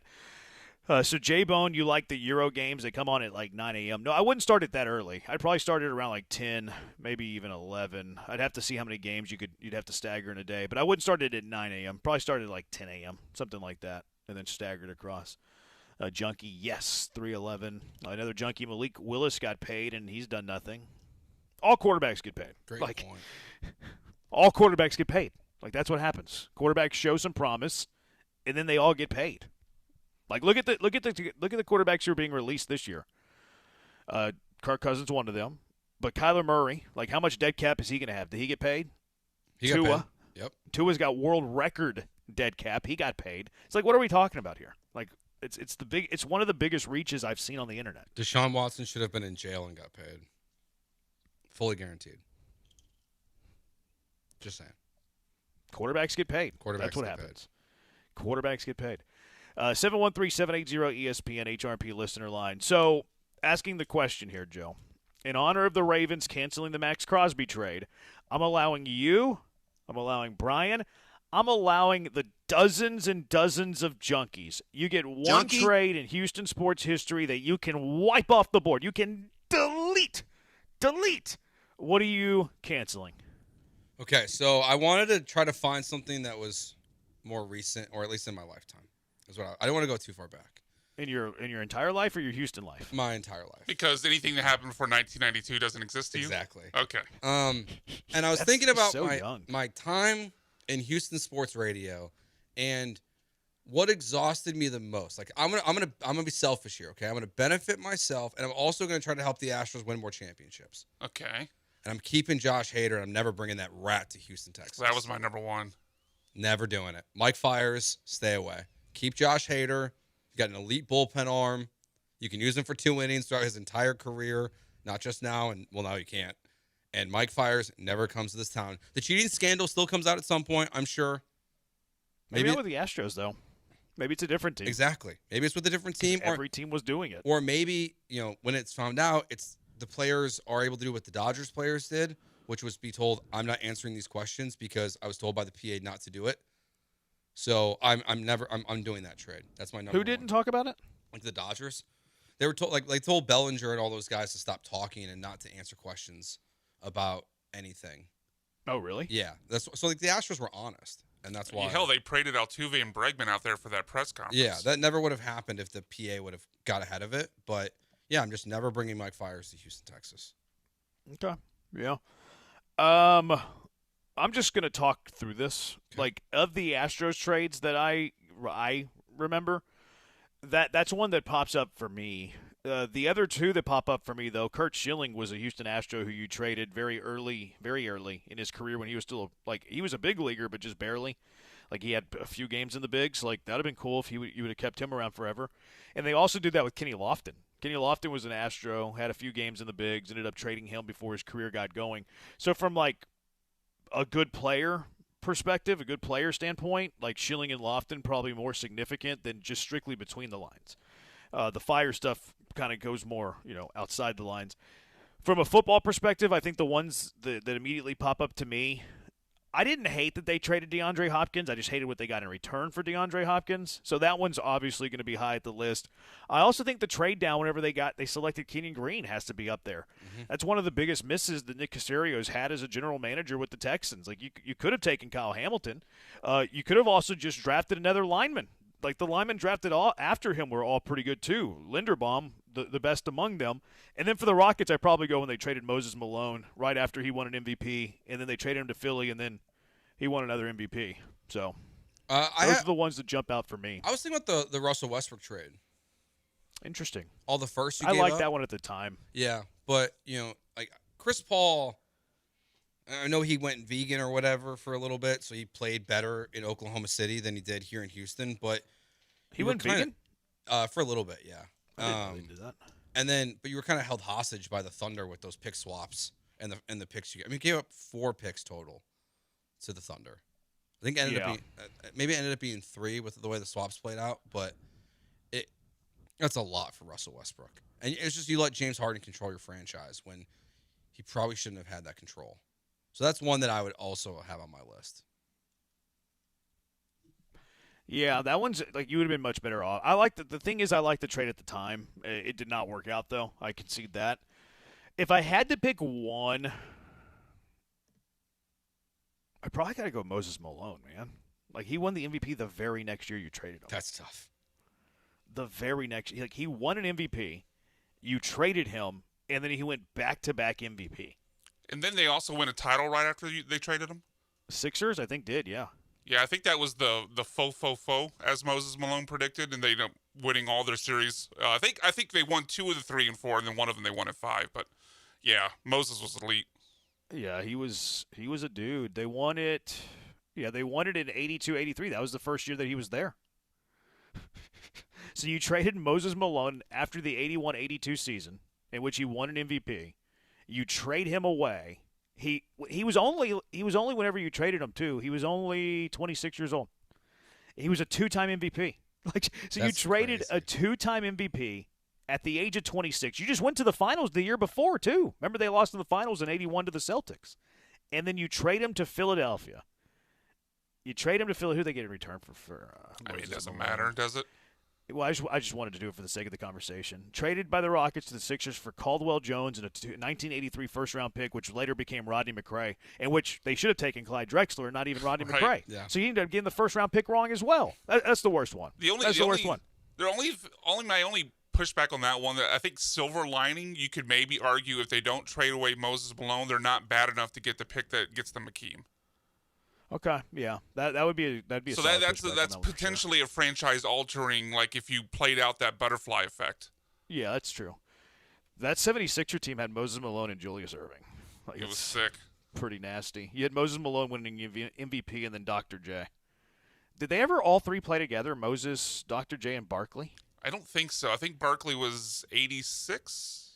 It was his first year, but they would have. I thought Dr. J was gone. No, they did. Barkley They did. They all played. Okay. But it was an older Dr. J. Dr. J had been in the league for 14 years, Moses Malone 11 years when Barkley was a rookie.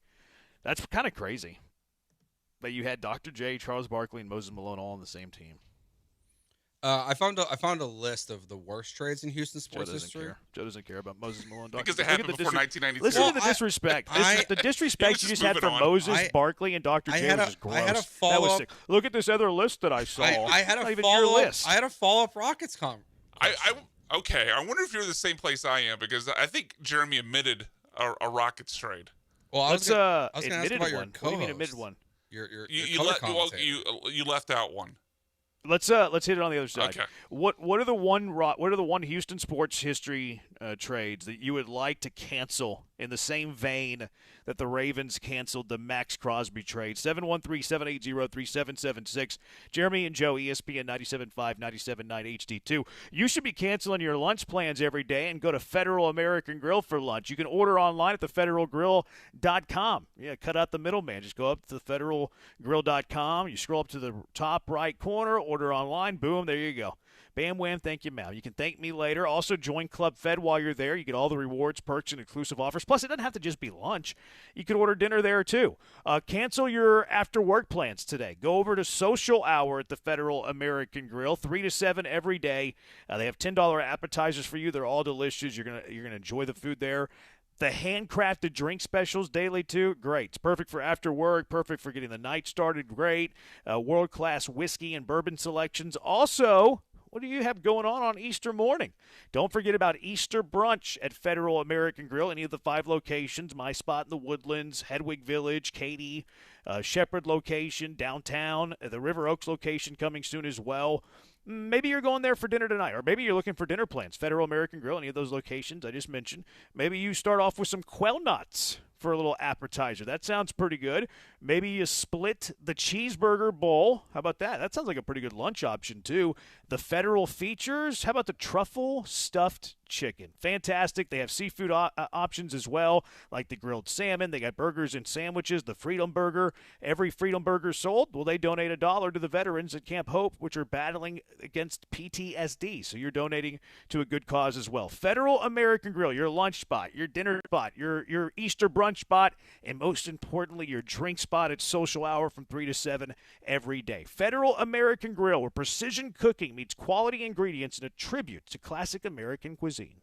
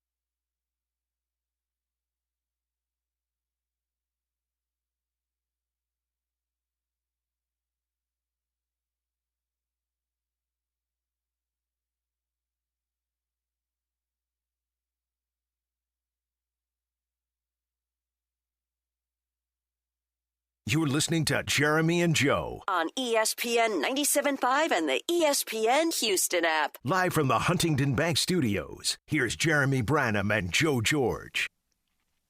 He's Joe. I'm the Huntington Bank bad boy, Jeremy. 713-780-3776. Ravens canceled. They deleted the Max Crosby trade. Which trade would you delete from Houston sports history? What was the one you were alluding to, Joe? Big E. Same. Yeah. I saw him a little earlier. Figured you did. Look, I keep it real. I keep it real around here. Okay. Great. One of the best ever. Wasn't a 3-time MVP. No, it's not at the top of the list. Because from what I've read, because obviously this is before all of our times, because you're not this old, Jeremy or Brian, was that Brian's closer to me, though. there was an issue with the coach, Tex Winter, but then Tex Winter only lasted one more season. Yeah, that's true. And that's pretty much the reason why he got traded. It's bad to have a clash with a coach as a reason for a trade, and then for that coach to not last much longer. Yeah. But I think the Hopkins one is good too that you mentioned earlier, because of what you didn't get back. You should have got a first. Yeah, I think so. So you got David. I think Johnson. so. David Johnson in a second rounder, and then you flipped the second rounder for Brandon Cooks. Sounds right. That's correct. Yeah, that was rough. I didn't mind that you traded DeAndre. It's just what you got in return. Like I always point to the Vikings. The Vikings, they traded their star receiver that year too, Stephon Diggs. They got a pick in the 20s. They drafted Justin Jefferson. I mean, like a week later, they got a first-round pick. What do you mean? That trade happened like a week after the Texans trade. Was it after or before? I couldn't remember. I think it was right after. I don't remember the timeline. For some reason I thought it was before, but I don't really remember. 713-780-ESPN. Brian, did you have any to add here? Yeah, you guys knocked off like all the top ones that I thought of, but I'll throw in a couple more. Two of these I think are kind of linked together because of how the Texans should have handled their order of business. But I threw in the Jadeveon Clowney and the Laramie Tunsil trades because if the Texans had handled that correctly and not told Clowney we're going to franchise tag you, allowing him the chance to just say, well, I'm not going to sign it unless I can direct where I go, they could have gotten more for him, potentially just traded him 1-for-1 for Tunsil. Instead, you gave up 2 firsts and a second for Tunsil. And then over the Astros, I mean, it didn't affect anything, I think, as far as winning and losing, so it's lower in the list than the ones you guys mentioned, but I didn't like the Roberto Osuna trade for that. I felt unnecessary. That was probably more about outside the lines than in between the lines. It just was unnecessary. The team was good enough to win without him. It's like, why take on that distraction? Well, it was, I mean, if you go, again, I'm not trying to defend Osuna here, more of an outside the lines trade than, between the lines trade. But if you just went totally between the lines and eliminated all the baggage, they very easily got the better pitcher of the trade. That's fair. I didn't think Roberto Osuna, even though you're right in that they got the better part of the trade, was the difference between them winning and losing a title. No, hindsight 2020, I also would not have made that trade. But if you keep it between the lines, he was way better than Ken 100 Miles Giles. Eric the Buyer, I've literally never heard of Real Big Fish outside of people making fun of ska music. Good pull, Brian. Nope. Brock Osweiler trade to the Browns was a great trade. We're not talking about great trades, though. Listen with correct orifices here, 1970. We're not talking about great trades. We're talking about what is the trade you would delete from Houston sports history. Randy Johnson trade was fun, but since they didn't even make the World Series, it sucked losing out on Freddie Garcia and Carlos Guillen. Well, who was the third player in that trade? How come we're disrespecting the third player in that trade? I can't just be about Garcia. Let's see if you know. I forget who it was. No, I did know it, but I'm forgetting who it was now. It was John Halama. That's right. Yeah. Okay. I want to say he was crafty lefty, John Halama. Sounds right. I think he was lefty. Junkie says not make the Ward Mood trade. That's a good call. Like, he was a little older, though, late 30s. You got a third and fourth in return, but he played really well after he was traded. He had plenty left in the tank. I always remember him with the Vikings, throwing passes to Randy Moss and Chris Carter. He was throwing bombs. I remember that one. I think there was a short window of time where he was also the Vikings and Seahawks career leader in passing. Really? Seahawks too? I think so. And he also had, I think, a cup of coffee with the Chiefs, but his career was pretty much over at that point. Akeem Olajuwon to Toronto. To me, that was almost sacrilegious. How do you trade him? The greatest athlete in Houston history. My favorite athlete. That hurt. Kenan Galveston. Greatest athlete in Houston sports history, no doubt. It just happened so late in his career and he only played one more year that, can't be the worst ever, right? No, that one's more just people don't like seeing him in the jersey photos. Which is fair. Yeah, the photo of Akeem in a Raptors jersey guarding Patrick Ewing in a Magic jersey is just it's sickening. It's sickening. It's almost a great photo because it's so bad. It's just so weird. Yeah. I've deleted it from my memory. I just pretend like it didn't happen. It's one that I would love to get that photo signed by both of them. That would be kind of a fun collectible. Yeah. My favorite Patrick Ewing moments whenever he said, "Yeah, we make a lot of money, but we spend a lot of money too." Yeah, that was a classic on Rome's show. Can we throw in I think someone brought up the Watson trade. I think with hindsight, maybe you could say trading for Watson, the trade up, because it cost the Texans the 4th overall pick, which I think became a pretty good defensive back for the Browns. I'm forgetting the name off the top of my head. Denzel Ward, that's right. The Texans gave up, I don't remember what they gave up on top of it, but they gave the what turned out to be the number 4 overall pick the following year. I don't think so. Not even with hindsight, knowing what we know now? Yeah, but hindsight, knowing what we know now, you got 3 first-rounders out of them. Okay, yeah, I guess it's still a net positive. Good point. Yeah, I still think it's a positive. You didn't go the way that you would have liked it to go with Watson, but you still got a good return for Watson. It's not like you had to treat Watson like Kyler Murray got treated today. Now that would be in play for sure. Yeah. The only one I really have a problem with is sending Hopkins to Arizona. I would cancel that. Ed Reed wasn't a trade. That was a free agent acquisition. Joe Morgan to the Reds is another good call. They traded him to the Big Red Machine, one of the best second basemen of all time. They traded him in his prime to Cincinnati. He came back to Houston later in his career. Canceled the Hopkins trade, D-Hop by a landslide, D-Hop trade, and then the Pippen trade. I don't remember them giving up a lot for the. I was like, Pippen, what did they give up for Pippen? I was so excited when they traded for Pippen. I thought it was going to be such a home run hire or home run trade. Yeah, they didn't trade much though. They traded Stacey Augmon, Kelvin Cato, Ed Gray, Carlos Rogers, Brian Shaw, and Walt Williams. Yeah, that's whatever. That's fine. Yeah. Cannon fodder. Yeah, whatever. Like Pippen, it didn't materialize in Houston the way that everybody thought it would. And I would classify Pippen's time in Houston as kind of like a thud. It wasn't special. I thought it was going to be. It was not. But he didn't give up a whole lot there. A lot of people on my Twitter at Jeremy Branham, where I ask these thought-provoking farming engagement questions each and every day. Just throw the script out there. Shut up, I'm talking. They said the Barkley trade. They didn't like the Barkley trade. Cassell and Ori for Barkley. Yeah, I agree with that in hindsight because, I mean, they still got to the Western Conference Finals in 1997 before the Stockton shot with Barkley, but you got Barkley on the down end where Horry was obviously more of a bit player because Sam Cassell, Horry was more of a bit player. Who? Am I mispronouncing? Why are you calling him a Horry? Oh, did I say Horry? Okay, my bad. He was obviously more of a bit player, but Sam Cassell became like a legit all-star. So, in hindsight, I would have rather had that side of it. Yeah, I was I think too young to really know better whenever they made that trade. I was like, oh, big name, shiny object. Yeah, the round mound of rebound. I was fired up. I'm sure little Jeremy was. If I was my age now than I was then, Brenda's calling me. If I was my age now than I was then, I don't think I would have liked the trade because you're too young, upcoming players for an aging, declining player that I probably wouldn't be in favor of today. Do you think Chandler Rome would say Carlos Correa trade? Because it's untenable? No. I don't think he would say that. I'd ask. I don't think he would say that.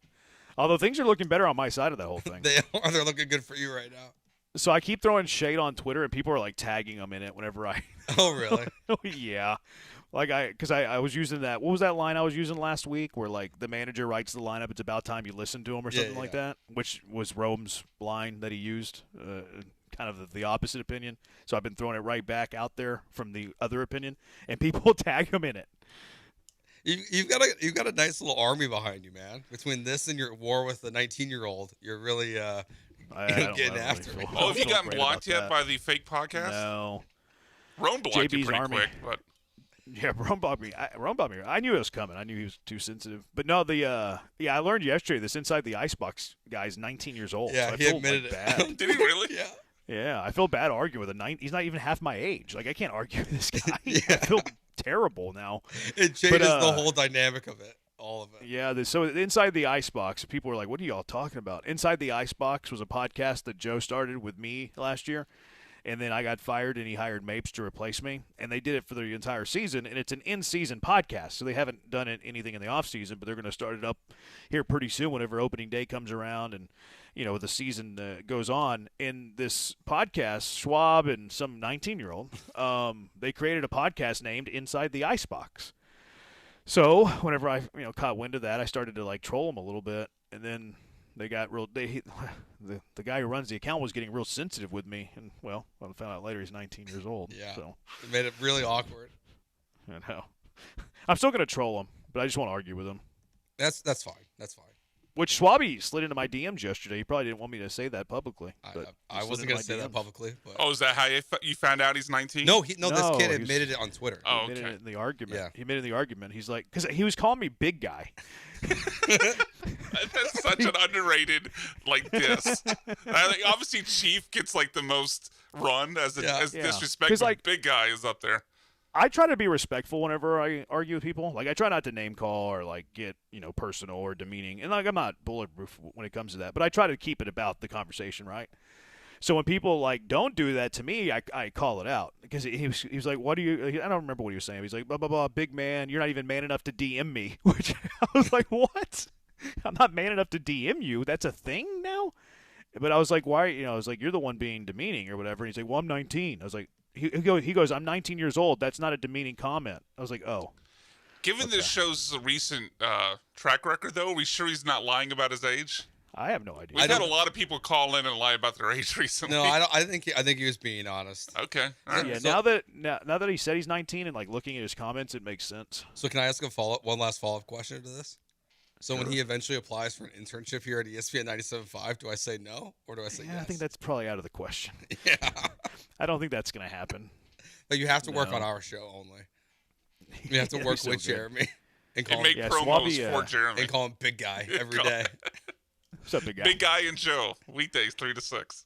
Swabby though was funny though. He was like, hey, blah blah blah blah blah. We didn't know, blah blah blah blah blah. Just wanted to come to an understanding. He said he heard us mention it on the radio, so he must be one of the dozens and dozens of listeners. And I was like, blah, blah, blah, blah, blah, blah, blah, blah, blah. It's like, when y'all found out, y'all probably should have changed it. Because I really didn't care about it. And then, then they started running their mouth, and I started to care about it a little bit more. So, and I was like, well, yeah, blah, blah, blah, blah. Yada, yada, yada. Yada, yada, yada. And he's like, well, why don't we, make a trade or something? He's like, why don't we give y'all kolaches and Shiner Box? That's a bad trade.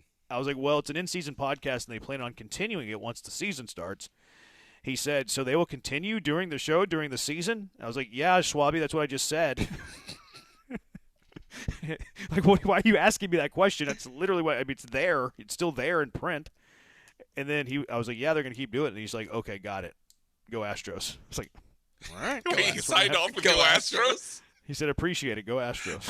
What a Cal McNair move for him. Go Astros. So I guess we're just going to have two Inside the Icebox podcasts. So he never offered to give away the name then? No. No. Interesting. No. So I'm just going to continue every tweet. And I told myself I wasn't going to search their name and I was just going to have it whenever it popped up on my timeline. But I think I've changed my mind on that. I'm going to search their name once a day, and I'm going to respond to every single one of their tweets until I'm blocked. I love it. I'm going to be besotted in their Twitter. That's what I'm going to do. All right, 713-780-ESPN, HRP listener line, 713-780-3770. Russell Westbrook trade, Dave Casper trade. I've lost all faith in Brian's sports knowledge now, dropping that Horry multiple times. Yeah, wasn't your finest hour there. Mispronouncing is not the same as knowledge, sports knowledge. I will agree to that. I'm not a great pronouncer of words either. Speaking of that, Bam Adebayo, he scored 83 points yesterday. We all think it deserves an asterisk, right? But how big an asterisk? 713-780-ESPN, Jeremy and Joe, ESPN 97.5, 97.9 HD2. NCAA March Madness is coming to Houston. Attendance encouraged, passion mandatory. Get your tickets now at ncaa.com/MBB tickets.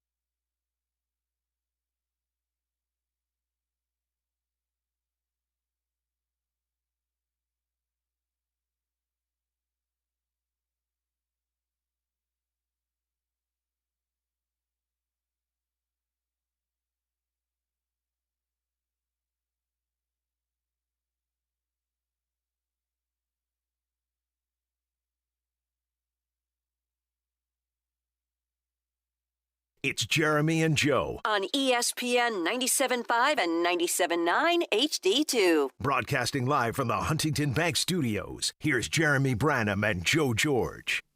It's a good one here. Good song, Brian. 713-780-ESPN. YouTube. Where'd it go?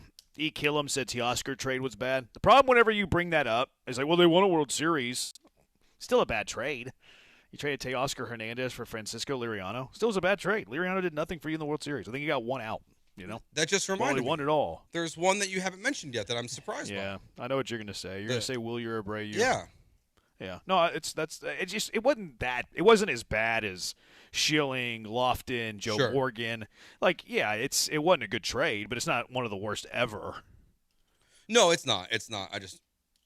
I knew it's high up on your list of things that you did not like to happen. No, I mean, hindsight 2020, I wish they would not have. Well, honestly, you know what I wish would have happened? I wish they would have traded Urquidy for Contreras, and then you would have still won the World Series. That's true. Because neither one was a huge factor in the World Series. And then you would have not made the Abreu for Vasquez trade, and Wilyer Abreu would be on a Houston Astro right now. Yeah. He'd be slugging the baseball left and right. Honestly, Wilson Contreras might still be an Astro. I don't think so. They probably wouldn't have paid him. Probably would have walked. Yeah, I don't think they would have paid him. And Dusty didn't. That wasn't their thing. Dusty said no. Yeah, I know.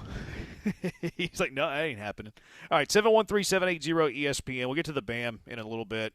Keith is on the line, though. It's been a theory of the show that Keith doesn't listen to the show. He just picks up the phone and calls in and talks about whatever Keith wants to talk about because he's very rarely on topic. So as we go out to the HRP listener line, Keith, do you just call in without even listening and knowing what we're talking about? No, I definitely listen to the show as much as I can in the car. What were we just talking about? What were we just talking about as we went to break? You guys were talking before the break? Yes. No, I just tuned in after the break. I just heard about all the. Goodbye. See you later. It's an ejection. Out of here. You don't just call in without knowing what we're talking about. What are we doing here? Sports radio show. We got you conform to what the hosts are talking about. You just don't, it's not a mailbag Monday on a Friday. Yeah, we got you don't just call in and like, oh yeah, we're going to talk about this. No, Keith, you don't decide what we talk about. Junkies and junkies might, but there's an order to the show. There's a run of show. There's a rundown. You don't just randomly call in whenever we're talking about, what's the trade in Houston sports history you'd like to cancel. Maybe we're transitioning to Bam scoring 83 points. You don't just randomly call in with what you want to talk about. That's ejection worthy. See you later. We'll talk to you tomorrow. We got like a 3-minute call on the Ravens yesterday from Keith. For real? Yeah, I guess he's a Ravens fan. I didn't know that. Yeah, he's a huge Ravens fan. I guess I missed that. He's a T-shirt fan.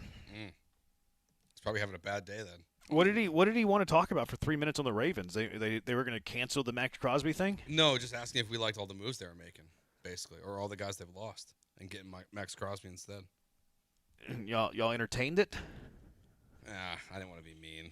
I was in a good mood yesterday. I was with Michael. Redheads do that for you? Yeah. You didn't have to deal with me. He's like, I got a smile on my face. I was like, I got Michael Connor here. Like the band's back together. I had a question. Yes.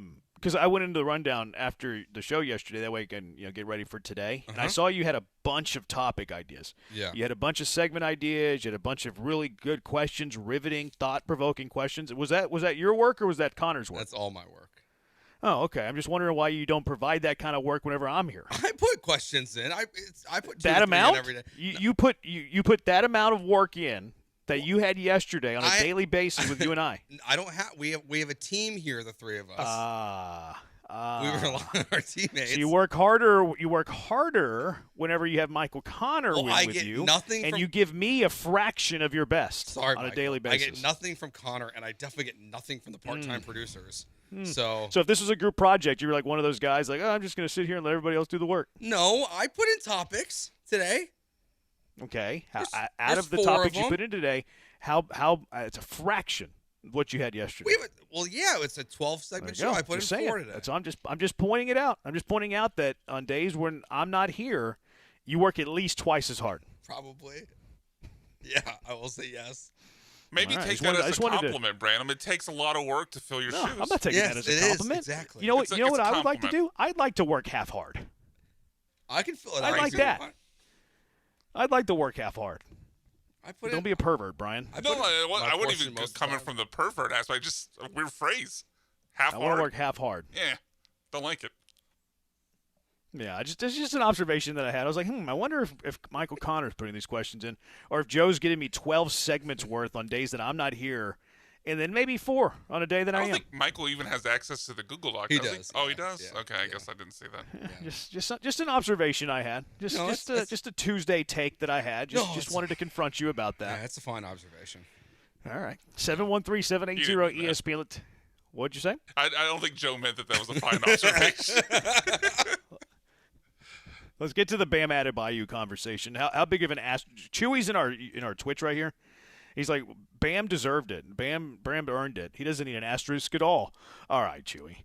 713-780-ESPN. Jeremy and Joe, ESPN 97.5, 97.9 HD2. Do you have coworkers who only do half of the work you do whenever you're in, but then they do all the work when you're not in? Well, then you need to get out to Two Creeks Crossing Resort on Lake Livingston and let those hacks do all the work while you're gone. Two Creeks Crossing Resort, the best spot for you. You can escape the hustle and bustle of job, traffic, coworkers, whatever's causing you stress, and you're going to love your time out there. You're going to have a great time. In 90 minutes, too. You're there in an hour and a half. You're there so quick.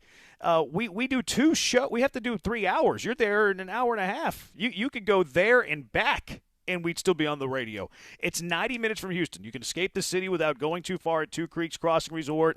You don't have to wait at the airport for 7 or 8 hours like what's happening this week. You don't have to hop in the car and go all across the state. No, you're in paradise in an hour and a half. Their water park's coming soon. Lazy River's coming soon. You can go over to Swampers, hop in the Lazy River, and have yourself an afternoon. But they got open green spaces for you. They got the wildlife for you, beautiful, majestic trees, and some of the best fishing in Texas to Two Creeks alongside their property. The big catch and release pond in the middle of the property. You're going to love it. Hike on their 92 acres of property. Do some kayaking while you're there. Maybe play some pickleball. They got courts for you. Or you can just hang out at the pool with a drink. Hang out at Swampers with a drink, too. And they got the glamping. They have the cabins. They have a tree house. You stay in the tree. RV hookup spots if you have an RV. The perfect stay for everybody. Always taking care of their visitors, too. This week, for instance, is spring break weekend. You're going to love that. Live music. Kenny Cooper, a little live music this week. Next week, Jack Cross, Bubba Wesley. The week after that, barbecue cook-off weekend, the final weekend of March as well. You're going to have a great time. So book that stay now. TwoCreeksCrossingResort.com. That's TwoCreeksCrossingResort.com.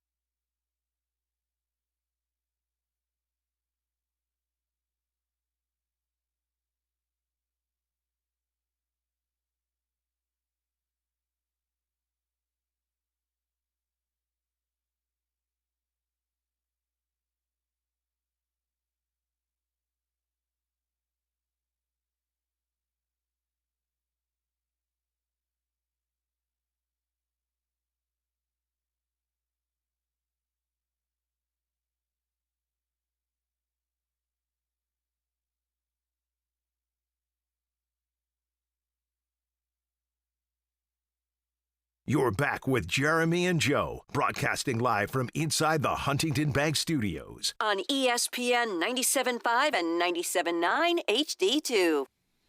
He's Joe, I'm Jeremy. Bam Adebayo scored 83 points in a basketball game yesterday. First, YouTube Keith says, I want to apologize to y'all on behalf of all the Keiths out there. Also, I met Joe Friday at Sam's. It's true. He told me about that. Yeah. Said he enjoyed you. We had a nice conversation. I was eating some crawfish, and then he walked up and said hello. He said, "Is this Jeremy Branham?" No, he didn't. Yeah, he did. It was a good joke. He said, he was joking. So who was eating the crawfish? You or him? I was eating crawfish. Okay. All right. Did they dust them there? Yeah. I'm not a fan of the dusting. I think they do. Good crawfish don't need a dusting. Maybe not. I'm actually not entirely sure I know what that means, so maybe not. Why'd you answer the question? Because as you said it, I was like, I think I know what that means, and then I thought about it for a second. And I was like, actually, maybe I don't. Is it a seasoning? I'm not a crawfish What guy. do you think it means, Joe? Just extra seasoning on top. Yeah, that's what it is. Yeah, It's just whenever you okay. dust them after you put them in the cooler. You dust them with some, Slap Your Mama, Tony's. Okay. I don't like a dusting. I don't think if you have a good boil and you let them soak, you don't need to dust them. Juck, and plus it makes your lips burn. He can't just call in and say hello to his buddies. What makes you think we're his buddies? He's also not saying hello. Buddies. Yeah, he's just like, sup guys, you guys, I don't care what you are talking about. I'm going to talk about what I want to talk about. That's not how it works around here. All right, Bam Adebayo scored 83 yesterday. Joe, your thoughts? Fraud. It's all fraudulent. Too many free throws. It doesn't count. It's garbage. Yeah. I don't think that you should be fouling to give the basketball back to your guy to see how many points he could score. That becomes a little gimmicky. It becomes NBA All-Star game. Mm-hmm. Like, you can't be doing that. You can't be doing this gimmicky. We're gonna foul you so our guy gets the ball back so he can chase. That's gimmicky. That's Brett Favre eating a Michael Strahan sack. Like, it's Bush League. Like that's Bush League to me. Huge asterisk. I will not recognize it as the second most points scored in an NBA game. I'm sorry, I just will not recognize it as such. No, I agree. And look, it's just the amount of free throws. Even if that wasn't 43 happening, it's free 43. throws. It's too many. It's Bobby Marks tweeted this out. Bam Adebayo averaged 4.8 free throws per game. He shot 43 last night. Oh, my gosh, really? He only shot 10 times his normal free throw attempt per game? Yeah.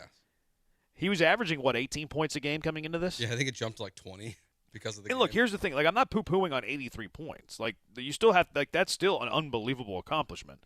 It's been done twice in NBA history. I'm just not going to recognize it as a better scoring game than Kobe Bryant's. Nope. Because Kobe Bryant didn't have to rely on 43 free throws, and he didn't have to rely on his team fouling the other team so he could get the basketball back. Yeah. That's what makes it fraudulent. Still an unbelievable performance. No denying that. I mean, you score 83, you're doing something right.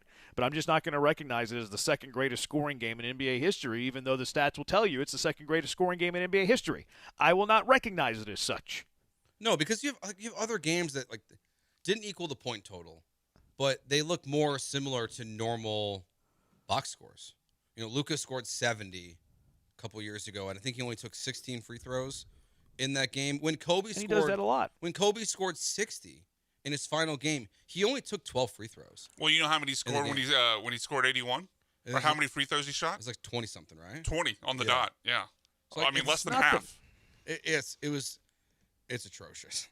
Their team only scored 122 points. Like, he scored 81 of the 122 Kobe did. Yeah, Bam scored 83 of the 150. Yeah. It doesn't count. I mean, I guess it does, but it deserves the biggest asterisk you can give it. Yeah, there's one thing of being on second on the list, and there's another thing recognizing that as the greatest scoring performance ever. You know what I mean? It's kind of the way we look at the Kerry Wood game whenever he struck out 20 Astros. Like, it wasn't a no-hitter because Ricky Gutierrez was able to squeak in a hit, you know what I mean? But we look at that game as one of the greatest games ever pitched. Like, there's a difference between what the stat sheet tells you and the way that it'll be remembered. And, again, I'm not trying to take, an 83-point game away from Bam. I'm just saying I'm not going to recognize it as the second greatest scoring game in the history whenever your team is fouling so you can get the ball back. Also, do you know Bam's previous career high prior to yesterday? Bet you was scoring? 30-something? Yeah, low 30s. 41. He more than doubled it. Well, he took more free throws than his career high. That's great. Yeah, that's a crazy you're right. stat. Because like the other reason why it deserves this asterisk is how many guys in the NBA could score 80 points in a game tonight if they were given 43 free throws. A lot of them. Jason Tatum could do it. Luka could do it. Donovan Mitchell could do it. Hell, Kevin Durant could probably do it if he was given 43 free throws. It takes away from all of it being given that many free shots. Yeah, pretty crazy. Why do you guys wake up to hate? You guys would glaze a Rocket player that got 83 points a game. That's not true. People call us haters of the Rockets all the time. I would say the same thing. The Raptors were letting Kobe shoot threes uncontested. That's a lot different than having your teammates foul so you can get the ball back to chase a record. Like that's so different. Like they just the opposing team just was like not interested in playing defense because they couldn't stop the guy, so they just kind of quit. All right? It kind of happened, which still they only allowed 122 points to the Lakers that night. The Wizards allowed 150 last night. But there's the moment that it crosses the line for me is whenever Heat players are fouling Wizards players to stop the clock, which gives Bam Adebayo more opportunity to score. Mm-hmm. That's Bush League. That's why I won't recognize it as the second greatest scoring game of NBA history. And if you don't like it, I'm sorry. I apologize to you. Junkie, best description is not organic. That's a good way to describe it. It's NBA All-Star Game-y. Another junkie, what surprises me the most is Spoelstra allowed it. See, there was an announcer on the game yesterday that they thought that they were going to pull Bam before he passed Kobe's 81. Do you think that Spoelstra should have pulled him before he passed Kobe? No, because I kind of feel like in a way once you're in target, you want to pass it. And Spoelstra, yeah, I can't blame Spoelstra for that either. If he wanted to stop it, he would have stopped it. If he would have said this is too Bush League, and I think Eric Spoelstra is a great coach, I'm surprised he allowed this to happen. I mean, you can't be the coach to pull a guy though when he's got 75 points. I mean, I'm not blaming. I think the other side of that, we're crushing Spoelstra. If Bam, enters the fourth quarter with however many points he had, I think it was like 71 or something, and he sits the fourth quarter, we'd kill him for it. But why would we kill him for that? I wouldn't kill him for that. Well, maybe not you specifically, but I mean to. I don't think it would be the majority opinion. No, but I disagree. I mean, Steve Kerr did it. He yanked Klay Thompson for the entire fourth quarter when he had 60? He scored 37 points in a quarter that night. I think it's 60 points, and he didn't play the entire fourth quarter. Yeah, I wouldn't say. Did Harden get pulled one night where he had 60 something? Mm-hmm. Yeah, I wouldn't say 60 is as close to the target though as what Bam was. Yeah, how did you get to that? I mean, how did you figure that out, Brian? Math. But I think that matters though in the conversation because it's like how close you are, like how realistic it is that the player could do it matters to whether or not you leave him in the game. It's kind of like when a pitcher's chasing a no-hitter and 7 innings he's already thrown 95 pitches. You pull him 7 innings he's thrown 74 pitches. You leave him in. Yeah, that one also doesn't bother me, but I think it's a good point to your argument. I'd also say I don't think anybody's champing at the bit for Bam to chase Kobe.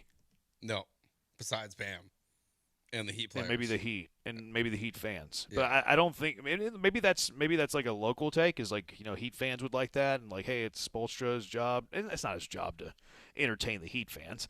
I don't want to go to that to that level, but I don't think that NBA fans are clamoring at that Bam has to try to get Kobe at the start of the fourth quarter. I mean, but at the same time, I'm not blaming Spoelstra for leaving him out there. Like, it's not Spoelstra's job to, like, gatekeep, all-time scoring points in a game. I also, maybe because there was so much chaos happening last night between the World Baseball Classic and between Max Crosby happening, I kind of feel like it went under the radar, for me, at least, like, as it was happening last night. I saw the 37 points or whatever it was in the first quarter, or whatever he had last night, but I wasn't following it last night, seeing if he was chasing down Kobe. It didn't. The first time that I noticed is whenever they mentioned on the Rockets game. See, I was on delay. I watched it later, so I guess I missed that. Yeah, they put up a graphic like coming out of a break, like Bam's got. I think at the time when they showed the graphic originally, it said 60. And then that's whenever I started to follow along. Is whenever Space City recognized it, some random game that the Heat are playing, I was like, okay, something's going on here. So I started to follow it. Like I never watched the game. I never pulled up the game. I watched the Rockets game and like pulled up like the box score for the Heat. But yeah, Junkies D'Antoni sat Harden in the fourth when he had 60. That's the game I was referring to. Another Junkie still in the record books, whether you recognize it or not. Yeah, I admit that. Like, it's going to be second all time until as long as it stands. But I'm not going to say it was a greater scoring performance than Kobe. Like, I think everybody would say that. I think everyone besides Bam and his family would say that. Huge asterisk. If on an asterisk size of 1 to 10, Chewy said 0 asterisk. I'm giving it a big giant 10. 10 out of 10 asterisk. 10. Give me a 10. It's a 10. It's a 10. Rest in peace. You know, the 3 stars of that movie are no longer with us. Really? Yeah. All 3? Yeah, both quarterbacks are gone. We lost to Dawson's Creek recently. Oh, yeah? The other quarterback was named Walker. He passed, and then the big boy passed. I didn't realize those 3 are those 3 are all gone. Yeah, I hate to be sad about it, but I'm a little sad about it. You always come in here with these down questions. Yeah, I didn't mean to get down like this, but it's kind of where we are. Ray of sunshine, because I don't know how to really, and because I really don't know how to handle this, I get clunky, I get awkward. I'm just going to go to break. Okay. 713-780-ESPN. Mark DeRosa, in my opinion, cost himself a real managerial job yesterday. 713-780-3776. Jeremy and Joe, ESPN 97.5 and 97.9 HD2. Rally up, H-Town. We saw history yesterday in basketball. Maybe you're going to see history if the Rockets do something like this. Who would it be? Of course it would be Durant. But rally up, H-Town. Tom's Watch Bar Red Nation rallies at Green Street are here. You need to get out there. You're a Rocket fan. You get out there to Tom's Watch Bar Red Nation rallies. You're going to be joining fans just like you. And it's always great to hang out with people that are just like you because you like yourself more than you like other people. But you're going to love everybody that's at Tom Watch Bar Red Nation because they're Rocket fans like you. And they're going to have the same interests that you have. And plus, you're going to walk over to the Rockets game and watch the Rockets hopefully win a basketball game. But the Tom's Watch Bar Red Nation rallies kick up 2 hours before tip-off. That's right. They're going to have DJs out there for you. Great music when the DJs are out there. The giveaways. Who doesn't like giveaways, right? Themed cocktails, too. Because, of course, if you're pre-gaming 2 hours before tip-off, before you walk over to the arena, you're going to want a couple of cocktails. So get those while you're at Tom's Watch Bar Red Nation rallies at Green Street. Lots more as well. And then if you are headed to the game, which I recommend you do that, park free with Tom's Validation. I go down there every now and then on game day. The parking is super expensive. You don't have to worry about parking being super expensive because you're going to park free with Tom's Validation. And what I would recommend, you use that savings on those themed cocktails, and everybody has a great time. Come back after the game for post-game drinks, highlights on their 65-plus screens. There's not a bad seat in the house. You're going to love your time there. Get the schedule at tomswatchbar.com/rednationrallies. That's tomswatchbar.com/rednationrallies.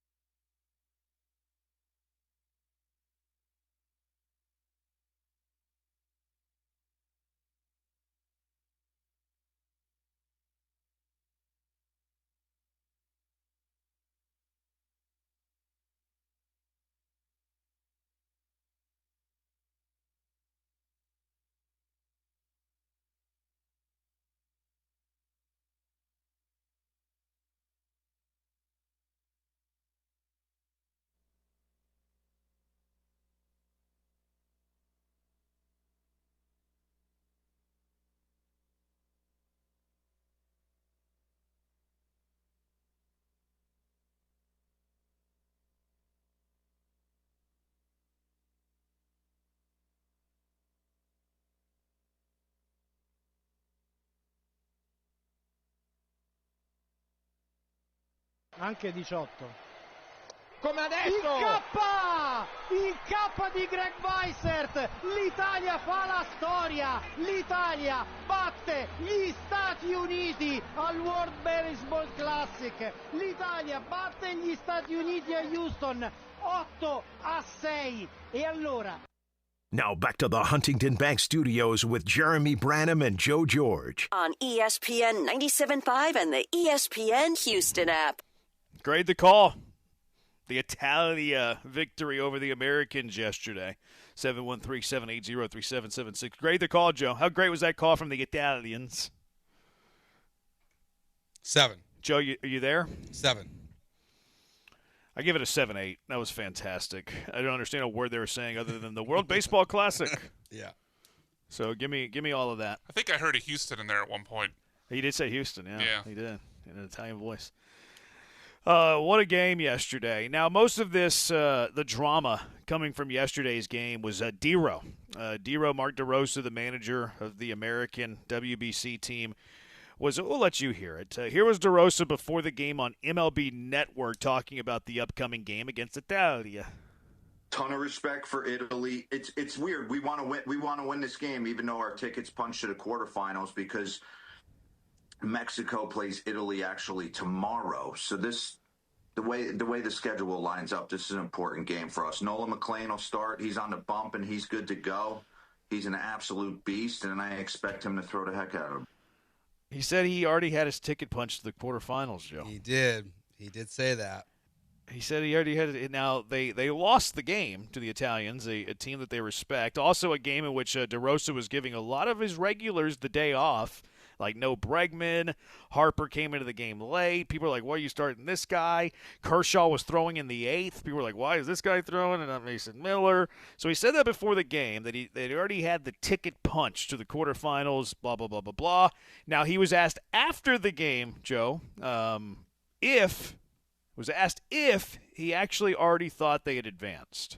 Yeah, I misspoke. I was on hot stove with a couple buddies today and completely misread the calculations. We knew that Mexico was going to play Italy and then running all the numbers with if we lost tonight with the runs allowed and runs scored and outs. So I just misspoke.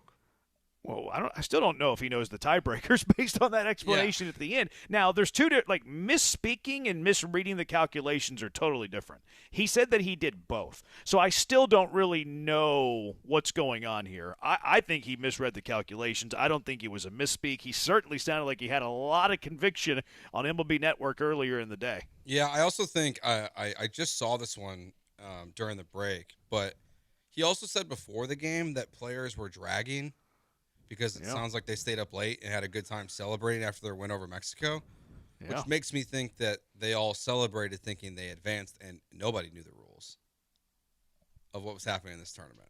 And I think the lineup, too, is pretty telling, right? Yes, it absolutely is. Like, if you're not running out that lineup unless you think you would advance. So I don't think he misspoke. I think he misread the calculations entirely. This was also, some of this video has been removed from both MLB.com and MLB Network. A couple of other quotes that he had that no longer exist. DeRosa said, we want to win this game even though our tickets punched the quarters. We heard that. Said he planned to use the Italy game to rest some of his starters. Okay, that's telling me you don't think it's a must-win, right? You're using the game to rest some of your starters. That you're not taking the game seriously. Like you think you can lose the game and still be fine. He also said, no, that's it. That's the rest of it. I'm going to get some guys off their feet, no question about it. Yeah, so. He clearly, they didn't know the rules. They didn't know the tiebreakers. They didn't know how it all worked. Or they actually didn't think much of Italy, which... It could be that. Considering that most of those guys are just Americans with Italian descent, and it's basically the JV squad of Team USA, you should have beat them anyways. I don't blame him. Zach Zinzo's playing third, baby. Exactly. He's a butcher over there, by the way. Not great. Don't think that's in the Astros' plans if there's a couple of We chase the fight. Yeah, he didn't know the rules. DeZinzo chases the ball after it bounces off of him. That's what he does. Yeah. He didn't know the rules. He's screwed up. Yeah. And to me, this is a sign of like I can't hand the keys of my organization over to him. Like he's been Astros interviewed him, didn't they? Didn't they interview him whenever Espada got the job? He was either interviewed or heavily rumored. And yeah, I will say, like, I was workshopping or was going to go with the take after the World Baseball Classic that DeRosa can be Espada's replacement if they won the World Baseball Classic. Out on really that one. Now, nope. Yeah. I would scratch him off of my list of ever being a manager in Major League Baseball. Like you have to be very, very aware of all of the possibilities and scenarios. You have to be attention to detail, right? You have to have that sort of mindset. And for him to not have that, like it's his one job. Yes. Like that's the whole point of the WBC, right? You 5 teams in a pool, you play pool play, you advance to the quarterfinals. Like the whole point is to advance to the quarters. So if the whole point is to advance to the quarters, you should know every stinking rule on how you can advance to the quarters, and the dude can't. That guy can't manage in the big leagues. Nope. He's toast. He's done. He's never getting a big league managerial job. And the rules are stupid. We can call it what it is. This explanation of how USA advances is if Mexico scores 5+ runs in 9 innings, then USA advances. But if they score 4 or less, then they don't advance. But if the game goes into extra and they score a 5th run, then that will change the calculation and the USA still won't advance. The tiebreakers are awful. Yeah. But you have to know them as the manager of the team. That if you don't win this game, there's a chance you're not advancing. What don't you like about the rules? It just that doesn't feel the like tiebreaker rules. Based on how many runs you score and don't score, it should be the tiebreaker. Yeah, I'm not a huge fan of it either. Yeah, so what has to happen tonight, though, if Italy wins, then the Americans don't have anything to worry about. They advance, USA advances if Italia wins. If Mexico wins and scores 5 or more runs, Mexico advances, USA advances. If Mexico wins and scores 4 or less runs, they advance and Italy advances. But again, it's 5 runs in 9 innings. If it goes to 10 innings, it changes the calculation. Yeah, because it's runs per inning. Yeah, so if they get, as people have said, if there's a walk-off in the 10th, it still knocks off Team USA if it's Mexico's 5th run of the game. Yeah, that's very specific, though. Like, what if it's the 7th run? I think it would not matter. Here's what I would be doing, though, if I'm Benji Gill and I'm Francisco Cervelli, is I'm having lunch today in Houston, and I'm doing some hybrid lunch. Maybe a pizza place, and I'm getting margaritas. Mm-hmm. Something like that. I'm getting some margaritas and pizza, and I'm having a conversation. Benji Gill, Francisco Cervelli, and what we're discussing is how we're going to eliminate the Americans. That's what we're discussing right now. Should we just bunt the entire game? Should Mexico just win 1-0 on we're gonna bunt the entire game. We're gonna fix this. That way the Americans do not advance. We're just gonna have zero respect for the game. We're gonna bunt it back to the pitcher. We're gonna get to the 9th inning. We're gonna let the Mexicans win by a run, and we both advance to the quarters. Why wouldn't they be doing that right now? There's zero reason for them not to. Why wouldn't they? They both advance. All countries are happy. Their countries are happy. Mexico, they're excited. Italia, they're excited. Why wouldn't they do this? And the USA is out. The USA is sitting there crying in their beer. And we're all blaming DeRosa for not knowing the rules. Why wouldn't they do this? There's literally no reason not to. Because there's a respect for the game? I don't know if there's a respect for the game. Did you see Cal Raleigh punk Randy Arozarena whenever he tried to dap him up? Like, that was not cool. I hated that. Oh, really? What's up with that? I thought it was fine.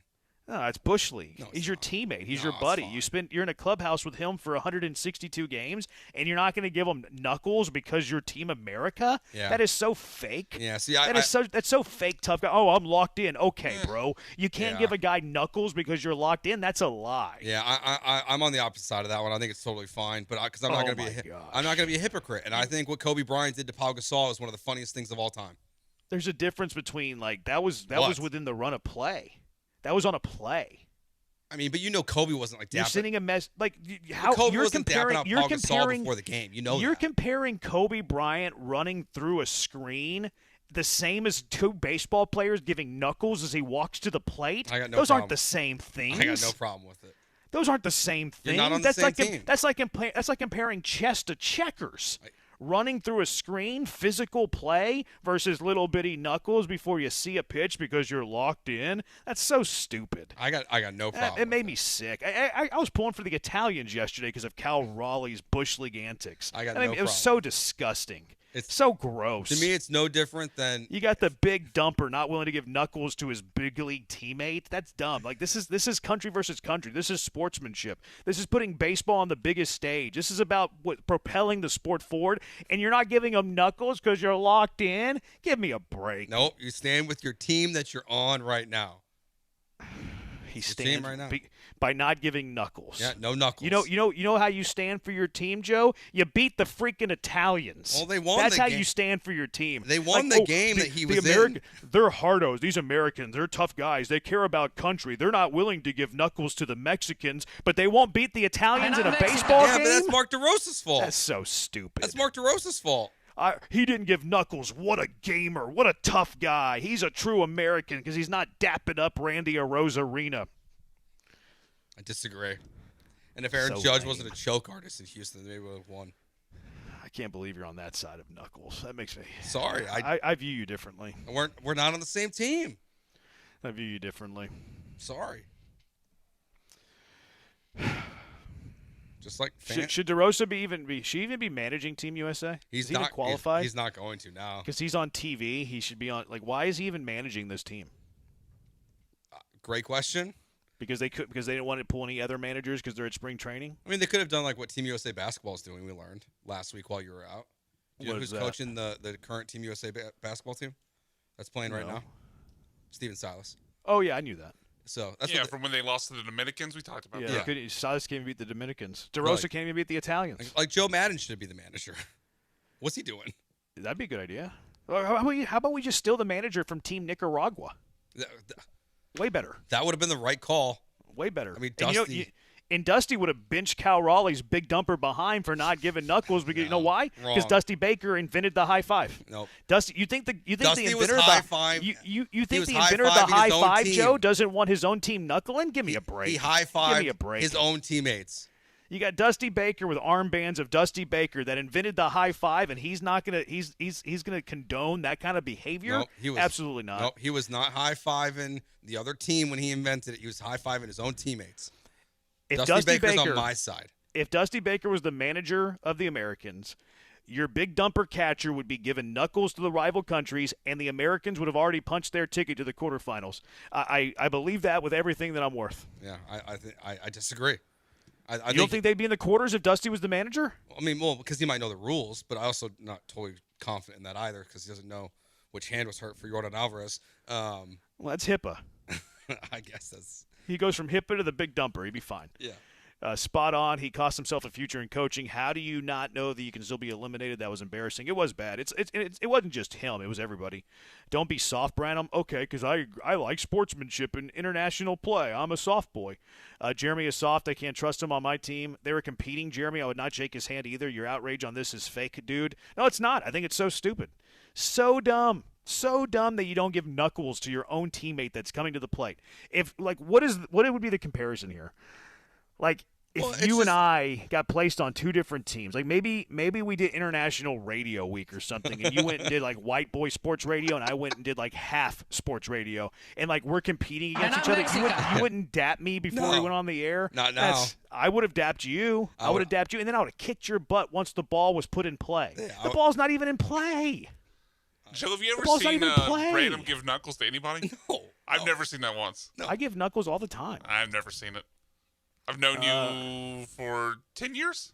I give knuckles all the time. I've never seen it. We're going to do it every time you're in the studio now when you're actually here. No, I start my day with a knuckles with you. Jeremy, would you dap up the Highway to Hell show if y'all had a sports radio Super Bowl YouTube? Yes, I would. And then once we kicked it off, I would try to beat their brains in. But you're still in the game in the moment. He's walking to the plate. His walk-up music's playing. Give me a break. Stand up, Jeremy. It's not that deep. Jeremy is in the minority on this topic. That's racist. DR will win the whole thing anyway. DeRosa bench Raleigh against Italy, and Will Smith let run score on pass balls. You're wrong, Jeremy. No, you're wrong. All right, 713-780-ESPN. I can't believe that so many people are like, oh, no, Cal Raleigh shouldn't give knuckles. How childish is that? Yeah. He shouldn't give knuckles in international play. You are in the minority of this topic, yes. You're racist now. How dare you call me that? 713-780-ESPN. So the Texans have been doing some things. Braden Smith signed yesterday. Texans! What are we doing, Braden Smith? Is he a guard? Is he a tackle? He has some thoughts on it. I watched some film of a couple of these boys too, Joe. I watched some film. Maybe I've changed my mind a little bit on Reed Blankenship. I love this Logan Hall contract, by the way. And then people are way too excited about a punter getting traded to the Texans. Way too excited. Way too excited. 713-780-ESPN, HRP listener line. Jeremy and Joe, ESPN 97.5, 97.9 HD2. Right now, I'm doing a read on HRP. I might be calling HRP here in a little bit for what Joe just called me. That wasn't appropriate. My call, a U of H class of 1990, though. Go Cougs. Have been protecting the interests of businesses for nearly 25 years. Actually, it is 25 years now. HRP provides comprehensive human capital management services, including HR compliance, benefits administration, and payroll. He used to protect a Heisman Trophy winner. Now he's protecting you. He's been in the protection business his whole life. Chris Fisher over there. Great people at HRP. You're going to love them. HRP is going to work with you to customize a plan for whatever you need. They're going to tailor a plan for what you and your business needs. Nothing cookie cutter. You're not reading off a menu. You need a little help, a lot of help, anything in between. HRP is going to create a plan for what you and your business needs. Their customer service, second to nobody. You never talk to a stranger on the other side of the line. You'll always call someone familiar with you, familiar with your company. Always somebody that's going to dap you up in any setting. And I can speak to that customer service anytime I have a question, quick response, easy to understand. I'm an email guy. That doesn't matter. They're there, email, call, however. So let HRP take on the demands of human resources and eliminate your HR burden so you can get back to growing your business. Give them a call right now, 281-880-6525. Let HRP customize a plan for you, 281-880-6525, or check them out online at hrp.net. That's hrp.net.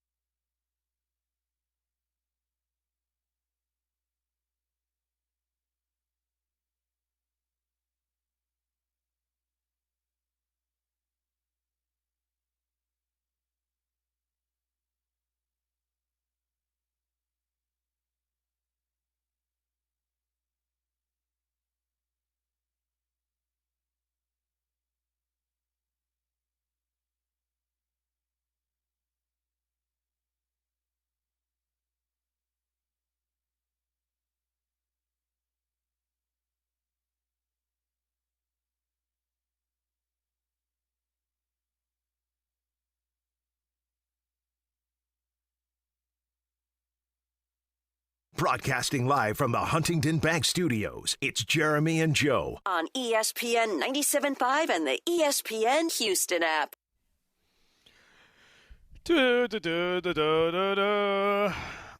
I'm getting roasted on the text line. Yeah, I can't you are. believe this. Well deserved. Soft boy, Branham. He's a hardo and a tough guy because he refuses to give dap to his guy when he walks to the plate. Look at that guy. He's tough. That's a guy I can build around. Ridiculous. It's fake tough guy stuff. That's fake tough guy behavior. Fake tough guy behavior. You know what real tough guy behavior is? What's that?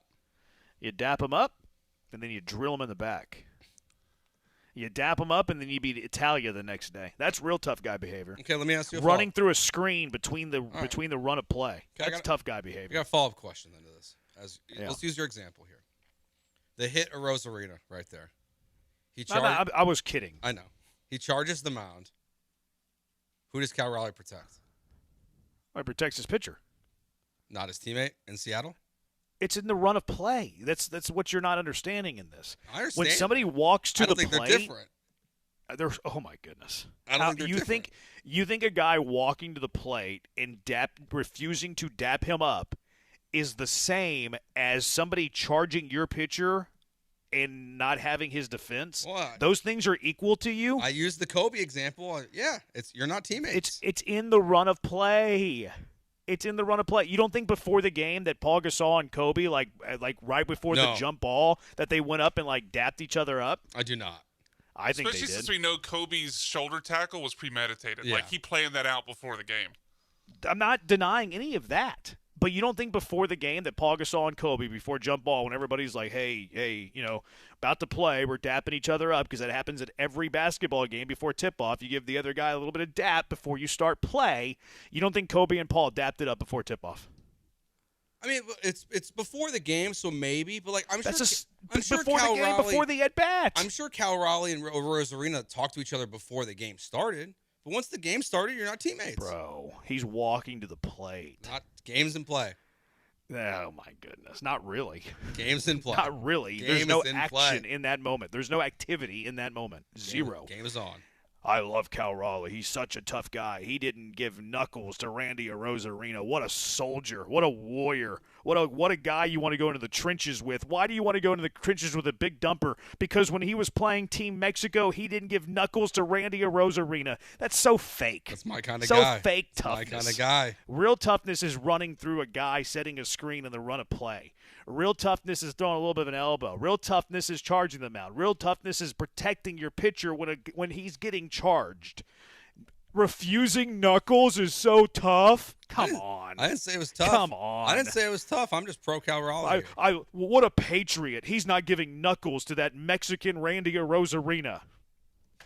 It's just Team USA. I mean, he's Cuban, but what team is he playing for? I know, because he played professional ball there, so he What got a residency.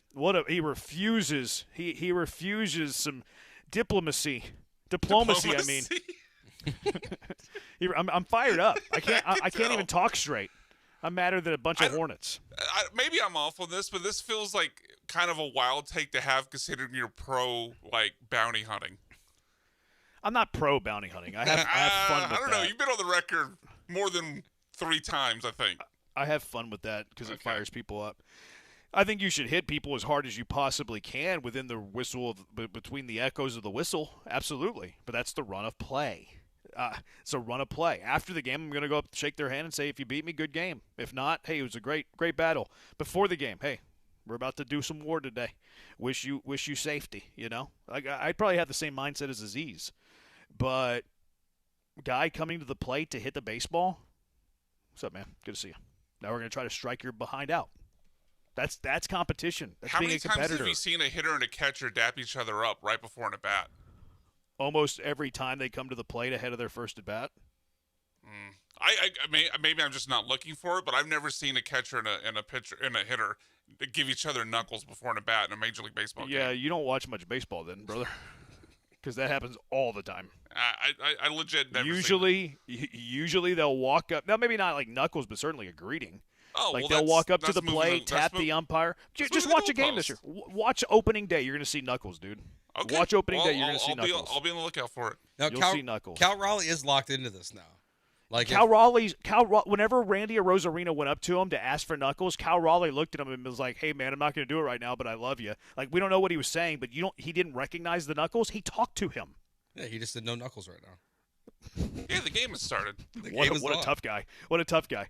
He's so locked in that he can still address him, but he's not going to just give him a little bit of dap. No dap. So silly. No dap for you. It's so fake tough guy stuff. No dap for you. And the people that buy into that, like, is some sort of patriotism, is ridiculous. Well, I don't think it's that. I just think it's more Look at him. He's locked in. He's dialed in. They want to beat the Mexicans because he's not giving them knuckles. Well, they did. Oh, okay. How about you be locked in on a 2-0 pitch? How about you be locked in to beating Italy? Oh, but my goodness, he didn't give them knuckles. He wasn't on the field. USA. He didn't give them knuckles. USA. It's absurd.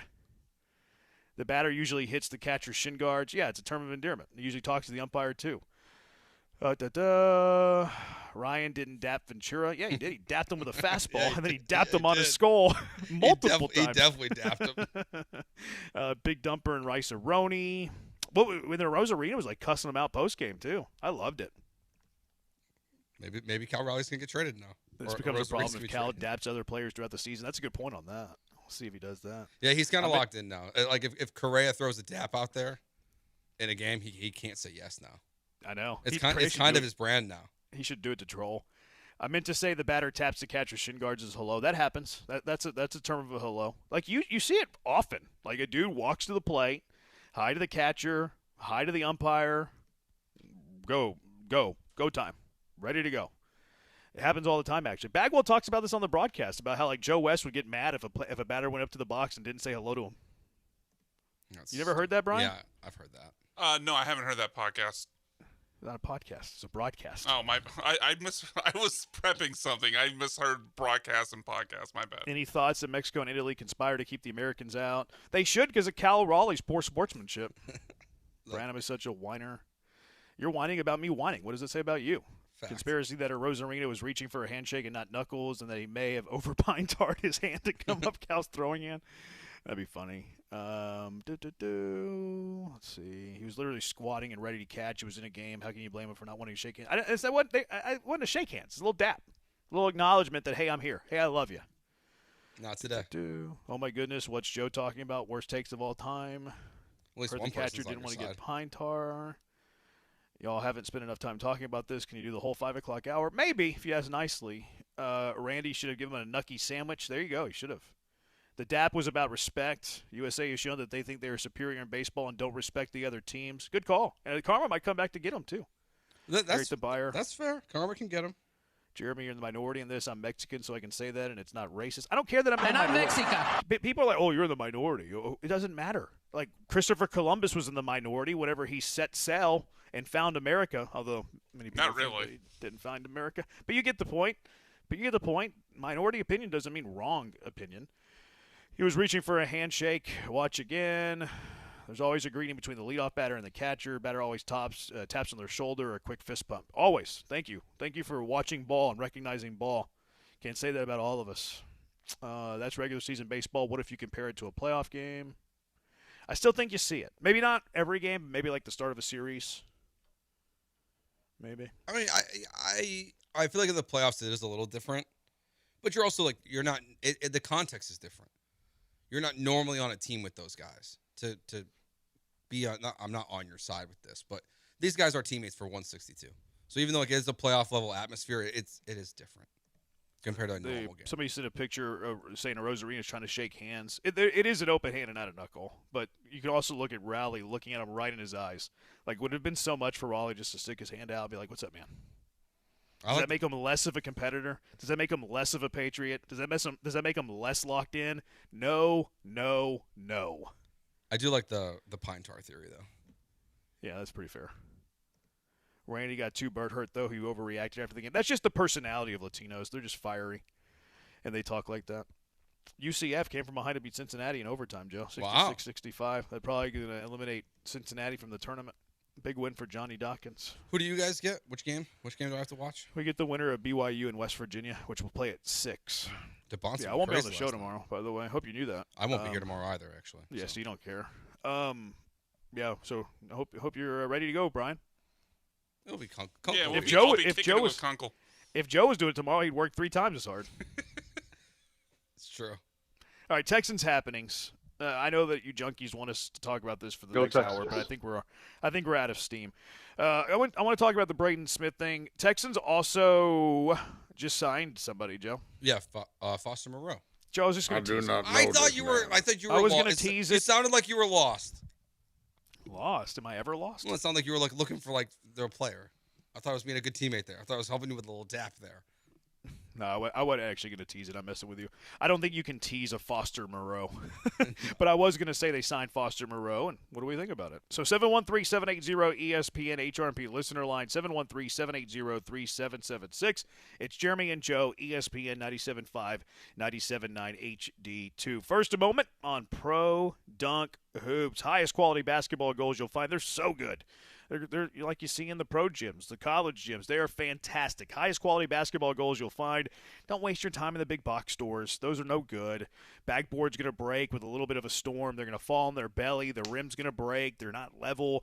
You got to install it yourself, and you're not good there. You're not a handyman. You're going to screw it up. You're going to mess it up. So just get a goal from Pro Dunk Hoops. They make the best goals. They're also going to they're going to install it for you. That's right. But they've been serving the best goals since 1984.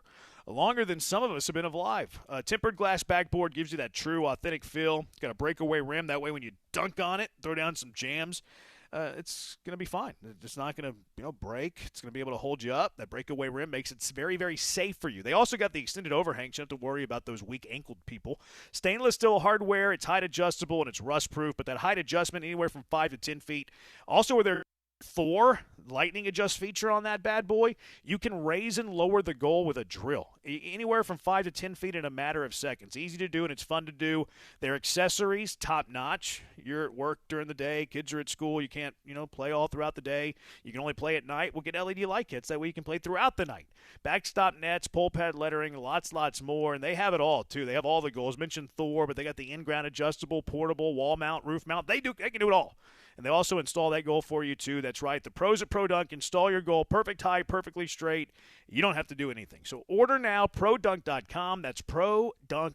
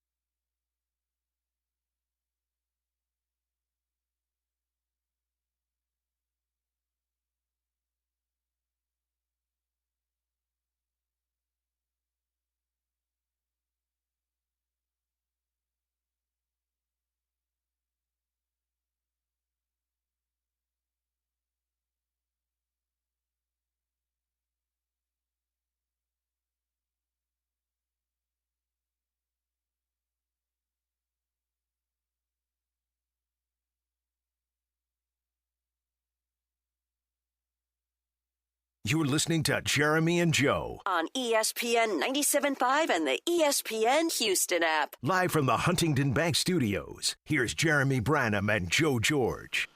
Eric DeBrier, why do you care about dysfunction in the Mariners? That's a good thing for the Astros. It's not about a team thing. It's just about how I view the game. I think you respect. I think you respect the game, especially at that stage. It's international. You're supposed to be growing the game. I believe in respect of the game. Yeah, you should be a competitor and battle between the lines and If there's a brawl, you have your teams defend, all of that. But when you have the opportunity and it's outside the lines, I believe in respect in the game. I just do.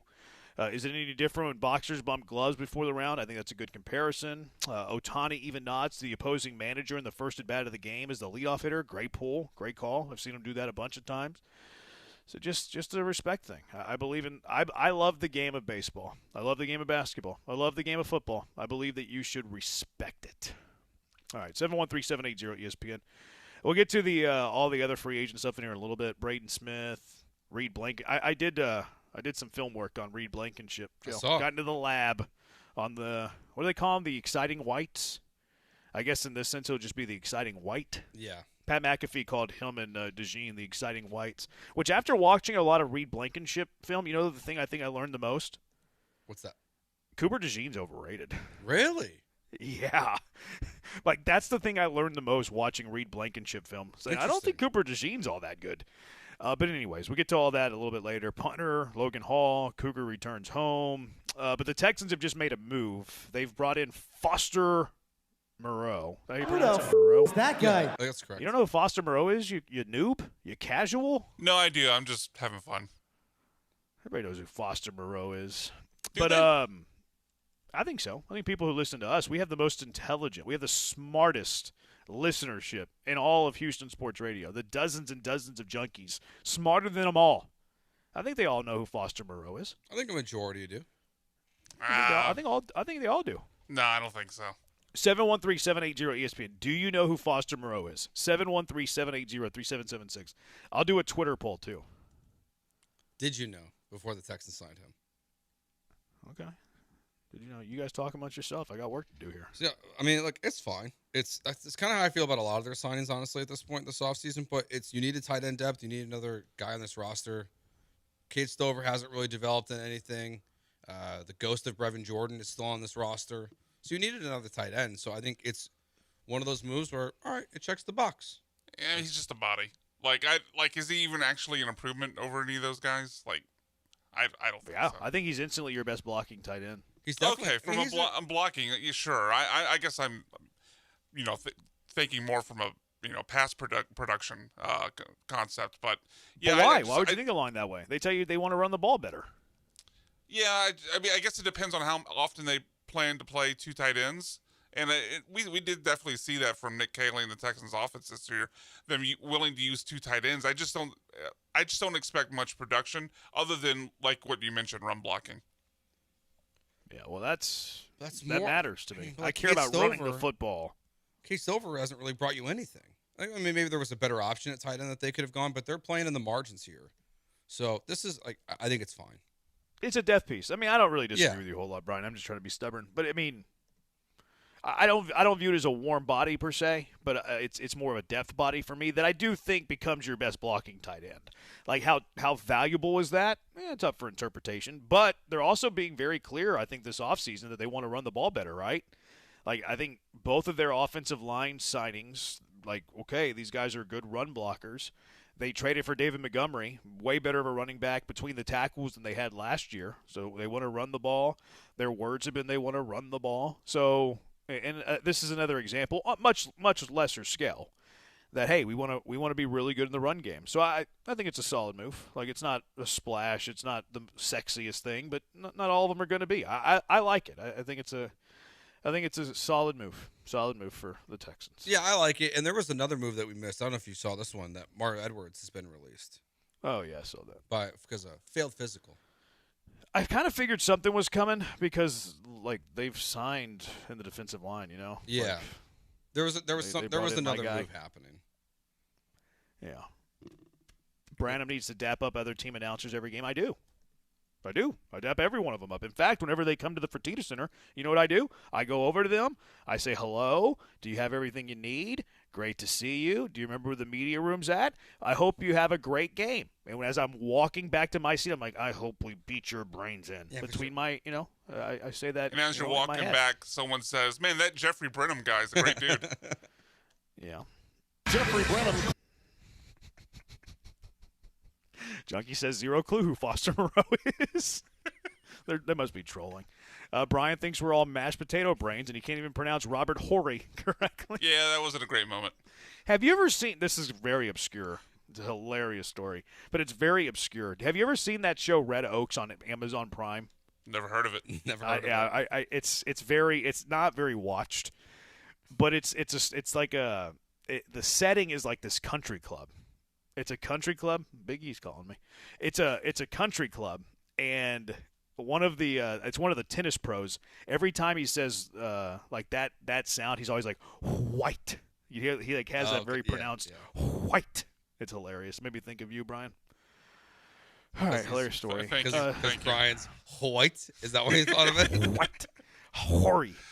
I think we lead the market in mispronunciations. Probably. Just watch which type is in the game. I don't know. That diplomacy from Branham earlier was pretty. I was just fired up, man. I got over my skis. I fixed it before y'all could make fun of me. Did I not? I don't think you did. I don't think you did. Check the tape. I don't check remember. the tape. No, tell me what time check it was. The tape. I'm not going to go look for that needle in the haystack. haystack. Check the tape. Nah. You can't. You're throwing the BS flag on me, and you're not going back to the video evidence. It sounds like a failed challenge to me. I didn't throw the flag. There you go. Then you have no leg to stand on, Brian. Got two. No leg to stand on. Terrible joke. Grade the joke. 713-780-3776. All right, these other free agent moves I want to discuss because I wasn't on the air yesterday with Braden Smith. He also maybe didn't say anything to Aaron Wilson about which position he'll play. And then my film study went to the lab on Reed Blankenship and Braden Smith, actually. 713-780-3776. Jeremy and Joe, ESPN 97.5 and 97.9 HD2.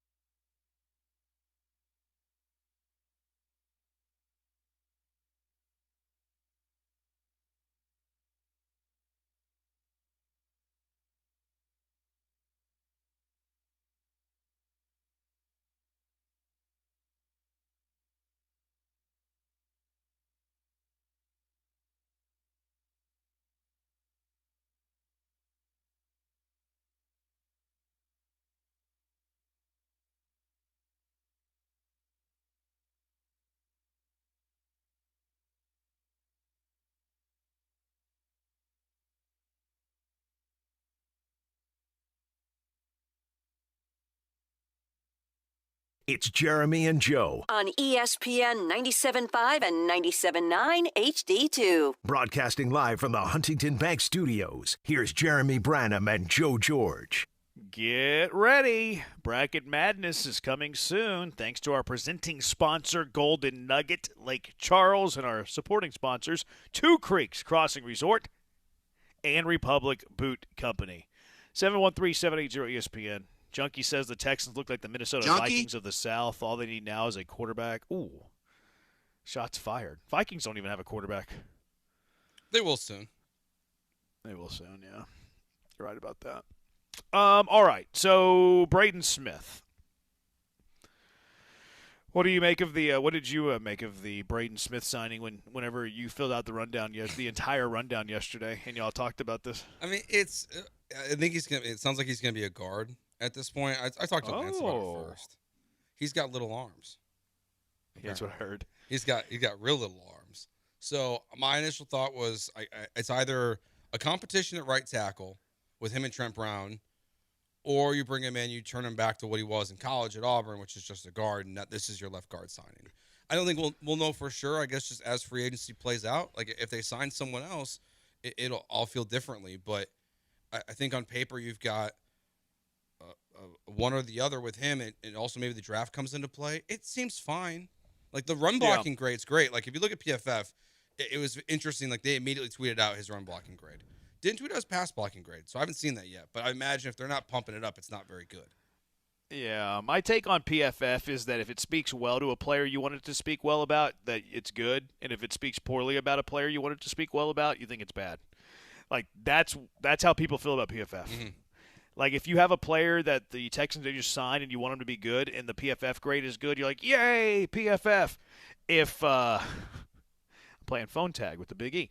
If you just signed a player and you like PFF gives them a bad grade, you're like, PFF sucks. So like that's always the delicate, funny balance I find with PFF. I like the signing. I don't know if he's going to play if he's going to play guard or tackle or not. I don't think the Texans know quite yet either. But the reason that I like it is because I think that he's your Titus Howard replacement. I think he's slightly better than Titus Howard. If you want to call it a wash, okay, fine, call it a wash.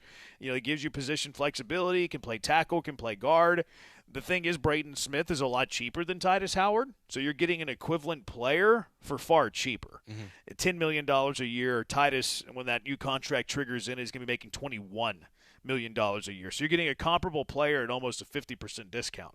So that's very nice there. He also gives Nick Caserio what I would call draft freedom. Because if he can play guard, if he can play tackle, you can do whatever you want at 28 or wherever they're picking. If a tackle falls to you and you love the tackle, you take the tackle. Maybe he's your day one starter at right tackle and Smith's your guard, right? If you're sitting there at 28 or wherever they're picking and you absolutely love a guard and you think he's a day one starter and you take him, well, there's your starting guard and Smith bumps back out the tackle. Mm-hmm. So we'll see. We'll see how the rest of free agency goes and how the draft goes, and then that's going to determine where Smith would play. Now, if they're playing a football game today, which is, Chris, our most sophisticated of our sophisticated junkies, points out, well, they're not playing a game today. Great point. They're not. But if they were, I think Smith would be your left guard today and Trent Brown would be your right tackle. But that's acting as if they don't make a single other move. So I think it gives you draft freedom. I think it gives you financial flexibility. I think he gives you positional flexibility that Titus Howard gave you in the past. So I think it's great on that sense. Aaron Wilson had Braden Smith on his YouTube channel, which Aaron Wilson's having a day. Oh, yeah, he is. Aaron Wilson's having a day today. If you don't know what we're talking about, maybe it's better that you don't. But Aaron Wilson's having a day. But Aaron Wilson had what's that? Just Twitter search him. It pops up right away. Yeah, he got barstooled. But Aaron Wilson had Braden Smith on his YouTube channel. And here was Aaron Wilson asking Braden Smith on where you're going to play. I mean, ultimately, it's up to the coaches. I'm a player, and I'll do whatever they ask me to. And, I've played a lot right tackle, and, if that's where they need me, then that's where I'll play. And if they need me to do something else, then I'll do what they need me to do. Gotcha. So that didn't really come up too much, where you'd run during the talks? No, sir. I mean, there wasn't too much talk about position, but absolutely. I mean, you just never know. He's got a gravelly voice. He does. I think it came up in free agency. They didn't they're negotiating and they didn't talk about position. I don't know if I'm buying that, but I do buy the part that Braden Smith isn't quite sure where he's going to play yet. Yeah, I think it's how you laid out. It just depends on what happens with free agency in the draft and also a competition. Now, I don't feel great about Trent Brown as your opening day right tackle, to be honest. Like he was fine last year, but how long can that last for with him? I don't know if he can be a 17-game plus playoffs right tackle for you. So you have a flexibility here, as you said, with Titus Howard. He's your Titus Howard replacement. He can play tackle. He can play guard. If you draft a guard and you use your past draft history outside of Ariante Ursary, the guy might not be very good. You might have to play Braden Smith at left guard anyways. So, or if you draft someone and they hit right away, it changes the calibration of what it looks like. So it's signing guys within the margins of where they're at with contracts, and I would like them at some point to invest long-term in their offensive line, not a bunch of 2 years and 1 year deals like they've been doing. But for this offseason, it's a fine move. We'll see how. Yeah, I still want them to draft O-line, and hopefully those draft picks can outproduce these players. I want that to happen. But also, my whole take was I didn't want the Texans to enter the draft having a glaring hole at one single position 100%. Because that's a terrible spot to be in if you're a general manager. And I don't think the Texans are. If you had to go to war with that offensive line, not ideal, but you could pull it off. You can do it. Do I still want the Texans to try to upgrade at those spots? Absolutely, I do. If they can find a starting offensive lineman at 28, perfect. Whether it's guard or it's tackle, it doesn't really matter because then Smith would just pivot off of that. If it's a tackle, great. He starts at right tackle, Smith's your left guard. If it's a guard, great. Guard starts at left guard, Smith starts at right tackle. So how you get there really doesn't matter to me. I still want them to address offensive line in the draft. Now, what if they're done in free agency? What if this is it on the offensive line in free agency before the draft? How do you feel about that? I think they still need some depth here because, I feel like they don't like Blake Fisher enough to leave him as the only swing tackle option. Let me rephrase. Okay. What if they're done starting? If they're done signing starting caliber offensive linemen? Because I'm with you. They need depth. It's fine. Okay. It's not. I don't think it's a backbreaker if they don't go out and sign anyone else. A lot of the offensive linemen that have been signed today are just backups. It is depth piece at this point. The top guys are gone. So I'm okay if they don't sign anyone else. Yeah, I think I am too. I think it's fair. Now, if they signed, Teller or something, okay. If they signed what they think is an upgraded center, okay, even better. I would love for them to do that. Don't get me wrong. But I'm content with this heading into the draft. Do want them to address the offensive line in the draft. Don't get that twisted. But if they don't do anything else in free agency, from a starting caliber perspective, I would be okay with it as well. When Reed Blankenship signed the other day when we were on the air, or we didn't officially sign, just agreed to terms. You can't sign officially until today. I didn't really love it because they hadn't addressed offensive line. I feel better about it today because they signed Braden Smith yesterday. I've watched him field on Blankenship. Remember, he had a terrible PFF score last year. I think the reason why is because the Eagles were playing him out of position. They were playing him a lot at free safety. I think he's a strong safety. Obviously, he won't play free safety here because that's going to be Kalen Bullock. I think Reed Blankenship's strengths are more as a strong safety. I think they're more as a tackler than a coverage guy. Good tackler. I think he'll play the run game well. Not great in coverage, especially man. Maybe you can get away with it a little bit in zone coverage, which the Texans are known to play. I think he's a better scheme fit in Houston than he was in Philly. Maybe they were doing it out of necessity. I don't really know Philadelphia's situation. Maybe they had to play him at free safety because everybody got hurt, something like that, and they did it out of desperation. But he's not a great cover guy. He's good against the run. He's a sound tackler. I like him way more as a strong safety than a free. Probably better in zone versus man. Okay. I like the move just because I give them the benefit of the doubt with defense. Fair. At this point. If they go out and sign someone, there's a reason why. That D'Amico sees some kind of value in him on this defense. Is he making every decision? No, but he's going to have enough say to watch some kind of tape and say, okay, this guy can work here in that role. And since he's going to be the strong safety, it makes sense. I think this is a solid signing for the Texans. It improves the defense. I think where there's a clear question mark, they played, 6 strong safeties last year, I believe it was. So at least now you have a guy who going into the season, is going to be your regular guy. We got a guy there. Got a guy. We got a guy. A white guy. White, like Red Oaks. Yeah, so I feel a little bit better about it today than just don't put him in a lot of coverage. And I am curious, too, like how other teams are going to try to attack him. Because that was always my fear with Petrie. Is like they're going to try to isolate this guy and they're going to kill Petrie. And Petrie got way better in the coverage. Like, admittedly. Like, I didn't think he would improve that greatly, and he did. He made me eat crow, happy that he did. Not a good coverage guy. Not a good coverage guy, Reed Blankenship. I wonder if other teams try to pick on him there. Maybe the Texans can hide him a little bit. And in a safety spot, maybe it's easier to do than like nickel, and especially corner. Logan Hall is coming home. You got to be excited. Cougs. Go Cougs. I'm very excited about this. Big dude. He played defensive end in a 3-4, so I'm wondering how he's used. I think he's going to be used all over the line. I think he'll be in the defensive end rotation. I think he might even be used as a situational pass rusher in the middle of a four-man front. So I'm excited for this. You know what I think he is? I think he's your Nico Autry replacement. Okay, that's good. You needed that. I mean, this I knew as soon as I saw it. I was like, oh, Brandon's going to love this. Oh, love it. Bringing a Coug home.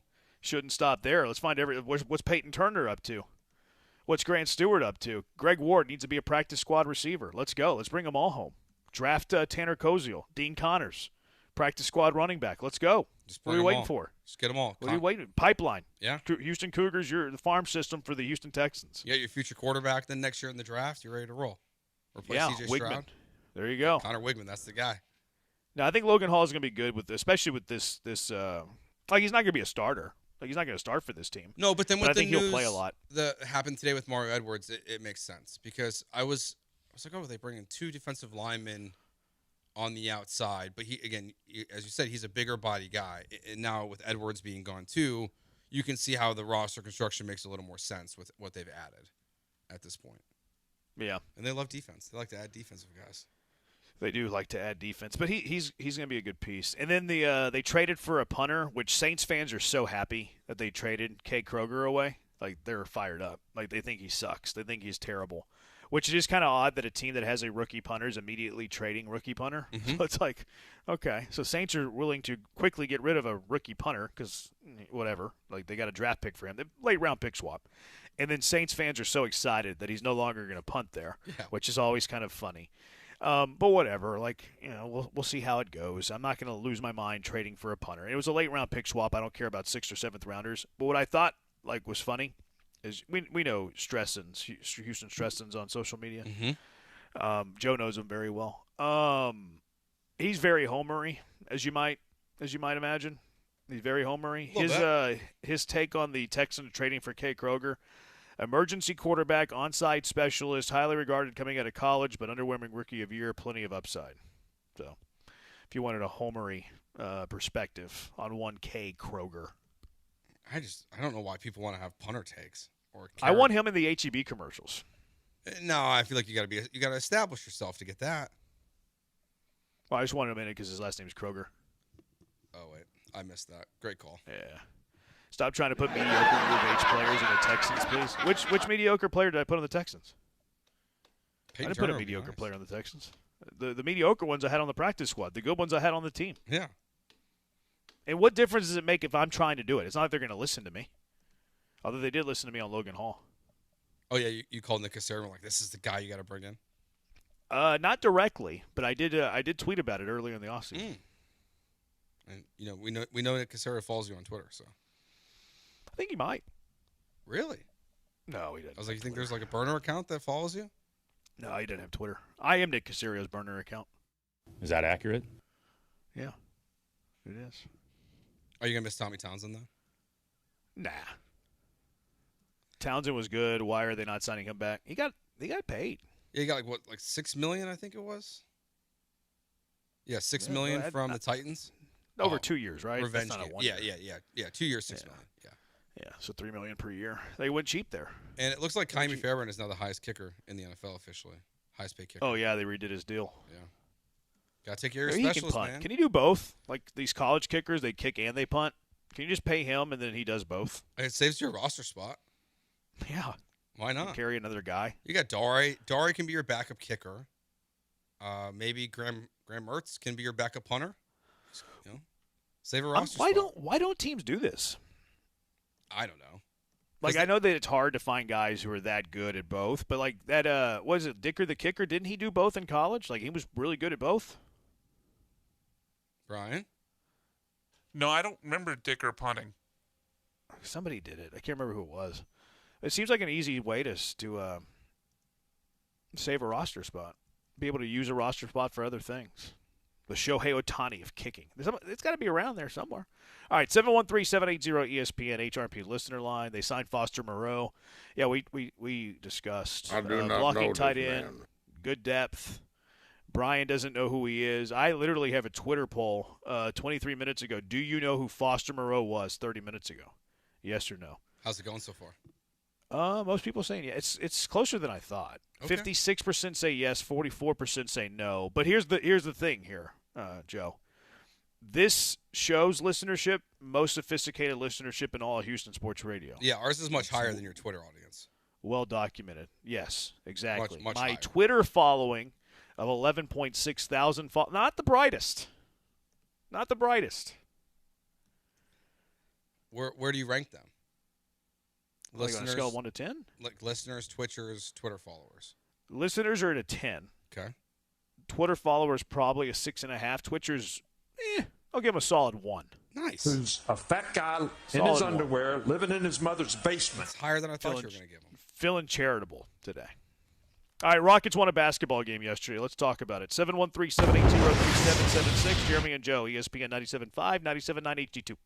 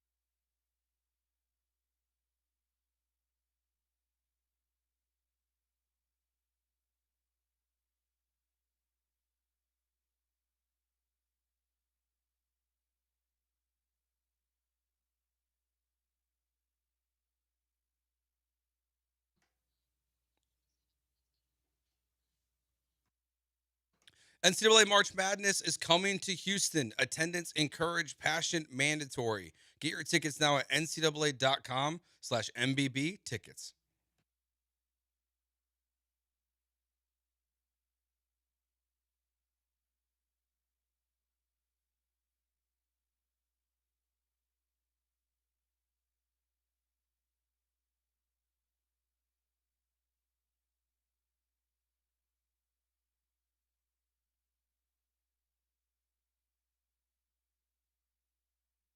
You're back with Jeremy and Joe, broadcasting live from inside the Huntington Bank Studios. On ESPN 97.5 and 97.9 HD2.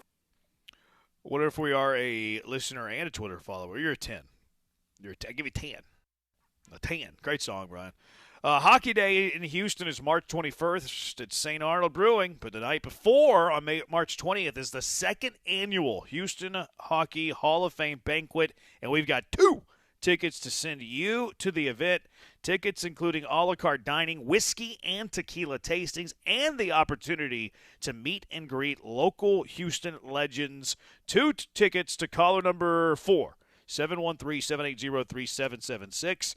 You're going to the annual Houston Hockey Hall of Fame banquet. It's going to be a lot of fun. So call number 4, 713-780-3776. You are going. Rockets beat the Raptors yesterday. Good win. Good win for the Rockets. Back-to-back coming up, too. I mean, Raptors are 8 games above 500 even after yesterday's loss. So that's a good win. They get Denver tonight, late tonight. But this was good. This was good for the Rockets. Kevin Durant was great in the first half, kind of put it in cruise control in the second half, but that's fine. You won going away, cruise to victory. And then Jabari had a little had a nice little game, a bounce-back game for Jabari. Yeah, he's needed that one. I mean, as you said, Kevin Durant he's awesome. He's been so much fun to watch. I mean, this season has so many questions at this point for the Rockets. Kevin Durant's been money every single night. Jabari was really good. I feel like Tari's role has changed a lot in the offense. He's taken a lot less shots per game. It feels like, I haven't gone through all of it, but another night where single digits in points for him. So it feels like he's becoming just a defensive focus on this roster right now. But good win. The Raptors are fine. Their record's not that different than yours, honestly. It's only 4-game difference. It's 4 games difference. Yeah. They play in the East, though. That's true. Where it's a little bit easier to win. I think 40 wins in the West is greater than 4 games difference of 36 games in the East, if that makes any sense. Yeah, I know the gap there is 4 games, but I think if you were to switch conferences, the gap will be greater than 4 games. Yeah, the Raptors are probably like a slightly below 500 team in the Western Conference. Yeah, maybe that's a little stiff. Like, what is the gap, you think? Like, plus, minus, switching from the East to the West. I was going to put it like at 3, maybe. 2 or 3 games. See, I was thinking like 4 to 6. More? Okay, maybe we meet in the middle and go 4 or 5. Yeah, you know? I'm fine with that. So maybe you're right. Maybe that does make them a 500 team. But I think that's the gap there. Yeah, I mean, there's 3 teams in the East that are, have less than 20 wins on the season, and a couple other teams that are trying their hardest to lose as much as possible still that are out of the playoffs right now. It's happening in the West too, but there's better teams just overall in the Western Conference. But it's like I'm more curious about tonight's game. I think the most important thing, and I think I saw this on here, so I hate to steal this from you, but being able to rest Kevin Durant in any way that you can right now. He's third in the NBA in minutes right now. He's played a lot. So you have to find a way against these teams that are below your level to get away from them in the fourth quarter and let him rest as much as possible. No, I think they need to look at his minutes. His minutes are crazy. Like, he's way too much for his age. Yeah, I think that they should be more mindful of it for sure. Junkie went to the Rockets game last night. Sloppy turnovers and ball handling. That's just them. That's like Rockets basketball 101. Houston Rockets. We have liftoff, baby. Swarm. They're still doing that gimmicky thing after the games where they interview the player and then they press the liftoff button. Mm-hmm. Rockets, we have liftoff. Rockets win. That's what they do. It's kind of funny. 17 turnovers, pretty light for their standards, actually. I mean, it's not like compared to like a normal day. Yeah, it's not bad. I mean, it's not good, but for them, it's a walk in the park. I mean, Alpi only had 3. That's a positive. KD only had 2. Yeah, they normally have a lot more than that. I was going to defend Reed a little bit because they're not going to have he's not going to have a good shooting night every night. He's just not. Like, he's not going to go 5 for 8 from 3 every game. He's just not. 2 for 10 yesterday, 1 for 5 from 3. Like, not a good day at the park. But he had 7 rebounds. Love that. 2 assists, 4 turnovers. Don't love that. He also, like, if you're gonna have a poor shooting night and go 2 of 10, 1 for 5 from 3, the rebounds are great. But let's get maybe 5 or 6 assists and maybe 1 or 2 turnovers, and then I'll be content. He had the most Reed Shepherd possession of all time last night. The one where he got ripped, and then he went and blocked the shot after. Like it was the most Reed Shepherd possession of all time. Yeah, he always does that. Somebody tweeted about that the other day. It's like, oh, Reed Shepherd's got so great at chase down blocks. That's because he's getting beat. Yeah. you know who doesn't have to worry about chase down blocks? People who don't turn the ball over, or B, don't get beat off the dribble. They don't have to get chase down blocks. And also, if you have a bunch of chase down blocks, you know what else you have a bunch of? Fouls. It's one of those where I don't know what to really do with him in that regards. Like, it's just the reality of him. I at least he has good recovery speed. Like that's the positive of it, right? Like he can recover when he gets beat. But why can't he use that foot speed on side to side vertical movement, as Akeem Olajuwon would say? I'm beating him with vertical movement. Why can't he have any of that? I don't think he's got it. Yeah, you're right. That's the answer. It's just not his game. The amount of times they give the ball to Shingun and don't help him, it's crazy. What do you want him to do? What they give the ball to Shingun and then they don't help him? What do you mean? I think there's a lot of time. How do they help him? Spacing? Like, what do you mean by this? Can you give me context here? I'm going to take a guess here and say he's got to respond. He gets the ball at the three-point line a lot, and everyone clears out like he's supposed to take his guy off the dribble. That's what a post-up is. That's called spacing. You don't get in his way. You don't congest the area. You don't bring more traffic to the guy with the ball that you're drawing up a play for. What are you talking about? Yeah, I think it's more he doesn't have sometimes the moves that he needs to in that situation. That's why it feels like he needs help when he shouldn't at this point. I don't love that he's getting the basketball on the perimeter and trying to post up. No, like maybe the help is you just don't give him the ball there until he gets good positioning. I can listen to that, but what do you want the team to do whenever Alpi has the ball in a post up? Like you're not going to come to him unless he picks up his dribble. Like you don't want to congest the area. Like I don't really follow that.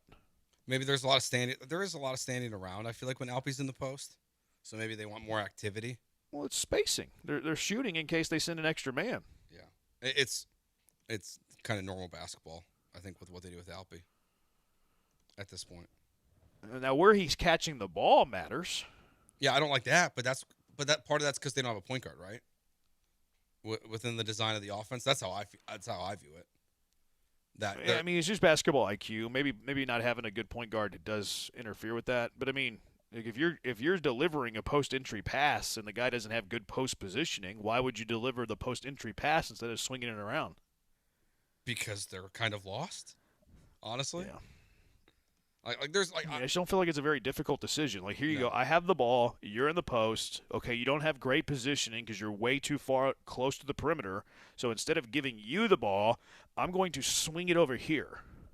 It doesn't feel like it's rocket. Oh, pardon the pun. Rocket science. No. Oh, maybe that should have been the name for the podcast. Rocket science? Yeah, rocket science instead of rocket power. Alpi was looking for help last night. Every time he got the ball, you could tell he was frustrated. Then kick it back out. Yeah, just pass it. If you don't, and then also if you don't like where you have the ball, you don't have to commit to trying to go to work. I got the ball in the post. I don't like where I'm at. There you go. Take the ball back and then try to reestablish yourself in the post or go into a plan B. What are we doing? But I agree. It's so simple, but they don't really do that. Like there's a lot. It feels like sometimes when the ball does get to Alpi in the post, or he's trying to get there, that they're very much just like, this is the plan, and Alpi figure it out.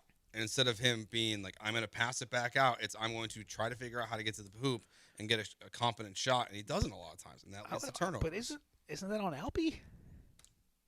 Oh, yes. Isn't that on Alpi making a bad basketball decision? 100%. I think it's way more of a critique of Alpi than it is the other guys on the roster. All right. No. Yeah, I would think so. I forgot to mention the lead basketball story in the city, though. Kingston Fleming's youngest All-American in Houston Cougar basketball history. Congratulations to him. Yeah. He'll be the highest draft pick in franchise history or school history as well. No, it's not. Joe. He's not Joe, you made the list. Yep, that's my fault. He's not going. You just made the list. Yep. You are of Kelvin Sampson's era.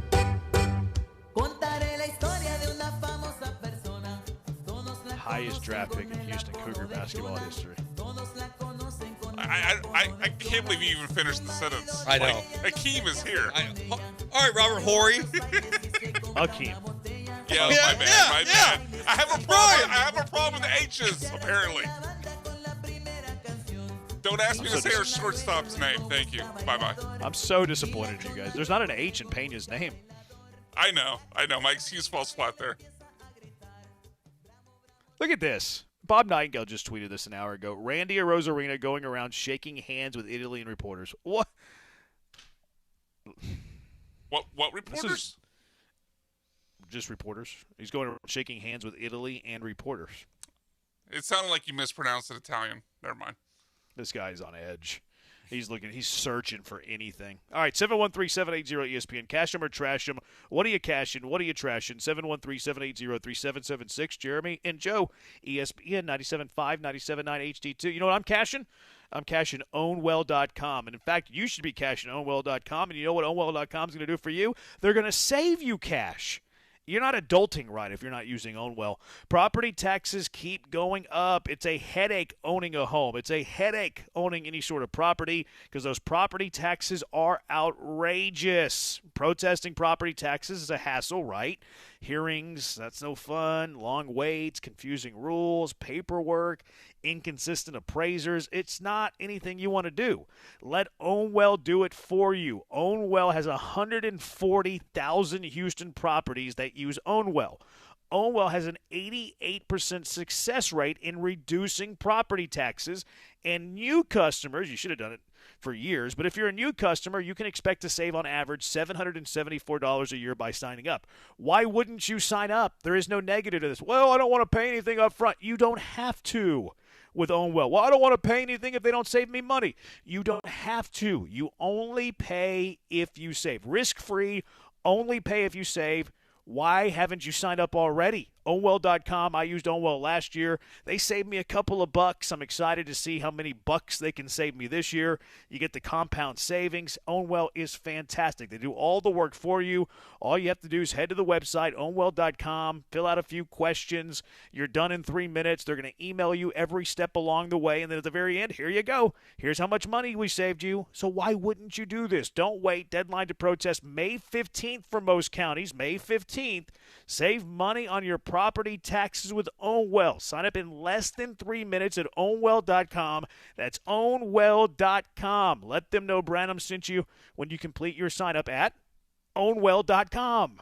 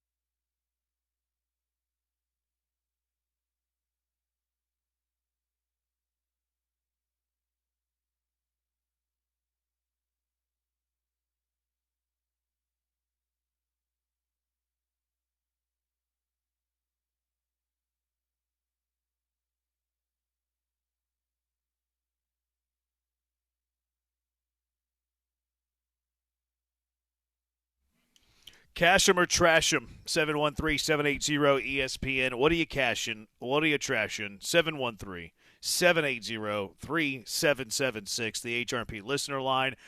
Joe, what are you cashing? Can I throw out one that's not mine first, or something that was said today, and get your thoughts on it? That's fine. No, that's fine.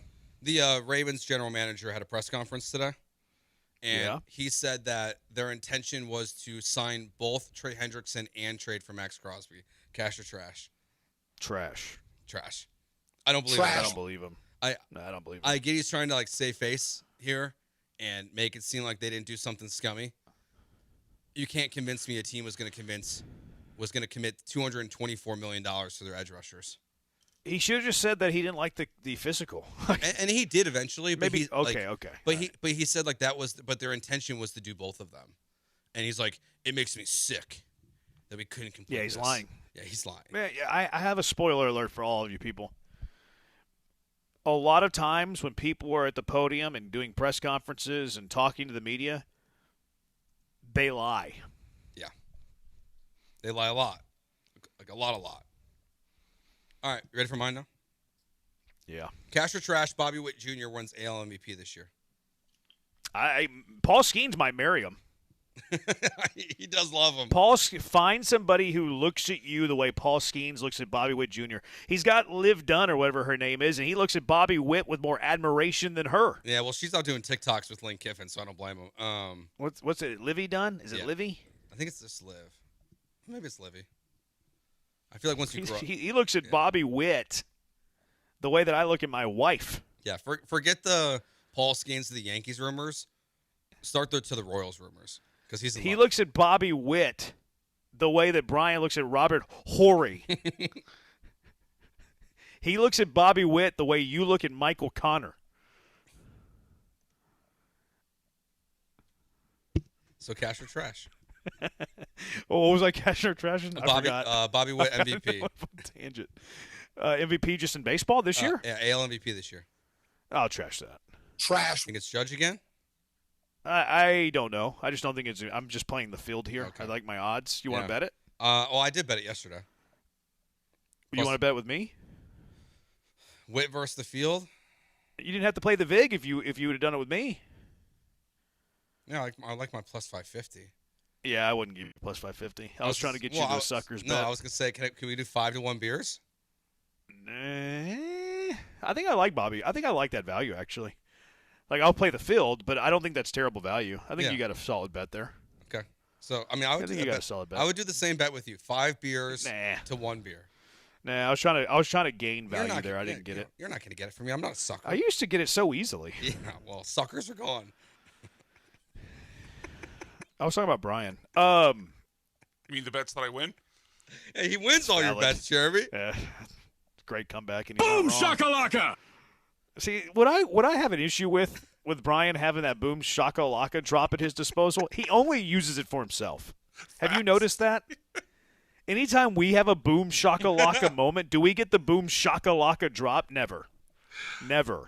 Yeah, I can't deny that. We get the booty drops and the wiener drops. He gets the boom shakalaka. Really like, booty. Yeah, it's ridiculous. It's framing is what it is.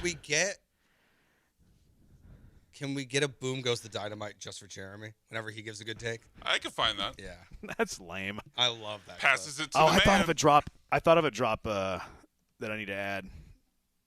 We'll discuss later. Okay. Why don't I just talk about it on the air? My cash or trash him. The second WBC tiebreaker. First one should be head-to-head, but the second one shouldn't be these weird earned runs per inning and then runs per inning. Actually, it's runs per inning and then earned runs per inning. The second WBC tiebreaker, though, Joe, you ready for this? Ready. It should be run margin. Cash.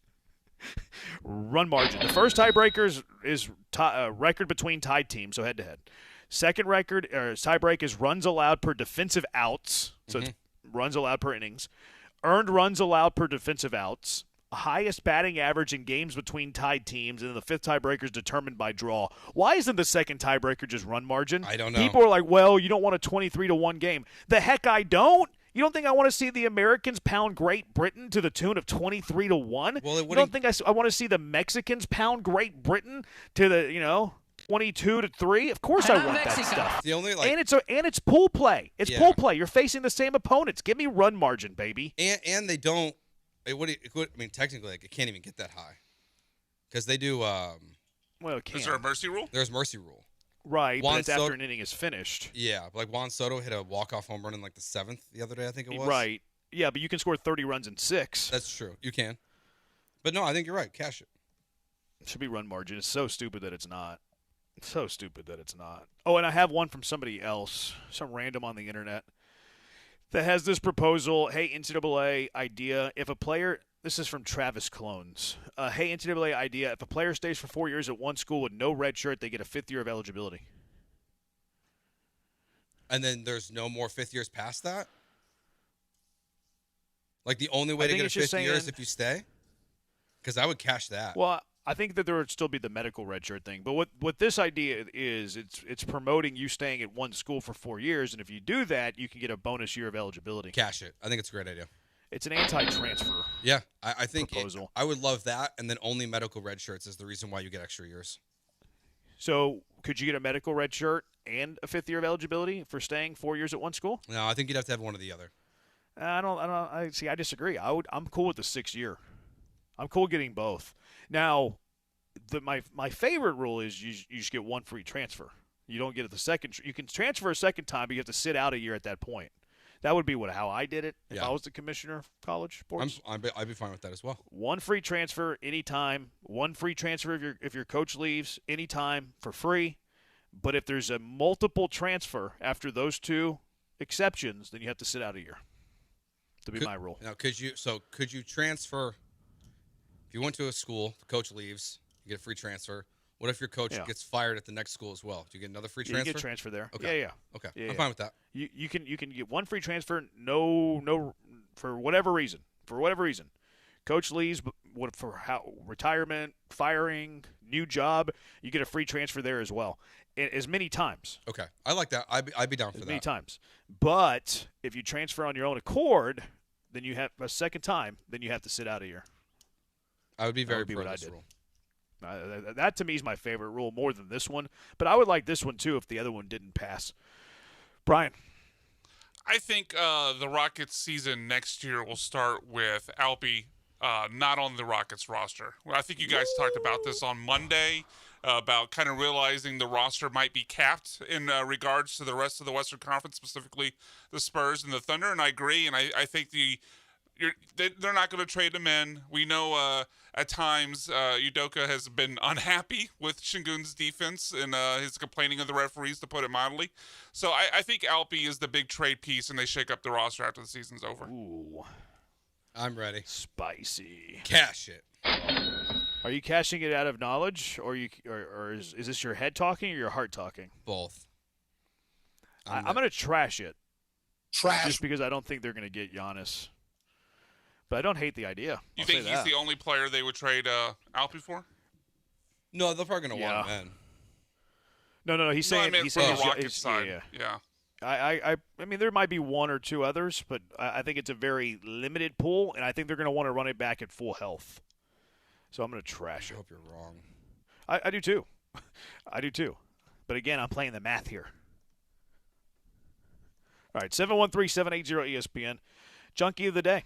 Who's your junkie of the day, guys? 713-780-3776. Jeremy and Joe, ESPN 97.5, 97.9 HD2. Since 1976, D&M Leasing has been in business, and they've been helping you get into new and used lease vehicles. And they make it as easy and simple as possible. They're there to make getting that vehicle easier, smarter, and more affordable than buying it the old-fashioned way. 50 years later, that mission has not changed. And don't worry, if you've never leased a vehicle before, you're not going to be getting a rookie. You're going to be working with someone who on average has been there for 10 years. That's what their average salesperson's been there for. Their average manager has been there for 20. So don't worry if you've never leased a vehicle before. They're going to help you save money, protect you from depreciation, and design that lease around your life. So if your payments are too high, you're stuck in negative equity, or you just want a smarter way to upgrade, call D&M at 713-290-1000 or visit dmautoleasing.com today. And when it comes time, they will bring that new car right to you. They'll take your trade-in as well. And look, if you put my name, Joe George, on the form, I might even bring you that new lease vehicle. Call them right now, 713-290-1000, or visit dmautoleasing.com today.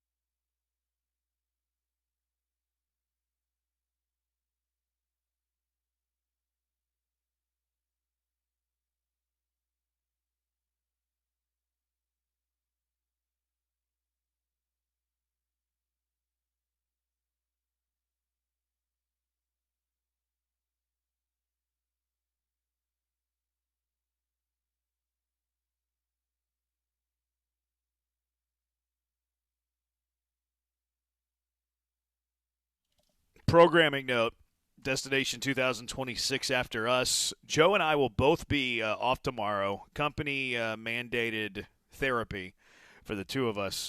Brian will be kicking it with Kunkel, and then I'll be back Friday with Kunkel for a little Jeffrey Brenham. Junkie of the day. Who is your junkie of the day? 713-780-3776. Joe. Mark DeRosa not knowing the rules of the World Baseball Classic. Come on, man. He's a jabroni. Lost his coaching future today. Managing future, I would say. He'll never be a manager in Major League Baseball. And then I have to nominate myself for a couple reasons now. I'll let you guys handle the one from the show today. Because even though I know I put topics on the rundown they don't got to, I was going to tell you guys a story about how I'm going to a wedding. That was passive aggressive. What? I wasn't going to say that. That was so passive aggressive. I wasn't going to say that until Jeremy started coming after me. Yeah, but I kind of like it. I'm going to a wedding this weekend. What's her name? I lost my suit coat. I wore it. You lost your what? My suit coat. Your suit coat? Yeah. What is a suit your sports coat? jacket? My sports jacket. Okay. Yeah. Suit coat. Same thing. Hashtag suit coat. Google, what is a suit coat? I thought he was like riding on carriage or something. I wore it like a month ago, and I've torn up my house, both cars, upside down. I lost my jacket. So what are you wearing? That's crazy. You going to buy a new one? I haven't decided yet. Right now, I'm just going without it. And you just raw dog in it? No suit jacket? Right now, raw dogs those quarter zips. Why can't he raw dog a suit coat? Yeah. Right now, there's just no jacket coming on the trip. I don't know what to do. I haven't decided yet. I don't really want to buy one when I'm out there. I don't know where it went, but I lost it. When was the last time that you had it? A month ago. At a wedding? We had like a party at Dana's restaurant, and I wore it. Did you check it maybe? No, I wore it the whole night. Did you take it off when you got to the car? I've looked in my car. Is it in your trunk with all the bodies you hide? There's no bodies, but I've looked in the trunk. I've looked everywhere. You moved recently, didn't you? It was post-move that I wore it last. That's interesting. That's crazy. It's just gone. I lost it. I'm an idiot. I don't know what happened. Yeah, that is bad. Yep. Not great stuff. Wizards defense gets a junkie nomination for me. This non-dapping stuff in the WBC, have a little respect. Yeah. Have not only for your fellow players, but have respect for growing the game. Have respect for the sport. That's what I got. Brian, what do you got? My pronunciation of Robert Horry. Horry. So that's it's horrible. So that's my first. I've got a lot of nominations, so I'll nominate myself first. Brian, I see you have a lot of nominations. That's why I gave you enough runway here. I'll nominate Joe for saying Kingston Flemings is going to be the highest ever Cougs draft pick. Not bad. I'll nominate people not knowing when Jeremy's on air multiple times through the show. People kept calling What happened him. with that? You got called 3 times today during the show. I got called? Yeah. Yeah, including from people who work at the station. Oh, I see. Yeah, I see. yeah. I thought they were calling you. No. Rain Cloud Branham for bringing us down over actors dying in the middle of a segment. That was my bad. That wasn't great. And I don't know if you saw this, but a fake Emeka Egbuka account tweeted out, "Is CTE even real?" Yeah. And that necessitated apparently the Bucks communication Twitter account quote tweeting it and saying that the account does not belong to Emeka Egbuka or anyone involved with the Buccaneers. I forgot about the Gronk. Interesting. I did see that tweet. I didn't realize it was a fake. I just kind of glossed over. I was like, I don't care that you have CTE. I just care if you put up points for my fantasy football team. Yeah, I don't care if you lose your brain doing it. They got that Twitter account shut down now. That's crazy. Yeah, that's the. I'm surprised Twitter they even stinks with that. I'm surprised they even just acknowledged it. Honestly, they were probably getting roasted. Yeah, I think it was the right move though. I think it was the right move to do it. Yeah, I don't know. The account had 7,000 followers. I wouldn't have taken that as a Ohio State then NFL player with only 7,000 followers. No, you're right, but I think it's fair just to clarify, protect your player. I think I'm okay with it. I'm okay with them acknowledging it. I get you don't want to give that account the celebration of that, but I think it's all right. AV also nominated DeRosa. Another junkie nominated you, Joe, for not knowing that U of H has had multiple top 3 picks. Not my finest. Josh from Seabrook, courtesy of Baltimore, the Ravens for the botched trade.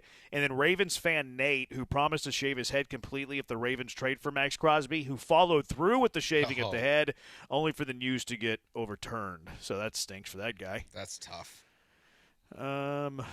Joe, stop being a poor and get another sport coat. Joe said, dry cleaners. Did you dry clean it? I didn't dry clean it. You sure? Yes. Did you ask Mrs. George? She didn't know either where it's at. That stinks. All right, I'm going to find it on Monday when I get back from the wedding. Yeah, exactly. I can let you borrow one of mine. I don't think it'll fit. You're too tall. Yeah, I'm too jacked. You guys What's went winning here? Two different directions. DeRosa. Yeah, I think DeRosa's the winner. DeRosa. Skipper DeRosa. All right, going to do it for us. What are you watching tonight? Nothing. I don't got to work tomorrow. I'm going to watch Big 12 basketball, and I'm going to watch the what's the thing? Italy's and the Mexicans. Oh, I'll probably watch that too. Even though And I'm Mexican. I'm going to eat some pizza and drink a margarita as I watch that baseball game. All right, does it for us. Thanks for Brian doing the hard work. He's Joe. Joe, enjoy the wedding. I'll talk to you on Friday. Will Kunkel and Brian tomorrow. Destination 2026 with our dear friend Glenn Davis coming up right now on ESPN 97.5. Good night, Houston.